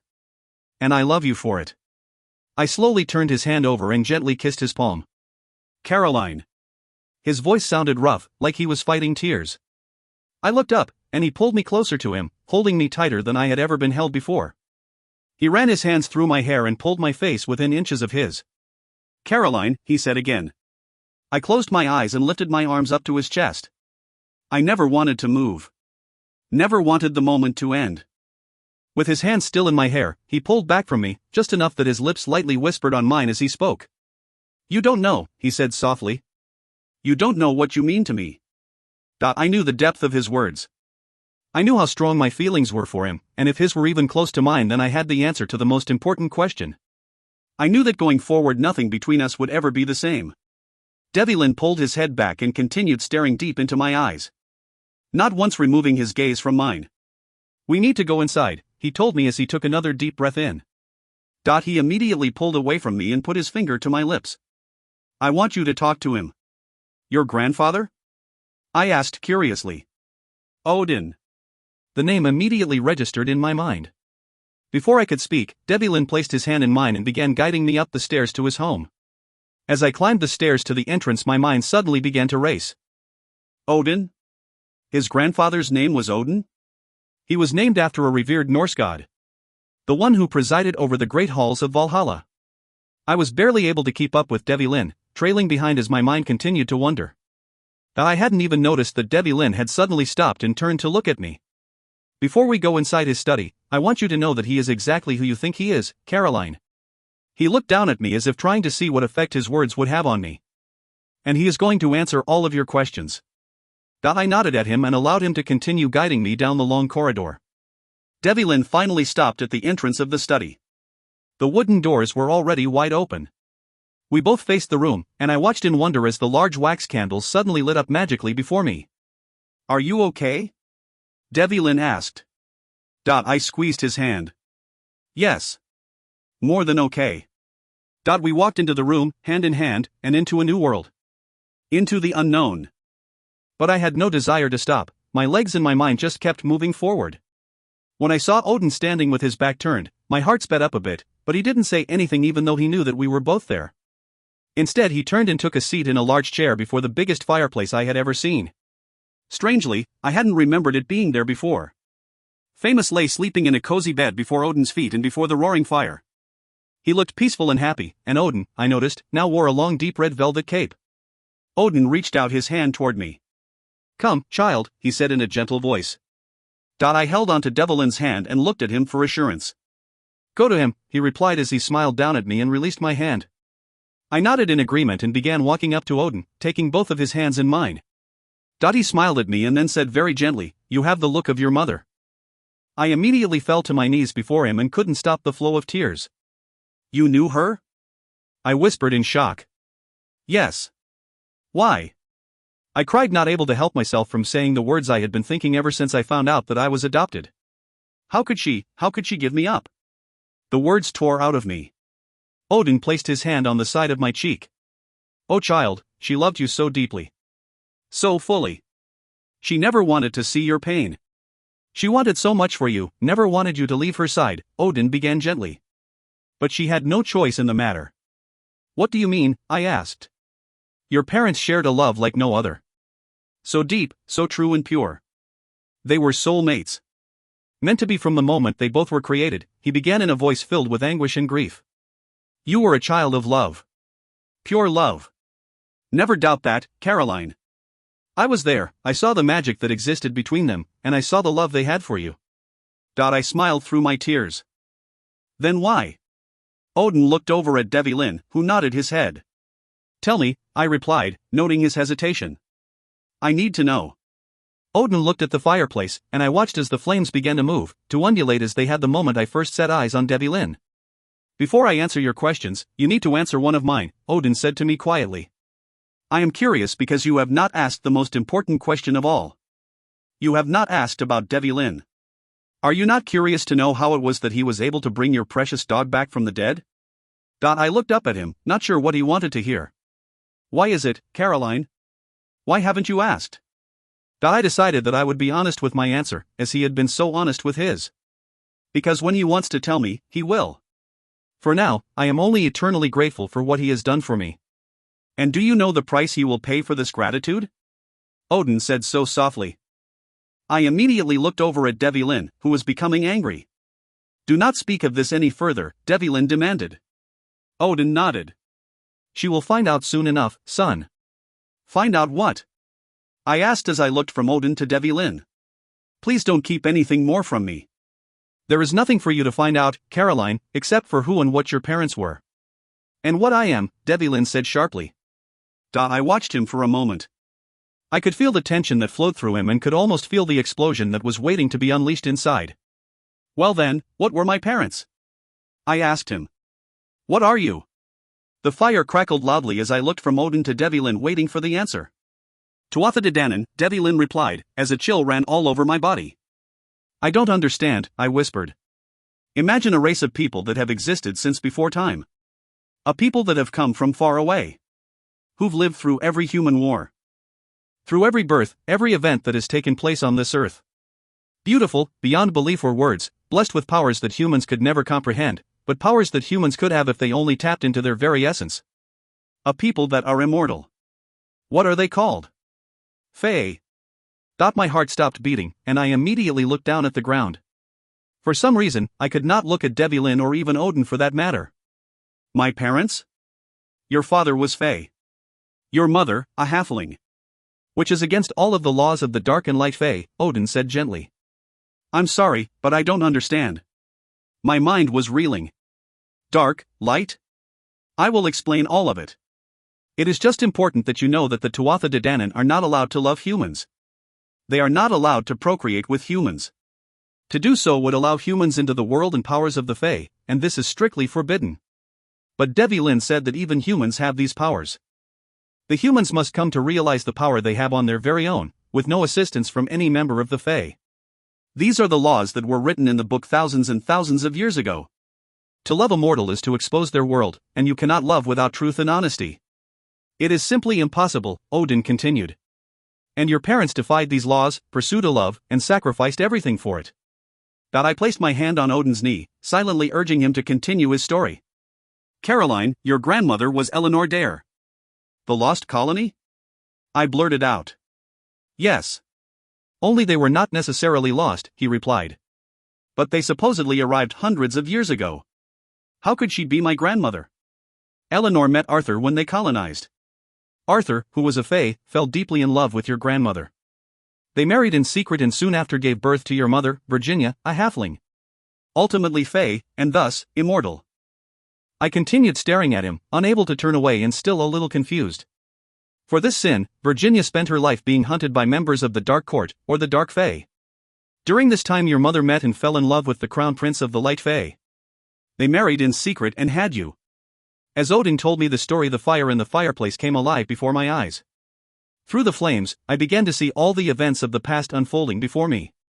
They were hunted like savages. And in the end, betrayed. And both suffered a certain death. I wasn't sure what it was about his story that caused the tears to start flowing once again.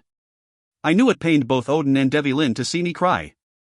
I wasn't sure how I could feel such pain and loss over people I never knew. Perhaps it was the word death. So painful. So final. So unfair. And what about me? I finally managed to say. I hid you, child, from the dark ones who wanted to destroy you. For you are the heiress to the Light Court. You have no other siblings. Your father, Royce, had no other children. It is just you. And now, you are the Light Court's queen. A young woman who was part human, part Fae, bringing two worlds together in a destiny that was meant to be.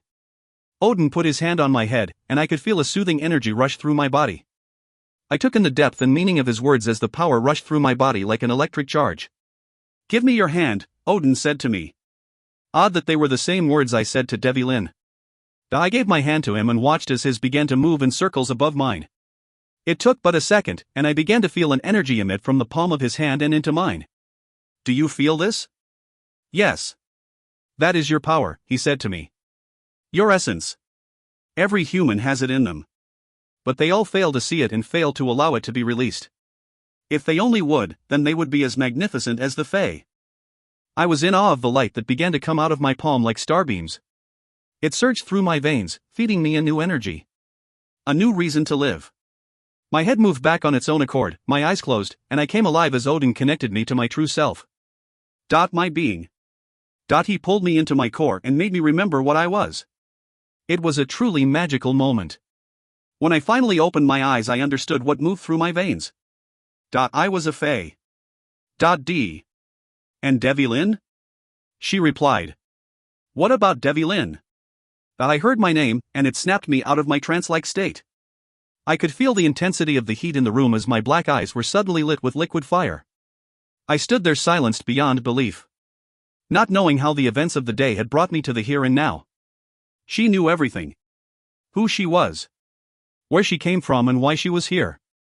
Though she glossed over one of the important parts of the story. She was still being hunted. I am not at liberty to say. He must tell you himself, Odin replied to a desperate Caroline. And now I must leave you, child. He said the last words without allowing her the opportunity to reply, as he snapped his fingers and suddenly disappeared into thin air. Caroline was left kneeling on the ground, unable to move. I silently cursed at Odin, angered that he left her in such a state, and angered that he left me here to answer her remaining and likely never-ending questions. She slowly began to rise, struggling with every step. I wanted to help, but I found myself unable to move as well. Devilin. Caroline, I replied, keeping my voice as guarded as possible. Tell me, she demanded as she finally reached me and slammed her fists against my chest. I need to know. Tell you what? I began as I stepped back from her. That your eyes are like gray diamonds, shining brilliantly in your face? Your hair is like the finest silk, and since I met you, all I've wanted to do is run my hands through it? And when you smile at me like you're doing now, you make me believe. You make me have hope, I continued desperately. I stepped back, suddenly releasing her as I ran my hands through my hair. I knew that she wanted more from me, and in this moment I didn't know how to give her any more than I already had. So I was left with nothing but to pull away. Hope for what? She asked, suddenly breathless. I closed my eyes. Caroline, you are missing the big picture, I said, my tone rising. Odin told you that your parents were hunted by the Dark Fae. Did you understand this? Were you listening to him? I grabbed her face and pulled her close to me. I heard him, she replied in a soft whisper. Did you? She shook her head, confused. It hasn't stopped. She stared at me, and I knew it still did not resonate. What do you mean? It hasn't stopped? The hunt is not over, Caroline. It didn't stop with your parents. He won't rest until you are gone as well, Devilin said forcefully. Do you understand me now? She stepped away from me, as if I had slapped her across the face. Someone wants me dead? Yes. Why? She asked, still not fully comprehending what I was trying to tell her. I took in a deep breath. I had to tell her what she was. What I was. How we fit together. How our destinies were intertwined and had been since the moment our souls were made. She wouldn't understand until I showed her. She wouldn't lift her head from the clouds until she saw for herself. Only then could she completely comprehend the risks. Only then would she realize how dangerous it was to be near me. How dangerous it was to have any feelings for me. Only then. I need to show you, I said as I reached out for her hand. Walk with me. It was time. I looked down at her pale face and could sense the fear that she had. I knew she wanted to keep it from me, to not burden me with her feelings, and it honestly made me love her even more. She looked up at me and slowly nodded her head as she reached out for my hand. As soon as our fingers touched, I closed my eyes, and we were gone. When I opened them, we were standing deep in the Elizabethan gardens. I watched as she looked around her in awe. She squeezed my hand harder as if she was trying to figure out if I was real, if any of this was real. Are you okay? Yes, she nodded. I'm fine. This is just a little overwhelming. We can stop, I replied, concerned for her now more than ever. We can stop anytime you want. No, I want to know everything. I squeezed her hand in understanding and began leading her through the gardens. My eyes adjusted to the light that beamed from every crevice of the area. Her people knew she was coming back. They could feel her, and as the wind blew a gentle breeze, they began to hum. They knew that she was finally realizing who and what she was. And I knew she heard the whispers of their soft music because her eyes took on a faraway look. What is that sound? I didn't answer her. She would have the answers to all of her questions soon enough. For now, I just wanted her to take it all in. Little by little. We stopped in the center of the garden, surrounded by the bleak white snow, and faced each other. Before I tell you anything, I just want you to know that I don't want you to be afraid, I said as I reached out my hand to cup her face. I'm not afraid, Devlin. Caroline was a terrible liar. But she was also courageous, and I could not help but admire her for that. Here she was, surrounded by powers she couldn't understand, running from something she did not even know, trusting me completely. With her life. It almost brought me to my knees. After everything Odin had just told her, I couldn't understand why she was still standing next to me. Tell me. I'm ready now. I leaned down and kissed her on the forehead. This was the closest moment of intimacy we had shared. In all of the months that we had spent together, I finally knew what it was like to have her soft, supple skin brush up against my lips. And I knew that I needed more. I took another deep breath, inhaling her sweet scent, my hand gently cupping the back of her neck as I forced her gaze up to mine. I took her other hand and moved it to cover my heart. I closed my eyes for a moment, then opened them. They were bright with light as the energy moved through my body. In those moments, I did not have to utter a single word. I allowed Caroline into my soul. I allowed her to see all the images of my life. I allowed her to see our story, the one that I had lived with forever. I allowed her to see my fears. To see what would happen to her if we were ever to be together. And finally, I allowed her to see my love. The love I had for her now. The love I would have for her for all eternity. When I saw the tears stream down her face, I closed my eyes again, quickly allowing the shield to move back into place. Now she knew. Everything. I wondered if she'd run away in fear. I felt her soft fingers touch my cheek and then allowed her to pull my hand over her heart. It was beating rapidly, as she was no doubt filled with a myriad of emotions. Look at me, she commanded. I opened my eyes. I love you too. It was all she said. All she had to say. And I was finally free. I stood there forever looking into her eyes. Could I believe her words? Could I trust myself if I continued further? My throat suddenly constricted. I needed more. I wanted to feel her lips on mine. So badly. Kiss me. See. Kiss me. I stared deep into his eyes in utter disbelief. Kiss me. My mind was now playing tricks on me. I shook my head. Did he just ask me to kiss him? Impossible. I looked back into his eyes. No, I knew I had heard him say those words. I heard him. And now I believed, no, I knew that he spoke to me. I stepped closer to him, wanting so desperately to follow his silent command. I could feel the heat rising from my face.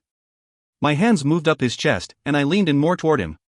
His arms moved around my waist to pull me close. I closed my eyes, even though I wished I had kept them open so that I could remember everything about this moment. Everything about his face, his touch, and the completed feeling I had just being held in his arms. This kiss. This man. This moment. From the minute I set eyes on him, I loved him, and there was no shame in acknowledging that. There was only shame in denying what my heart felt. So I leaned in even further. Wanting nothing more than to kiss him and be kissed in return. Even if it meant that I would make the first move. I was willing to do whatever it took, even if I wished deep down that he would be the one reaching down for my lips. And then, as if sensing my hesitation or hearing my plea, he reached his hand across my cheek and behind my neck and drew me close to him until our lips were one. As soon as our lips met, an electric force went through my body as I kissed him with the longing and passion that had built up in me since I met him. If possible, he pulled me closer and lifted me up toward him as he deepened the kiss. Our lips melded into one. The moment they touched, I felt like I was on fire. I wasn't experienced at all. He was the teacher. I, the willing student. And yet within seconds, kissing him became the most natural thing in the world. He pulled away and ran his fingers across my face. And then he brought his lips to mine again with a hunger and longing that knew no bounds. It was the most intimate I had ever been with anyone in my life, and yet, I felt so comfortable. So at ease. Because I knew he was the one. Made for me. As I was made for him. After an eternity, he pulled away and hugged me close. We both just breathed each other in. Devi Lynn, I began. There was so much I wanted to say, but I didn't know where to begin, so I just took in a deep breath and decided to stay as quiet as possible. It felt like the garden around us was spinning and spinning as we stood there in silence. Until finally he pulled away. He looked down at me, knowing that the conversation that faced us would be a difficult one. So much had changed in so many ways. Caroline. I looked up at him and noticed that everything about him had changed. Gone was the face that looked at me with heated desire, and back was the man I had grown accustomed to. Hard and distant.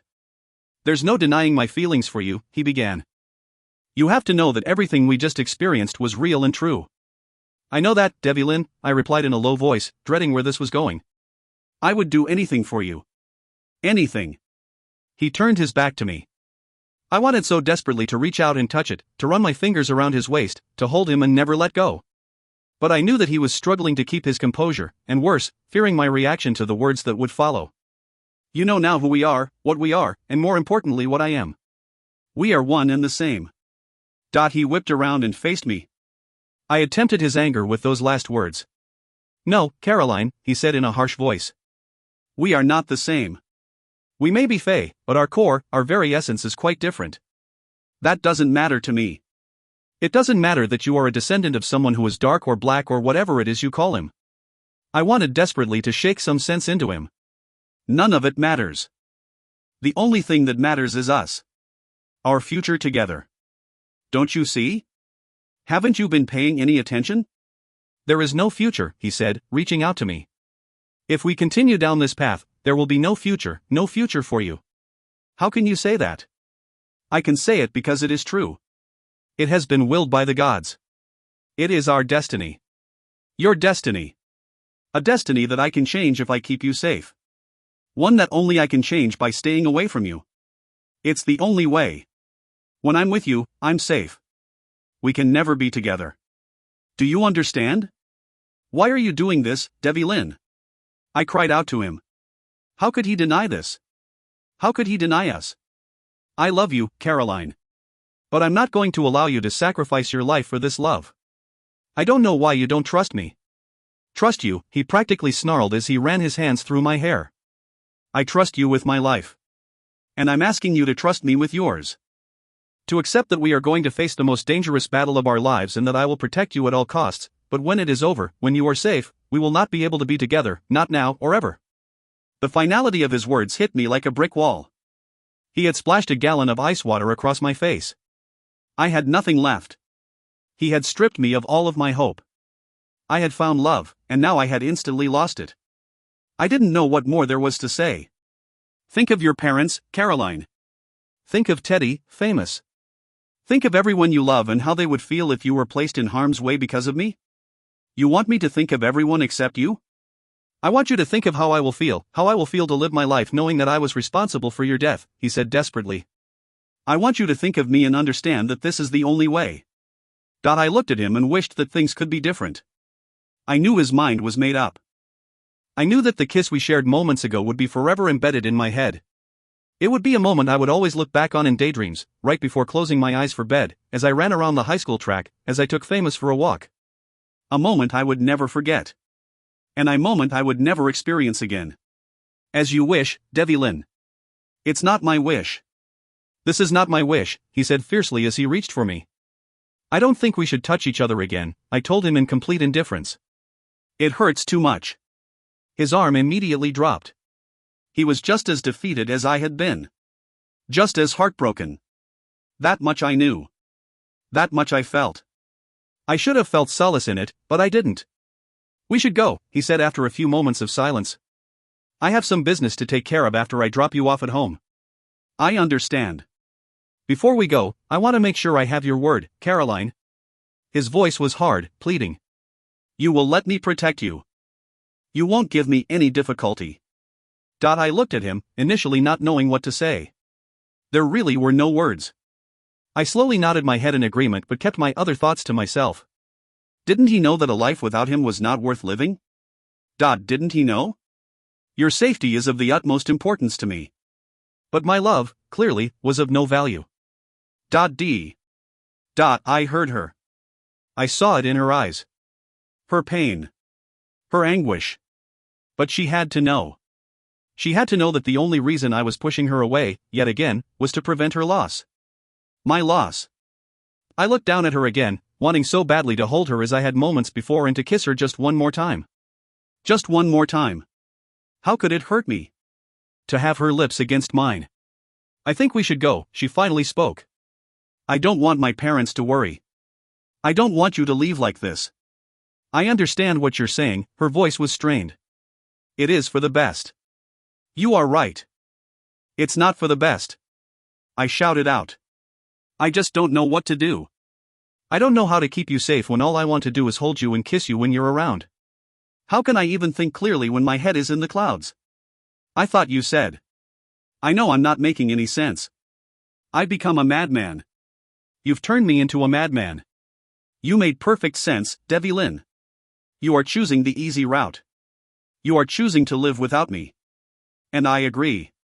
It is the best decision, her voice was soft, hoarse. I knew she was hurt. And I was the cause of this. I couldn't bear it. Don't. I didn't mean any of it. A tear suddenly made its way down her face. I'm sorry, Caroline. Forgive me. I bent down and kissed her moist cheek. Forgive me. I take it all back. I know there are dangers. I know that I am risking my life. But I don't care. Because to be honest with you, I haven't lived. This is not living. But a moment ago, I finally felt something. I finally felt alive. So did I. Well, then what are we doing? We can figure this all out together. I could hear the hope in her voice. You're right. How could I deny her anything? My soul was in turmoil. Truce? It took her a moment before she believed me. I couldn't blame her. I had gone from one end of the spectrum to another, but I knew that for now this is what she needed to hear. She slowly nodded her head, and I reached out for her hand. Once she finally took it, I knew I had won her back. For now. We walked in silence toward my car, and moments later I would drop her off at home and head back to face the reality of my world. The moon was bright against the night sky, and I realized that I needed space from Caroline to clear my head. Face all that I had done. All that she now knew. It was a night of 1,000 truths. 1,000 realizations. One that I had always wanted to avoid. A night that would end in the destruction of my sister. Caroline sat in the seat next to me and leaned her head back and closed her eyes. I knew that she had been experiencing an emotional tsunami just like I had. I knew that she wanted to risk everything. Just as I had. The risks were real. They were fated. But there was nothing either one of us could do but tempt them. Chapter 15, As for me, to love you alone, to make you happy, to do nothing which would contradict your wishes, this is my destiny and the meaning of my life. Napoleon Bonaparte. Kingdom of the Dark Fae. Alderaan stood by the large windows that overlooked the forest and stared out at the obsidian lake. There were numerous black swans that sat perched on top of the murky water. At once the swans lifted their wings and arched their long necks back. They opened their eyes and all turned to look at Alderaan. They were fire red. A slow, sly smile came over his face. He turned and came face to face with his daughter, Tatiana. I knew you would come back to me, he said to her as he reached out his hand. Tatiana's beautiful face was uncertain as she looked around at the darkness that surrounded him. His palace was very different from Odin's home. Where Odin's was warm and vibrant, her father's was cold and austere. How did you know? She asked him quietly. Because you are my daughter. It is your rightful place to be here, by my side. It is your duty, Alderaan said as he stepped closer to her. It is your legacy. His hand was still extended to his daughter. Give me your hand. Tatiana still hesitated. Daughter. Let me show you what belongs to you, he told her. Tatiana took another moment, then reached out and grasped her father's hand. Alderaan smiled as he pulled her close. He walked with her toward the windows, his eyes lit like black coals, and nodded toward the lake. Look there. Tatiana's hair lifted magically around her as the water began to swirl in circles, and she began to see what destiny lay ahead. Alderaan watched her face with pleasure. He watched as her bright green eyes began to turn a shade darker, like all of her kinsmen. Her transformation was easy. This is your truth. This is what you are. This is who you are, he whispered to her. You cannot hide from it any longer. You cannot deny what is in your soul. Her feet lifted off the ground as Alderon let go of her hand and watched as the dark light circled around her body and finally moved into her soul. Tatiana threw her head back and lifted her palms up to the sky, allowing the black light to enter her very core. Alderon stood back and watched the entire transformation with a happy smile. When it was complete, he stepped forward and bowed. My daughter. Tatiana had a new energy that seemed to surround her. A new glow that wasn't there before. How do you feel? The smile was instant. Like myself. Alderon reached out and brushed her cheek. I wish your brother would embrace his truth.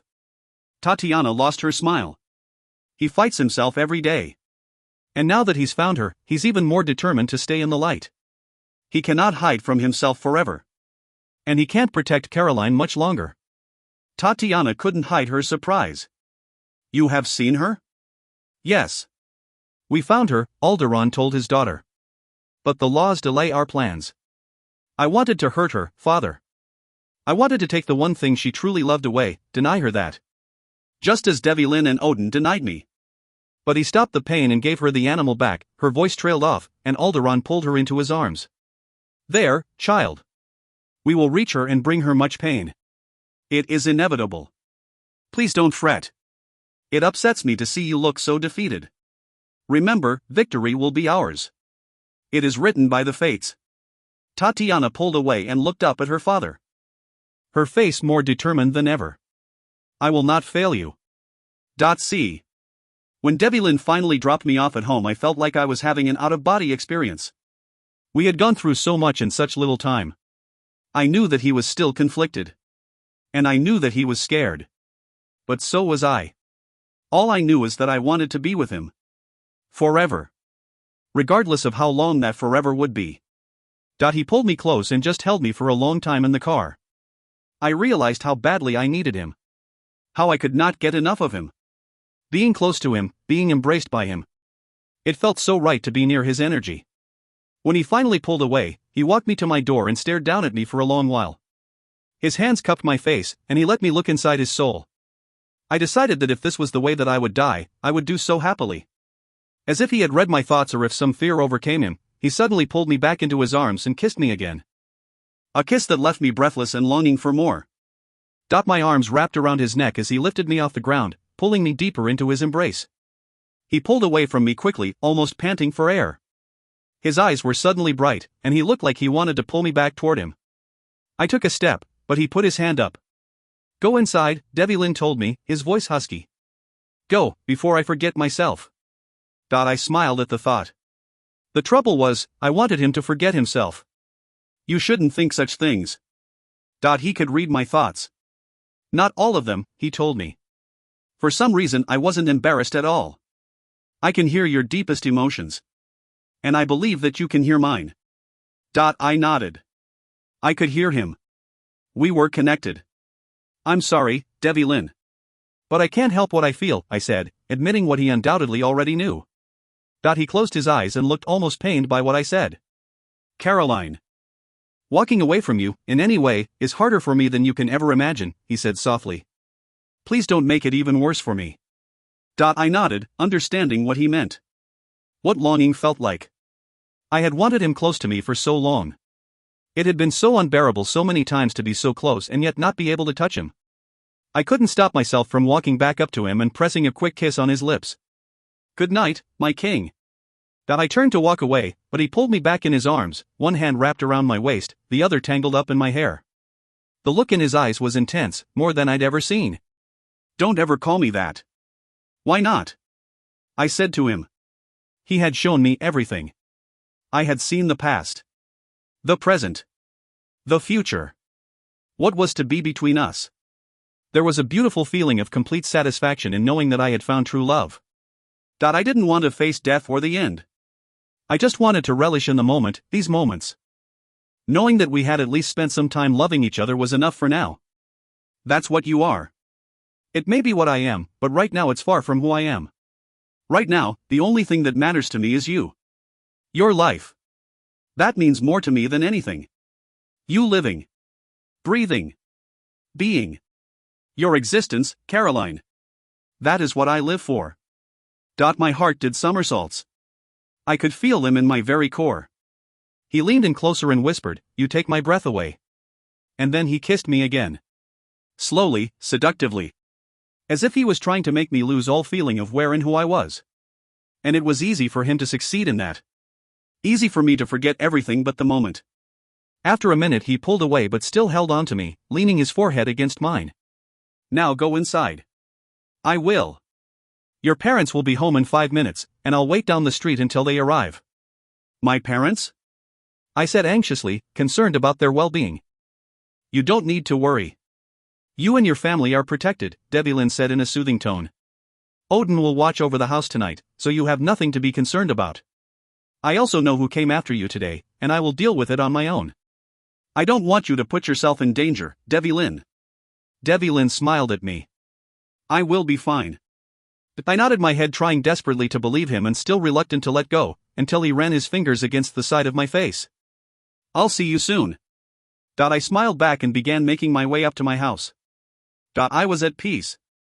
When I came to the door and opened it, it took all my strength and willpower to not run back into his arms and ask that he take me away somewhere that we could just live happily ever after together. But I knew that wasn't reality. Or at least, it wasn't our reality. I walked inside, and after my heart calmed down and I could breathe again, I stood inside for a long time just staring around at everything like I was seeing it for the very first time. This was my home. The place I had grown up in. Everything was so familiar yet so foreign at the same time. I suddenly felt like it didn't belong to me anymore. I waited for Famous to come running into my arms and then remembered that he would be spending the evening at Devlin's. Safe and secure, just as he made me feel. Thinking of Famous reminded me again of how lucky I was to have him in my life. I had Devlin to thank for that, I thought as I walked up the stairs. When I got to my room, I changed quickly, sat on the bed and took in a deep breath. I wanted so badly to talk to someone, tell them of the events that had transpired during my day. But no one would believe any of it. Teddy would surely have me institutionalized if I even told him half of what had happened. I rubbed the tip of my fingers together, feeling a new sensation. Tingly. Alive. Like nothing I had ever felt before. Devlin had said that all people were made up of light energy, I thought as I stared at my palm. That everyone had this gift, but only some would awaken it from within their soul.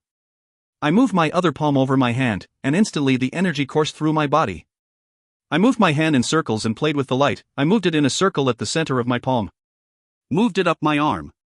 Down again. Amazing. I couldn't deny what I felt. Here it was. My energy. Or as Devlin had called it, my inner light. And it was beautiful. I leaned back in my bed and closed my eyes. I just had to think. To try and make sense of it all. Even though I knew that to make sense of it would be to deny everything that I had ever known. I slowly closed my eyes, and when I opened them hours and hours later, I had realized that I had slept through the night. I must have been so exhausted. But I wasn't now. I was well rested and awake with a renewed sense of self, life, and my future. I knew that I was in danger. I knew that I had a very uncertain path that lay ahead, but none of it mattered because now I had Devlin to stand and fight beside me. I decided that I would go for a quick run and release some of this newfound energy. I quickly changed into my running clothes, put my hair in a high ponytail, and hurried downstairs. The aroma of coffee filled the air. When I turned the corner, I saw my mom standing at the sink washing the dishes. "Good morning, honey," she said.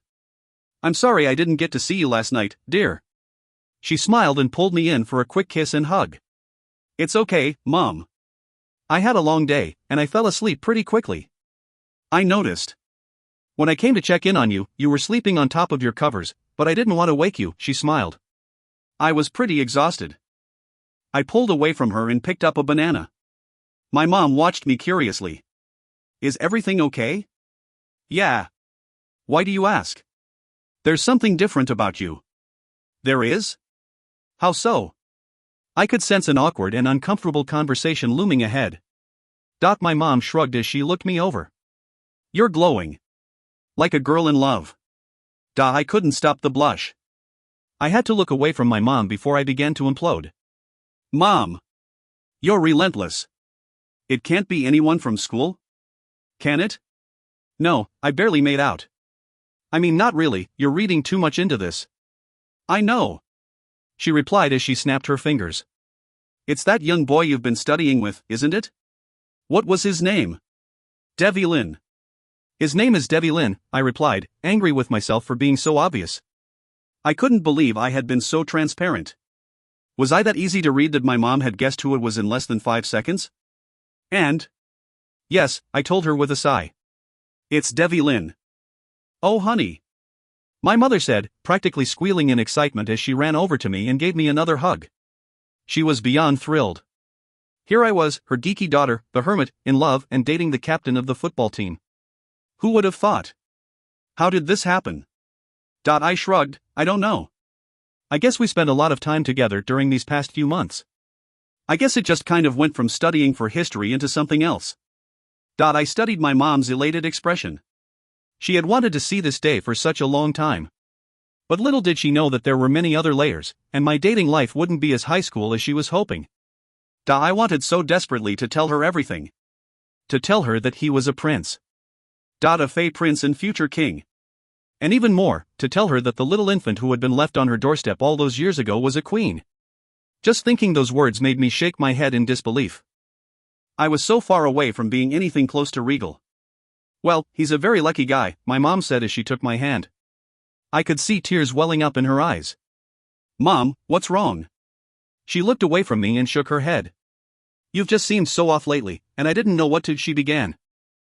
I knew what she was thinking. I didn't want her to torture herself any longer. I was just emotional and confused. You know how teenage love is, I told her as she looked back at me with relief. I know, darling. I was once a teenager too. She smiled. What do you have planned for the day? Maybe we can go shopping. I have to go to the restaurant for a couple of hours, but then I'll be back in the afternoon. I'd love to spend some time with you. I hardly see you anymore. I'd like that. Are you going for a run? In this weather? It's so cold, dear. It snowed last night. I put on my earmuffs. I'm warm enough now, and you know how much I love running when it's cold out. Be careful. I always am. I kissed her on the cheek. Call me when you're heading back home from the diner. I ran out the door, and the cool air was welcoming to my senses. I shook my hands, did a few stretches, turned my iPod on, and was off. I loved to listen to David Gray. I quickly forgot about everything as I pushed myself and turned to run on my regular path. My thoughts quickly turned to Devi Lin. My focus purely on Devi Lin. It was strange to think that only 6 months ago, I was thinking that I'd never meet anyone worthwhile, anyone who would actually know me. And now, I'd met my soulmate. And he was in my life. I finally found someone to snuggle with. Go to the movies with. Share dinners with. The thought of spending time with him, getting to really know him, was my undoing. I continued running with a stupid smile on my face and not paying attention the trail ahead. I had run this trail so many times that its twists and turns were embedded in my head. Which was why I never saw the small log laying across my jogging path. And it happened instantly. I tripped over it and fell hard on the ground. I put my hands out in front of my face to break my fall, and felt them cut on impact. I slowly sat back and stared at the gash in my palm. And the blood that was on the pearl-white snow. In an instant everything was like a black and white dream around me. I looked up at the sky and watched as the clouds moved in thunderously above my head. A wind came out of nowhere and moved around my body, whipping my ponytail all over. And then I knew I wasn't alone. I couldn't stop the goosebumps that moved all over my body. Or the feeling of complete and utter fear that seemed to paralyze me. I heard a step in the snow, and I braced myself. I turned slowly, and it took all my power not to start screaming. A thing. A monster. A creature. Stood before me. He was tall, over 7 feet. He was wearing a long, black, hooded cape.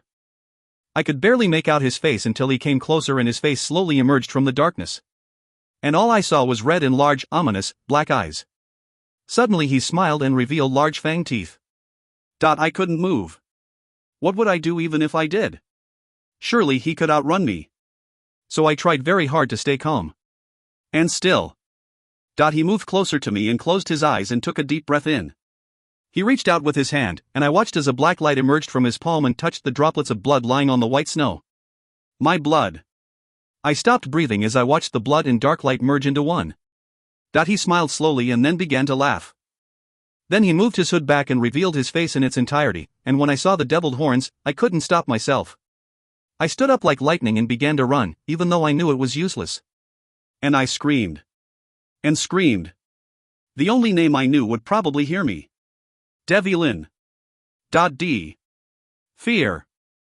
In all my years I had never felt such a deep and overwhelming sense of terror. I could feel the fear in her. The anguish. Pain. It moved over my body in waves. And she was helpless against it. I closed my eyes and tried to see what it was that was causing her such torment.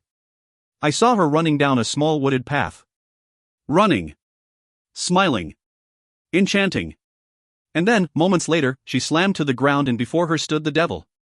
The frightening face of Herne, the devil Fae. I ran out of my room. Odin! I screamed out. My voice seemed to echo through the giant corridors of the home.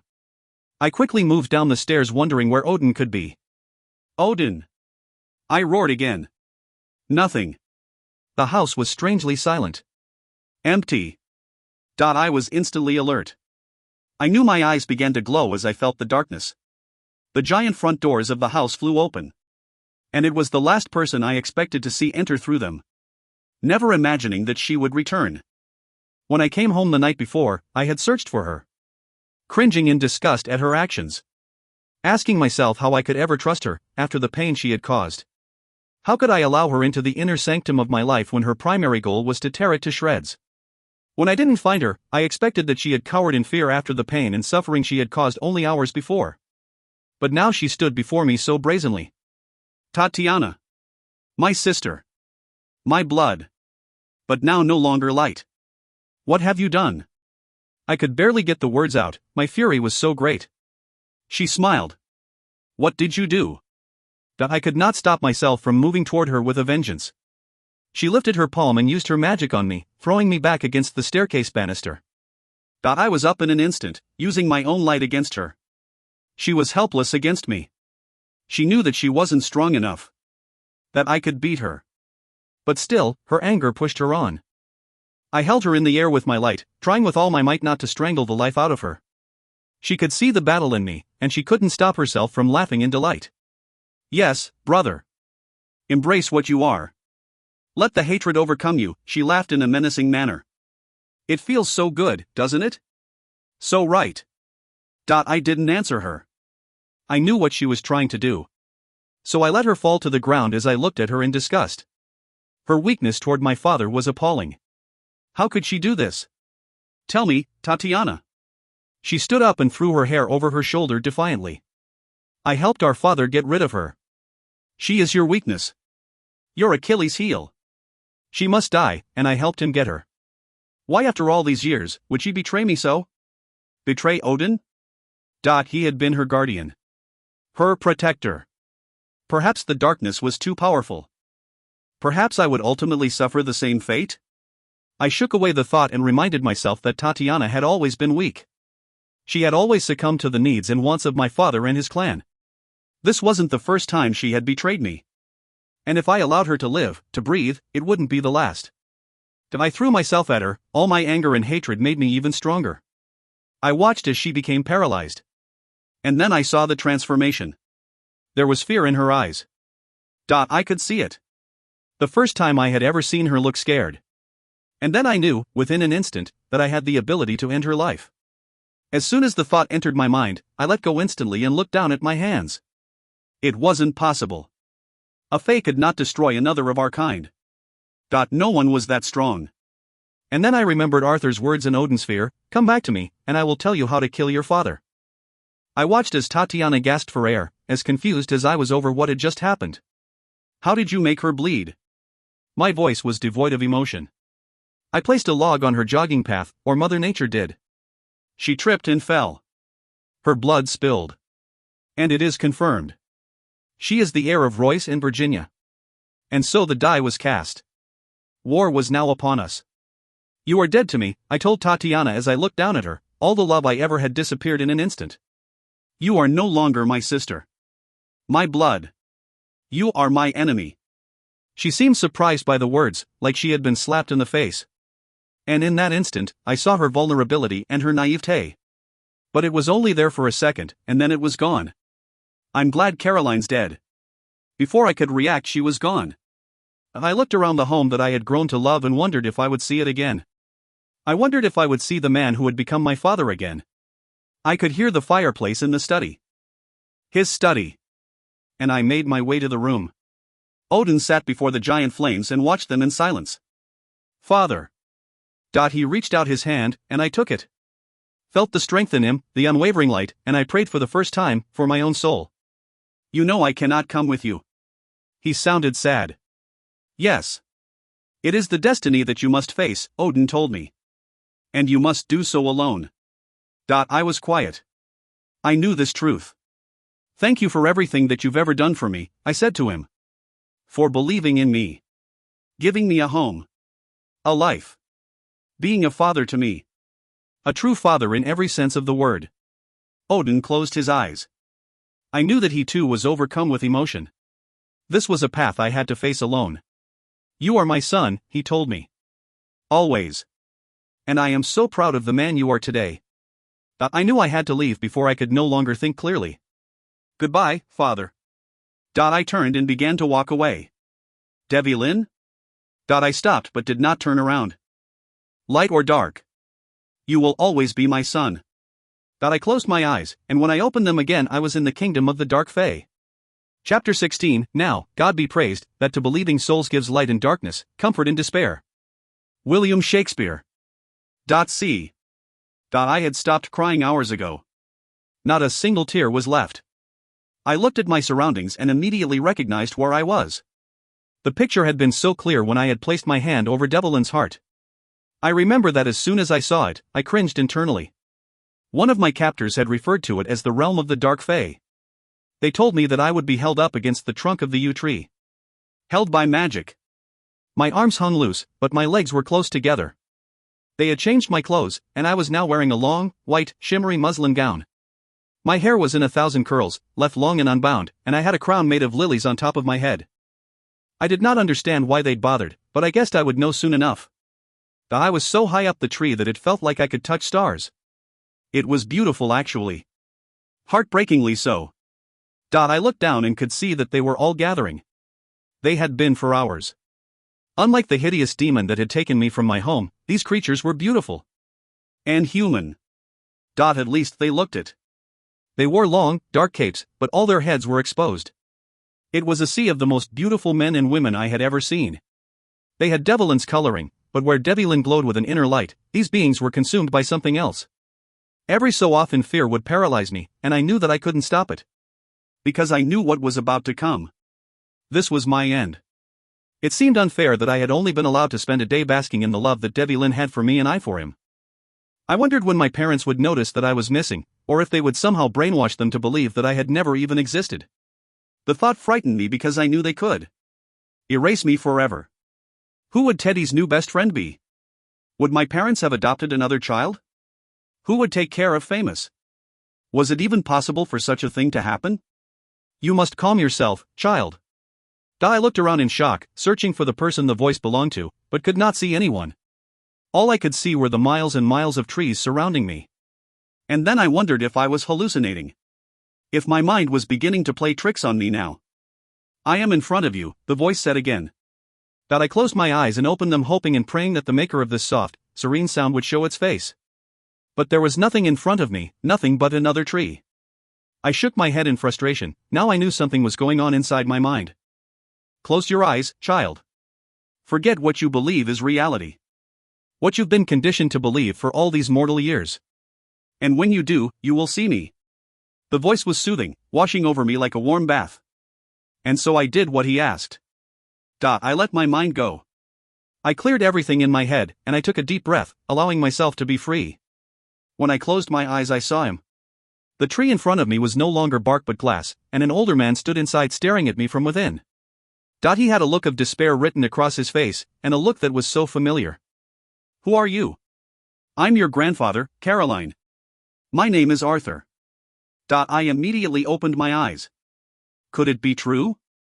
I closed my eyes again and hoped that he would come back. Hoped that I would see his face before me. And then I did. And I could see him so clearly. I desperately searched his face, and as I did, the frantic beating of my heart slowed, when I realized that I was faced with the truth. I could see myself in him. It was a wonder to finally feel a connection. How are you here right now? Are you a ghost? I asked desperately. Arthur put his hand up on the glass, his palm facing me. No, my dear child. This is my prison, my punishment for loving your grandmother. His voice was so sad. But a life without her is nothing. Meaningless. I'm so sorry. Don't be sorry, my angel. I do not mind this cage. They have taken everything from me. But they haven't taken my mind. When I close my eyes, I can relive all the moments we shared together. Over and over again. His words saddened me. My only despair comes from my inability to keep you safe. Away from them. Away from him. I tried to move, but I couldn't break the magical force that held me. There has to be something. I pleaded. Something we can do. No. This is my sentence. It was given by the Dark King. Only to be broken by the Dark King, he said solemnly. My grandfather looked down at the gathering, and I could see that he was nervous by what he saw. I guess I'm quite popular, I replied as I too looked down. You must remain strong. Do not let them see your fear. You are the rightful heir to the throne of the light. They must not know that they have frightened you in any way. I promise I won't disappoint you, I vowed quietly. It was all so new, so much to take in, but if he was right, I had to keep my dignity. My strength. My honor. That was all that I had left to fight with. Debbie Lynn will come for me, I told my grandfather. I know he will. I could tell he did not like what I said to him. He is the reason you are here. He roared in anger. He seemed to grow as his fury overcame him. Don't say that, I whispered. I speak only the truth, lass. If I had been free, I never would have let him find you. Be close to you. I would have kept him away, he said vehemently. Then you would be the cause of my sadness, my voice was soft. I love him. Arthur deflated like a balloon. He put his head against the glass in great sadness. Love is dangerous. It causes great sorrow. I could barely hear him as he whispered the words. Look what my love has done to you. Before I could answer him, there was a swirl of wind that moved over my body. Be strong, lass, were the last words I heard from my grandfather before I was pulled off the tree. I felt as though I was in a wind tunnel as 1,000 butterfly kisses moved over my body. I knew I was being lowered toward the crowd. Once my feet finally touched the surface, I looked down to see that I stood on a small black marble circle lifted about 10 feet off the ground. I closed my eyes for a moment, then opened them fearlessly to face my accusers. I stared down at them all and held my head high as they watched me in silence. Many of them were curious, I'm sure, to see me for the first time.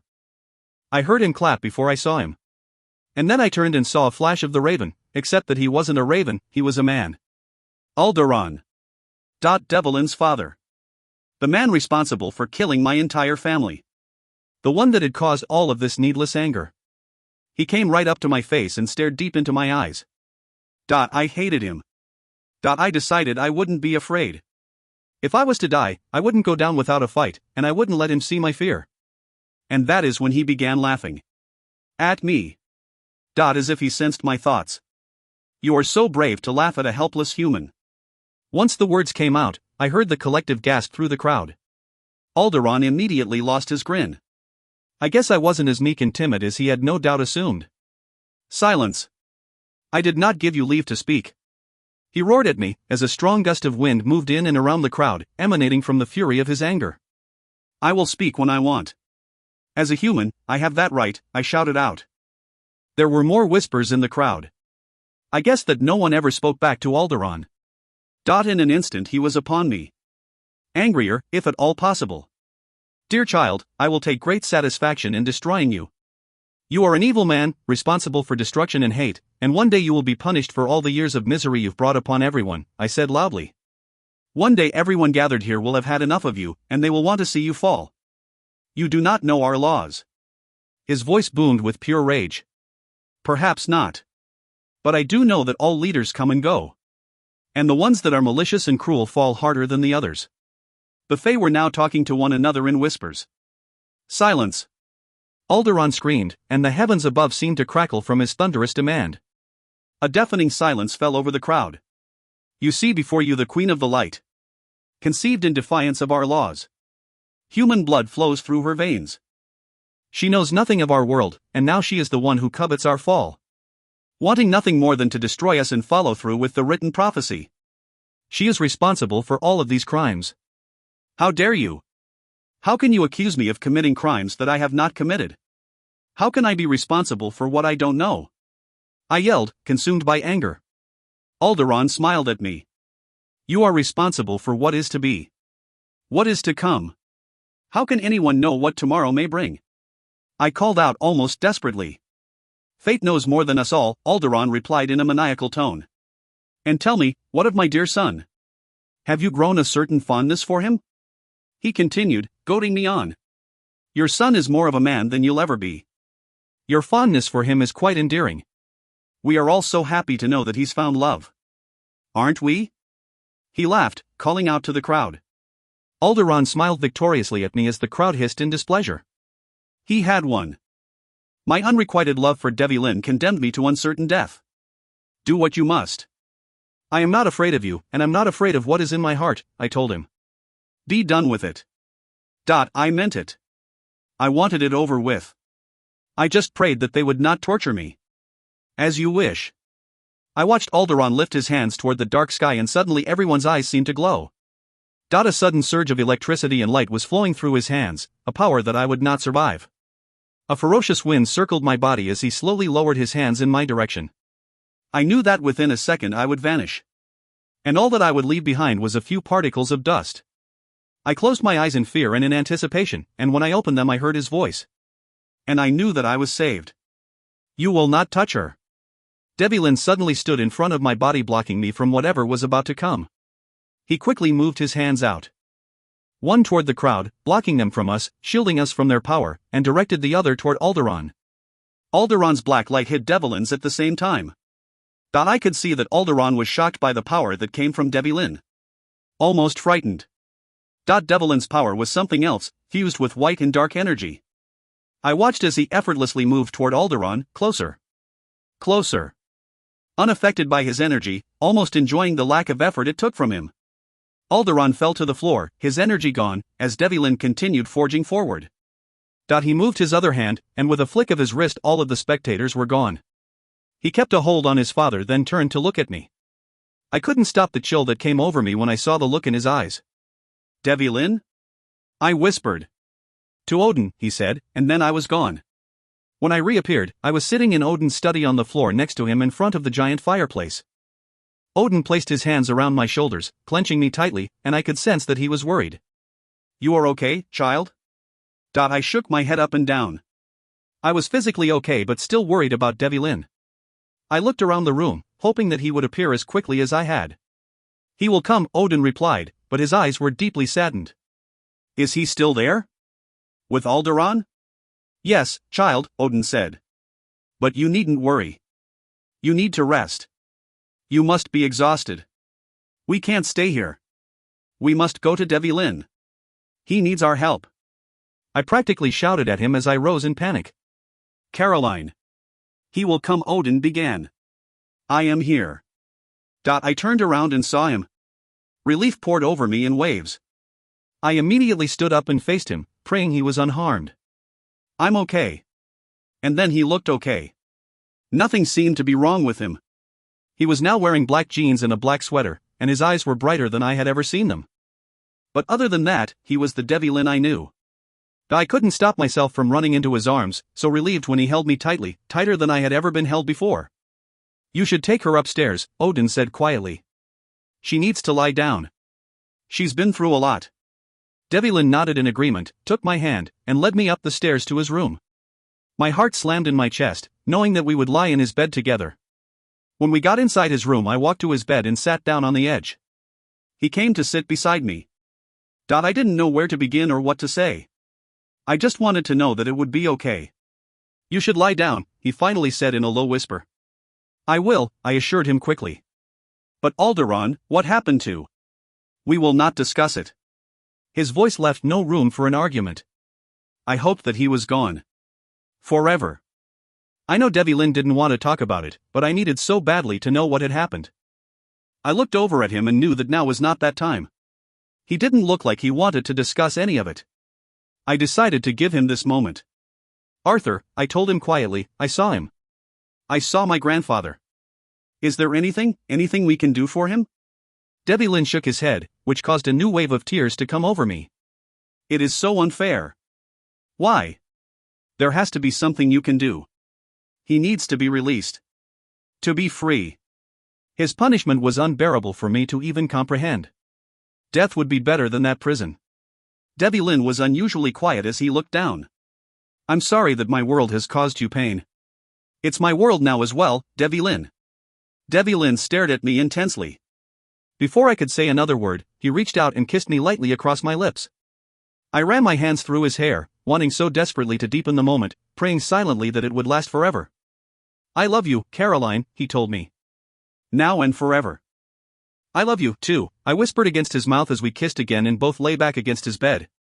When he finally pulled away from me, I put my hand on his heart. Glad to know that his was beating as rapidly as mine. We were both silent. So much to say, but it seemed that there were so few words left. The windows to his balcony were open, and I could hear the sound of the wind as it blew in and around the trees. Almost like a lullaby. I slowly drifted off to sleep, wanting this moment to never end. Praying that my dreams were as sweet as my reality. Chapter 17, Deep into the darkness peering, long I stood there, wondering, fearing, doubting, dreaming dreams no mortal ever dared to dream before. Edgar Allan Poe. D. I watched her sleep. I watched the deep breaths she took in. I reveled in the innocence that she exuded. The purity. How ugly my world was. Ugly even with all the outward beauty we possessed. We had taken one life and corrupted generations. And here was the girl who had to suffer for it all. How could I subject her to such a life? How could I ask her to be with me and endure my battles, to live in a world where there was either black or white and nothing in between? No matter how much I loved her, no matter how much my heart would long for hers, I could not do that to her. I could not ask her to give everything up for me. The many conflicts that I was doomed with were unbearable. My whole life seemed as if it had always been at odds. But this was something I would not battle. I wanted her desperately. I wanted her to be my queen in life and not just in name. But I couldn't do it. If I couldn't exercise self-control, she would be lost to her loved ones. More importantly, she would be lost to me. Forever. I wanted to wake her from her deep sleep and embrace her one last time. But I knew that I couldn't. She was finally resting. Finally at peace from all of the unrest I had caused her. I searched her face wondering what our life would have been like without all of these complications. Would our paths have crossed? If they did, what would we feel when we first set eyes on each other? Would it have been this powerful and all-consuming? Would we have grown old together, loving each other with our children surrounding us? I guess it didn't matter now. Nothing did. That was the dream from the past. I will always love you, I whispered. I traced her face with my fingers and leaned down slowly to place a kiss on her lips. The last kiss. Because with it she'd forget me forever. Chapter 18, No matter how much light lives within me, it cannot encompass the darkness that consumes my soul. Devlin Riley. More from C.J. Abeti. Darkness descends over Roanoke Island in the sequel to the young adult bestseller, FAE. Devlin Riley has crossed over to the sinister world of the Dark Fae, reigning over the realm as its king. He is to fulfill a prophecy, to unite the light and dark Fae once and for all, but those who love him now fear that he will never be the same again, that he can no longer be trusted, that every trace of the light he once had is gone forever. Caroline Ellis, the final heir of the Light Fae, must learn to survive without the protection of her one true love. She must come to embrace her own strength to evade those in the dark court who seek her destruction, for the power is within Caroline to use light to change fate itself. Caroline and Devlin's chemistry is undeniable. Their destiny together inevitable if only they have the will to overcome the darkness and the fates. The Dark King, the second installment of the stunning Fae trilogy, propels readers into the mystical and magical world of the Light and Dark Fae, where star-crossed love ignites a battle between two powerful kingdoms, one that can consume everything that stands in its path. Get your copy of The Dark King now. Acknowledgements. First and foremost, we want to thank our parents. Without their love, guidance, and support, we would have never been able to realize our dreams. We love you more than any words can say.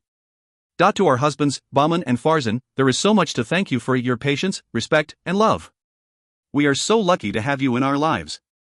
Fasten your seatbelts because the best is yet to come. To our remaining friends and family, you know who you are, and you know the role you have played in our lives. Whether through encouraging us to read, Mina, going through our drafts, discussing our characters, taking time out of your busy lives to look over our work, providing us with constant never-ending legal advice, Jeff B., and making us laugh, our love for you is constant and we are humbled by the support you have given us throughout our years. To everyone at Diversion, we are so thrilled to be partners. We know that we are in great hands and feel blessed. Thank you for loving Faye as much as we do. To Lisa, you know you are our light FAE. We started this journey together and are so grateful to be here with you now. Thank you for everything. And finally, blessed be to all that believe in fairy magic. About the authors. Colette and Jasmine Abedi are a sister writing team that dreamed up the world of FAE together. Colette Abedi. Colette has been an entertainment industry executive for the past 10 years. During her tenure in the industry, Colette has worn many different hats, as former vice president of development for ITV Studios, executive producer for many programs including Unsealed Conspiracy Files, Unsealed Alien Files, and Posh Tots, and head writer for a division of Fox for programs such as American Heiress and Fashion House. She also recently completed the feature film 5 Souls. Colette grew up in California and graduated with a BA in English Literature at the tender age of 19. Colette currently lives with her husband and 3 dogs in Los Angeles, California. Jasmine Abedi. Jasmine Abedi is an entertainment attorney, having worked with entertainment powerhouses such as Fox, NBC Universal, ABC, MTV, and E! For the past 14 years. Jasmine has worn many different hats in the entertainment industry, with executive producer credits for the programs Posh Tots and the Pilots Club, Bounce, True TV, Divas, VH1, Life with the Clarks, CMT. In addition to writing, Jasmine partnered with a law school friend to create the natural cosmetic company Generation Clean Incorporated. Their products can be found at major retailers nationwide. Jasmine currently lives with her husband and daughter, Ella, in California. Visit Colette and Jasmine Abedi's website at www.cjabedi.com or follow them on Facebook at Faye Trilogy, on Twitter at @Jabedi, and Pinterest at CJ Abedi. Connect with Diversion Books. Connect with us for information on new titles and authors from Diversion Books, free excerpts, special promotions, contests, and more. At Diversion Books. www.facebook.com/diversionbooks. Diversion Books e-newsletter. www.scribd.com/diversionbooks.